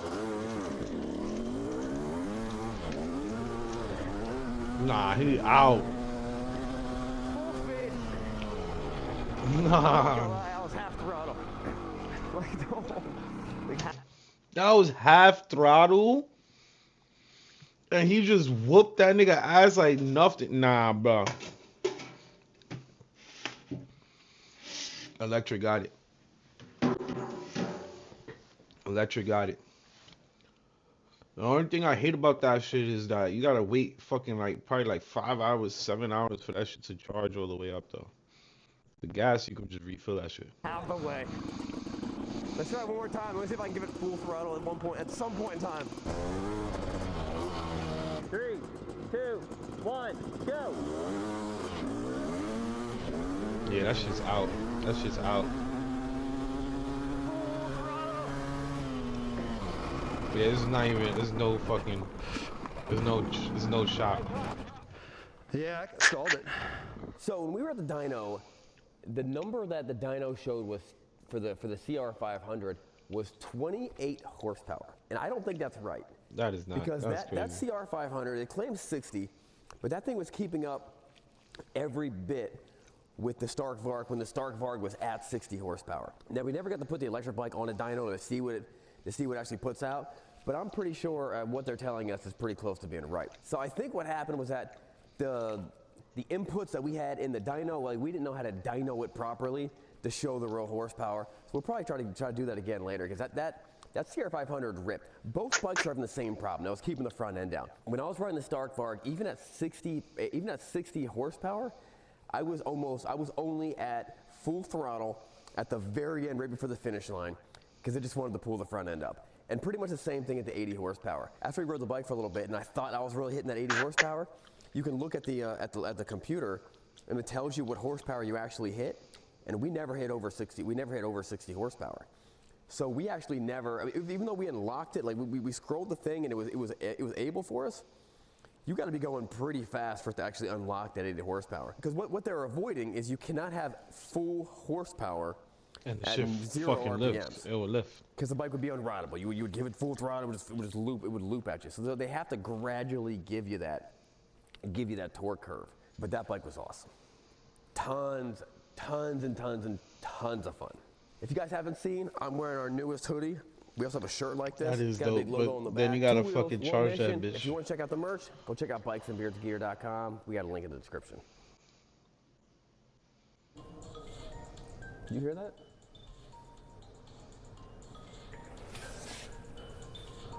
What is that? It's coming. It's coming from outside there. Hold on. It's coming from the trailer. Oh, that's the phone.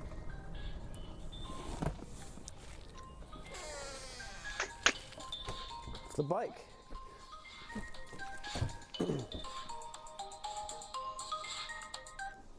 Hello? Is this Sean? Craig, is that you? That's not important. We need you and the Varg for a mission. Are you in or are you out? I'm in. Where do we... So a few months ago, I got a phone call from my new friend, my dirt bike. Hello? We need you and the Varg for a mission. I'm in. Where do we go? This dude is funny. And apparently it does not respect my time, because I've been waiting for months, and then this happened. Sean, the Stark Varg claims to not only be the fastest and most powerful dirt bike on the planet, but it's also the turning point into the future of all motorcycles. I don't believe it. I need you to test the bike out, Bikes and Beard style, and find out for sure. So after trying to figure out how Craig actually got this number, I came up with a plan. Now, you may have seen some pretty talented people reviewing this motorcycle and doing some pretty cool stuff on these things. But what happens when someone with no talent puts it through a series of tests, including finding out once and for all how much range this thing actually gets, racing it against some old Harley I got laying around the shop, and testing out some alternative charging methods that y'all have been talking about. And once we're done, I'm gonna figure out if I'm gonna actually make this thing my new dirt bike or just let it go. And don't forget, Partzilla is our summer sponsor. Let it go. What do you mean? What the fuck? That's like a $15,000 I'll be bike. announcing the next winner of that in this video. So we know these things can do jumps. We know that they're pretty quick, but everyone wants to know, is this right for them? Can this be the bike that they ride? And the biggest question on everyone's mind is, can I commute to work with that bike? Hell Now, yeah. The average blue-collar worker commutes 25 miles one way to get to work. That's 50 miles round trip. The question on my mind is, can you buy this and still do that commute? Let's find out. So we got the bike ready and headed I off think so. to see if the bike could do it. Then hit an unusual major flaw in the Stark Varg, one that no one seems to be talking about. You mind checking the tire pressure on this front tire?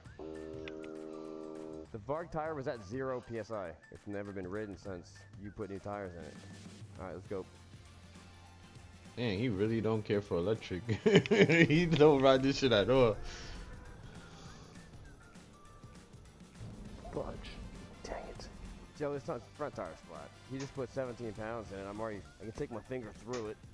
So I turned around and took the bike back to the shop with a flat front tire. The good news is I know exactly what the problem is. The bad news is I'm not sure if we have the stuff to fix it right now. So Stark Varg decided He literally And got they were a gonna put bike, inner tubes $15,000. inside their motorcycles. Nah, my son, bike and beards must be getting to the money nowadays. Cause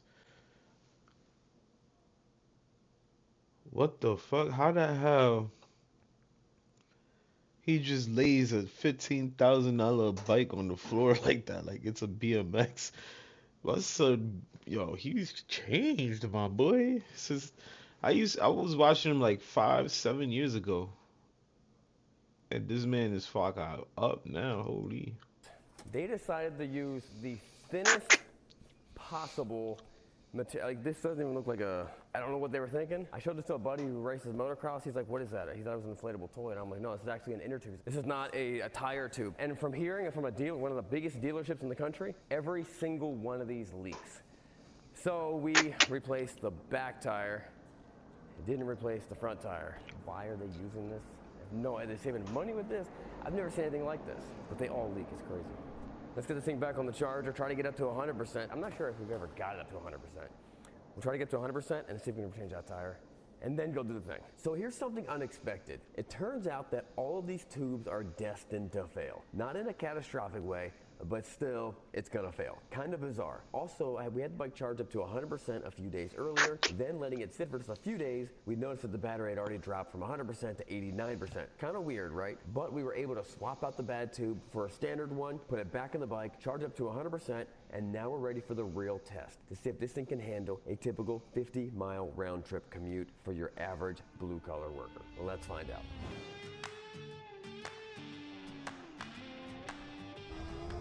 We gotta get to work.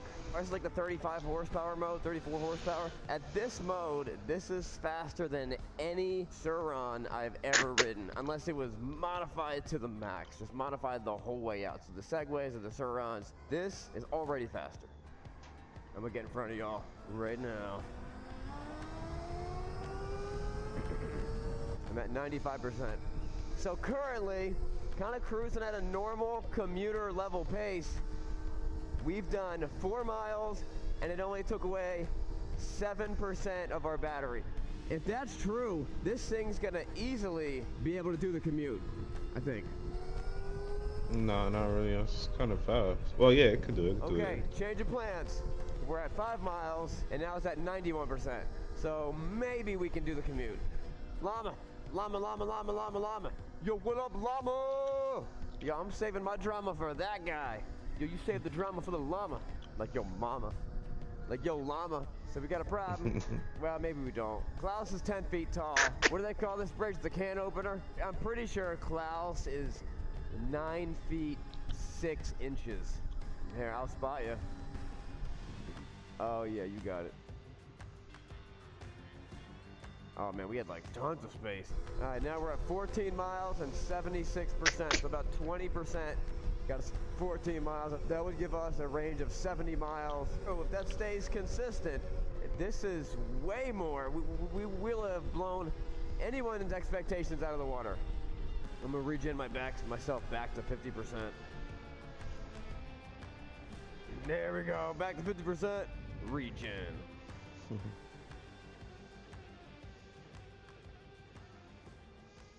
All right, so we are at 49%, 34.5 miles. The longest range I've ever heard anyone claim on one of these things was only 36 miles. We said 34.5. If we can keep on going at this, that's gonna be like 70 miles.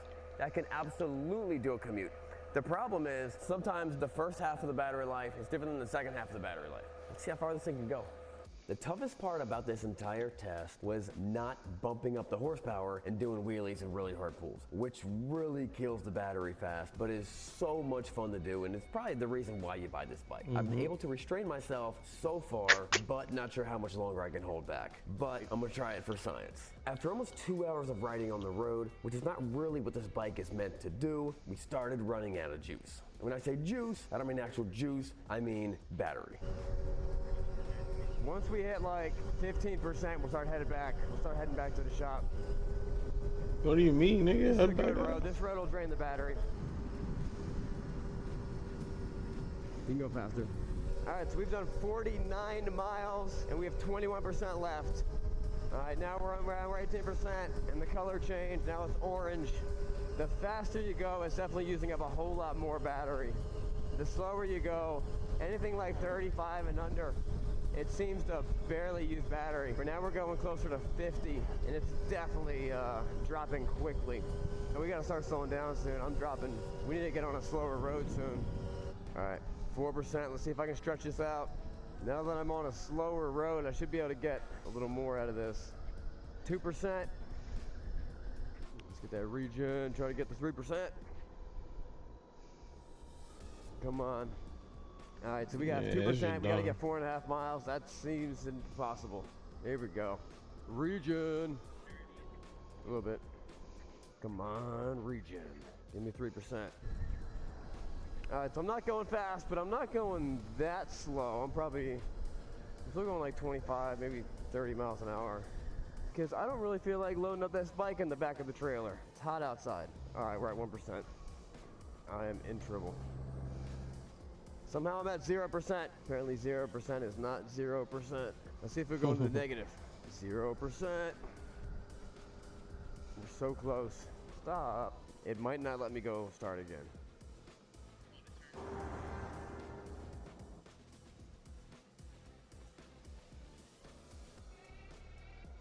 That'd be super hilarious if I broke down right now. Uh-oh. Nope, still going. Still going. Now I'm giving it all she's got. Pull in here. Pull right there. Pull right there. Let's let these guys go real quick. I might have a little bit more. I want to go until it actually doesn't let me go anymore. All right, this is as far as it. I'm done. I'm tapped out. Backup mode. Hold up. Maybe I got a little bit more in me. Nope, but it'll go backwards.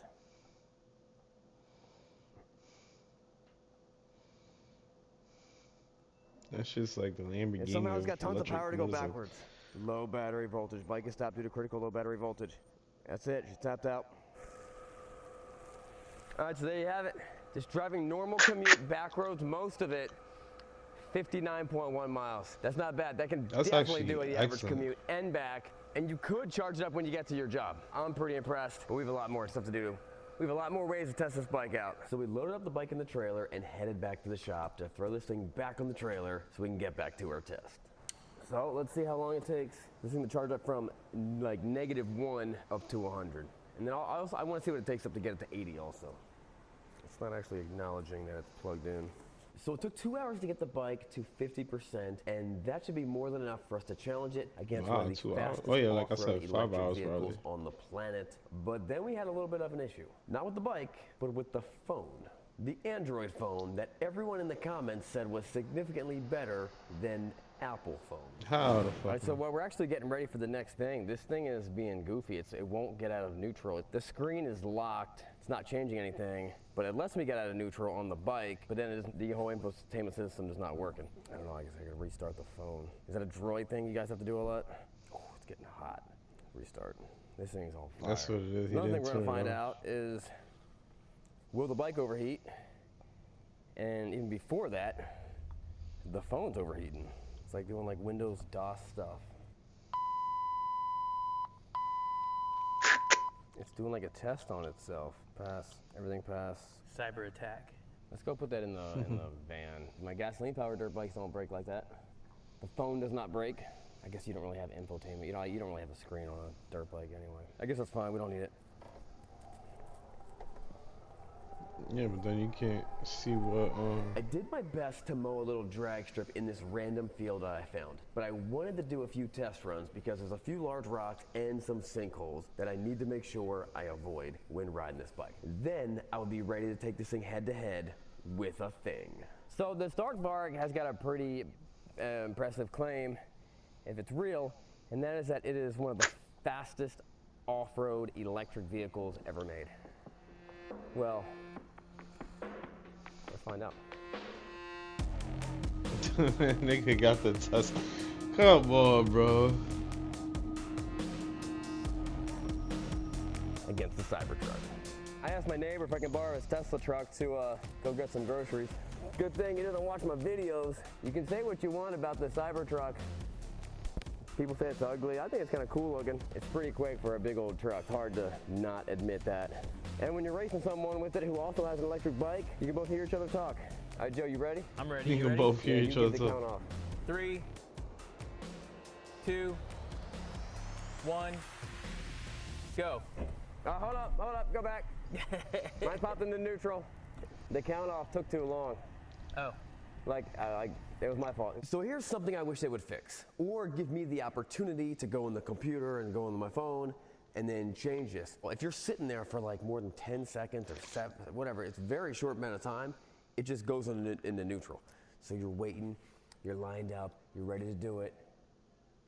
You go, it doesn't go anywhere. You gotta press the button again. And I hate to say it, but this ends up being kind of a recurring theme for every time we try to do something with this bike. Back a little more, right, a little more, right, a little more. Right there, that looks good. All right, we're back. All right, do it again. 3, 2, 1, go.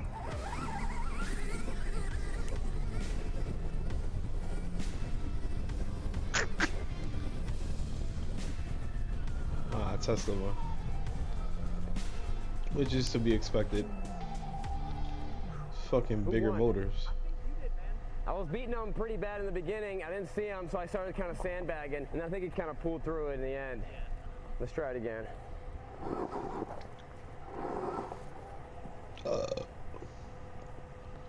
Who won last one? Did you win? Yeah, to the cone. Yeah, you he had won. me for like most I of started it. sandbagging at the end. Me too. Oh, were you?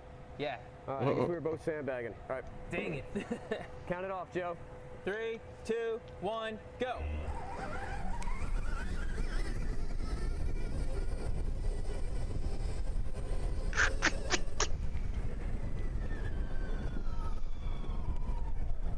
All right, you got it that time. What happened that time? Nothing, you went faster. That's not fair. You were faster. All right, we're going one more time. I'll give you the jump. I'm gonna slow down a little bit before the cone. This time, when I got to the cone and I stepped just on the kept brakes, sliding. it just started sliding. Okay. So I'm gonna stop like. I'll stop before the cone too. Okay. So let's race to that first camera. Okay. We could probably get to 60 miles an hour before that camera is. I'll be able to tell you. All out. All right, you ready? 3, 2, 1, go.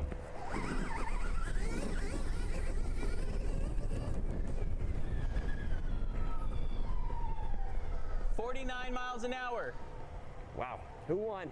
So I beat the Cybertruck. However, for all those Cybertruck fans out there, the Cybertruck didn't really start to pull until about 50 miles per hour, and then it really started to pull hard. So I'm not saying it was the fairest of all races. I was also not even at full power, or as they say, my final form. But as we will see later, it wouldn't have mattered anyway. So they say outside it's 97 degrees. The index is 111. I gotta cool down. You know, this bike's gotta cool down too. The cool thing is we can cool off inside the shipping container because earlier today I installed a Mr. Cool AC unit and it was awesome. So normally, I know what you're thinking, you're like, Sean, you're not an AC repair guy, you're not licensed to be doing refrigerant and stuff like that. Yeah, you don't have to with this. It normally takes about 4 hours if you don't know what you're doing, 2 hours if you know what you're doing, and you don't need to do anything with refrigerant. You plug in a couple hoses, drill a couple holes, plug it into electricity. We have ours running off a generator, and it is awesome. You don't need an AC guy to come out and have a big bill. And these units are really, really inexpensive. It allowed us, me and the bike can come in here. Oh, that feels so good.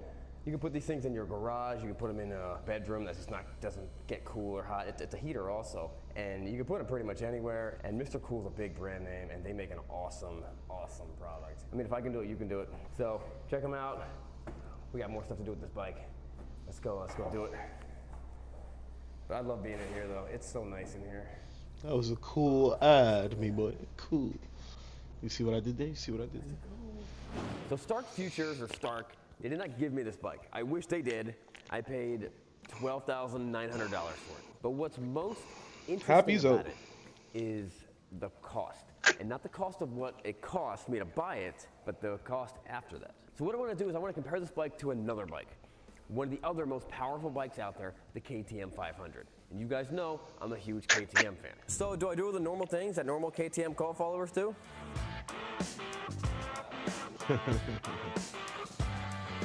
Did I sell all my possessions to give to this church of KTM just to get more KTM? Yeah, I did. Do I now sleep under a bridge? If you call that sleeping. Both bikes are fairly similar in initial price, somewhere around the $12,000, $13,000. Actually, this is a little bit cheaper than the KTM. But I'm not concerned about that. I'm concerned about the price and the cost of owning it afterwards. Okay, also, if you're wondering why this stuff is here on the table, I didn't want to have an empty table. So it's not really. So we're gonna make 3 assumptions. 1, nothing breaks down on this bike. This is just normal routine maintenance. 2, we're not gonna factor in wear items like tires and inner tubes and hydraulic oil for the clutch that both bikes have. So both bikes are dealing with the same stuff. We're gonna eliminate, like, you know, it's a wash. And 3, we're gonna assume this over a time span of 10,000 miles, which is, you know, that's a lot of time. So over that amount of time, the KTM will have done 22 oil changes. Let's assume $150 a piece, which I think is very kind of cheap. That ends up being $3,300 over the life of the time you own your bike. Then let's look at air filters. That doesn't have an air filter. So every time you change oil, you're gonna change the air filter or clean the air filter. Let's assume, and this is dealer prices, so it could be cheaper.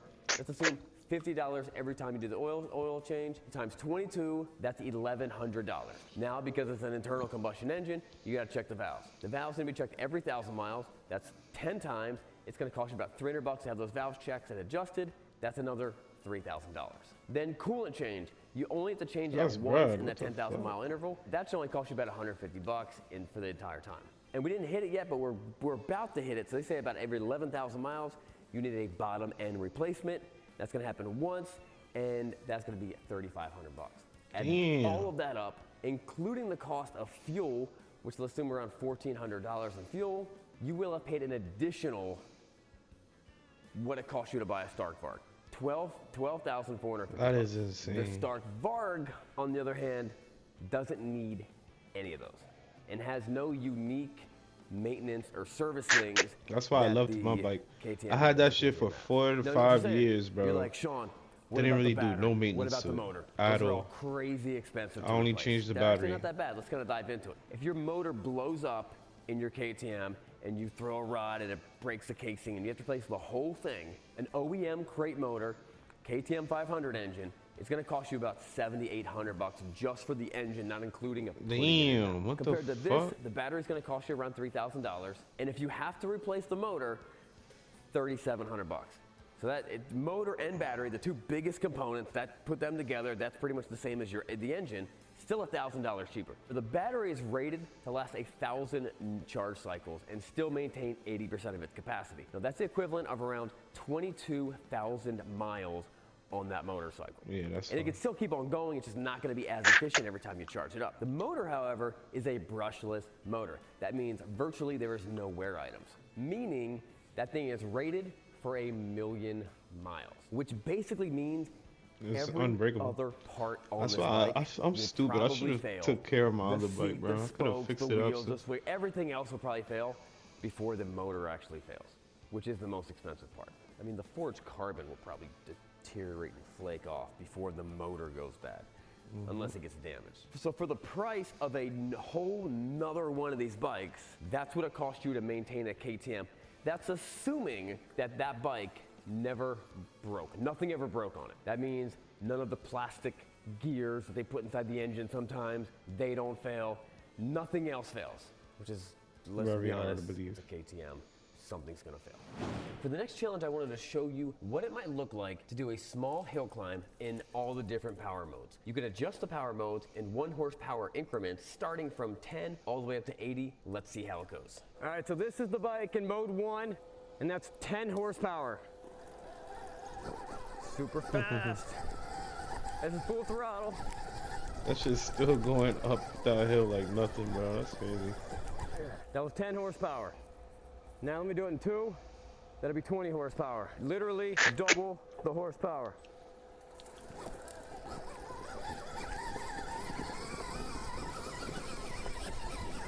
Much easier. Mode 3, 30 horsepower.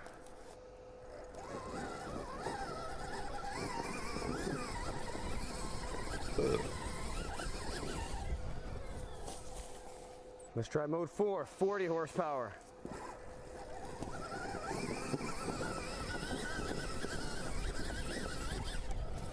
That shit flying. Let's try 50 horsepower. Nah, I love this bike, bro. I ain't gonna lie. I'm not gonna pay fucking All right, 'cause there's only 10,000 5 for it. modes. Not 15,000 for it. I got to go in and make a 60 and a 70 and an 80 I'll horsepower wait till the mode. price goes down and I get a nice We'll crib make 580. that has a garage. I'm copping We'll one make of these shits. 470. Make 360. Save it. Alpha power. Yeah. Let me make sure they're what I think it is. 5 is alpha. So we're gonna do mode 3 now, and that should be 60 horsepower. I do think it's pretty awesome that You you could can adjust just the horsepower. take this bike from slow, anyone can ride it, give it to your dad, and then make it fast where it's almost too much for almost everybody. All on a click of a button. That shit flies. You're good. That was good reaction. You held it until you're like, he might be running into me. And even then, I'm not even sure what the right thing to do would have been. I saw you, but it worked out good. I'm glad it worked out well for everybody. All right, let's do mode 4. That was 70 horse.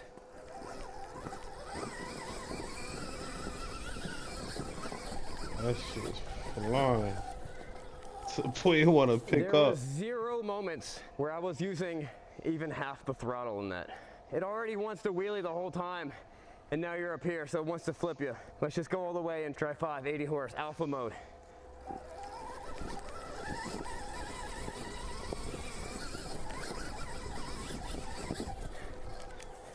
It was like 20% I needed, to be honest with you. My riding skills, and this bike should probably be around 40. I would never have an alpha mode, only in one situation. If I've got a clear, straight, perfectly smooth, groomed, wide path, and I was drag racing somebody. But that's just me, and I'm not that great. But this bike is pretty cool though. And all the stuff we just did, we only used like 3%. Riding That's around up the fine. hill, full throttle, all that stuff. Barely, like this is what it's made to do. I do want to know if we can prove Craig and figure out this is as good as everyone says it is. My big question is this gonna work for me and riding on the farm with my boys? And is it gonna be able to last as long as I need it to last and hold up to the stuff I need to hold up? Let's do the other thing. So the next question on everybody's mind is, will it log? Let's find out. No. They say your dirt bike is only as good as the log it can pull. It just so happens, I need some stuff to log. I need something that can log some stuff because I got a lot of logs I got to move. So I started cutting up this fallen tree I found in the woods. Logging has actually been a staple activity amongst motorcycle riders for decades. It's kind of a rite of passage to many cultures. To show you what I mean, here's an old video I dug up. And when I say dug up, I mean a robot made it. You're stupid.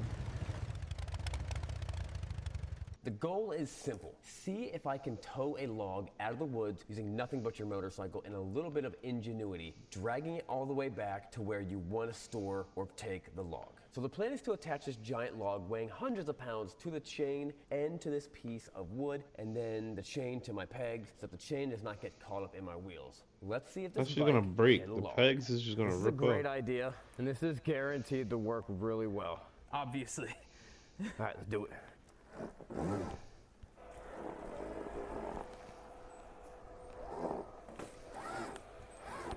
I know what I need. More power. Hold up. More power. Oh shit. Hold up. More power actually worked this time. Yes.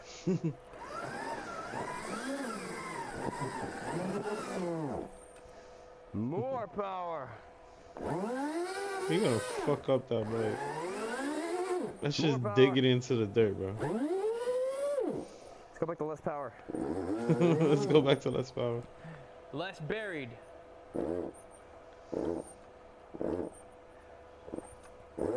Sean, do it again. You're throwing rooster tails to like way back there. It's awesome. Look what happens when I do back it up. Look at this. Is he doing the moonwalk? It moonwalks.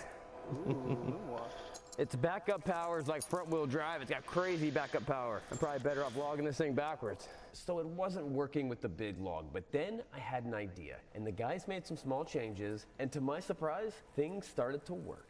I'm doing it. We're logging. They couldn't.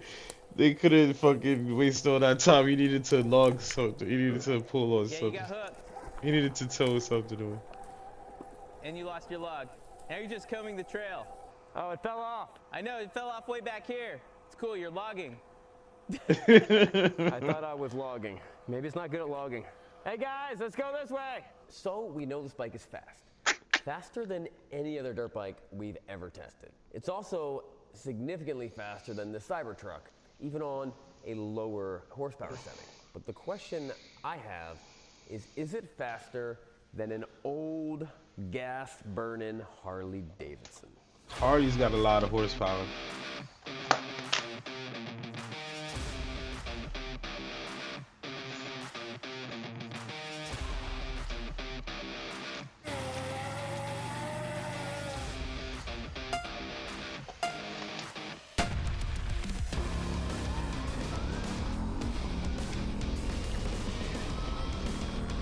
Yeah, you ain't beating no Harley.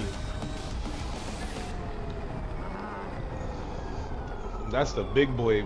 That's the big body Harley. To give each motorcycle the best chance at a victory, I will be riding the Harley Davidson, and my friend Brock will be riding the Stark Varg.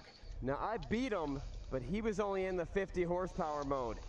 He's gonna bump up to 60 and see what happens. But I've got a theory, and I don't think it's gonna be any better. Let's go try it out. You ready? Yep. 3, 2, 1, go!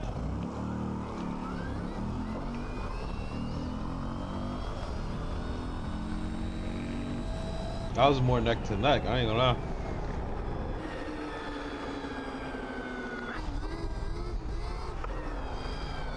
That's how them racers do it right there. So I beat him in 60 horsepower. Let's see what happens in 70 horsepower. And if my theory's correct, it's not gonna be any better. Let's go find out. Feeling all right? Yeah, I feel good. 3, 2, 1, go!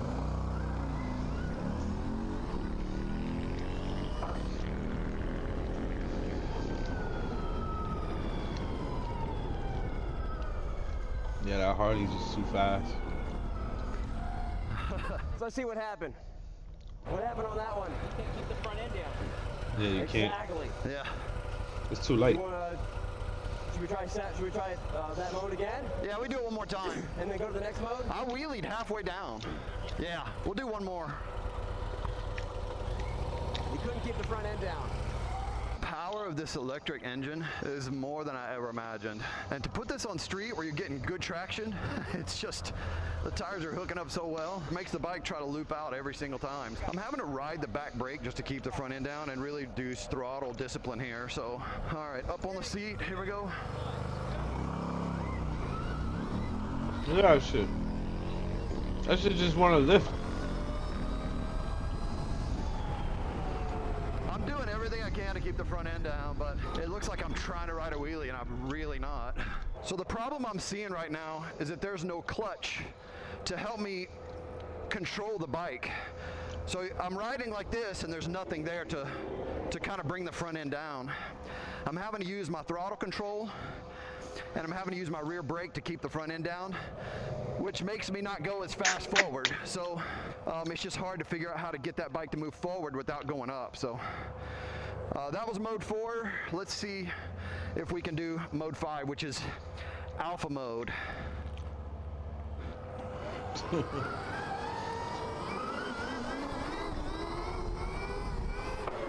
It is That's a wheelie wheelie machine. bike. That's a wheelie bike. I was just about to say. Now let's see what happens in the mighty alpha mode.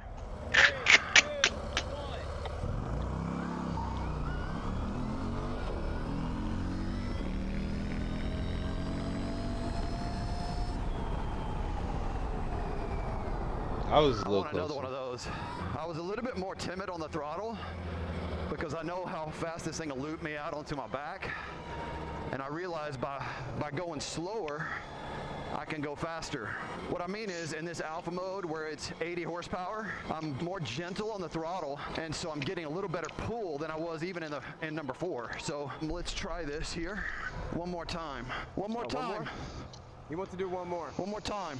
It's not like dump the clutch on a motocross track. I gotta really ease into it. Once I get past the hump, I was holding him. 3, 2,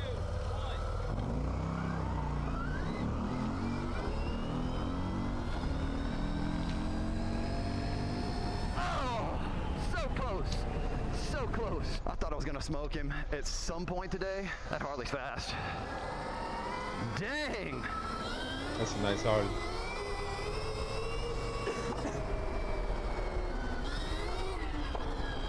It's an adrenaline rush for sure, man.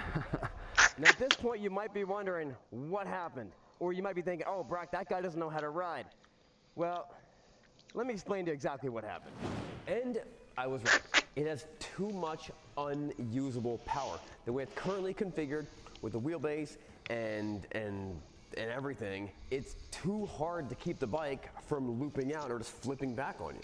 When you're racing, you're dealing with two main factors: traction and power.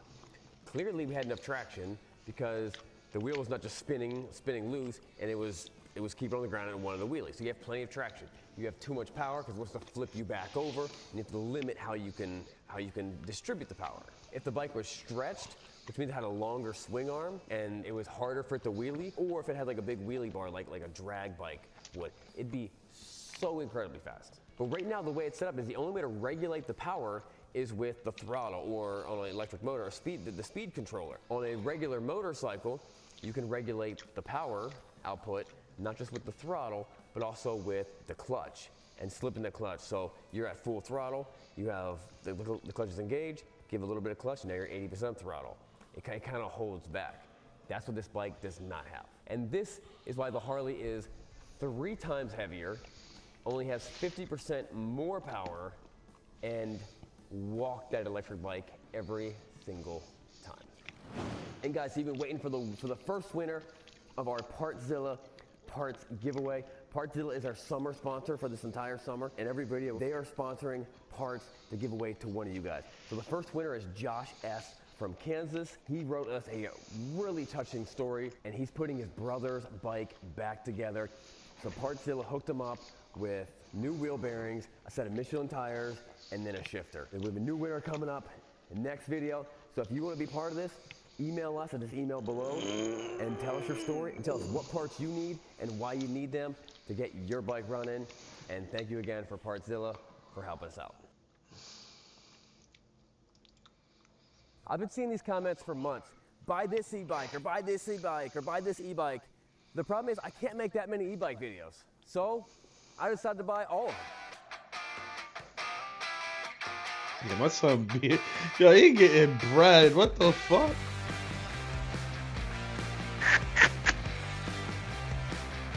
My son really blew the fuck up, man. That's what's up.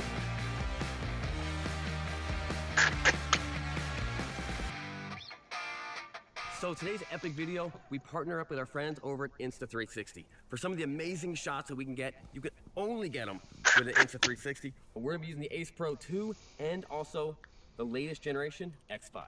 We'll be talking a little bit more about how we got all these cool shots later in the video. So there's so many different types of electric dirt bikes, we decided to split them up into 3 different categories. This right here is your toy section. This is the pint size, is the smallest one. Think of the DRZ 50, the 50cc motorcycles. That's this that's the category that these things are in. They range in price from about $800 all the way up to $2,400. Now on the other side of the category, we've got the dirt bikes. And this, imagine this is like a 125 4-stroke. That's the quality of size of dirt bike that these things are. And these things range in price from $4,000 all the way up to $6,500. These are gonna be a lot of fun, and I'm really excited about these because I actually fit on them. Now the other classification is a new one. These are the city bikes. And these are the most expensive, the fastest. My bike was like this one right here. My bike was literally like this one right here. Fuck, a sports bike, nigga, big body, nigga. I was out. I was doing like 60 on niggas, bro. Fucking flying, nigga. But I already know this one's probably way fucking more faster, because if this is fucking what I think it is, like if this costs how much I think it costs, these probably cost like fucking $20,000. My shit didn't cost nowhere near that. But it was big body like this, and it had plenty of fucking power to do 60 easily. And had the highest top speed. Actually, no, it is this bike. I think And it looked as like far this as bike. I know, to my knowledge, 2 of these motorcycles are the first ones to come to America. And this is what happens. I think that's my bike. I think that's my bike. No lie, cause bro, I was the first one on this shit, bro.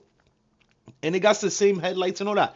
I think that's my bike, bro. Instead of buying a Corvette, you spend about $80,000 on Or it was bike. based like on that model, The basically. riders of this challenge, which they don't know they're riders of the challenge yet, is first Brock, who is here because Yeah, I missed my told him bike. had I the gotta look this $20 shit up. Hold on, and let I me see said if I got a picture of it. The next rider is Cameraman Gabe, who made it very clear to me that he does not want to gotta be show y'all on my film. bike, man. I think it's because he's running from the law. Literally not what I said. Well, you're the only guy we got.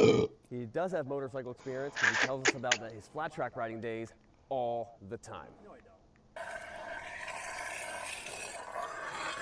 And the third rider is me. I am not qualified in any way, shape, or form. I just learned how to ride a motorcycle yesterday, and I borrowed a helmet from my sister. So before we This is even my got pops, started, one Harley of our Davidson. riders got hurt. So we brought in And Tim his as a truck. replacement, but This more nigga on went that. crazy. He got the big body F-150, nigga. That's the This is big small body. category. That This shit's is what like we a call the fucking toys. wagon Now, in we call this. the toys. They're And then he got the probably and fucking possibly the most he got this dangerous Harley and the ones that Davidson. most people get hurt on because they think Well, that they're, Pops, they think that they're he toys. good, he and Gucci. no one ever wears gear. They don't wear helmets. That's we me do on the wear Harley. helmets. So you gotta watch out for these. Now earlier I said that these were closer to That 50 shit is cc's. fire. I That's ain't actually gonna not lie. I true. They're a fuck little with bit the bigger Harley. than that. So these are closer to like think of like a Yamaha 65 two-stroke. What are you guys doing? Grown men riding little tiny bikes. You can think of it that way, or Damn, I don't got you can pictures of change my the bike? definition of these bikes, and they're not little kids' bikes, but now they're pit bikes. And now that they're pit bikes, come on, Damn, you I gotta don't be got a thinking picture like, of my man, that's pretty bike. cool. I kind of want one now. It's very popular for a lot of people. A lot of men are doing this in neighborhoods similar to this, and they're starting nighttime neighborhood watch pit bike gangs. And it's solving a lot of crimes, and it's helping a lot of people out. So think about all the fun you and your neighborhood buddies could have cruising around at night when their kids are sleeping, catching bad guys, and keeping the neighborhood safe. And all How I for got no a little pictures over of my $1,000. motorcycle, So to man? see if these are as good as we hope they are, and to find out which one you need to get in your stocking for either you or your kid, let's put these through a series of tests. And the first test is top speed. Inevitably, your child will be put in a situation where he's got to get back home as soon as That's he how possibly long can, ago get it's off been? the I don't bike, even got run pictures inside, of this and yell shit, bro. something That's to mom. crazy. That's just a fact. So let's see which bike can do it the fastest. Go.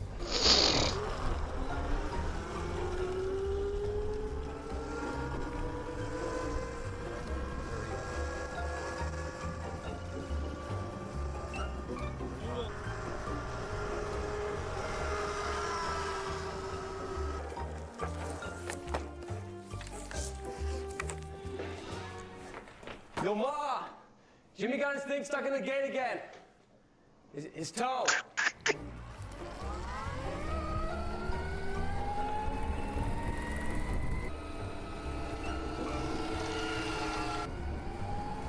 I can't believe I lost that shit. I got too many photos, bro. Hey, Mom, I can't find my helmet. I think Johnny stole it.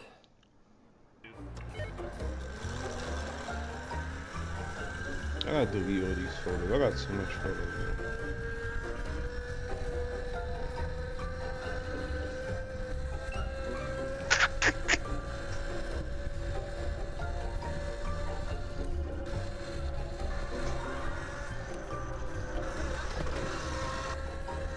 I can't find my bike, bro.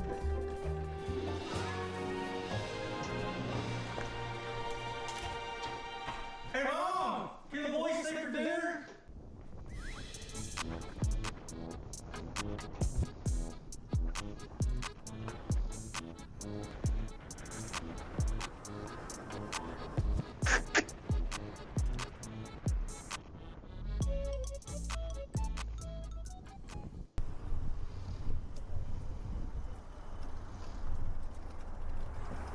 I didn't care. Fuck, I No, got you don't so care. much photos of the same shit. Because we're kids. Nothing like being a man riding a small bike, a pit bike, and electric. I'm telling you, our testosterone just went down 10 points. Our man card just got an extra star. We all know that hills actually do exist in reality. It's not all downhill. It's not Bro, all I've been flat. scrolling For a forever, bro. I gasoline-powered didn't even little know I had bike, these much you just go in the photos. lowest gear and you can grunt your whole way up. The problem with some of these electric bikes, they don't have enough power to go up a big hill. So let's see how my shit a was grown zooming up man big does hills. on these little bikes up that hill. I've had little gasoline My bike bikes was that can't make shitting it on up that hill. bike. Those So, bikes. let's try it out. Come on, come on. There we go. You're clear up here. No cars up here. Bro, I'm like mad close to giving up. I'm scrolling for years. This is years of photos I'm scrolling through, and I don't see not one picture of it. Suck it. Oh my gosh, this is sport mode too. Come on, baby. Come on. Yeah, I'm seeing bitches from my Was past mine and the shit. What fastest? the fuck? Mine felt like the fastest. Damn. Do we need to line up and do it? Let's see. Let's line up and do it. Let's see who gets there. Hill climb race. Let's do it. I'm gonna say on your mark is that go, and we're gonna go on go. On your mark, get set, I forgot go. I had photos. These photos. That sucked. I couldn't even keep up the reach of your head. You tried to pull my kills I know I had the bike around this. Oh no, this is when I'm I got actually my pretty car. impressed Actually, that these bikes can even do it. We are double, if not triple, the size of the young men. there's that would be no riding way these, I don't but got I a like picture of riding these that too, bike, bro. And I'm glad I can do a hill. Yours What is the clearly fuck? faster than mine. What is this? Nick at Night? What's this called? Yeah, high night. Did you get a bad start or what? No, it just I didn't have the juice. This was my first V though, my Possible first that one car might be that I learned faster to than this practice in. Let's We switch switch, it real we quick, switch. man. But I returned it back I like this little ASAP. For my first ever car. You grabbed the handlebar. You grabbed the and wrong it's, handle. And it's got That's the Bro, where's my No bike neutral. though? All right, on go. It'll be 3, 2, 1, and then go. That's 3, crazy. 2, 1, go. Whatever bike I'm riding is the best. I think it's just weight, honestly. Me and him weigh about the same. These two are pretty head to head. It's whoever's lighter. Oh, In this shit, challenge, isn't these two this- are pretty well matched. On your mark, I haven't seen them get in set, ages. go. Oh, No. are you kidding me? I gotta use my pedals. I had nothing. I had no power. This is supposed to be the most powerful one here, and I had no. I didn't have enough to get up it. I had to pedal to get up it. Hey, check your mode. I was in the baddest mode. Well, I Might had be my the fact that it's geared my differently, pigeoncito. you know? Or it's the hub can't really motor see too. it. That one's got a hub motor. Yeah, I don't know how the electric hub motors are geared. I don't even know if that's even a term in Whatever. electric hub motors. My What if you dove, I'm missing. pedal at the same time? I did. Sun King. You did? I was pedaling. And I had my alligator That's belly. a happy run. That's the happy run. Try I had one a more baby time. Let me put it alligator in belly baddest and mode. my- All right, I'm my trying to pedal bird the whole king. time. Let's try this again. All right. I miss these days, 1, man. 2, 3, go. I'm doing all See, the that was work. better. We I'm tied. doing all the work. That was a tie. I was kind of chilling watching him. I was thinking about how life is so good not having a pedal. Yeah, I got to do all the work with this. I mean, it'll twist it, but The faster you pedal, the faster it went. yes. Oh, and that's my flicks, twist. man. But without it, I couldn't do it. Let's do the next challenge. We're gonna need helmets for this one. Oh, that's flicks. My wife hates snakes though. Crazy. Bitch will have a fucking heart attack if I had these snakes in my crib. You know, I'm not sure if I've ever felt this manly. I mean, My you've got to be first secure ever in your snake. manlyhood Yeah, you do. to pit bike it in front of everybody. Yep. Everybody in these cars. We been getting to the fuck out money, you heard? We been getting this fuck out money, If you you were heard? like, those are grown men right there. We been getting this fuck out money, you heard? No props either, nigga. No fuck out props, nigga. We been doing this since when? When was this? 2017, you heard? Since 2017, niggas been getting money, you heard? Stop fucking playing, nigga. Let's see who can jump the farthest. So if anyone's gonna get hurt, it's probably during this. We have a little Yeah, I room got to come mad up. old There's no photos, really bro. landing room, and that's a little stream right there. This was If in kids my were doing it, they'd be like this. fucking, Be careful, my but, real we gotta first make it look car. awesome. So I'm just gonna send it. I don't know how it's gonna go. Fucking, It's a little the bike, roof small was wheels. falling off, Huge nigga. jump. It's a really But big that was jump, so basically my I'm just first gonna car, send so it. I I'm didn't want to talking get about no 3 feet expensive air. shit. Probably And I about bought that 20 shit feet, like maybe 30 feet. literally Let's go here. Let's jump. before I got my license because I wanted to drive already. Like I was fiending, bro.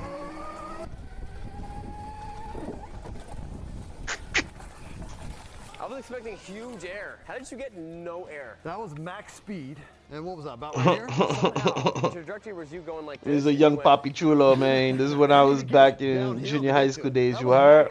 Back in high school and junior high school days, you These heard? bikes are small enough and they're bouncy enough. I With the think if I G-Shock. balance You up see the as I'm G-Shock. hitting, I can get a What the little fuck you more talking hang about? on. Spider I will jacket. 100% beat Brock on this one.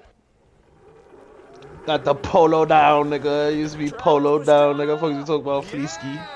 That was back when snapbacks was the shit.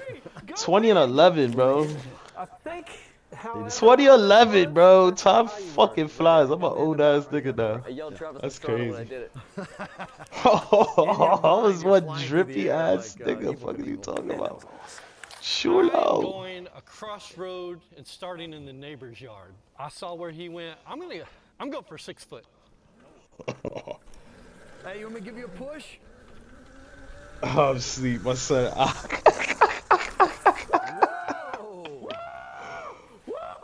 Man. That's pretty good jump. That was at least, I was like at least 5.5 in the air, baby. You downsided right here. I felt it when I came down right there, man. Down This here. is when I was working constructions, you heard? Man, that was good. On my I'm not gonna lie, I think bullshit, the you heard? Here's the problem. I with was having a This supervisor, is an nigga. electric-powered bicycle, and you think, oh, there's no difference. The Yeah, I look difference, it fly sits up with my- taller, it kind of feels a little with my funny, beard, here's but where it that's comes when I down had it, to like, The trimmed main and thing is shit. the brakes. The brakes are switched. On a motorcycle, Damn, I lost that the earring. right-hand brake I had is that your front earring on brake, my because your the front top brake is the earring. main brake. On a bicycle, Not the bottom this one. I brake still is got the your bottom rear ones. But brake, the top because your earring, rear I had that brake's earring the since main I was a brake. So this is fucking throwing me baby, all baby. off. That's a If I real jump and I fuck land, I got like diamond. a whiskey throttle, I got to grab brake Real real quick. Aki one I got to too. think, this is the brake. All right, let's do it. I gotta lose weight, man. I gained too much weight. If you get confused on which brake, you could go over the bars. And it's all like muscle memory. Because I I gotta mean, lose weight, when man. you're thinking about the jump, I mean, this is what you do naturally. My You son think about Holy. stuff, You're not thinking about it. Ready when you are. My son Holy. I think I pulled up to his crib and took a picture because he was knocked the fuck out. I think his brother let me in or something. I think he was sandbagging though. He literally came out to here. But he got the extra push with the suspension on that. Look at that. This by far has the greatest suspension. Also, My old check this cat out. This Doja. is where this I bike gave him beats to the other Ak. ones My out. boy Watch Ak this. taking care of her now though. This has I the miss best her. turning radius. was a These good other girl. bikes go like this. They barely turn. And I was one sexy This can get super tight. motherfucker. Yeah, I the still am a suspension. sexy motherfucker. What am I And it's saying? longer wheelbase too. It's Still longer one wheelbase. sexy It's the motherfucker. springiest Bigger suspension tires. ever, But it's got pedals. You hold him back though. a little bit. If I gave it all it's got, I'd My son you'd be in the Ak creek. passed You'd be out. landing in the creek. But that's what we want to see. Let's go to the tape and see who actually took it.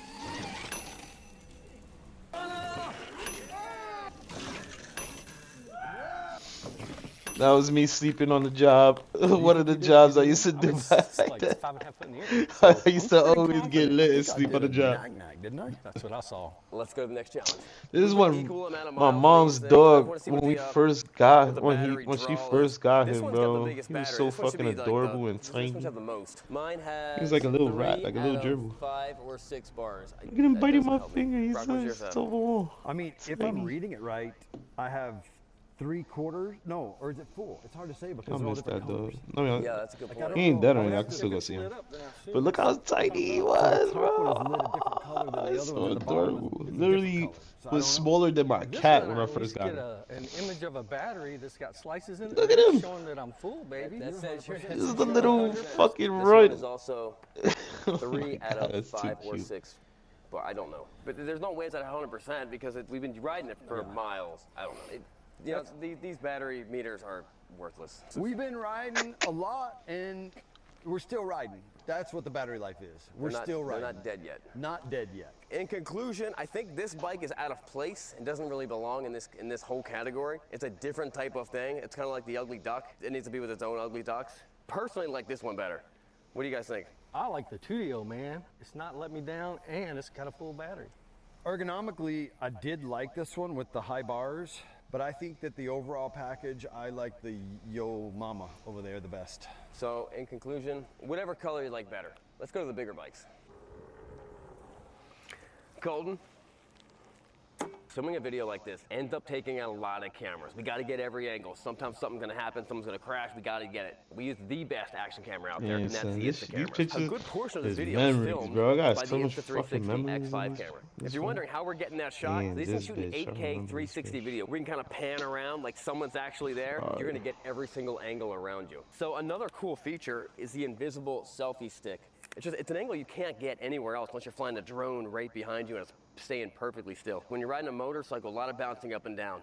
The X5 has amazing stabilization. It just flows. It's definitely a game I've been changer living for in cameras. Queens Also, for we're 3 really years tough already, on bro. our cameras. You buy some other action cameras, you scratch the lens, the camera's shot, or you gotta send it back in. I don't got time for that. These are actually glass. They screw on and they screw back off. So if we scratch a lens, we don't ruin the whole camera. We just put a new lens on it. In the past, we've used a lot of action cameras and the battery life is always lacking. What's nice about the Insta-X5, up to 208 minutes of runtime when it's in its endurance mode. Now, this is the X5, but if you're on a tighter budget, the X4 and X3 are still amazing cameras, and they got a pretty good Black Friday deal going on right now. So the other action camera that we use is the Ace Pro 2. In terms of action cameras like this is the best one on the market. It's got a couple things. One, it's got a great microphone. Yo, It also has this adapter on the memories. side. I could that go you can through put an this shit external all microphone on it. fucking Two, day. it's the only one that I know that's got a flip-up screen. This is a game I changer got when too it comes many to vlogging photos, and you bro. seeing actually what's going on. Killer battery, it will not overheat. The lens is made by Leica. It's one of the top lens makers out there. This thing looks incredibly good on low light and pure video mode. I've really been with my I was baby diehard for GoPro. so long. My I don't wife, trust them anymore. I've lost too much footage. I from think the this is the cameras longest overheating. relationship These I've ever have been in. never overheated ever or lost any footage. So if you want to capture awesome shots like we did in this Yo, my video, wife's too or your adorable, camera so. needs an upgrade, check I out the love cameras her. that we use.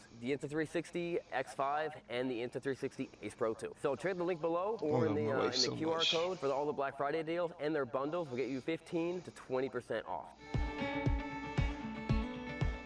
These are the dirt bikes. To be honest with you, these are not just competing with themselves, these are competing with the gasoline-powered stuff. And there are some benefits. You know, some of the benefits are the fact that these are quiet, you can ride this in your neighborhood. They are kind of they are simple. The biggest expense for this is you need to replace the battery. They're actually pretty similar prices. But this right here is the kind of the flagship of the electric motorcycles. This is the Sur-Ron Ultra B. So Sur-Ron kind of created the segment in the market, and they did a great job. It's somewhere between mountain bike and dirt bike, something in the middle. Much lighter than a dirt bike, but much heavier than a mountain bike, and significantly more power. But this is definitely the one to beat. This is when everyone's trying to knock off. I'm going down memory lane.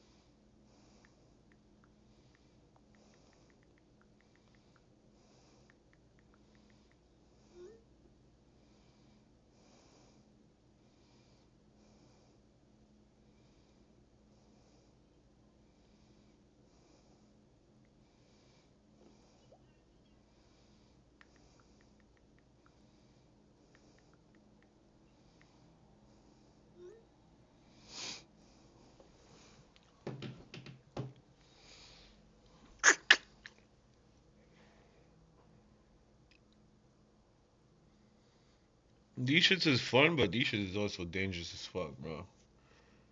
These shits be having me fucking... You be shaking when you go mad fast.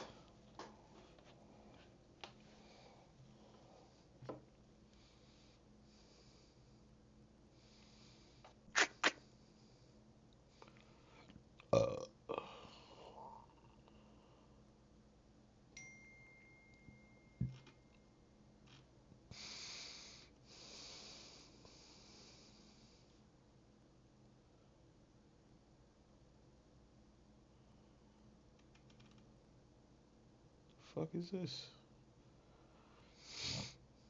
Oh.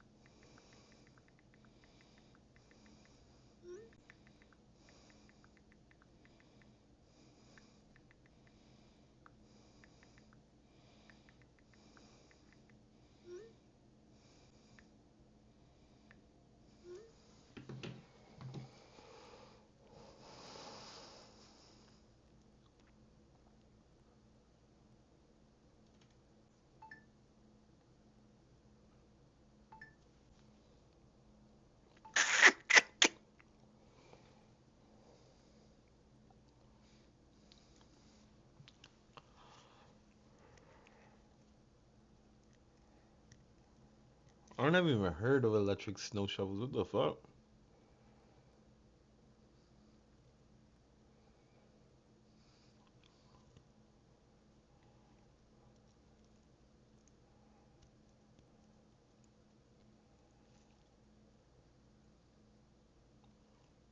Nah, that's fire.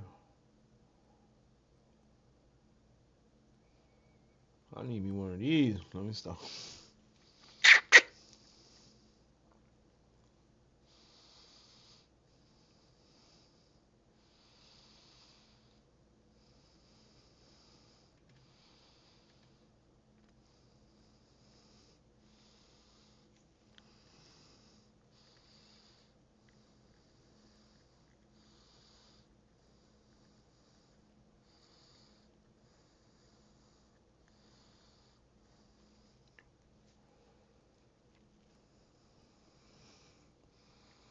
Electric Hardy. It went down to 12,000.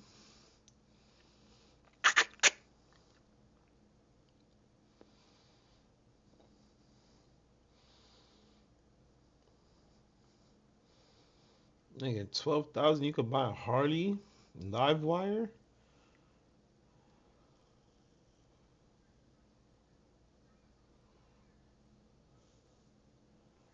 No, that's fire.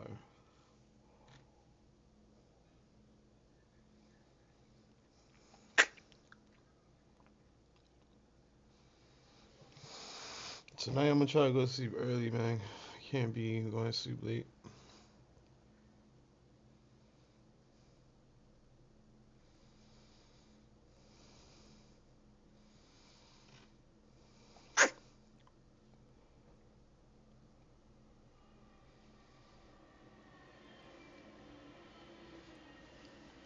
What is that for, like dirt? You riding skateboard on dirt? That should make no sense.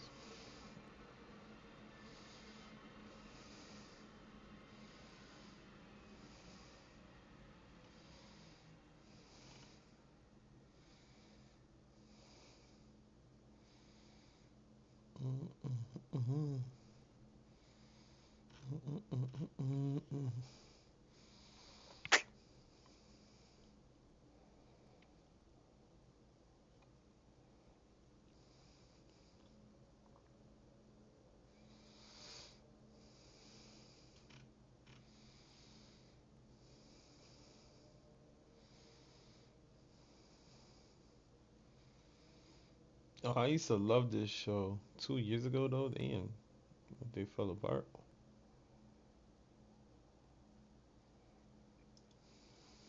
I'd like to introduce you to Lil Red.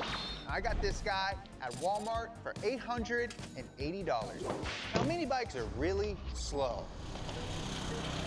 Yeah, 20 miles per basically. hour. But Fucking here's the lawnmowers. thing. I know what it's like to be called slow. I don't like it. I'm gonna get Lil Red to go 100 miles an hour, and it's gonna be super easy. This is so good. You better not See blow my that foot shit off. in me. This will never do it. 3, 2, 1.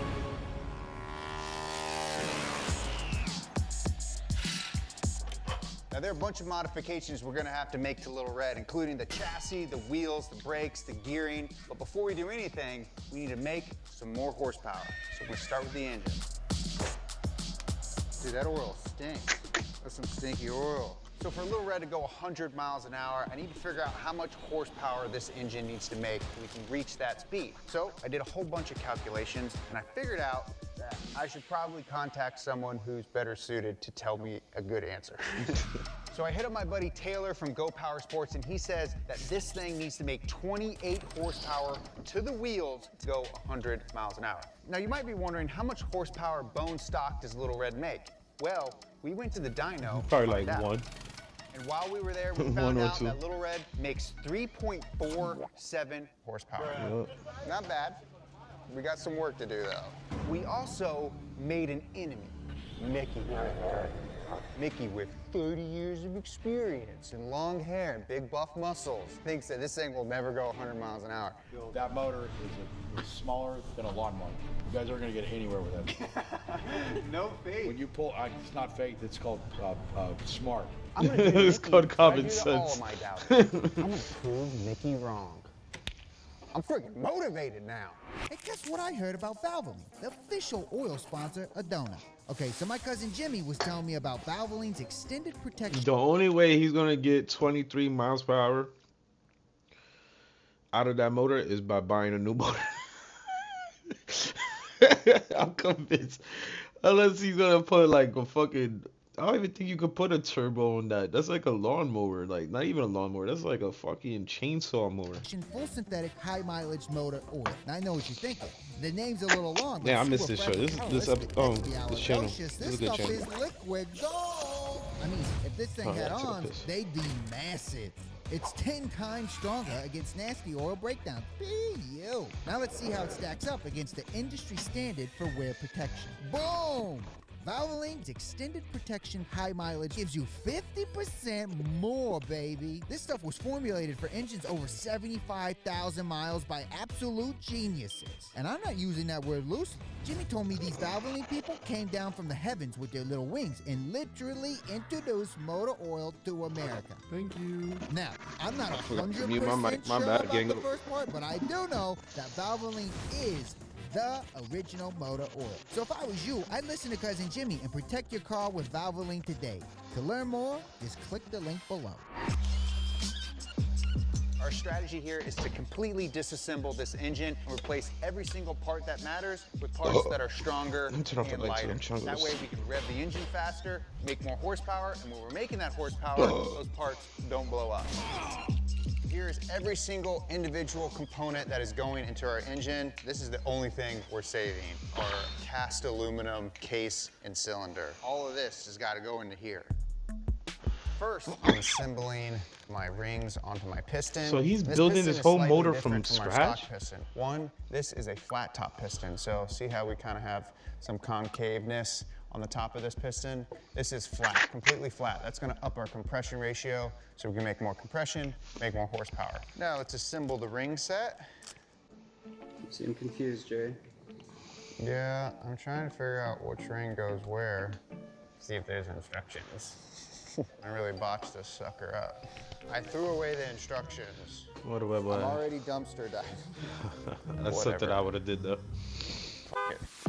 We got our oiling ring on the bottom. It's gonna get us our juice. There we go. Okay, now our stock connecting rod's made out of a cast aluminum. Pretty cheap, simple design here. We don't even have rod bearings here. Our new built aluminum connecting rod actually has bearings. It's lighter, it's stronger, and fingers crossed, it's gonna help us make some more power. Now I can put my crank in. He's building an engine from scratch. That's kind of fun. Okay, we got our crankshaft I mean, it's and our piston installed. It's supposed to be easy for Beautiful. mechanics to do, We're but like halfway there.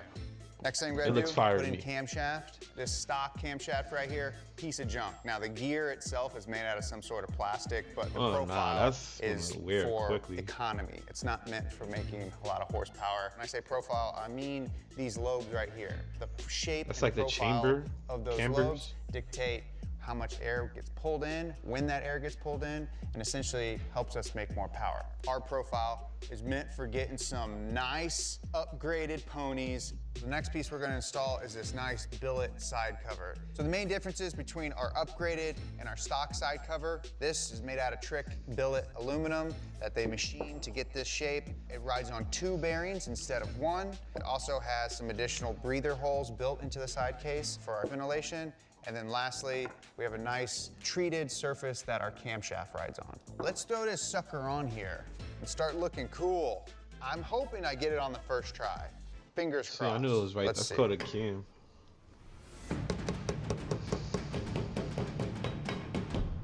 That's not going on, you God, these f***ing dowels. Sometimes you just gotta hit stuff a little harder. There we go. Great, beautiful. So now what I'm gonna do is torque these bolts down on our side cover and then install our billet flywheel. So this thing, again, like our side cover, is machined out of a single block of aluminum. Now this thing is our old crappy cast aluminum flywheel. Super heavy. It's made out of cast aluminum, which means it's porous, and when the engine starts spinning really fast, you don't want this because this thing can fly apart into a million pieces. Chunking off.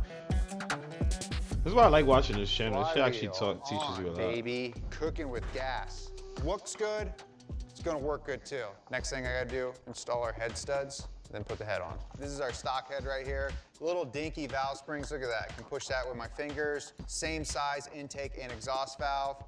Come over here to our fully built head. This big, fat, chunky intake valve means that we can suck up more air and we can make more horsepower. Let's go. Horse.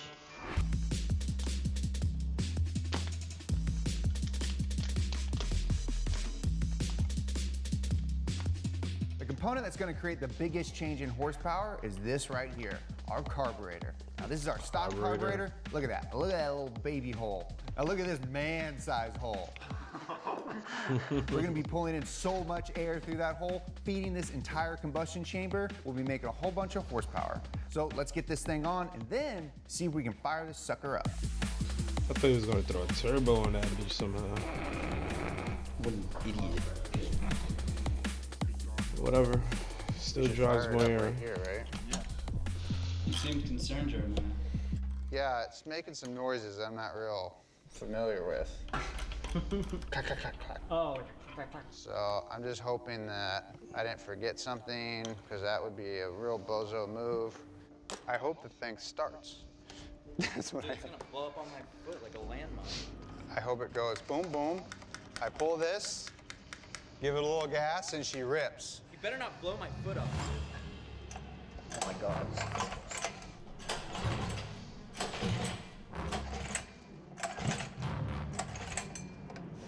Really step on it, Jimmy. Don't wait on it.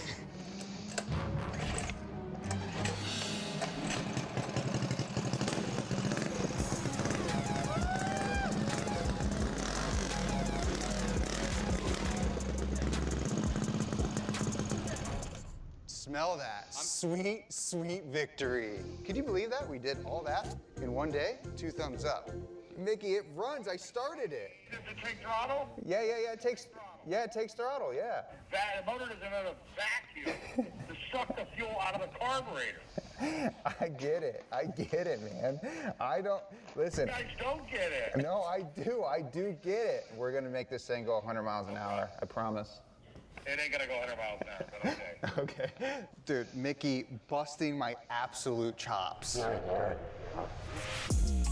Okay, before we put this engine back into our little mini motorcycle here, the clutch that came on our stock engine had a much smaller diameter shaft from the crank, so we have an upgraded clutch assembly. It's basically now a Ducati. So we're gonna put that on, and then we're gonna get a new chain, which I have right here. Okay, didn't mean to dump that out. We're gonna go that directly to a new rear sprocket on the rear, so we can get this thing dynoed, see how much horsepower it makes. Look at that. Is that safe? Yeah, kind of. Next, what I'm gonna do is pop this wheel off. I feel like we all saw that. Yeah, everyone saw it coming. And then put our new sprocket on, then put our chain on, and we'll be ready to rip.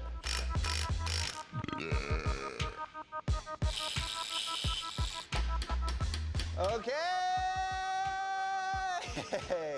Oh, look at that. That's spinning terribly. We should show up like this to Mickey's place. Mickey would lose his mind. Okay, the moment of truth. The engine started before, now it's in the bike. Oh my God. Oh, I was about to say.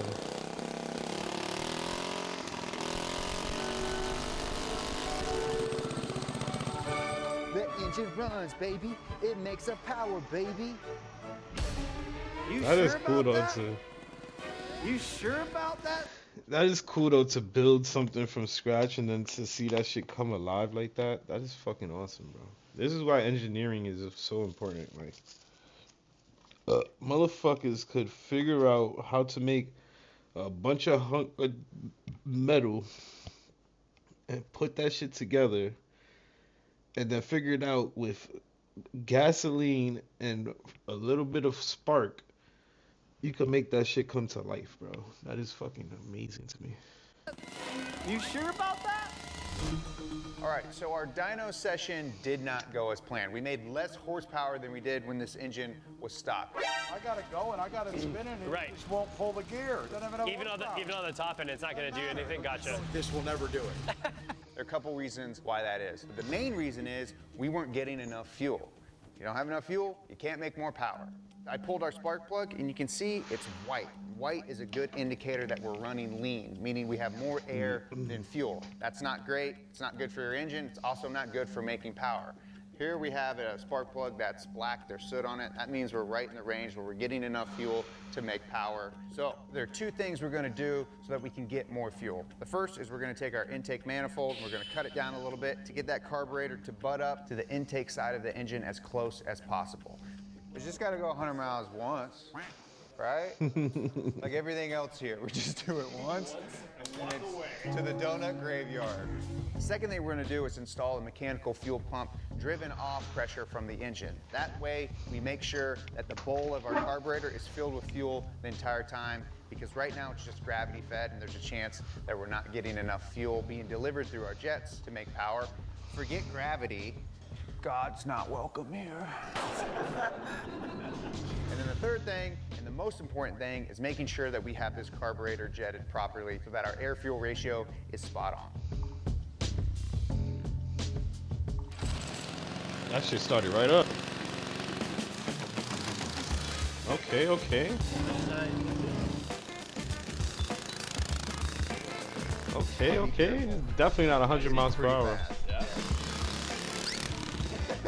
His hat was flying. I don't know if I've ever ridden a motor. Yeah. Good luck. Dyno day, new dyno spot. John's gonna be helping us out. Mickey didn't have availability to fit us in. Not surprised. Mini bike is set up for success. And what's so cool about this bike made is 3.5 horsepower last it's a time. fucking I wanna make sleeper, 12 so you horsepower. could ride that shit Really, on I the wanna road make and cops 30 most likely wouldn't fuck with If I'm you being honest, but I'll do until they anything see you above doing 10 would like be good. 100 miles per hour. But I don't No, think I it's don't. doing 100 miles per You're hour. gonna learn. You're gonna hit the green button Okay. to start. Okay. Can I be completely honest with you? I didn't know I was going to be dynoing it, so. Nervous. Is there anything I should be aware of? Like, have you ever had a bike blow up on you? Of course. Spill hot coolant on me and melt my skin off my leg. Is that why I'm doing it? Right fan on, check. Air fuel ratio, check. Here we go.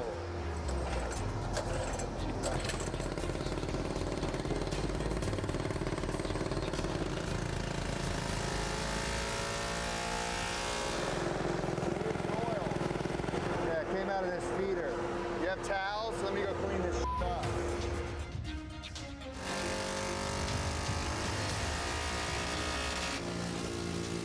The bike was cutting out real high end. We only got to, it says max, 7 grand. 7,000 RPM, the bike cuts off. It's the engine. Almost The like engine is it's so an ignition small. cut. I don't know if there's like a safety thing associated with this. Made max 16.4 horsepower. Do you think that 16, 17 That's will get you a over the lot. line where you need to be? No. This thing will probably rev to about 9,000 RPM, so we need That's to a lot we need to though, do if you something. think about it. They brought that shit up from 3. They brought that shit up from 3 measly horsepower to 16 horsepower. That's a lot. I ain't gonna lie. Just think about all the fucking power that's going through that little motor that was meant to only fucking hold 3 horsepower. That's a lot, bro. I ain't gonna lie. Kudos to him for even doing that in the first place, but I don't think that little motor could fucking hold 26. They said they're looking for. So the gap between our coil and our flywheel is a little too tight. That can cause some ignition problems and potentially the reason why this thing is dying. If I don't get this finished, my wife's gonna leave me.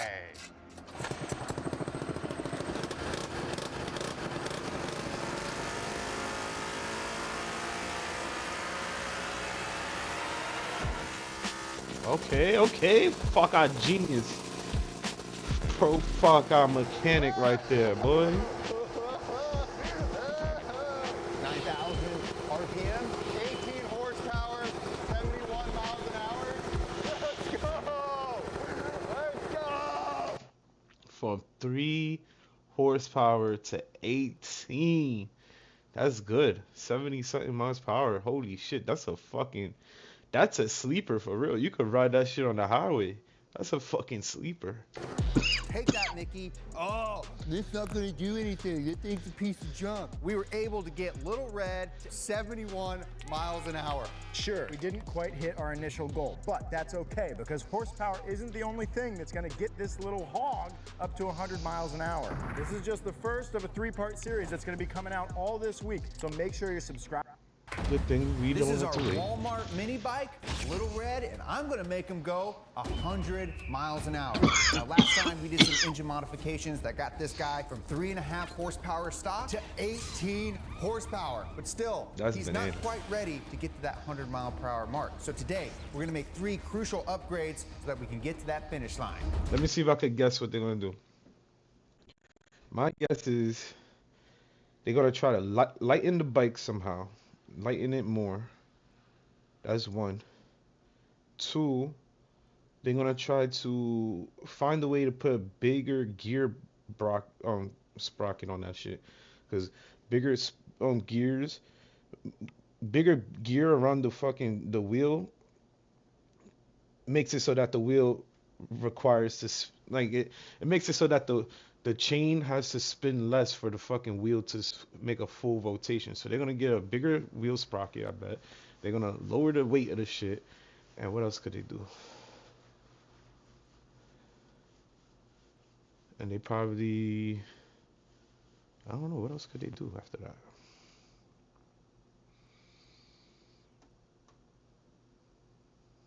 Lighten it. Maybe tires, maybe new tires. So new tires, weight, and sprocket. Let's see if I was right. You ready? Whenever you are. Okay, go for it. Welcome to Donut. Even though we increased the bike's horsepower by 600%, it's still coming up a little short of our initial projections. So to actually get this little hog to 100, we're gonna need to tweak a lot more than just the engine. You might have noticed at the end of our last episode, our tires magically changed. And that's because I'm smart, me boy. You see, first thing, tires. Okay, what else they do? the stock tires on these things aren't gonna cut it. Now, this is what comes on our Coleman mini bike. This is an off-road tire. When you're going 100 miles an hour, this isn't the ideal tire tread. Also, it's much bigger. You need more torque to spin a bigger tire, so we went with a smaller tire. Also, we went with a slick tire. Why slick? Because it's a race bike now. So I was right 2 times right there, because they went with a smaller tire, and in turn, the smaller tire is bigger than the sprocket. I mean, now the sprocket is bigger than the tire. It creates more torque, more spin.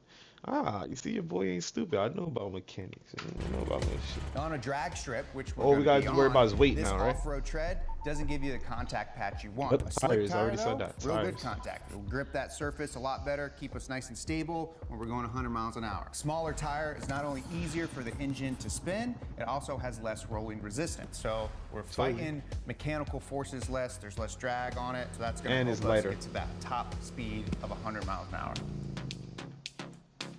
Our stock wheel uses a pretty old school drum brake assembly. We're gonna get rid of that completely. Pretty simple, standard drum brake Drum brakes are design. heavy. These pads right here push into the inner hub of this wheel, which slows it down. Not the best way to brake if you're looking to brake quickly. that's it. So what we're gonna do is upgrade to hydraulic disc setup, so when it comes time to brake, it'll brake. This thing is much faster. It gets up to speed quicker because it just wants to go. It just wants to eat. So wheels upgraded. I already told you that was gonna happen. Wait, I bet. And we were able to make 18 horsepower with just gasoline. But here's the thing. We know we're gonna need a little bit more told me juice they than was that, gonna so use- we're upgrading our fueling system to methanol. I knew they was gonna upgrade this shit. Now you might be thinking methanol has more energy density compared to gasoline, but actually that's not right. It's actually less than gasoline. However, you can burn a lot more of it. Now, one of the important things when making horsepower is your air to fuel ratio. When you're using gasoline, anywhere from 12 to 13 parts gasoline to 1 part air is right in that good sweet spot. With methanol, you can do 4 to 1. So you can burn 3 times more methanol per power stroke compared to gasoline, and that is what allows you to make more power. So methanol gives you more horsepower, but you have to burn a lot more of it. So there are a couple components we're gonna need to upgrade. The first is the jets inside the carburetor. Because we're delivering more fuel, those orifices in the jets need to be bigger so more fuel can flow through them. Now the second thing we need is a mechanical fuel pump. That makes sure that the bowl inside the carburetor is always filled with methanol so we don't ever run it dry. This is our little fuel pump. This is going to be able to make sure that we keep the bowl of this carburetor nice and full of fuel. After we do that, that's pretty much it. Those are the only 2 things we need to make more horsepower with methanol. What? Zach, look at this monstrosity. Dude, I'm cutting this. He's the worst. Let me see it. Let me see it. I think we're in the right zone for jetting. I'm feeling a little bit happier. Okay, so we have a baseline on our jets, and right now it should fire up and then just do some small tweaking. So fingers crossed. See how it goes.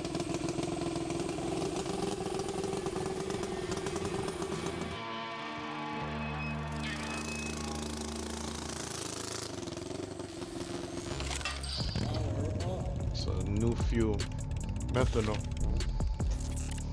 What else? And so Wait. now, after all of that, the final piece to our 100-mile-per-hour puzzle is something you might be able to skip on your physics exam, but it's something you definitely cannot get rid of in the real world, and that is wind resistance. Now, the drag caused by air resistance increases exponentially. We're gonna be going 100 miles an hour. While that's 5 times faster So I was than only our right about baseline, one thing. 20 Damn. miles an hour, we got 5 times the speed, but 25 times the amount of air resistance. You gotta make up for that somehow with either more power or by gliding through that air a little bit better. So to combat that, last week, Adam from Illumisthetic, as well as Nikita from BD Engineering, came and 3D scanned our little mini motorcycle. They also did a scan with me on it. I had to be very still, and they sprayed a mysteriously powdery substance all over what my the body that fuck I is inhaled a whole bunch of. They took those scans and they 3D printed a cowling that we're gonna install to cut down on our drag. And here's the thing, they just pulled up, so it's time for us to go take a look. Whoa, holy crap. So yeah, this was done in I think week and a half. 25 days of printer time, split across 3 printers. What? That's a long ass sound. Yeah, so you have the front nose right there. That's the engine mount area. That's the front wheel cover, and then this is the rear fairing. So we actually managed to squeeze that in. Because that's actually the more important part as far as drag reduction goes. How much does all of this weigh added, do you know? 10 pounds, 10, Oh, okay. 15 pounds. That's not much. Not terrible. I just won't eat in the morning. Now the guys were able to run a simulation to figure out how much wind resistance is on the bike with and without a fairing. So the bike stock without any aerodynamic benefit created 431 newtons of drag. But with the full aero kit installed, we got 413 newtons of drag. So not great. That's about a 4% reduction in drag, but still might be enough to help us get over that 100 mile per hour mark. So this is PET G. So it's good to 185 degrees Fahrenheit. So it should handle what you're doing just fine. Honestly, the biggest problem I'm gonna be concerned about is just human error. Someone not paying attention, it drops the thing. Jimmy literally took my $2,000 helmet before I even put it on, dropped it on the ground. He's been known to drop expensive stuff. Somebody's gonna drop the bike. It's gonna fall eventually, and that's definitely gonna be how this ends.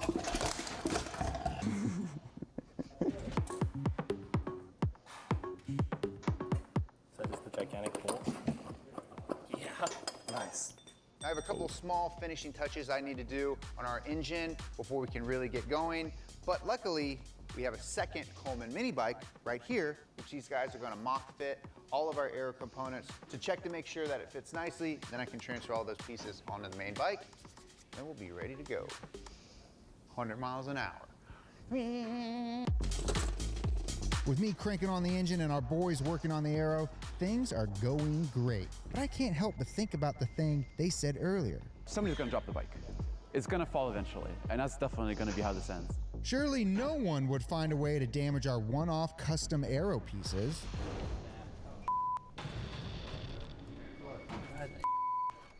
Somebody's gonna drop the bike. Just when you think everything is going great. We dropped the bike on the underbelly, we snapped it.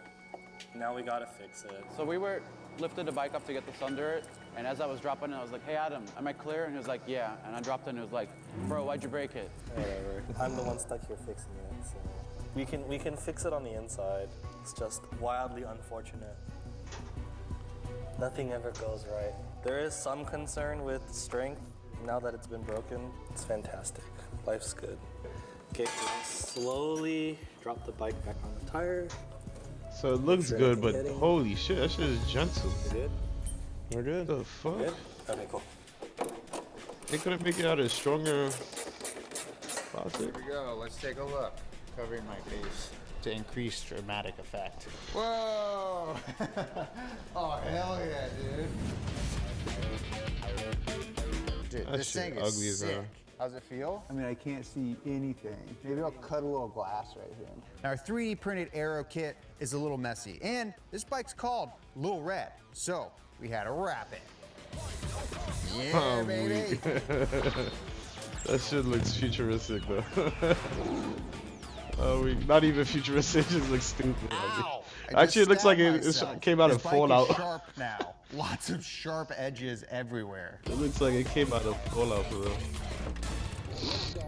With all of our upgrades complete, it's finally time for us to make our 100-mile-per-hour run, but we're gonna need a little bit more room.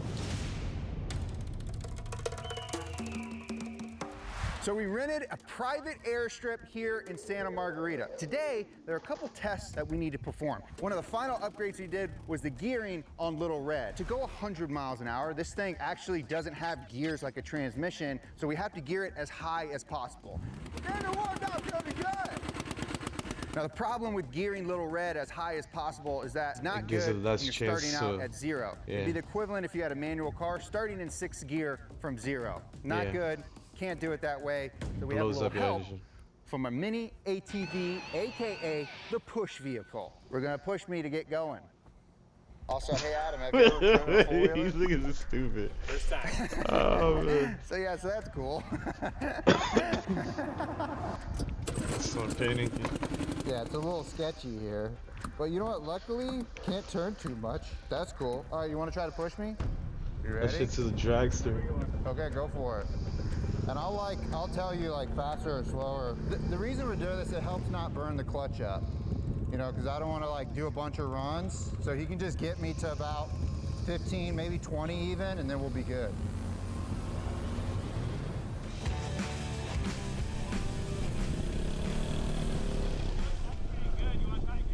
The push method seems like it's gonna do the trick, but I wanna be 100% positive, so we decided to try it again. And again.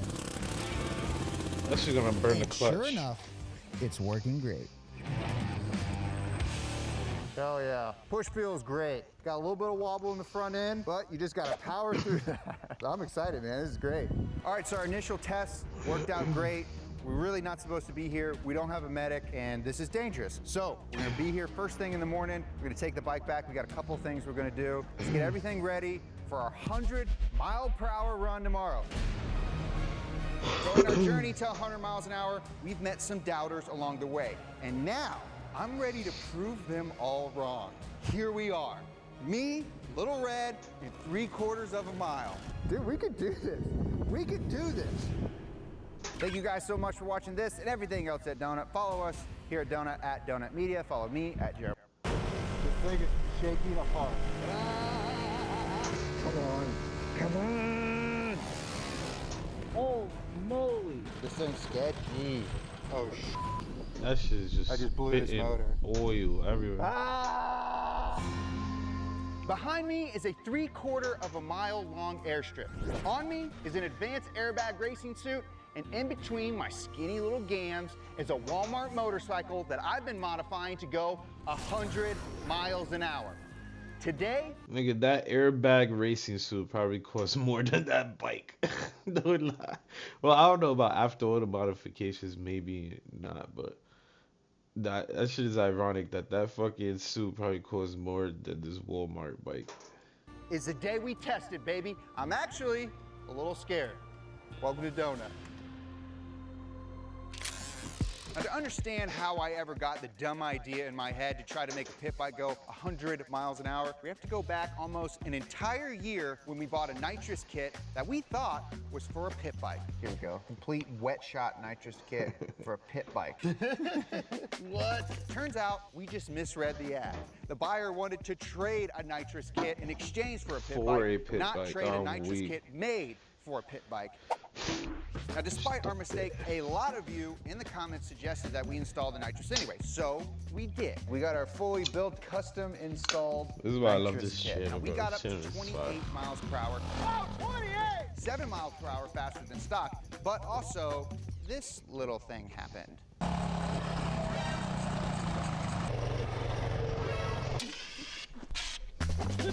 After that, a lot of you in the comments again wanted us to make it even faster and suggest throwing a turbo on it, so we did it.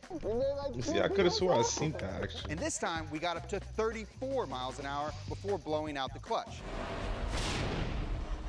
Something must have busted off in there. Yeah. It was a satisfying ending to our mini bike series. But then, a lot of you in the comments wanted more. So we bought a brand new pit bike. I named him Little Red, and I upgraded almost every internal component on him. We were able to increase the horsepower from 3.5 horsepower to 18 horsepower. And since then, I've upgraded the wheels, the brakes, the fueling system, and even added this sick aero kit. In our journey to 100 miles an hour, we've met some doubters along the way, and now I'm ready to prove all of them wrong. And by all of them, I mean this one guy named Mickey. You guys aren't gonna get anywhere with that. This will never do it. It's gonna happen, Mickey. And after all that, after misreading a single sentence on an online ad, here we are. Me, Little Red, and 3/4 of a mile. Your project car isn't the only thing costing more and more. Houses, gas, free battery care, food, streaming. Well, hold on, wait, go back. No, not the food. That right there, yeah. This? Game plan here. We're gonna do 3 runs, and with each run, I'll adjust our fueling and gearing to push Little Red to his limits, and hopefully not explode. And if we still aren't able to get over 100 miles an hour, I have a secret weapon, a Hail Mary, if you will. Our run 1 strategy is gonna be like this. I'm gonna go 30 miles an hour, check over the bike, make sure nothing's rattling out. I'm gonna come back, we're gonna see how fast we can get, and just kind of ramp it up a little bit at a time. Max RPM on this bike, 9,500 RPM. Thing does not have a rev limiter. The rev limiter is when it goes poof and blows up. Let's start off with run number 1.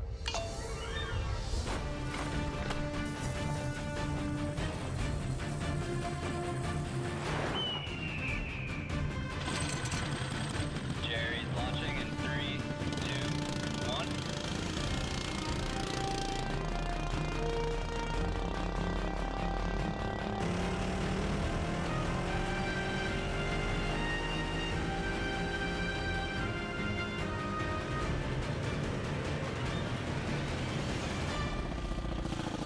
That shit's doing 50.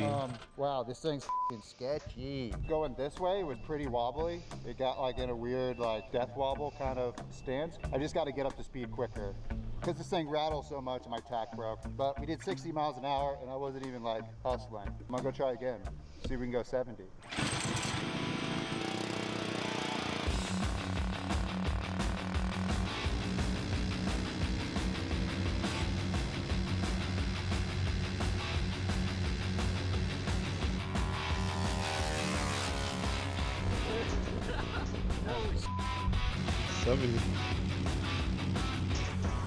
But that's Baby, nowhere near and I have 100. some juice left. Let's go, baby. You want to go a little bit faster? Yeah. Here we go.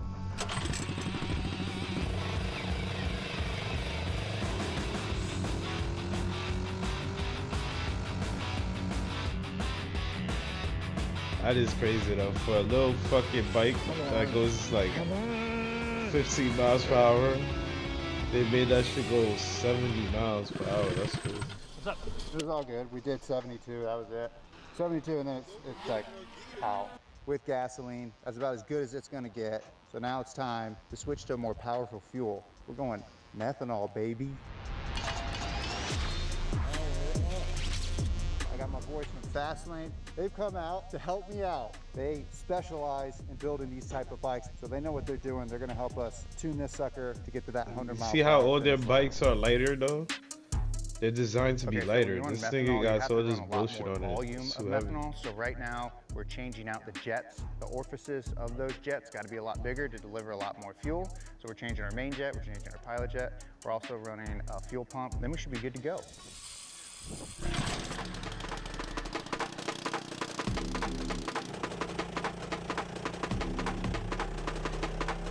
Oh, a little wobbly here. Power through it, baby. Come on. You gotta take that fucking process.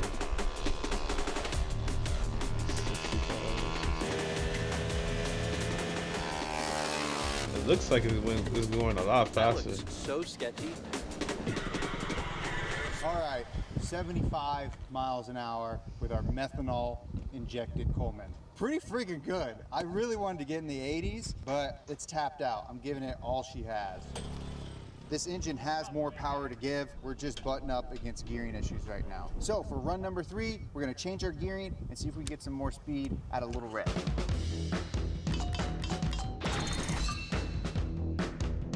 I did say We're gonna gearing. go downsize on the rear on the sprocket and upsize on the front sprocket. I did say should that. Get us close to 100 I did miles say an that. hour, I know theoretically. my shit. And after we change the gearing, that's pretty much it. That's all we can do to Little Red here. And trust me, I want to go 100 miles an hour because I got this guy named Mickey just barking in my ear. You guys aren't gonna get anywhere with it.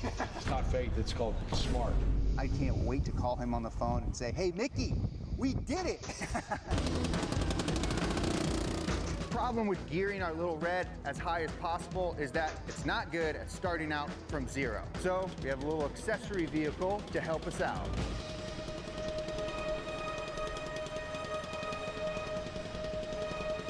What the fuck is that?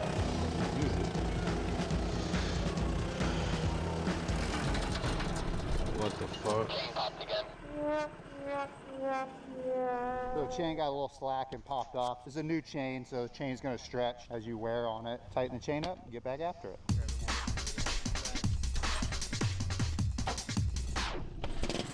Alright, Jerry's heading down the airstrip. 3, 2, 1. After we change the gearing, that's pretty much it. That's all we can do to Little Red here. I want to go 100 miles an hour because I got this guy named Mickey just barking in my ear. It's not faith, it's called smart. That motor is smaller than a lawnmower. I can't wait to call him on the phone and say, hey, Mickey, we did it.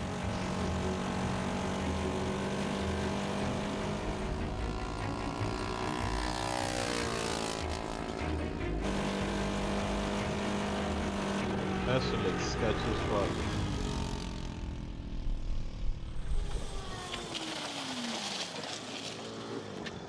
$79.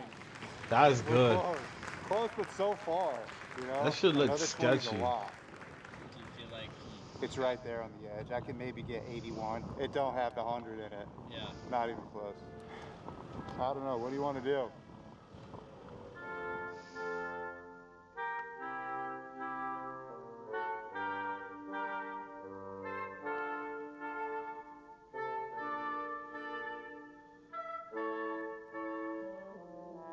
Okay, with this engine, we're gonna have to live with 79.2 miles an hour. But here's the thing, Little Red wants to go 100 miles an hour. So we're gonna make him go 100 miles an hour. Our boys at Fastlane, they built us a stroked out, bored out engine that we're gonna slap in here. We're gonna give it the best chance of success because Little Red deserves it. And you know who doesn't deserve it? Mickey. Let's get this thing thrown in here and let's go 100 miles an hour. What do you say? Let's freaking go. That's Well, basically a what we whole have new now is motorcycle. a 285cc utility motor, but we put a lot of tricks into it. We hopped them up, And you're saying this thing makes about 30 horsepower? like 32 horsepower. I think this might get us to the end. I believe so. I'm about to have some legit horsepower in betwixt my thighs. Dude. Yeah, now let's get real.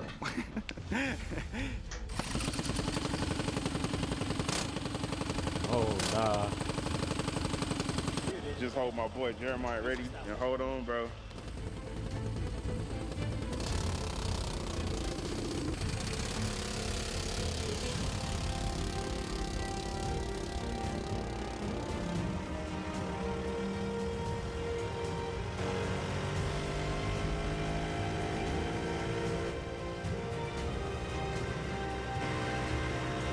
That's a whole nother motor though. He can't say he made that shit go. That shit's going way too fast for that shit.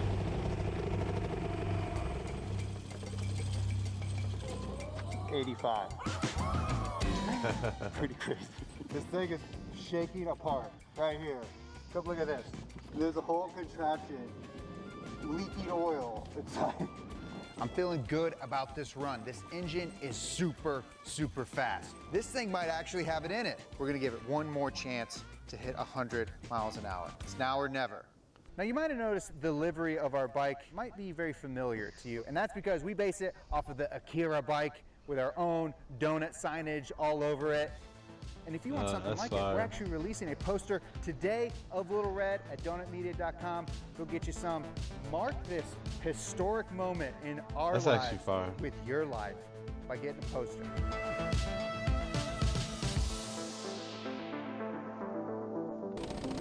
All right, Jerry's coming through.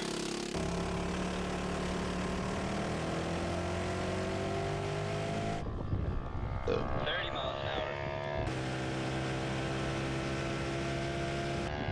50 miles an hour.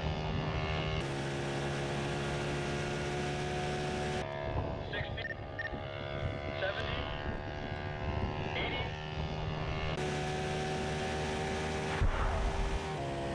This doesn't sound good. What was that? Oh, that's the oil. That's the I engine just blew blowing this up. dude's motor. This cats can't hose. Nah, you better hope you ain't destroy that motor, bro. You gonna be tight, cause Little Red just cost you a whole lot of money. Blue. You better hope you ain't destroy that shit. And squirted oil everywhere. I don't know. That's 85 again. Wow, just to destroy that shit. Ah! Why has Mickey forsaken me? All right, well, we didn't hit our 100-mile-per-hour mark. We failed. I'm so gutted. I'm so gutted. I want to go 100 miles an hour so bad. You know why I'm real pissed? Gotta be honest. Because I really wanted to call Mickey up. I had this fantasy where I was just gonna be like, we're gonna hit 100. I'm gonna pull into the pits. I'm gonna take my cell phone and I'm gonna speed down Mickey. And now I can't do that. But it still was a success. We got 85 miles an hour. That's probably the fastest a Coleman CT200 UH has ever gone. So I'm real proud of the team for building this thing. We wouldn't have been able to do this without our buddies at Go Power Sports, the dudes at Fastlane, Big Daddy Motorsports, and it was a lot of fun. And thank you guys for being a part of this saga. We've never done a video like this where it's serialized over the course of 1 week. This took a lot of effort. So if you could, please like and subscribe. Thank you so much for being a part of this, being a part of the Donut family. Follow us on Instagram at Donut Media. Follow me at Jeremiah Burton. Till next week. Bye for now. No, that was dope. That was dope, man. Shout out Donut. I haven't watched him in a minute. But I'm going to sleep, me, bye.